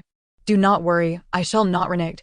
I simply adore wealth, wearing gold and silver, flying abroad. Does that not surpass marrying a mere soldier? At this moment, He Tiantian did not hesitate to further provoke Yan Xingzhou. All right, she had indeed begun to resemble an antagonist, as she genuinely respected those valiant soldiers yet continued to mock Yan Xingzhou relentlessly. Yan Xingzhou took a deep breath, suppressing his urge to strike out. Enough of this. Let us not discuss the marriage any longer. The Yan family cannot afford such a match. Seeing her son so aggrieved, Yan's mother trembled with rage. She sarcastically retorted at He Tiantian and then forcefully tugged at her husband's sleeve, casting him a furious glance. Witnessing this, Yan's father felt discomfort but had to consider his own father. He turned to look at grandfather Yan. Grandfather Yan's blood pressure was steadily rising, nearing its peak. He endured the discomfort and forced a smile as he addressed the already stunned grandfather. This matter. It's not that our Yan family lacks gratitude. It is simply that your He family has been exceedingly unreasonable. The indignation within Grandfather Yan surpassed that of his son and grandson, for they were merely angry, while he was burdened with a sense of grievance, regret, and guilt towards his family. Grandfather, he had been utterly dumbfounded by He Tiantian's outburst. He glanced at He Tiantian, then at Yan Xingzhou and the Yan family, his lips quivering but unable to utter a single word. My marriage. I will decide for myself. Very well, Grandfather Yan. This matter is settled. He Tiantian hastily declared, pulling Grandfather He and striding out. Once they exited the courtyard, Grandfather He finally regained his senses. Oh dear, you silly girl. Even if you intend to break off the engagement, do not make it so awkward. Offending the Yan family so thoroughly will make it difficult to seek their assistance in the future, let alone the work situation. We will still need the Yan family's help. He Tiantian, however, maintained her proud demeanor. So what if things are strained? I cannot stand the haughty airs of the Yan family. As for work, I have my own methods. Chapter 073, An Exceptional Family, Part 5. Subscribe, please. What methods do you have? Both Xiao Di and Grandfather He, one deep within He Tiantian's consciousness and the other at her side, exclaimed in unison. Xiao Di was genuinely curious. Tiantian, what methods do you have? Jobs are hard to come by these days. In the 1980s and 1990s, the iron rice bowl had not yet been broken. Jobs were primarily assigned or inherited, with very few opportunities open to the public, and those were usually predetermined. Securing a job based solely on personal merit, as in later generations, was nearly impossible. He Tiantian had graduated from high school, which granted her some education, but high school did not guarantee job placement. With her rural household registration, finding work in the city without connections was akin to chasing a pipe dream. Of course, Xiao Di did not doubt He Tiantian's abilities. It simply believed that personal capability could not overcome the overarching societal constraints, given the objective conditions. Xiao Di thought hard, but failed to come up with any viable solutions. Grandfather He, on the other hand, mocked her sarcastically, as if to say, what could a spoiled girl do? He Tiantian raised an eyebrow, dismissing both Xiao Di's innocent curiosity and Grandfather He's disdain. A method is a method. She responded perfunctorily, then approached a passerby to politely inquire about the nearest lodging facility. After confirming the route, He Tiantian led Grandfather He to the inn. What are we doing here? The day is still young. We should take the afternoon long-distance bus back. Grandfather He, already seething with anger, found He Tiantian utterly intolerable at this moment. Grandfather He felt that his granddaughter was being rather unruly. Had it not been for her ruckus at the Yan family home, the two of them could have easily spent the night there, even if they were not in a hurry to return home. The Yan residence was a charming two-story villa, complete with modern amenities such as electric lights and a telephone. Resembling the grand households depicted on television, the Yan family also employed dedicated housekeepers and servants, ensuring that their every meal and drink was attended to. Most importantly, the Yan household boasted an impressive selection of fine wines and cigarettes, which Grandfather He, ever the beneficiary, could indulge in whenever he visited. The mere thought of those exclusive provisions, which the village officials could only dream of, stirred a longing within him. He increasingly lamented the misfortune of having such a troublesome granddaughter, whom he deemed a source of calamity for the family. Grandfather He wished he could chastise He Tiantian soundly, yet he dared not do so. Alas, what could he do? Misfortune had struck the family when they unwittingly brought home Lu Xiuji, a daughter-in-law who was anything but virtuous or filial. Grandfather He had not forgotten that when He Tiantian was born, both he and his late wife had expressed disdain for the arrival of a granddaughter. During the new year, they had given each of their grandsons a modest amount of money, while He Tiantian received a mere 2 cents, a sum begrudgingly offered due to Lu Xiuji's formidable reputation. Otherwise, the old couple would have given nothing. Grandfather and grandmother He believed they had shown more kindness than deserved, yet Lu Xiuji erupted with fury. She hurled the money given to the 3 children back at the elderly couple and unleashed a tirade directed at He Jiangwo, her husband, causing a scene that disrupted the entire family on the first day of the new year, much to the amusement of the entire village. The elderly couple, roused by the vitriol of a shrewish daughter-in-law and a spineless son, trembled with rage and could barely eat for days. The entire festive season passed in a state of profound misery. Yet Lu Xiaoji was not one to relent easily. Previously, when He Jiangwo had brought their 2 grandsons to visit the old couple, she had turned a blind eye. However, after the recent turmoil, she forbade He Jiangwo and the children from visiting the ancestral home during subsequent festivities, such as the Lantern Festival, Dragon Boat Festival, Mid-Autumn Festival, and even the birthdays of the elderly couple. Lu Xiaoji adopted a stance that threatened to sever ties with her in-laws, a resolution that would strike fear into anyone who witnessed it. The elderly couple had only one son, and they were particularly attached to their grandsons. They understood Lu Xiaoji's intentions clearly. Even if they harbored disdain for the troublesome granddaughter, they dared not express it. From that point on, whenever they gave their grandchildren money or gifts, they divided it equally among the grandsons and granddaughter. They began to regard He Tiantian with a bit more respect, not out of genuine affection, but out of fear. Over the years, this trepidation had taken root in the hearts of the elderly couple. Thus, even if grandfather He felt a surge of anger and desired to reprimand He Tiantian, he found himself unable to act. Who knew what further chaos Lu Xiaoji might instigate? Compared to over a decade ago, the elderly couple had aged considerably. Grandfather, he was still relatively vigorous, while grandmother, he had been ailing since the previous year. In recent months, they had been contemplating how to reconcile with their daughter-in-law, hoping to move back into their son's home. This way, even if illness struck, they would have their children nearby to care for them, rather than living just 2 streets apart, where no one would know if they passed away alone in their home. It was this desire that drove grandfather He to take a keen interest in He Tiantian's marriage. Although he was an old rogue unconcerned with appearances at 70, he wished to avoid constantly subjecting himself to the disdain and contempt of the Yan family. Sighing, he lamented, "What a splendid match, and she just dismisses it. If she doesn't wish to marry that young man from the Yan family, why must she speak so harshly? How will our family ever show our face to the Yan family again?" Though both grandsons had jobs, they were based in town, while their wives still held rural household registrations. Grandfather He had once discussed with He Jiangwo the possibility of relocating He Yongfu and He Yongwei to the city, hoping to resolve their household registration issues in the provincial capital. However, he knew that, given his limited connection with the Yan family, asking them for such a favor would be unreasonable. It was fortunate that He Tiantian had set her sights on Yan Xingzhou, wishing to marry into the Yan family. This thought invigorated grandfather He. The bond he shared with old man Yan had largely been cultivated through his own cunning. If He Tiantian married Yan Xingzhou, the He family and the Yan family would become genuine in-laws, making it difficult for the Yan family to ignore He Yongfu and He Yongwei's situation. Thus, grandfather He was eager to facilitate the marriage between He Tiantian and Yan Xingzhou, motivated by this consideration. Yet, all his plans and calculations were effortlessly thwarted by He Tiantian. The more he pondered, the angrier he became, yet he could not express his frustration. Feeling utterly stifled, "Let's not go to the Yan family for now," He Tiantian remarked nonchalantly. Grandfather He replied, "I can't scold her, let alone hit her. This troublesome girl has a mother tiger backing her." Wait a moment. It seemed Lu Xiaoji was quite intent on marrying her daughter to the Yan family. If she were to discover that He Tiantian had single-handedly ruined everything, even Lu Xiaoji, who doted on her daughter, would surely be furious, wouldn't she? This thought cheered grandfather He somewhat, alleviating his earlier gloom.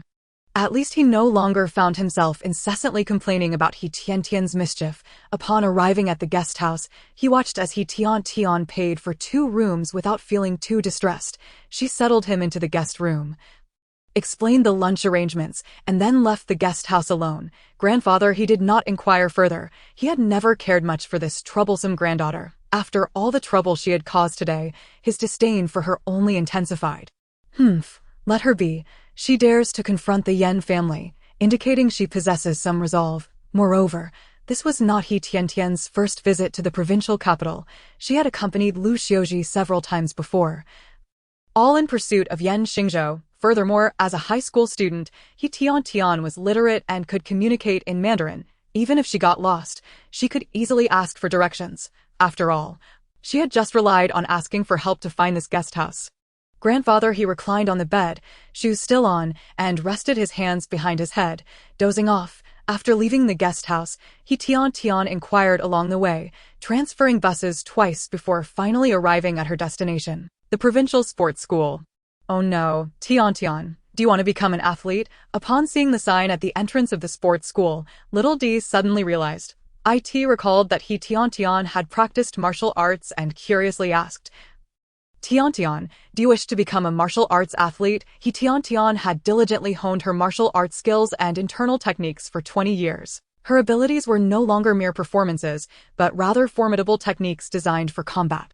Of course, they would also make for an impressive display. With her martial arts foundation and cultivated internal strength, she only needed to perform the required techniques for competitions. Well, being an athlete is indeed a viable path. Little D continued, not waiting for He Tiantian's response. In this era, many physically capable rural children are selected for sports teams, allowing them to escape rural life. If they perform well, they might win awards. You found a way to solve the employment issue. Little D did not hold back on its praise. Haha, I knew our Tiantian was the best. Being an athlete is far superior to working as a hotel attendant. With your talent, you could surely become a national champion and then compete internationally. Wait a moment, though. Martial arts doesn't seem to be an Olympic event yet. Oh well, it doesn't matter. Even if you can't participate in international competitions, you could still perform abroad. This way, you can fulfill the original owner's dream of flying and going abroad. Little D rambled on, covering all possible scenarios before He Tiantian had a chance to answer. However, He Tiantian shook her head. I don't want to become a martial arts athlete. Little D was momentarily taken aback. What? You don't want to be an athlete? Then, why are you at the sports school? Just as Little D had analyzed, given the current social environment, the original owner's background and abilities, becoming an athlete seemed like a promising path. After all, even if one attended university, opportunities to go abroad were not guaranteed. The original owner was vain and yearned for a glamorous life that would evoke envy from others. I never said I don't want to be an athlete. I simply don't wish to choose martial arts as my discipline. He Tiantian clarified, not wanting Little D to make any unfounded assumptions. As you mentioned, martial arts is not yet an Olympic event, although it can still participate in the Asian Games. However, I aspire to stand on the most prestigious and authoritative international stage. Certainly, the most crucial point that He Tiantian has not forgotten is that this time, the world of the novel also comes with a designated task, enhancing the exhilarating aspects of the script. How can one achieve a greater sense of thrill? Undoubtedly, it is through the triumph of the weak over the strong, a narrative of the underdog's resurgence. The martial arts discipline is, after all, a traditional competition of huagua. Winning is expected, while losing is truly remarkable. Such a seemingly obvious situation hardly delivers much excitement. He Tiantian has long contemplated that if she is to undertake this endeavor, it must be meaningful and exhilarating. For instance, archery. I aspire to become an archer, He Tiantian resolutely declared to classmate Xiao Di. Archery. Xiao Di was momentarily taken aback, but then suddenly recalled, yes, that martial arts master possesses a unique skill known as Baibu Chuanyang.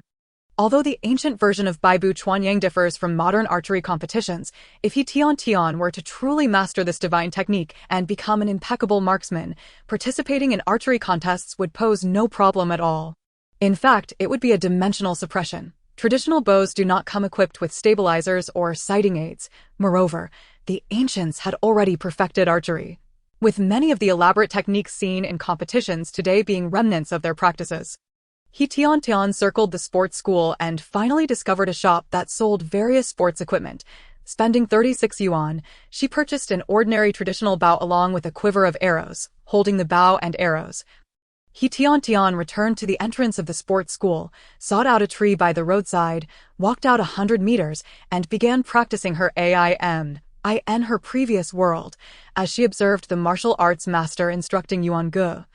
She had absorbed some archery techniques and mantras, though she had never practiced them in reality. Today marked her first encounter with an authentic bow and arrow, whoosh, following the martial arts master's teachings.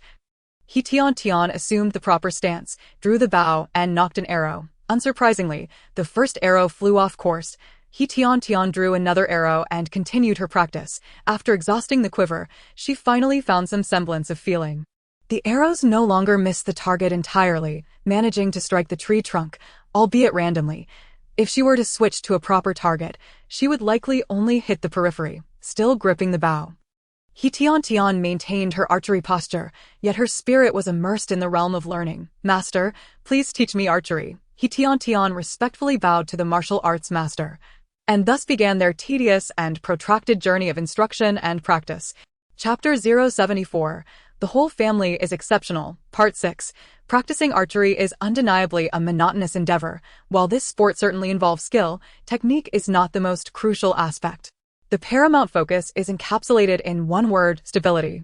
An athlete's hands must be steady, and their heart even steadier. Many professional archers can achieve perfect scores of 10 during practice sessions, but when faced with the myriad challenges of competition, even the slightest fluctuation can adversely affect their final results.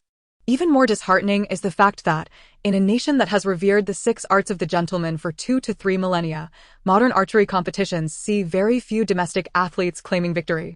In this temporal version of Huagua, reminiscent of the real-world counterpart, it has been over a decade since their return to the Olympics, yet they have yet to secure a gold medal in archery. A few years prior, at the Los Angeles Olympics, the Huagua archery team earned a silver medal in individual events, marking their first medal in Olympic history. The following year, the National Sports Commission prioritized archery, establishing numerous key institutions. If He Tiantian's memory serves her correctly, the province she currently resides in is indeed one of those key institutions. The sports school before her serves as the training base for the provincial archery team. He Tiantian, considering the current local emphasis on archery and the lack of international accolades, deliberately chose this discipline. With her unique advantages and the nation's pressing need for an Olympic champion, she, as a vanity-driven antagonist, could indeed bring glory to her country. In her plan to accomplish her task, archery undeniably occupies a significant role. Therefore, upon entering the learning space, she devoted all her energy to learning from the martial arts master. Gradually honing her skills, training her stance, building her arm strength, mastering simple techniques, and perfecting fixed motions, she repeated these exercises tirelessly for year upon year. Fixed targets, moving targets, standing positions, and half-kneeling stances. He Tiantian persevered until she elevated her skills to an extraordinary level. In modern terms, she developed muscle memory, allowing her to instinctively draw the bow and nock an arrow, effortlessly hitting her target without preparation throughout the years of training. He Tiantian also discovered another remarkable feature of the virtual learning space. It could simulate various illusory scenarios. For instance, to fortify her inner strength and stabilize her emotions, the martial arts master transported her to an ancient battlefield, the cacophony of human voices and hoarse whinnies intertwined with the sounds of battle and cries of despair. The clashing of cold weapons and the splattering of blood and severed limbs. Such scenes presented a tremendous trial and tribulation for He Tiantian, who had grown up in an era of peace. Although she had traversed 3 worlds of novels, with the exception of her near-fatal encounter with an assassin in the 3rd world, most of her experiences had been relatively serene and safe. Suddenly thrust into the brutal and bloody chaos of a battlefield, confronting the harsh realities of the cold weapon era, He Tiantian's spirit faced significant challenges. Instinctively, she felt fear and hesitated, even feeling nauseous and on the verge of fainting. He Tiantian's character underwent profound refinement, not to mention the minor challenges she might encounter in modern competitions, like wind, rain, or unsportsmanlike opponents, even if the venue were on fire or subjected to a terrorist attack. She would remain utterly unaffected. Besides the battlefield mode, He Tiantian also experienced assassin and horseback modes, spending a full 30 years in the learning space, nearly half her life. He Tiantian finally mastered the divine skill of Baibu Chuanyang. She extracted her soul from the learning space and returned to her physical form. Just before her spirit departed, her body had already assumed the bow-drawing position. He Tiantian felt her arm being stretched. Though the force was not particularly strong, she estimated that the ordinary traditional bow she held was approximately 22 pounds in draw weight. Converted to the local measurement, that is less than 20 jin. In the learning space, He Tiantian practiced with a traditional large bow, initially drawing half a stone and later progressing to a full stone, around 120 jin. By the time she perfected her skills as a master archer, she was capable of wielding a bow with a draw weight exceeding 300 jin. Compared to those true instruments of lethality, the traditional bow in her hands now felt like a mere toy. However, regardless of its toy-like appearance, it was still a functional bow and arrow, albeit with lesser power. Having spent over 30 years in the learning space alongside her bow, He Tiantian had become accustomed to various types of bows and arrows. She adjusted her arm strength accordingly. Whoosh! The arrow soared into the air, perhaps due to her acclimatization to the bow or her body's coordination. He Tiantian's first arrow missed the target. However, she did not feel disheartened or frustrated. Instead, she calmly drew another arrow. Whoosh! Thud! The arrowhead accurately pierced the tree trunk, yet it still fell short of the bullseye she had mentally delineated. He Tiantian remained unfazed, continuing to draw another arrow. Whoosh! A hit. This was not He Tiantian's inner exclamation, but rather the silent thought of a middle-aged man observing nearby. Strangely, He Tiantian had made no markings on the tree trunk, yet this middle-aged man, through her subtle facial expressions, deduced the third arrow must have struck the very spot the young girl had envisioned. In truth, He Tiantian's expressions were not particularly evident. Yet the middle-aged man possessed such conviction. He greatly admired her calm demeanor amidst the archery process. Noting her composure and steadiness, unperturbed by the outcomes, it is not uncommon to excel in archery. However, it is rare to witness a young girl, seemingly no older than 17 or 18 and lacking professional training. I sensed something special about her. Standing beside Coach Chen was an elderly gentleman in his 60s or 70s, likely the school gatekeeper. His face radiated pride as he recounted, "You have no idea. This girl has circled our sports school time and again, refusing to take a break for lunch, passionately shooting arrows at that tree. Initially, her grip on the bow was improper, and her stance was quite exposed. Far from professional, the arrows she shot were wildly erratic, barely grazing the tree trunk. However, she seems to possess a natural talent, as she quickly found her rhythm." Although the gatekeeper was not a sports professional and lacked extensive knowledge of archery, however, having spent years at the sports school without ever tasting pork or witnessing a pig run, he still possesses a fundamental understanding of archery standards. For instance, he is familiar with the correct stance and the basic actions of shooting. With just a cursory glance, he can form a rudimentary judgment. It was precisely because he observed He Tiantian, who initially knew nothing, swiftly finding her rhythm and improving with each shot, that the elderly gatekeeper suddenly realized, "By golly, she's a promising talent." Without hesitation, he rushed to find Coach Chen of the archery team, exclaiming that a young prodigy had appeared at the school gate. At first, Coach Chen was somewhat incredulous, although archery is a traditional art in Huagua. After the nation stabilized, the majority of the populace had little exposure to this activity, save for some remote areas. If viewed as a competitive sport, its popularity among the masses pales in comparison to badminton or volleyball. Archery is more akin to a niche competition, requiring substantial financial investment upfront. For instance, acquiring a professional recurve bow is beyond the means of an average family. Furthermore, during that period, there were not many specialized archery venues in Huagua. Training could only be conducted through government-run sports schools. With few participants, the selection pool for the sports school was exceedingly limited, resulting in archery not being prioritized domestically, thus failing to generate a trend. With the Asian Games approaching and the provincial Team S selections proving lackluster, Coach Chen was in a quandary, suddenly hearing about a young archer genius practicing at the sports school gate. He found it surreal. Yet, upon arriving at the entrance and witnessing the girl practicing shot after shot, it was her unwavering composure that filled the seasoned coach with immense joy. While technical skills can be cultivated, dedication can compensate for a lack of talent. However, such a steadiness of mind is indeed rare. Just for this girl's remarkable temperament, Coach Chen was willing to offer her a chance. "What's your name?"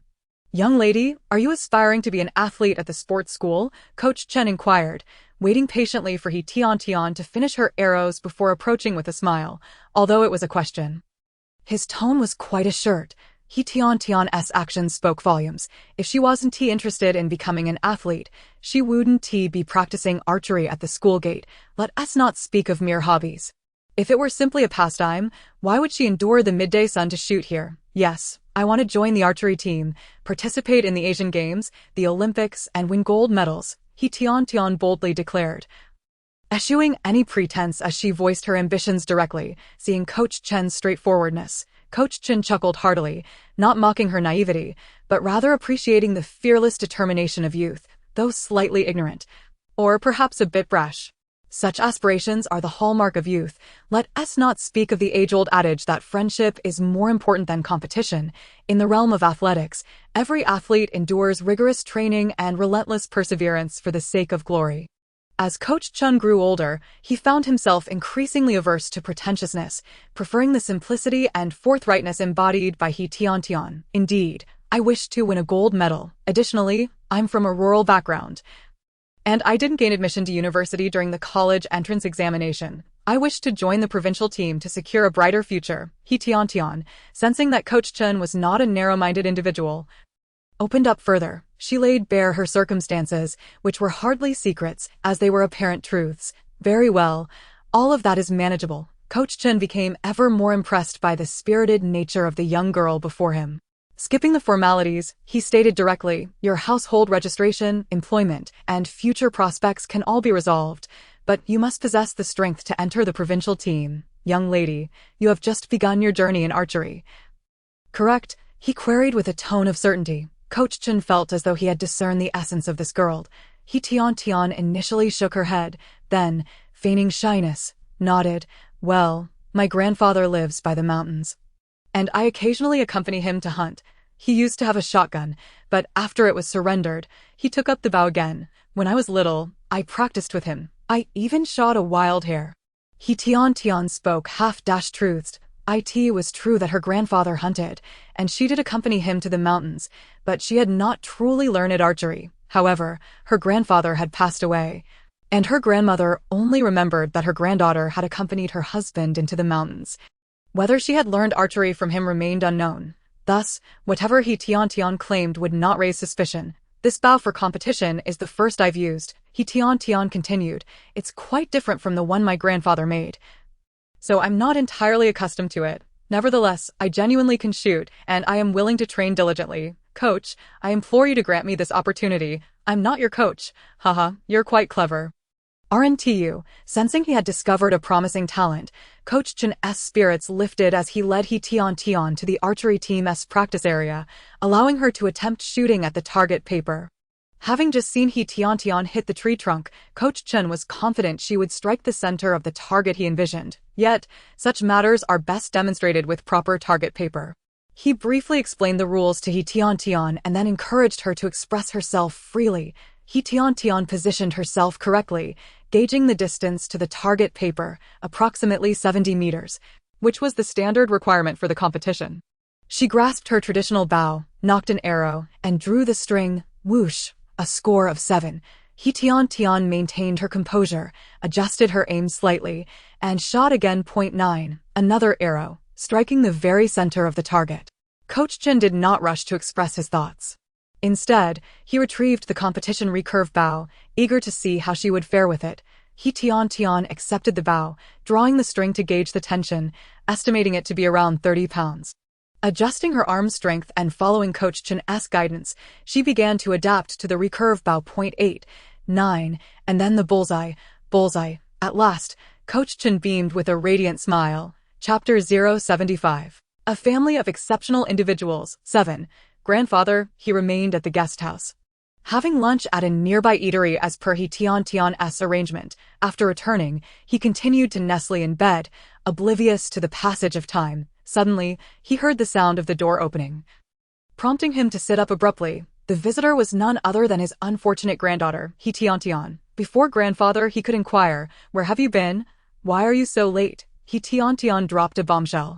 Grandfather, he was taken aback. "What? You say you've been selected for the provincial team and are to become an athlete?" "Yes, I've joined the archery team for the provincial team, and in 3 days, I'll be attending collective training at the sports school," He Tiantian declared proudly, carrying the traditional bow she had purchased. "You? Just you?" Grandfather he's first reaction upon hearing the news was not joy, but skepticism. It's not that he was overly suspicious. Rather, it stemmed from the fact that his granddaughter had been spoiled by her mother. This rural girl, who wouldn't even lift a finger to help with chores, let alone work in the fields, was now saying she wanted to become an athlete. At 17 or 18, she couldn't even cook or do laundry, needing her sister-in-law to assist with her intimate garments.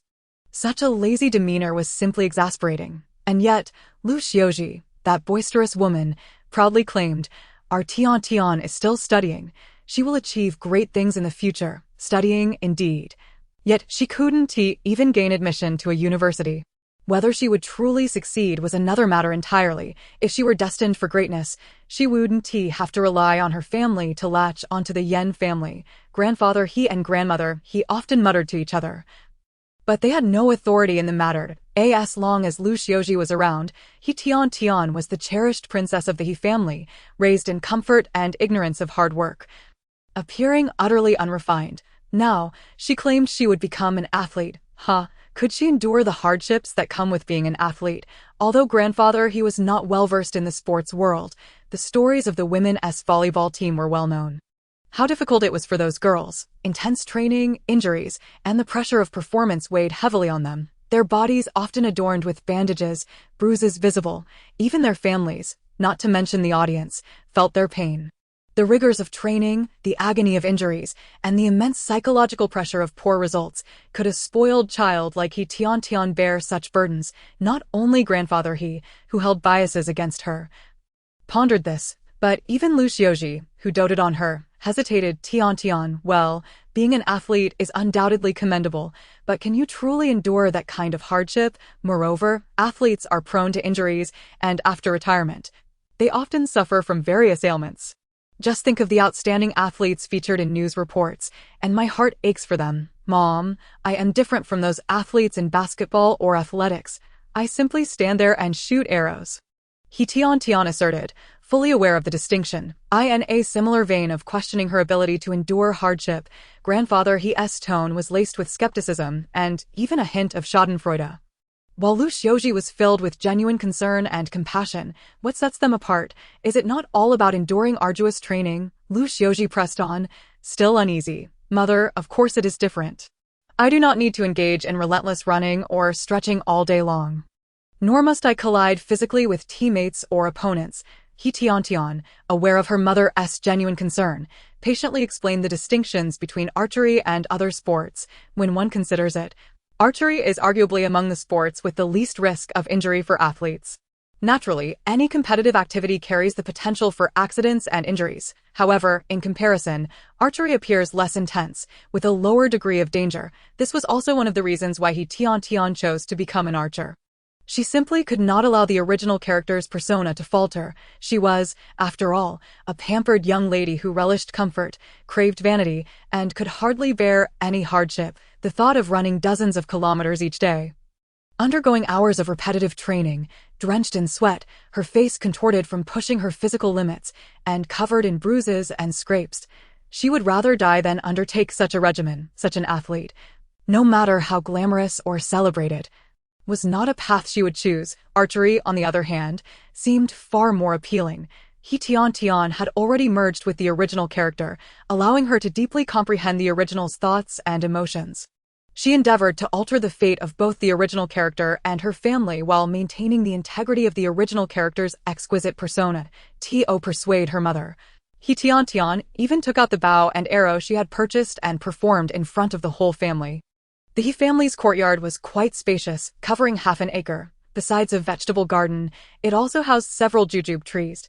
He Tiantian instructed her little nephew to hang a broken basket in the tree, and she stood on the porch, a good 70 to 80 meters away, drawing the bow and knocking an arrow. Whoosh, whoosh. The arrow struck the slightly swaying basket's center with precision. He Tiantian did not exert much effort. She was neither panting nor sweating, standing there with an air of noble elegance. Mother, see, archery is truly different from those other sports, He Tiantian exclaimed with a smile directed at her mother. Lu Xiaoji glanced at her daughter and then at the arrows embedded in the basket. Still filled with doubt, can this really qualify for the Olympics? Lu Xiaoji, an ordinary rural woman, only had a limited understanding of sports, primarily associating them with the national volleyball team or table tennis champions. Other sports, including swimming and figure skating, were largely unfamiliar to her. Of course it can. Otherwise, why would the provincial team want me? He Tiantian deftly steered the conversation back on track, her fair face radiating pride. Joining the provincial team meant not only food and lodging, but also training stipends, and once I win a prize, there will be a monetary reward. After retiring, I could secure a job or even be recommended for university. These were precisely the matters that concerned both the original character and Lu Xiaoji the most. Really? Is it that wonderful? But will it be very arduous? Lu Xiaoji, a doting mother, could not stray far from her fears of hardship and suffering. She was untroubled by other concerns, only anxious that her pampered daughter might lead a life of discomfort. If it were marriage, even to a family like the Yan family, she would dare to cry and fuss to support her daughter. However, if her daughter entered a sports school to become a national athlete and faced grievances, she would be at a loss. Mother, rest assured, the coach really likes me. He says I am a genius. He Tiantian could distinctly sense Lu Xiaoji's maternal affection. Thus, she was unwilling to follow the original script, striving to alter her own and her family's destinies. To outsiders, Lu Xiaoji was indeed exceptional, a paragon of maternal devotion. Yet, for He Tiantian, she was the best mother. She valiantly resisted the patriarchal biases of her in-laws, ensuring her daughter was not a victim of such outdated customs. Her affection for her daughter surpassed even that for her son. Of course, this unrestrained favoritism had led to the original character's flaws. Nonetheless, her love for her daughter remained undeniable. Yes, my daughter is indeed clever. After repeated persuasion from He Tiantian, Lu Xiaoji finally grasped that her daughter as an athlete was not akin to those depicted in news reports. She need not endure excessive hardship to reap benefits. Filled with joy, Lu Xiaoji's thoughts began to normalize, and she enthusiastically praised her daughter. This had been her habit for many years. Regardless of how others mocked He Tiantian for being lazy and gluttonous, Lu Xiaoji maintained that her daughter was beautiful and intelligent. In her eyes, her daughter deserved to dress exquisitely and lead a comfortable life without laboring. Grandfather He and He Jiangwo, observing this scene from a corner, were left momentarily dumbfounded. Grandfather He, being the elder, was slightly more composed. Although Lu Xiaoji hardly regarded him with the respect due to an elder, she would not treat him as she would her husband. Mustering his courage, Grandfather He cleared his throat and quietly reminded her, the Yan family. The Yan family represented a favorable match, yet it had been recklessly disrupted by He Tiantian. Grandfather He believed that no matter how spoiled Lu Xiaoji was with her daughter, she ought to maintain some semblance of propriety. Yet, Lu Xiaoji swiftly demonstrated with her actions what it meant to be a doting mother. Oh, if Tiantian doesn't want to marry, then she won't. Lu Xiaoji waved her hand dismissively, fully aware of Grandfather He's intentions, perceiving it merely as a concern over He Tiantian's caprice. As a devoted mother, Lu Xiaoji would never join outsiders in criticizing her daughter. Even if she recognized her child's mistakes, she sought to justify her daughter's actions, insisting, even if Tiantian doesn't voice it, I too harbor some reluctance. The Yan family might be well off, but that young man is merely a poor soldier. Without his family's connections, who is he? Humph, my daughter is so beautiful and clever, and now she as an athlete. Marrying anyone would be a step down. Why should she settle for the Yan family? Furthermore, do they think we cannot see? Their family has never held us, the He family, in high regard. A poor soldier, relying solely on family connections. How dare he look down on our Tiantian? Pa, what audacity. It is undeniable that Lu Xiaoji was indeed He Tiantian's mother. Her words echoed her daughter's sentiments almost verbatim. Grandfather He was taken aback, recalling how just days ago, he had been extolling Yan Xingzhou to neighbors and fellow villagers, practically elevating him to the heavens. Since the engagement was arranged, he had been delightfully proclaiming that his daughter would soon enjoy a prosperous life in the city with a decent family. Lu Xiaoji. Yes, that was me. So what? I can change my mind. What can you do about it? After all, I am the infamous shrew of He family village, and no matter what I say or do, people will laugh.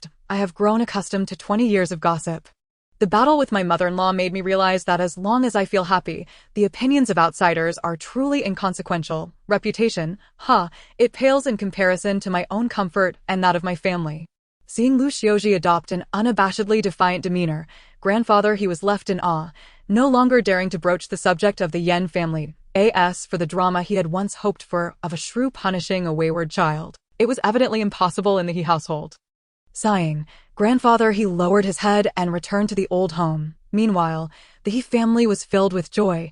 This was the norm for the He family, as long as the matriarch Lu Xiaoji was happy.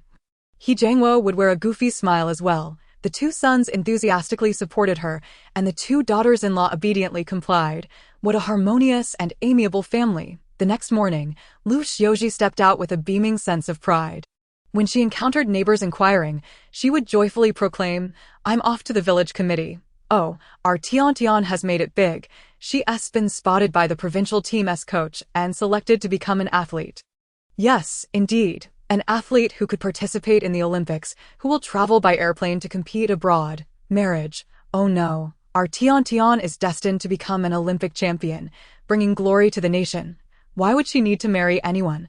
Besides, that young man from the Yen family hardly matches up to her. Our Tiantian is so beautiful and clever. She is now a provincial athlete. The Yen family may have good conditions, but we are not marrying into their family.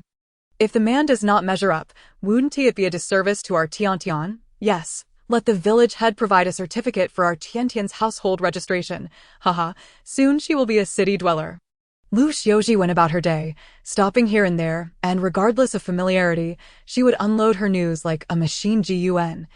By the time she reached the village committee at the village head's office, half of He family village was already aware. The once lazy and pampered daughter of the He family was actually going to become an athlete for the provincial team, with the Asian Games approaching and being held in the capital.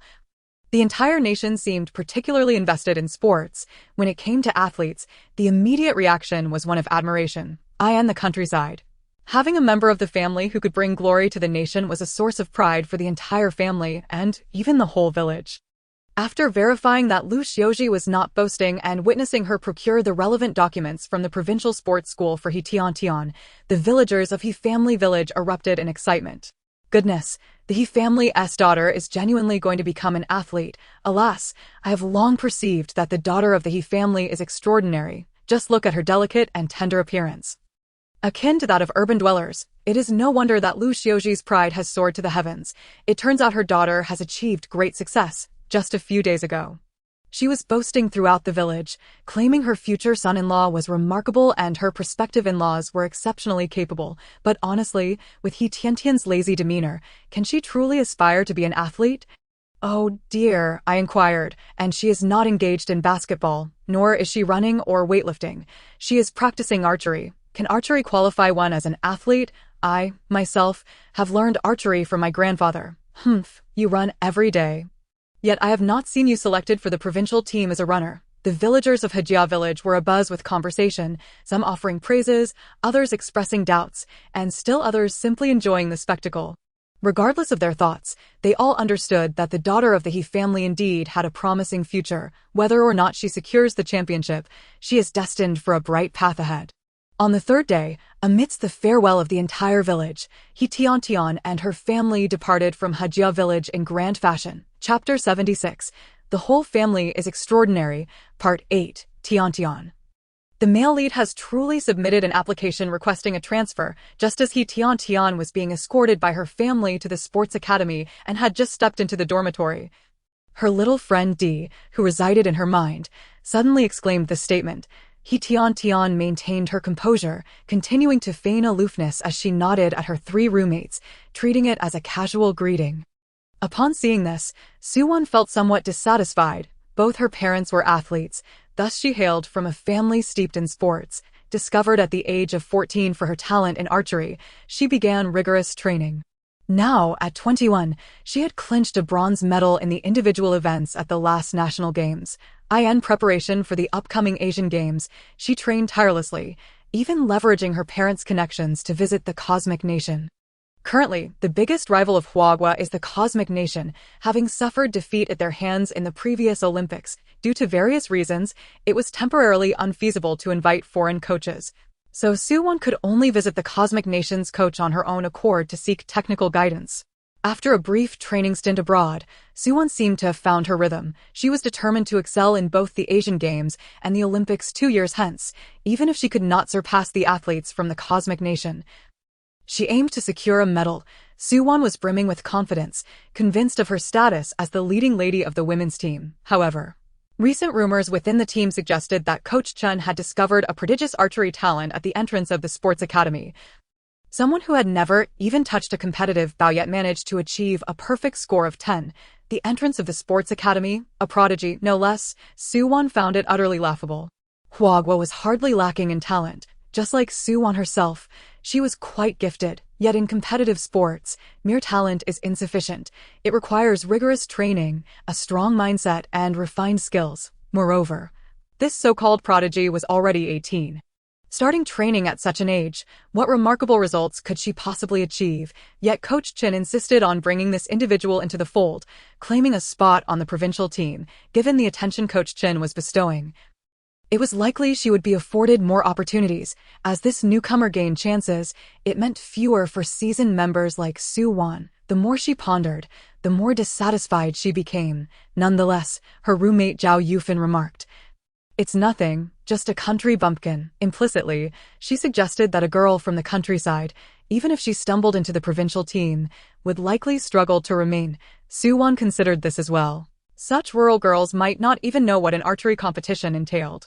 Relying on a smidgen of talent to reach the provincial team, enduring prolonged, closed-off training, it was uncertain how long they could persevere. Both Su Wan and Zhao Yufan were city girls, having been exposed to sports from a young age, which granted them a sense of superiority. In their conversation, they failed to notice the discomfort on the face of another roommate, Lu Jianhong. Lu Jianhong also hailed from a rural background.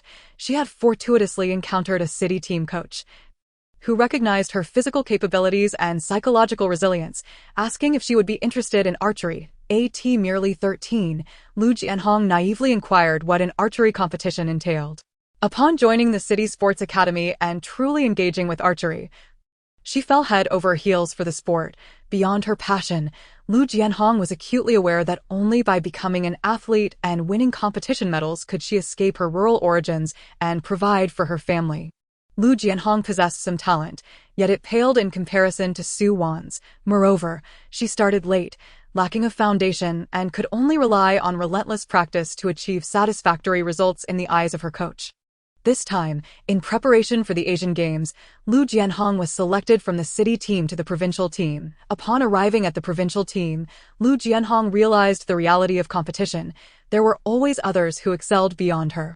Not to mention Su Wan, who was a towering figure she could only admire. With exceptional talent and physical fitness, she had even practiced athletics before taking up archery.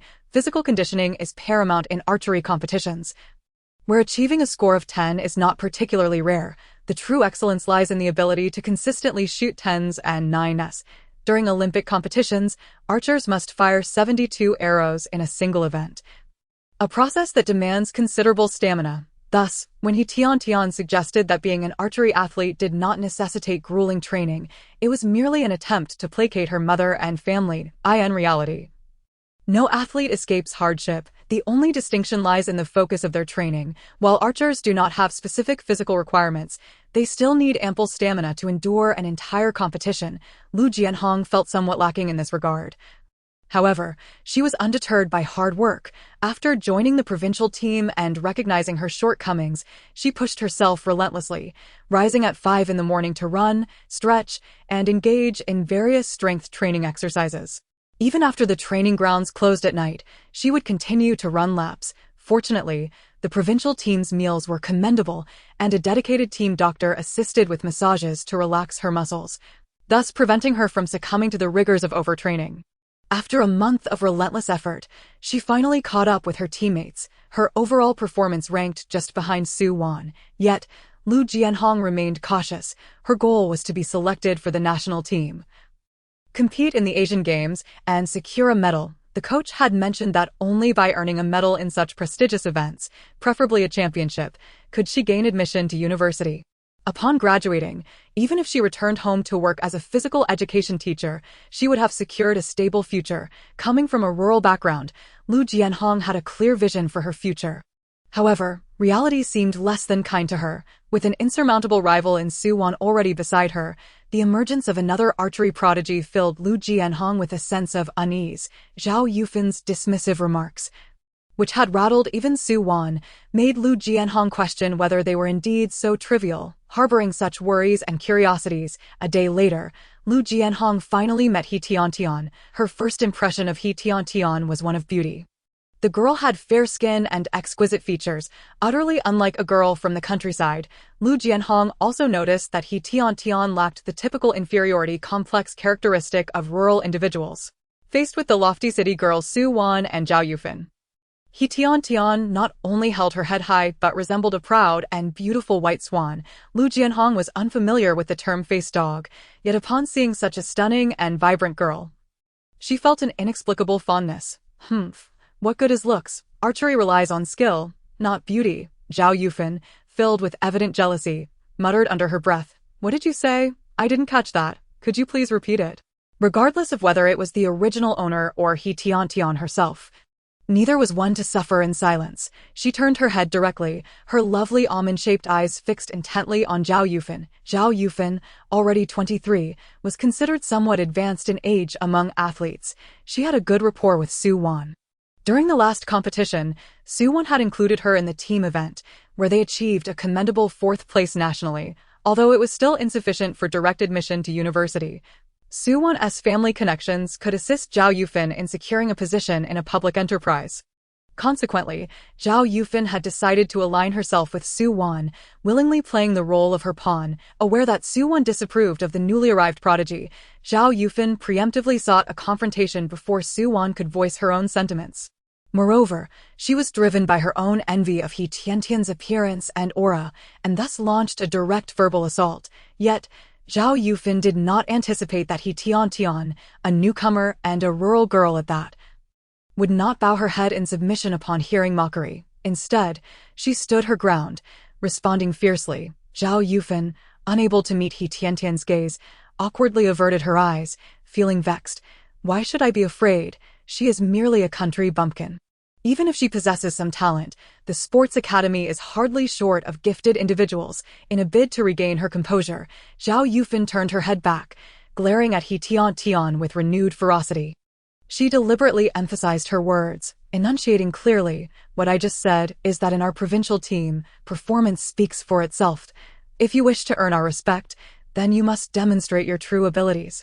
What significance does beauty hold? Can being good-looking put food on the table? Zhao Yufan fumed inwardly. Of course, her words were not entirely antagonistic. They contained an element of provocation as well. If Su Wan aspired to be the leader of the provincial women's team, she must suppress all challengers. A newcomer like He Tiantian deserved to be put in her place. Even Su Wan was quite pleased with Zhao Yufan's actions. She gazed at He Tiantian with eager anticipation, contemplating that as soon as this individual relented, she would seize the opportunity to drag her to the shooting range. At that moment, it would become abundantly clear who the true leader of the provincial team was. Whether or not you admire me is of little consequence. However, He Tiantian was not easily fooled. Instead, she regarded Zhao Yufan with an expression of disdain, contrasting sharply with Zhao Yufan's futile attempts to provoke her. Zhao Yufan felt the weight of He Tiantian's contempt, which only deepened her discomfort. How could it be of no importance? Once you join the provincial team, you must adhere to its rules. Oh, so if you do not seek our admiration, does that mean you defy the provincial team's regulations? TSK, the rules of the provincial team are indeed quite intriguing. As someone who stood just a step away from being the antagonist, He Tiantian was a true professional when it came to provoking others. I didn't mean it that way. Zhao Yufan, predictably infuriated, felt a sense of self-deprecation, as though she were the one desperately trying to win admiration, only to find that her efforts were unwelcome. Ugh, that was certainly not her intention.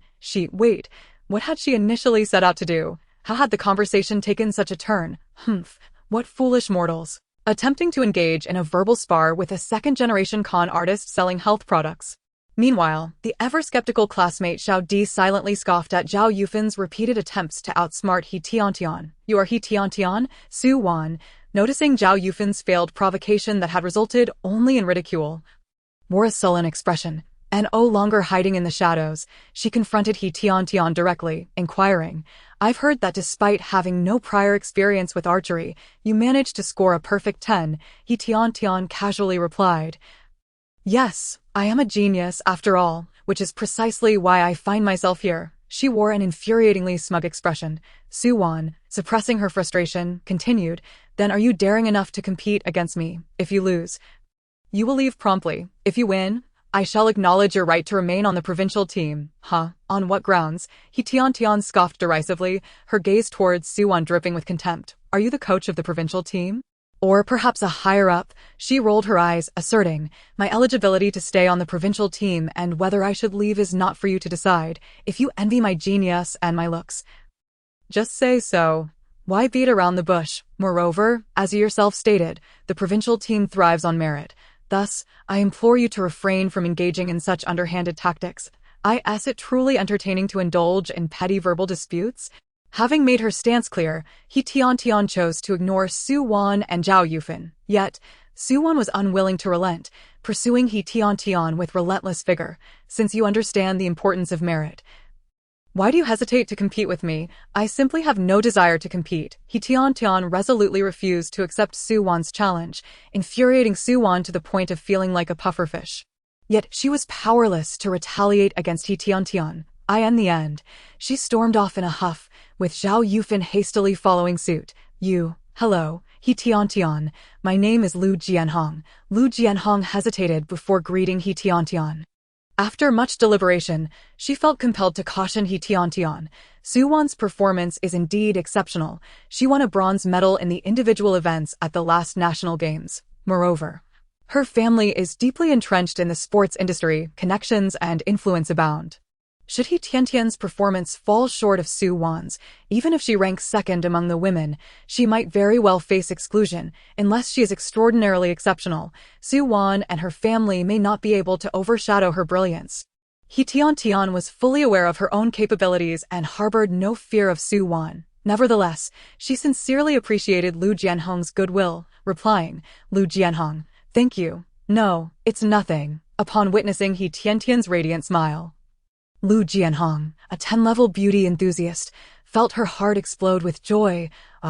This sister is truly stunning, her smile enchanting and sweet.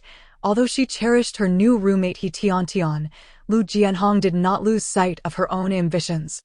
After exchanging a few brief words with He Tiantian, she hurried off to the training grounds to continue her practice. The dormitory was left with only He Tiantian.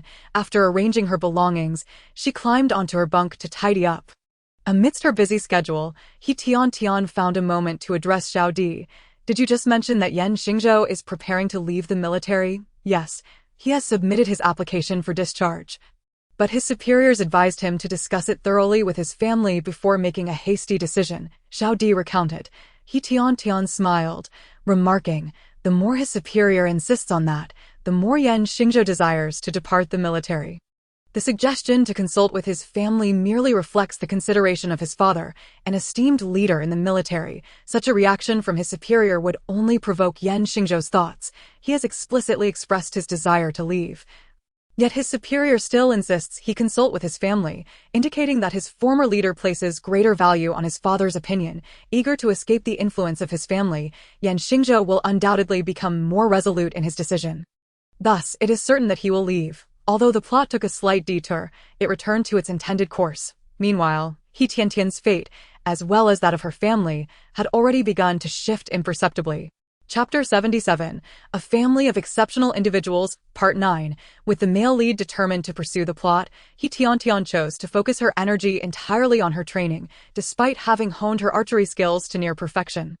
Traditional archery differed significantly from competitive shooting. She needed to acclimate to the recurve bow, familiarize herself with various competition regulations, and heed her coach's advice on subtle techniques. Additionally, she required physical conditioning, although He Tiantian possessed martial arts prowess. The original owner had been somewhat pampered. While her current body was not malnourished, its physical fitness was hardly commendable. The young woman was unable to carry heavy loads, and even climbing a few flights of stairs left her breathless. Rather than engage in overly complex physical training, He Tiantian, alongside Lu Jianhong, diligently ran laps on the track. They maintained a rigorous regimen of 20 kilometers daily, without fail. Moreover, they did not neglect essential arm strength training. Within less than a month at the provincial sports school, He Tiantian had shed 6 kilograms. Standing at 166 centimeters and weighing 49 kilograms, she was already considered quite slender. However, after a month of increased exercise, her weight dropped to just over 40 kilograms, which was alarmingly low. Coach Chen expressed concern, fearing she might overtrain and jeopardize her health. After consulting the team physician, they discovered that although He Tiantian had lost weight, Her body showed no signs of distress. Her arms, abdomen, and legs had all developed muscle, exuding strength. As long as she's healthy, sweetie, training is undoubtedly important, but you must also take care of your body. Coach Chen insisted with lingering concern. He Tiantian obediently promised to heed his advice. However, once she returned, she continued her training as usual. She was not intentionally disregarding her coach's words. Rather, she felt secure in her capabilities, her internal energy.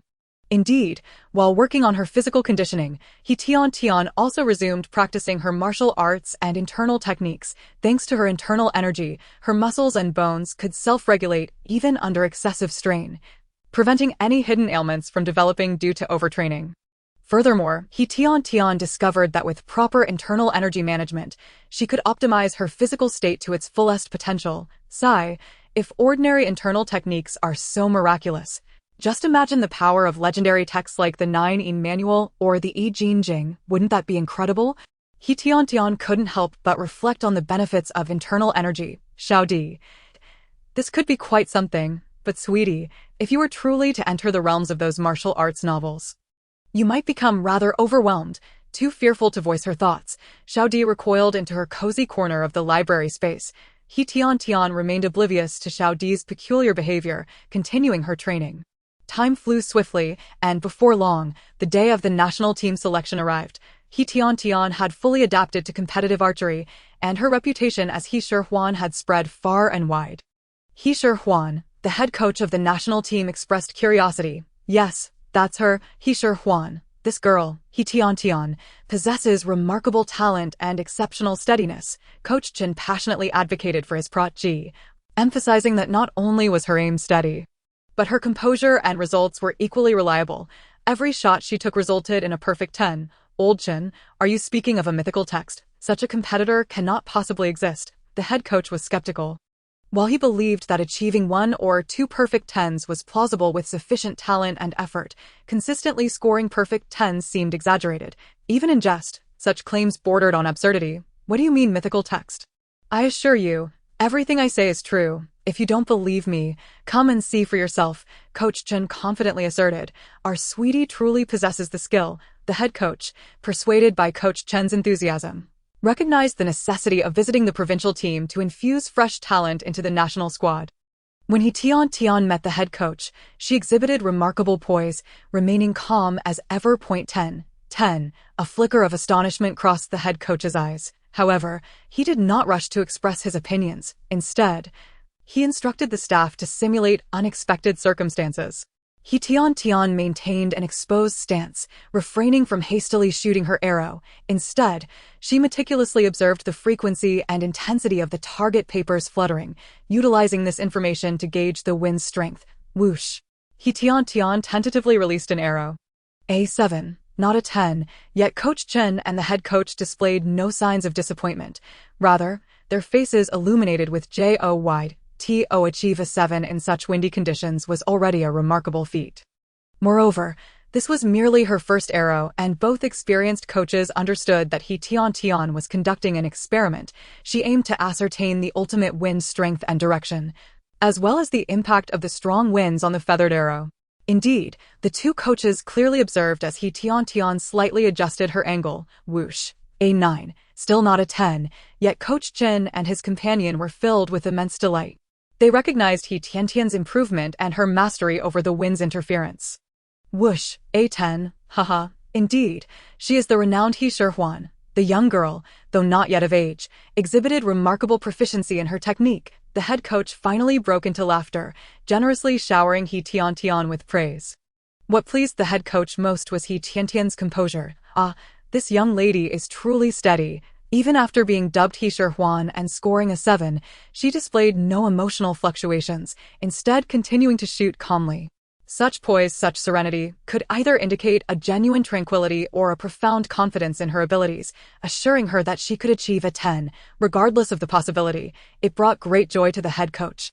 However, the testing was not over. The strong winds were unimpeded, but what about other adverse natural conditions? Coach Chen leveraged connections to procure a water truck, directing its massive nozzle to spray onto the training field.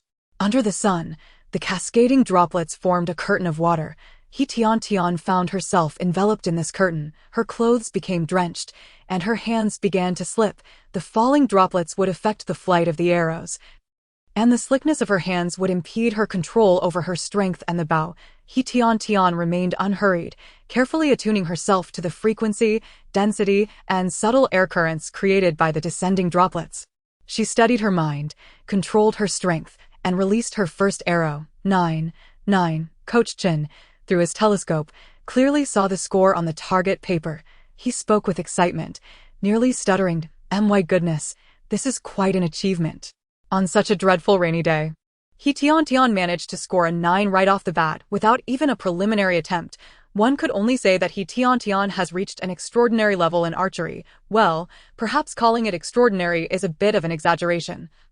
Yet the elated Coach Chen could conjure no other descriptors. Whoosh, whoosh. The following arrows were even less suspenseful. 10. He Tiantian indeed lived up to the illustrious title of He Shihuan, proving herself with her actual performance before the head coach. The head coach was overjoyed, yet the testing was still ongoing. After a brief discussion with his entourage, someone brought over a double-speaker tape recorder. She seemed concerned that the volume might not be loud enough. So she fetched a megaphone. Placing the megaphone in front of the tape recorder speakers, she pressed play. SHHH first, the best in the universe. Victory, the universe will triumph, like a tsunami. The cacophony of hisses and cheers surged through the megaphone, relentlessly bombarding He Tiantian. Particularly the hissing noise was truly maddening. The chants of first and victory in the language of the universe were frenzied and unrestrained, constituting the most significant noise pollution. For athletes, especially archers who require calm and focus, such disturbances could indeed affect their performance. Coach Chen felt somewhat irked, casting a puzzled glance at the head coach, yet the head coach said nothing. Quietly observing He Tiantian's response, He Tiantian remained unfazed, as though she were impervious to the jarring noise. Her expression was serene, her movements impeccably steady, as if she had enveloped herself in a protective barrier, rendering her oblivious to the external clamor. Whoosh, whoosh, yet another series of 10s. Excellent. This time, the head coach was genuinely satisfied. Regardless of the harsh weather or the external disturbances, He Tiantian remained composed, achieving her best results. Her performance had surpassed that of some veteran members of the national team. I must say, our Tiantian is a genius archer. Coach Chen chuckled heartily at the sight. Thus, He Tiantian was smoothly selected for the national team.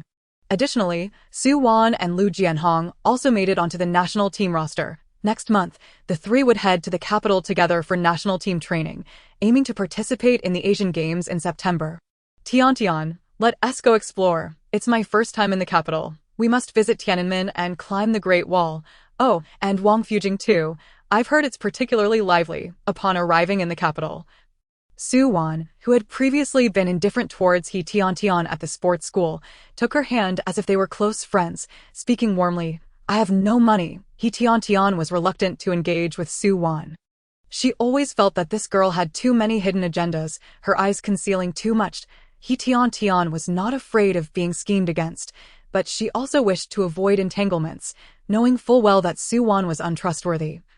Why should she engage with her? Was it to set a trap, or to exchange sincerity for sincerity? Constantly being criticized by classmate D as a villain, He Tiantian thought it best to remain willful and spoiled.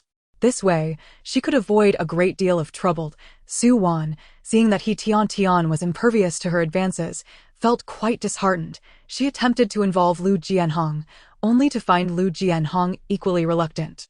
They're all from the countryside, utterly lacking in sophistication. Su Wan stormed off, perhaps to shop or sightsee. He Tiantian paid her no mind, continuing with her own plans. Training. Observing that those with more talent than herself were working even harder, Lu Jianhong felt compelled to keep up. The two of them would often leave before dawn and return to their dormitory late at night, utterly exhausted. After half a month, neither had noticed any unusual behavior from Su Wan. Until one day, Su Wan purposely called out to them just before they were about to leave, showing off her new look. Only then did He Tiantian and Lu Jianhong realize Su Wan had changed. Wow, Su Wan, did you perm your hair? Lu Jianhong's eyes roamed over Su Wan, taking in her makeup. That lipstick? You've learned to apply makeup? And you have pierced ears. Lu Jianhong, being a simple girl from the countryside, had spent most of her time at the training field since arriving at the provincial sports school and rarely ventured out. Thus, she was not well acquainted with the glamorous world outside, in their relatively traditional and conservative hometown. Only available in the capital, and this jewelry set is from Hong Kong, not found anywhere else, Suwon boasted, her words directed primarily at He Tiantian. He Tiantian. Having just emerged from a previous narrative where she was a noblewoman. What precious jewelry and exquisite items had she not encountered? After all, she was from a time beyond this one. Despite the saying that fashion is cyclical, being in the 1990s, He Tiantian found the styles and trends here rather quaint. Suwon's pursuit of the latest perm style elicited no envy from He Tiantian. Rather, she found it somewhat, glaring. Tiantian, don't you think I look good? Actually, you have better conditions than I do. If you dressed up seriously, you would look even better. He Tiantian remained silent, prompting Suwon to continue the conversation. I've also met a few international students who love sports when we have a day off. Let us go out with them. At this point, Suwon lowered her voice, speaking mysteriously. Tiantian, you're so beautiful and an archer. Neon and the Universe Nation would greatly welcome talents like you. Those international students have said that if you're willing, they can help you find a way to go abroad. The phrase go abroad hung heavily on Suwon's lips, her eyes sparkling with pride. Knowing that during this era, many Chinese people yearn to leave the country, not to mention the allure of foreign lands, the living standards alone far exceeded those domestically, for someone like He Tiantian, who had come from the countryside and toiled hard at archery. The ultimate goal was surely to secure a better life. Suwon believed that once she dangled this bait, He Tiantian would surely take the hook. Chapter 078. The whole family is exceptional. 10.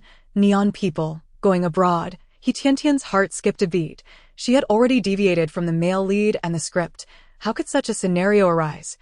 The distinction from the original script lies primarily in the fact that the original protagonist was genuinely enamored with vanity, foolishly abandoning her husband and children under the allure of a few grand promises from a foreigner, ultimately eloping to Neon. However, the character He Tiantian, regardless of Suwon's extravagant claims, could never forsake her homeland to serve foreign interests, although there exists a fundamental difference. He Tiantian is resolute in her determination not to tread the same path as the original protagonist. Yet, after meandering through the narrative, a sense of déjà vu begins to emerge, leaving her somewhat apprehensive. In the previous novel world, she had personally endured a script-like ordeal. Thus, she is acutely aware of the formidable power a script possesses. Nonetheless, what of that power? He Tiantian would never yield. She would not play the role of the malicious antagonist. Let others assume that mantle, but not her. She finds glory in representing her country and aims to prosper alongside her extraordinary family. Is that not enticing? She has no interest in such pursuits. Pushing away Suwon, who insisted on encroaching upon her space, He Tiantian remarked coolly, "What is so appealing about going abroad? I've honed my archery skills. I can just as easily compete overseas. Why should I ingratiate myself with any foreign students? Can we trust the words of these so-called foreign scholars? I am a post-00s individual, and I hold no particular reverence for foreigners unlike those from previous generations. Enough, Suwon. If you wish to go, by all means, do so without dragging me along. I still have training to attend to." He Tiantian sensed Suwon's malice, and thus, she did not hold back, delivering her words with finality. Lu Jianhong, initially curious about the luxurious items Suwon had procured, seemed to awaken to a realization upon witnessing He Tiantian's resolute stance. Indeed, she had come to the capital to train and strive for competition. The dazzling world outside was undeniably alluring, yet it was not suited for her. She had younger siblings whose tuition depended on her earnings. "Suwon, we are going to train now," Lu Jianhong stammered, her inherent timidity preventing her from exhibiting the same firmness as He Tiantian. She uttered the words hesitantly, not daring to meet Suwon's gaze, and bowed her head to follow He Tiantian out. You. Suwon could hardly believe her ears at He Tiantian's refusal. In an era where everyone aspired to go abroad, how could there still be fools like He Tiantian, to speak of self-reliance? Did she truly think herself someone of great significance? Well, fine, He Tiantian indeed had the capital to be arrogant, but how could she genuinely not wish to go abroad? Neon was a land of opportunity. A colleague of Suwon's father had gone there for work and returned home the following year with a large color television, not one of those small, black and white sets, but a genuine 21-inch color television.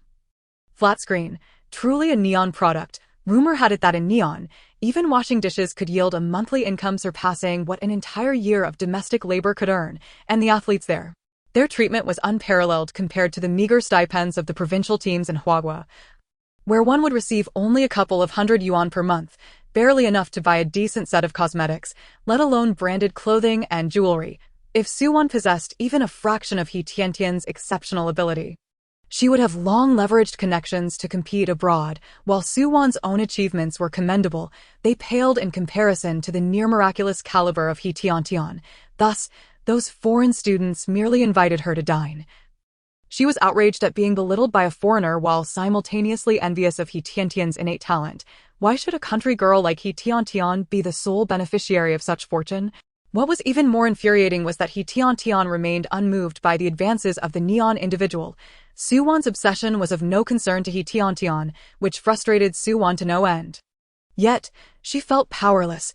While she flaunted her connections and painted grand visions, He Tiantian, a simple village girl, remained unperturbed.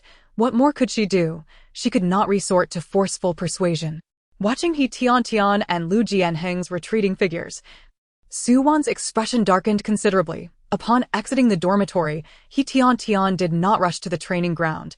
Instead, she took a detour directly to find the head coach. "Coach, I wish to change dormitories. I no longer want to stay with Suwon." He Tiantian got straight to the point. The head coach, puzzled, inquired, "Why, aren't you both from the same provincial team?" He Tiantian offered no defense for Suwon, stating bluntly that Suwon's recent behavior had been quite erratic, constantly seeking ways to escape the training base. "Just a moment ago, she told me she knows foreign students from Neon and claimed that if I were willing, they could assist me in going abroad." The head coach's expression shifted dramatically. "What? Did she truly say that?" It is no easy feat for the country to nurture an exceptional athlete. What pained coaches like him the most was knowing that many talented athletes, after achieving success, had defected to other countries. Once on the international stage, athletes trained by their homeland would compete against their own country. Such a scenario was heartbreaking yet inevitable. Alas, what could be done?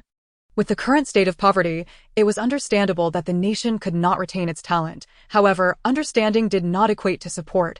While the conditions here may not match those of developed countries, they were significantly better than in the past. Previous generations had managed to create one miracle after another for the country under far harsher circumstances. Why could today's youth not do the same? While some were indeed seduced by the affluence of developed nations, many more remained devoted to their homeland. For instance, He Tiantian standing before him was an excellent prospect, talented, mentally resilient, and possessing sound values. The more the head coach observed He Tiantian, the more impressed he became. Originally, He Tiantian's qualifications for the upcoming Asian Games were insufficient. Having trained for less than 6 months and lacking experience in major national competitions, it would be unwise to send such a novice to a prestigious international event. Yet, what did qualifications matter? He Tiantian's exceptional talent was more than enough to overshadow all else, not to mention her steadfast mindset. To withhold such a promising athlete from competing would be a grave oversight. "Old lady, what did our daughter say? Why are you so silent?" In the village committee office, He Jiangwo gazed at his wife, who had just hung up the phone, her eyes wide in disbelief, as if her soul had momentarily departed. Growing concerned, He Jiangwo gently grasped her arm, urgently asking. Lu Xiaoji appeared somewhat dazed, her voice parched as she replied. Tiantian said she wants to participate in the Asian Games, and she also mentioned being on television. Yes, and television. Tiantian saved her allowances for months to buy us a television in the capital, which a friend from the railway brought back half a month ago. She also said for you and the eldest to go to town to fetch the television. He Jiangwo was rendered speechless, taking a long moment to stammer out, "Is that true, old lady? Are you telling the truth?" His daughter from the He family had truly become an athlete, participating in the Asian Games, set to appear on television and bring glory to their nation. And she had even purchased a television for the family. Good heavens, this was beyond imagination. Despite it being the 1990s, in their village, electricity had only been established a few years prior. The village chief had merely bought a radio, which was prominently displayed on a table, while his wife had meticulously embroidered a cloth to cover it, afraid of it being damaged. If a radio was considered a luxury, a television was an unattainable dream. It was said to be akin to a small cinema, and the villagers could only dream of seeing one in the county's department store. A single television could cost over 1,000 yuan. And in earlier years, one needed a ticket to purchase it, making it inaccessible even for those with money. Nowadays, tickets were no longer required, but the price remained exorbitant for farmers like them. A television represented several years' worth of income. Some families might splurge on a radio or sewing machine for a new bride, but a television was simply out of the question. After careful consideration, He Jiangwo felt certain that if his daughter truly bought a television, it would be the very first television in their village. The first television belonging to the He family. Ha ha ha. The villagers had mocked him as a weakling, a man under the thumb of his wife. They were not weaklings. They simply did not possess a television. Though He Jiangwo had yet to lay eyes on the television, he was already beaming with joy. His steps felt lighter, as if he were floating on air. Lu Xiaoji finally came to her senses and, upon catching sight of her husband grinning like a fool, muttered a curse under her breath about her husband being unable to hide his excitement. Yet, she herself was unaware that her lips were also curling into a smile. Their daughter was set to compete in the Asian Games and appear on television. Over the past decade, not only had her in-laws, but even the villagers often criticized her, claiming she spoiled Tiantian too much, labeling her as a burden while neglecting her son. Nonsense. My Tiantian is a promising child, while others lament their sons. Can their sons compete in the Asian Games, appear on television, and bring glory to the nation? My Tiantian can. Now, our sweet Tiantian has purchased a television for the family, as for the Yan family. They already possess one. I still remember the first time I visited the Yan household. I was utterly amazed to see such a small box capable of playing films, which left Lu Xiaoji in awe. Yet, she could not forget the disdainful smile of Yan's mother as she cautiously circled around the television. Filled with curiosity, Yan's mother never openly expressed disdain for the He family, but her piercing gaze was enough to convey her sentiments. A smile graced her lips, yet the warmth did not reach her eyes. Lu Xiaoji, lacking extensive education, struggled to find suitable adjectives to describe her discomfort with Yan's mother's demeanor. Each visit to the Yan household, despite receiving what she desired, left her feeling unfulfilled. Indeed, she could be rather brash and shameless. Yet it was impossible to claim she possessed no self-respect at all. After all, we are all human. Who doesn't wish to stand tall and be respected? Lu Xiaoji shook her head vigorously, thinking, oh dear. On such a joyous occasion, why dwell on unpleasant matters? The Yan family's affairs have little to do with the He family. Her own Tiantian harbored no interest in Yan Xingzhou, and as for Yan Xingzhou, TSK, it was said that this child, for reasons unknown, abandoned a promising military career to venture into business. Yan's grandfather was so incensed that he ended up hospitalized, while Yan's parents sighed in despair. Yet the child remained obstinate, determined to pursue business in the south. Despite his parents' scolding and punishment proving futile, all they could do was wear long faces and allow Yan Xingzhou to act recklessly. The thought of this made Lu Xiaoji chuckle. In these times, while wealthy business owners abound, those who serve the public still hold a higher social status. Yan Xingzhou, forsaking a promising future as a captain to become a private entrepreneur. Thank goodness he isn't their own child. Otherwise, Lu Xiaoji might have lost her temper. All right.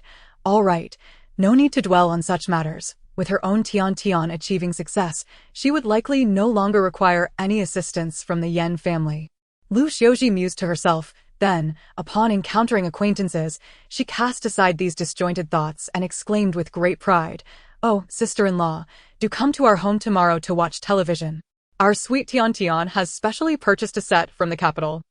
I've heard it's even colored and imported from abroad. Yes, it's coming from the capital and should arrive tomorrow. Auntie, once the television is set up, do come over. Our sweet Tiantian will also be on television."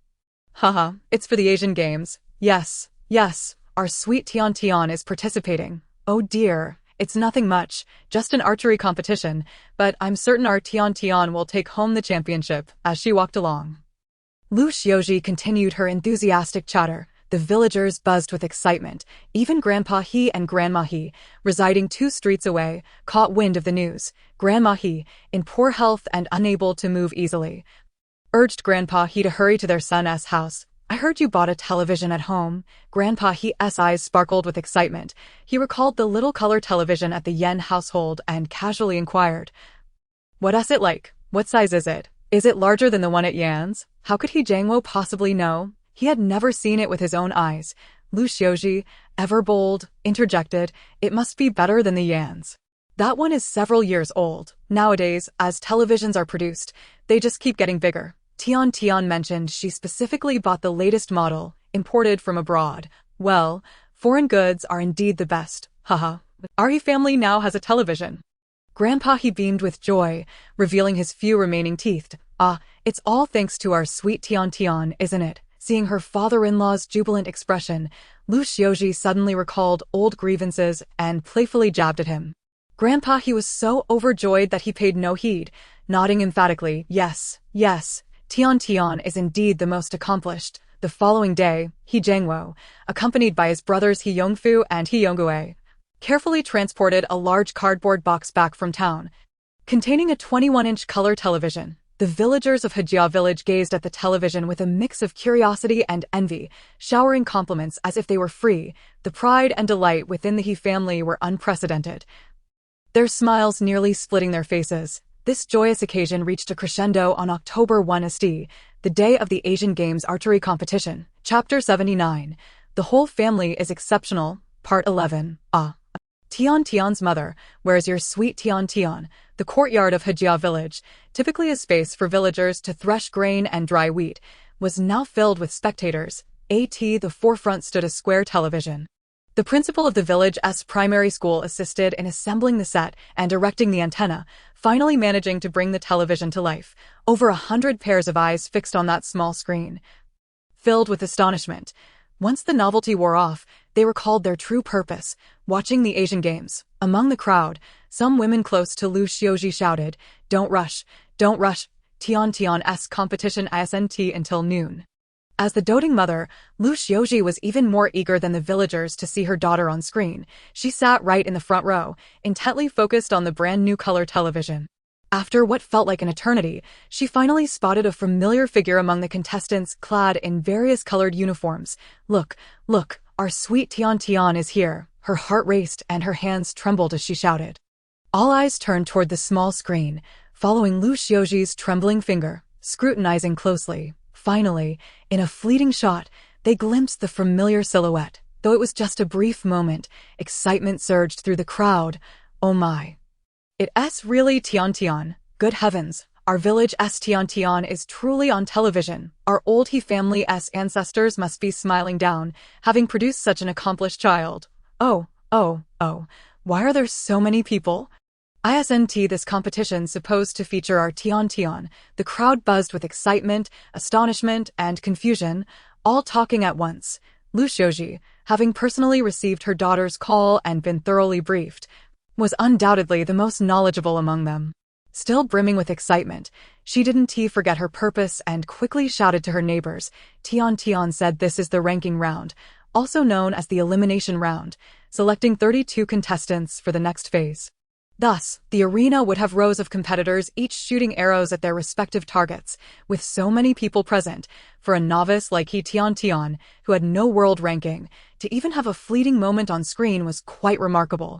Wow, this is archery. Just watch, it's not intense at all.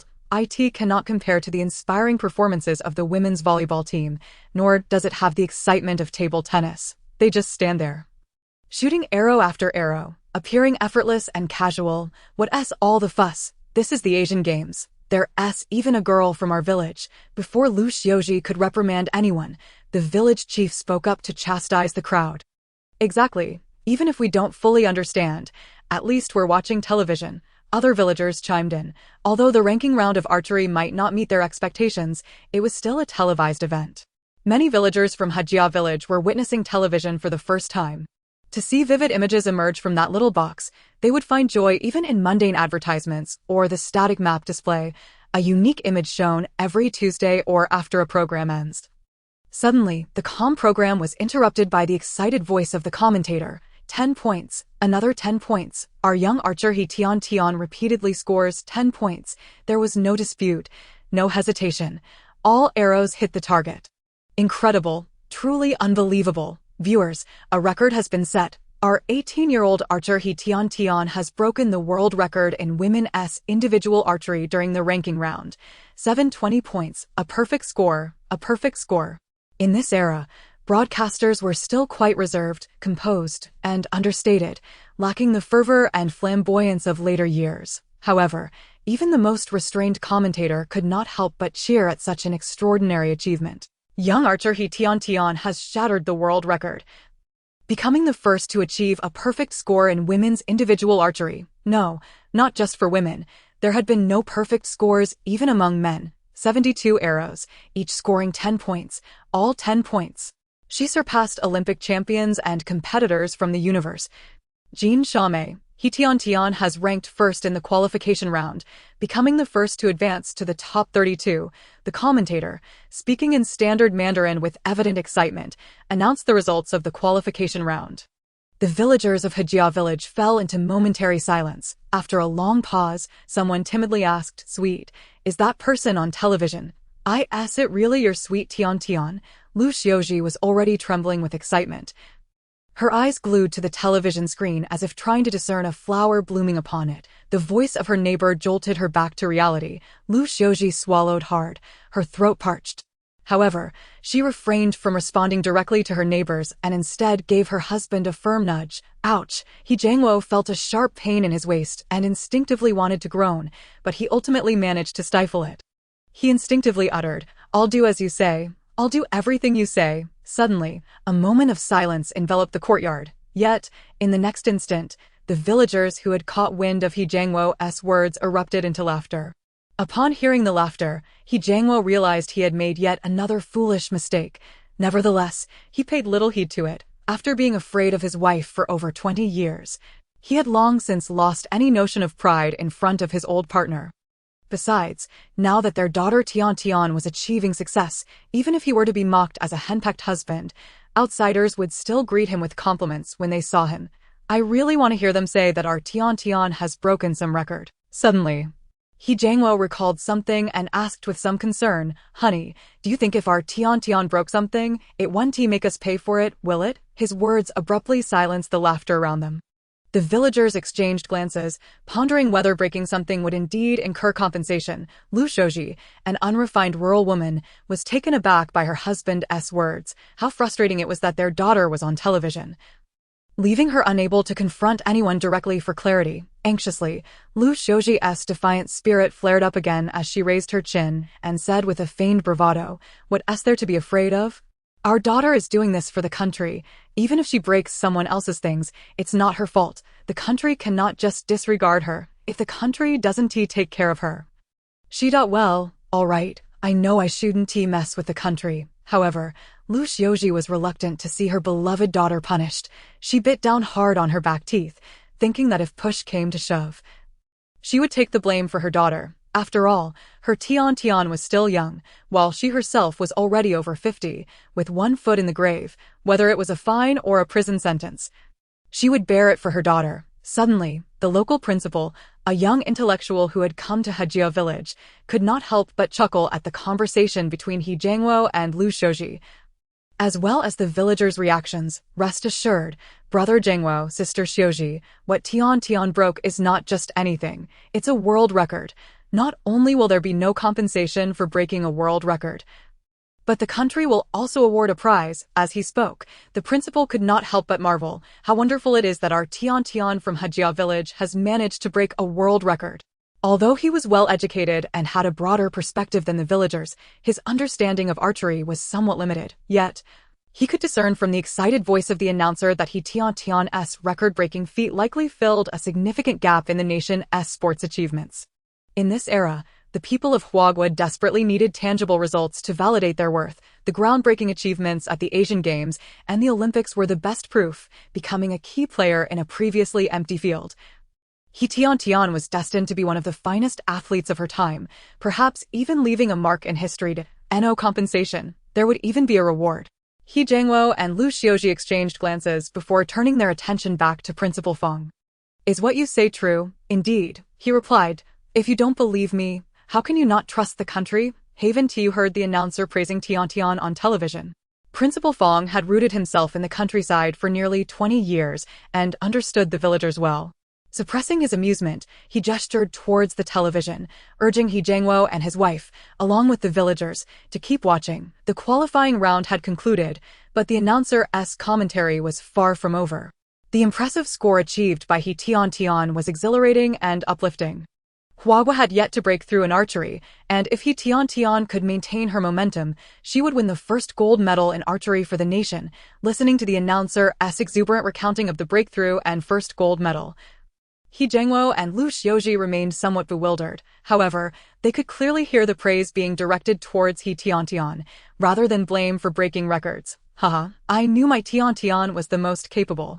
Realizing that their daughter had not gotten into trouble, but instead brought glory to the country, Lu Xiaoji shifted back into proud mother mode. She completely forgot how anxious and fearful she had been moments earlier and instead wore a confident expression as she extolled her daughter's virtues. Although those around her disapproved of Lu Xiaoji's sudden arrogance, they could only sigh, for her daughter truly was impressive. Not only had she become an athlete and participated in the Asian Games, but she had also broken records. Hadn't they heard Principal Feng mention that the country would reward He Tiantian? In less than a year, Tiantian had already brought home a big television for the family. Now, she was making a name for herself nationwide, and who knew what her future held?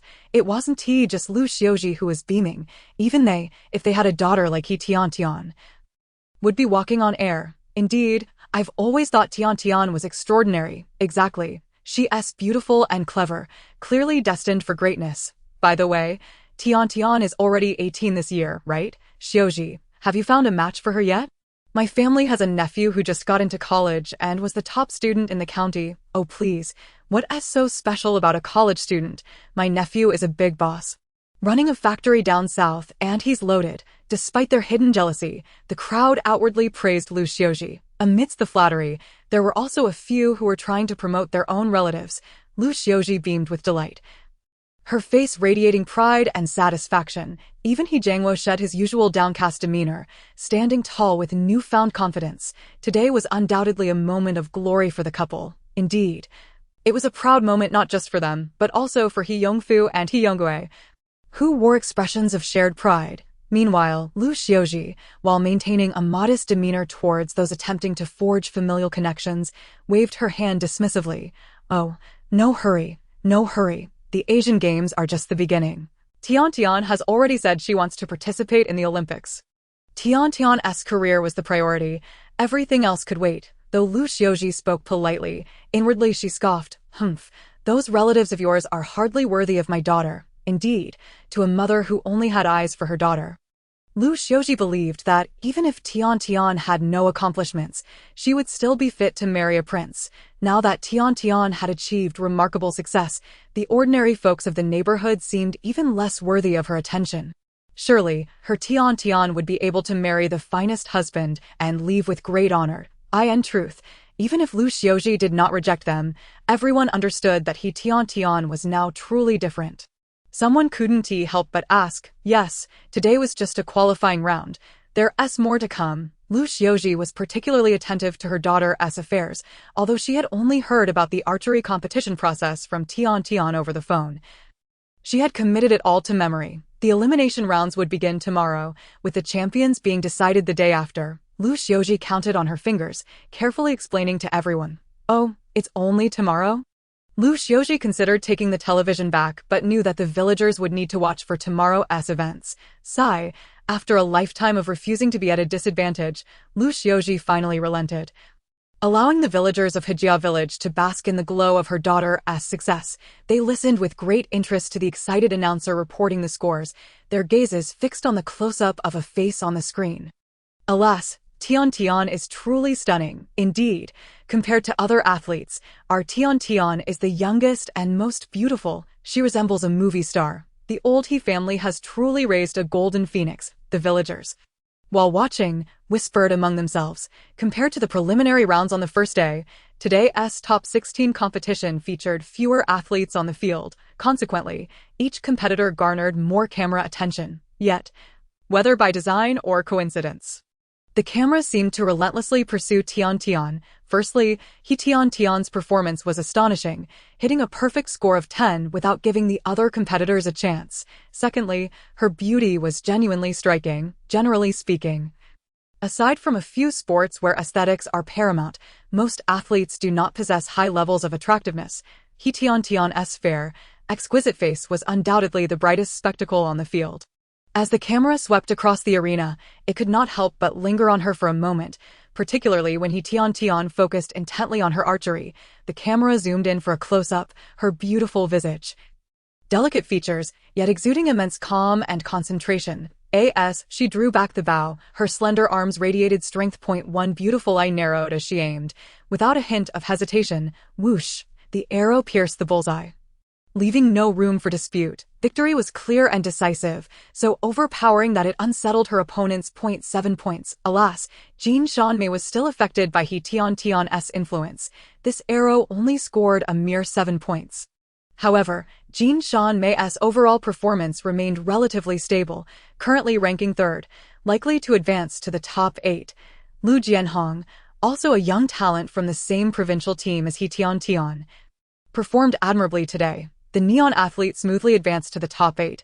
The top 16 competition concluded swiftly. Next came the quarterfinals. The archery event did not consume much time overall. The quarterfinals proceeded without a pause, with He Tiantian, Jin Shanmei, and Park Mei-hai advancing to the semi-finals without suspense, while Lu Jianhong, by a narrow margin of 1 point, miraculously secured a place in the top 4. The competition for the bronze medal soon commenced. World-ranked 17th Park Mei-hai faced off against nationally ranked 7th Lu Jianhong. This was Lu Jianhong's first participation in such an international event. And although she had the home advantage, the pressure was immense. By the time of the semi-finals, spectators began to fill the arena. The ordinary citizens of Huagua, though lacking knowledge of archery, fervently cheered and encouraged whenever their compatriots participated.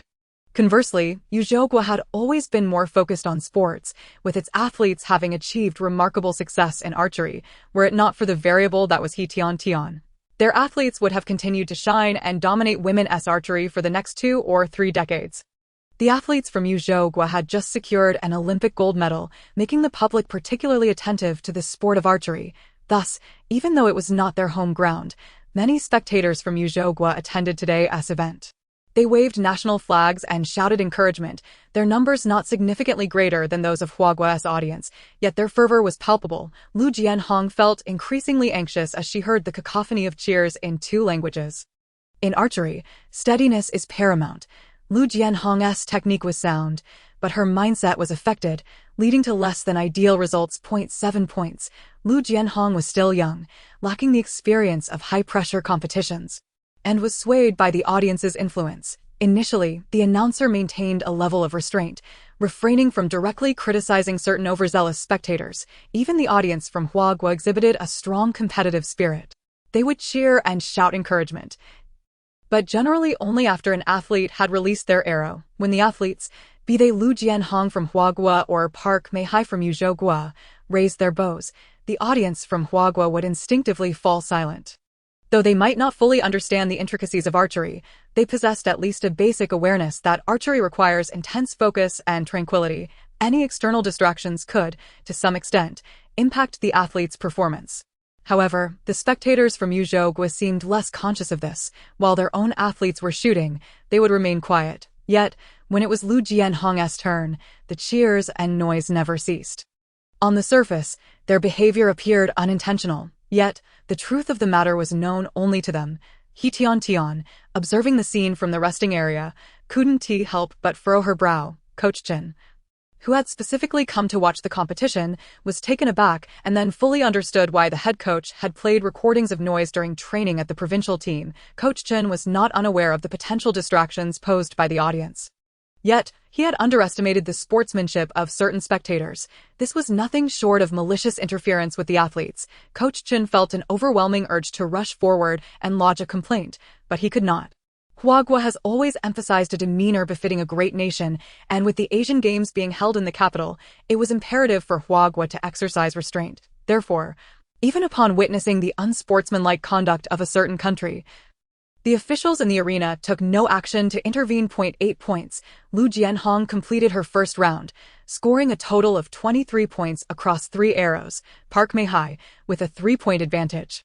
Secured 2 points. The announcer spoke with a tinge of regret. Meanwhile, the spectators from Yuzhou seemed to recognize Lu Jianhong's disturbed mindset and grew even louder in their cheers. Lu Jianhong faced continuous setbacks, consistently scoring 7 and 8 points, amplifying the pressure she felt. Her draw became hesitant. The audience's uproar, however, escalated. The announcer struggled to contain himself, opting for a veiled criticism.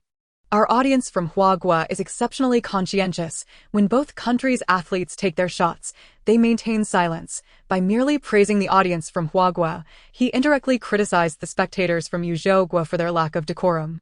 Yet, this subtle reproach had no effect. The spectators from that particular country grew more brazen, their shouts even mixed with hisses. He Tiantian's irritation deepened. As Coach Chen fumed, he did not forget to remind He Tiantian.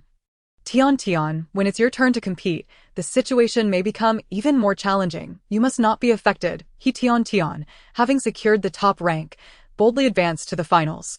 This was the closest the Huagua archery team had come to winning a gold medal at the Asian Games. If He Tiantian, like Lu Jianhong, were to be distracted and lose the championship, it would be an immense shame. Coach, don't worry, I will be cautious. He Tiantian replied with unwavering determination. They are merely a swarm of flies buzzing about. I have trained in a battlefield of life and death in the virtual learning space. He Tiantian would not be intimidated by such lowly and despicable distractions. All right, I trust you, but remember, no matter what happens on the field, you must remain steady. Steady, steady. Coach Chen, while professing his trust, remained worried and reiterated his instructions. He Tiantian was gifted, and her flawless performance had utterly astounded the archery community. However, she was only 18 years old, participating in such a large-scale international competition for the first time, lacking experience in high-stakes matches, coupled with her teammates' earlier failure. It was difficult for Coach Chen not to be concerned for her. All right, I will remember, He Tiantian obediently replied. She was confident that she would not be distracted, but the coaches were worried. Not only Coach Chen, but even the head coach repeatedly reminded her, soon. The bronze medal contest concluded. Lu Jianhong narrowly missed out on a medal, finishing 4th in the Asian Games. Although this was a commendable achievement, He Tiantian's extraordinary performance instilled immense confidence in the women's archery team. As someone who had trained alongside He Tiantian from dawn till dusk, Lu Jianhong felt an inexplicable sense of mission. She couldn't shake the feeling that if she failed to secure a medal, it would be a disservice to her identity as He Tiantian's best friend. Tiantian, Lu Jianhong sobbed as she exited the field, yet He Tiantian smiled and comforted her. Jianhong, congratulations on achieving your personal best. Suddenly recalling something, He Tiantian leaned closer to Lu Jianhong's ear and whispered, 4th place at the Asian Games is also a remarkable achievement. Even after retiring, you will still qualify for university. Furthermore, you are only 19 this year, and you can still compete in major events. Your performance will only improve. Upon hearing He Tiantian's words, Lu Jianhong's eyes brightened. Yes, she had been so consumed with self-blame and sadness that she had forgotten all of this. She had surpassed herself and achieved a highly respectable result, whether returning to the provincial team or retiring. She would have a higher platform to stand upon, and Jianhong, rest assured, I will avenge you. He Tiantian shot a cold glance at the still boisterous audience and spoke with a fierce determination. I believe you. Lu Jianhong, having been He Tiantian's teammate for months, was already thoroughly impressed by her exceptional abilities. In Lu Jianhong's heart, He Tiantian is a prodigy in archery, an undefeated legend. The cunning tricks of certain spectators from another country could never sway He Tiantian's ascent to glory. As He Tiantian and Jin Shamei arrived at the arena, the format for the individual archery event at the Asian Games consisted of 6 rounds. In each round, every competitor would shoot 3 arrows, with the one accumulating the highest total score winning 2 points. In the event of a tie, each would receive 1 point. Ultimately, the participant with the greater total score would emerge victorious. In the first round, He Tiantian was the first to take aim. Calm and collected, she positioned herself and slowly drew back the bowstring. Suddenly, applause and cheers erupted from the crowd, without needing to look. It was evident that spectators from a certain nation were once again acting out. The audience from the Huahua side simmered with anger. Yet, being the host nation, they had to uphold the dignity of a great power. Though they felt furious, they could not voice their frustration. They could only grit their teeth, maintain their silence, and silently pray. He Tiantian, please do not be influenced. The television camera zoomed in on He Tiantian's focused expression. She had fully drawn her bow, and it was time for a clean release. However, at the last moment, she seemed to hesitate, a subtle expression flickering across her face. Oh dear, could our Tiantian be affected? Lu Xiaoji anxiously gripped her partner's arm. Yet, He Jiangwo did not grimace in pain. He appeared oblivious to the ache in his arm, his eyes fixed intently on the screen. He remained silent. But in his heart, he cursed. Damn it, these bastards can't win against my daughter in a fair match, so they resort to such underhanded tactics. Tiantian will surely win. She must win. He Jiangwo was not merely encouraging himself, but also comforting his partner, gritting his teeth as he declared, Yes, yes, our Tiantian is the most formidable. How could she possibly be swayed by those scoundrels, despite Lu Xiaoji's lingering doubts? He Jiangwo's words provided her with a measure of encouragement.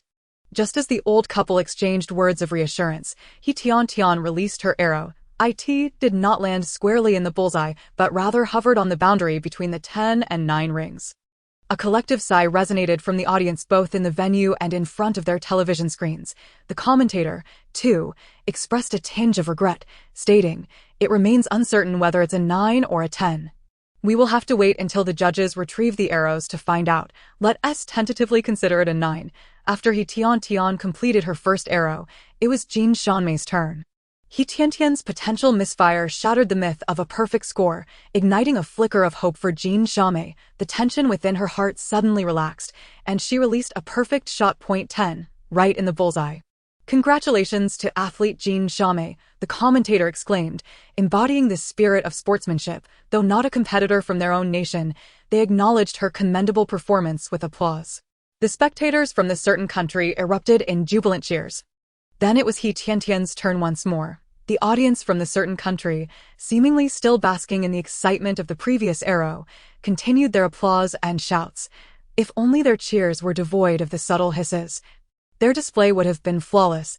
He Tiantian again shot at the boundary between the 10 and 9 rings. Jin Shanmei, however, failed to land a perfect bullseye, instead hitting the edged in the third arrow. He Tiantian again appeared to be on the line, while Jin Shanmei scored a 9. Both competitors awaited the pending results with bated breath. In the camera's view, the judge withdrew the arrows, focusing intently on the target paper. The result, He Tiantian had scored 3 10s. Jin Shanmei's pending arrow was revealed to be a 9. He Tiantian remained her flawless self, while Jin Shanmei, who had believed she performed impeccably, lost this round by a 2-point margin. But was that even possible? Each time, her arrows hovered right on the line, yet they landed within the 10 ring. Could He Tiantian truly achieve such precision? No, that couldn't be. This was the finals of the Asian Games. Even if He Tiantian possessed such skill, would she dare to take such a risk? Did she have such unshakable confidence that she would gamble at such a crucial moment? Once this thought emerged in Jin Shanmei's mind, her composure began to waver. She could not help but speculate further on the extent of He Tiantian's archery prowess. Just how formidable was her confidence? Shanmei, what are you doing? As the second round commenced, Jin Shanmei found herself not preparing for the competition but standing in a daze, utterly incredulous. The coach from the Universe Nation grew increasingly irate, bellowing reprimands. Jin Shanmei snapped back to reality, realizing she had been daydreaming during the match. This was inexcusable, regardless of the reasons behind He Tiantian's remarkable performance. As her rival, she should not have allowed her thoughts to wander. Archery is a contest of mental fortitude. Why do some spectators prefer to endure ridicule for lacking sportsmanship, rather than remain quiet? It was all to psychologically unsettle the opposing athletes. The audience had offered her their utmost support, yet she almost faltered due to her own unfounded speculations. She felt she owed them an apology. Jean Chame, a seasoned competitor who had won awards at international events, swiftly regained her focus despite the brief lapse. Thwack, 10. While it wasn't a perfect bullseye, the arrow firmly embedded itself within the 10 ring. No boundary, no pending score, just a resounding 10. First, the universe is first. Victory, victory, the universe shall triumph. The spectators from the Universe Nation erupted into ecstatic cheers. They seemed utterly captivated by their athlete's exceptional performance, chanting and hollering without a care for the fact that competitors from other nations were already poised with their bows. He Tiantian mused, "They truly are like flies, no real threat, yet utterly irritating." She narrowed her eyes, a flicker of uncertainty flashing across her refined and beautiful visage. It appeared that she, too, had been disturbed. Certain spectators from the other country noticed He Tiantian's hesitation and assumed their tactics had once again borne fruit, their shouts becoming even more fervent. Whoosh! 10. Right in the bullseye. The applause from the crowd abruptly ceased, only to be replaced by thunderous applause from the opposite stands. A twist of fate, a mere coincidence. Humph, she must have gotten lucky. Indeed, her mind must have been in disarray. There was no way she could have shot a perfect arrow. That's right, Jean Chame is the true champion. That 18-year-old girl from Huagua cannot possibly surpass Jean Chame's capabilities. After a brief and awkward silence, the audience from the Universe Nation began to murmur in dissatisfaction. They refused to believe that Huagua, which had always been dominated in archery, could produce such a dazzling talent. Even if she shot a perfect bullseye, it could not reflect true skill. It must have been sheer luck. A stroke of fortune. First, Jean Chame is first. Victory. Jean Chame shall triumph. The arena erupted once more in frenzied cheers. Jean Chame felt a sudden surge of psychological pressure. Taking a deep breath, she endeavored to steady her breathing. Smoothly drawing back her bow, whoosh, 9. Alas, a chorus of disappointed sighs filled the venue. Jean Chame bit her lip, striving to maintain her composure, yet she felt a tinge of disappointment. While her performance could not be deemed a failure, if her opponent excelled, she would face defeat. She could only fervently wish that He Tiantian was not as miraculous as the rumors suggested, that the so-called perfect tens were merely exaggerated claims from Huagua. Not just Jean Chame, but the spectators from the Universe Nation eagerly anticipated He Tiantian's potential misfire. Thwack! Once again, He Tiantian's arrow landed precariously on the boundary between the 9 and 10 rings. The audience from the Universe Nation erupted into cheers, exhibiting a distinct lack of sportsmanship. Meanwhile, the spectators from Huagua were on the verge of fury, yet they remained mindful of their status as hosts, striving to maintain the demeanor of a great nation, and thus, they had to endure. He Tiantian again scored a pending 9. The audience from the Universe Nation mistakenly believed their strategy had succeeded. Their spirits buoyed, in the depths of her heart. Jean Chame's earlier doubts resurfaced. She lacked evidence, yet she harbored an instinctive premonition. He Tiantian was doing this deliberately. With this thought, her hand wavered as she drew her bow. Whoosh! Her arrow too grazed the line, landing between the 8 and 9 rings. 9. It must be a 9. Jean Chame and her supporters fervently prayed in their hearts, of course, while hoping for a favorable outcome for themselves. They did not forget to curse He Tiantian. She too must score a 9. A 9. This way, it seemed Jean Chame might just edge out by a ring. Then came the third arrow of the second round. He Tiantian continued to hover on the line, observing her somewhat regretful expression. It was clear that landing on the line was not her intention. She appeared to resent her tendency to dance along the edge. Jean Chame noticed He Tiantian's reaction. Instead of feeling triumphant, her earlier absurd speculation became even clearer. She began to question just how advanced He Tiantian's archery skills had become. Could she truly have mastered the legendary prowess of Huagua's sharpshooters? Hitting the bullseye from 100 steps? Was that even possible? He Tiantian was merely 18 years old. Even if she had started practicing as a child, it had only been a little over a decade of training. Moreover, she is merely a teenage girl, lacking any significant experience in large-scale competitions, yet her composure and maturity appear remarkably poised. Not only is she capable of securing her own performance, but she also deliberately employs such a borderline tactic to induce psychological pressure upon her opponent? Impossible. Absolutely inconceivable. Jean Chame desperately negated this thought in her mind, yet she could not help but indulge in chaotic speculation. Jean Chame. Focus. The coach, noticing that Jean Xiaomei was lost in thought, felt an overwhelming urge to rush over and slap her twice. However, this was the arena of an international competition, with countless spectators both on-site and in front of their screens. The coach could only suppress his anger and shout loudly, startled back to reality by her coach's voice. Jean Xiaomei dared not entertain further thoughts. She pressed her lips tightly together, mustering all her strength to release a steady arrow. A perfect 10. Boom. The venue erupted with deafening cheers. However, it wasn't too long before the applause abruptly ceased. This was due to the judges retrieving the arrows, and He Tiantian's 2 arrows, pending confirmation, were clearly within the 10-ring zone. Thus, He Tiantian's 3 arrows again garnered 3 tens. The myth of He Shihuan continued to be inscribed by He Tiantian. Conversely, Jean Xiaomei's pending arrow regrettably landed within the 8-ring. He Tiantian claimed victory in the second round with a 2-ring advantage, accumulating a total of 4 points across the 2 rounds. The announcer exclaimed with unparalleled enthusiasm. Although reason repeatedly urged him to exercise restraint and be mindful of his influence, the void in the archery event was about to be filled with the hues of a young champion. As a citizen of Huagua, he felt an overwhelming sense of pride, nearly losing control. If even a professionally trained announcer was this stirred, one could only imagine the fervor of the audience present. Furthermore, during the earlier competition, many spectators were incensed by certain individuals in the opposing stands. They were cautious of Huagua's image, refraining from any confrontation, yet now, in this moment of respite, they could unleash their voices and cheer wholeheartedly. The modest archery arena was alive with fluttering red flags and waving banners, as the audience joyously shouted, laughed, and applauded. Meanwhile, the spectators from Yezhuguo fell into a profound silence. This stark contrast in atmosphere felt somewhat surreal, yet it imposed immense psychological pressure on Jean Xiaomei. Undoubtedly, the chief culprit behind her crumbling mindset was He Tiantian's borderline tactics. She was doing it on purpose. It had to be intentional, with such tumultuous emotions.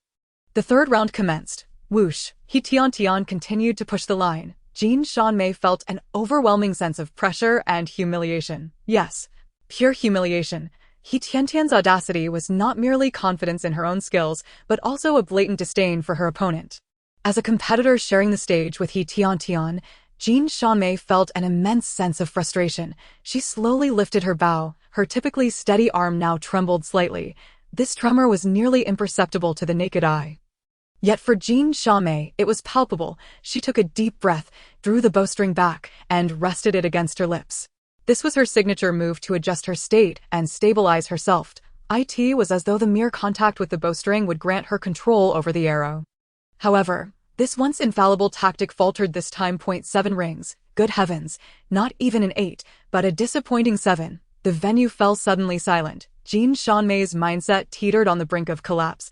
He Tiantian, known for her mercilessness toward her foes, delivered a fierce blow, another borderline shot. Having experienced this multiple times, although the final judgment from the on-site judges had yet to be rendered, both Jean Xiaomei and everyone present had a foreboding sense. It was surely a 10. As a seasoned veteran with a world ranking of first, Jean Xiaomei was not yet on the verge of complete mental collapse. However, the spectators from Yezhuguo dealt her a fatal blow before the competition was even halfway through. Some began to exit the stands. They had resigned themselves to the belief that Jean Xihuan would not stage a comeback, that she would lose. Yet, unwilling to witness their country's athletes' defeat, they opted to leave early. Seeking to avoid the distress. 1, 2. Initially, it was just a few scattered individuals, but with the pioneers leading the way, others followed suit. Observing the audience's early departure, not only did Jean Xihuan feel suffocated by despair, but even the coach from Yezhuguo felt a tinge of unease. Referee, I wish to appeal. In a moment of desperation, the coach disregarded any semblance of dignity. She rushed to the referee, angrily protesting. The Huagua athlete deliberately pushed the line, causing psychological interference to our athlete. The third country referee looked at the Yezhuguo coach in bewilderment, his expression unmistakably revealing his incredulity. It was as if the referee was saying, "Excuse me, what did you say?" What do you mean the Huagua athlete deliberately pushed the line and caused psychological interference to your country's athlete? What nonsense is this? Well, while the referee indeed felt some uncertainty about He Tiantian's borderline scores, He would never be as brazen as the Yasuo coach in voicing such claims. For the moment such a declaration was made, they would be affirming one point: He Tiantian's archery skills had reached a pinnacle of mastery, allowing her to control her shots at will. Furthermore, even if one were to argue that she was showcasing her skills by shooting on the line, it was not a violation of any rules. After all, the regulations of archery competitions do not stipulate that athletes must refrain from shooting at the boundary line. Yasuo claimed He Tiantian acted with intent, while Huagua could just as easily assert it was mere coincidence. A stroke of luck. Such an appeal held no ground whatsoever. Additionally, there were indeed acts of malice aimed at disrupting the athletes, but it was not He Tiantian's doing. Rather, it was the spectators from Yasuo.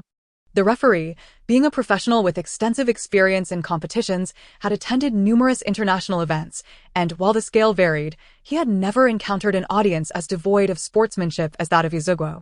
This was already quite disheartening, but what was even more disconcerting was the audacity of the wrongdoers from Yasuo to cry foul first. TSK, TSK. The referee found himself at a loss for more fitting words to express his current emotions.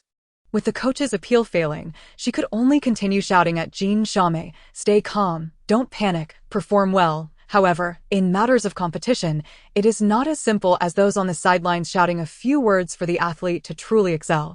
Boom. The early departure of the audience, the coach's unsuccessful appeal leading to ridicule, these became the final straws that broke Jin Xiaomei's psychological defenses.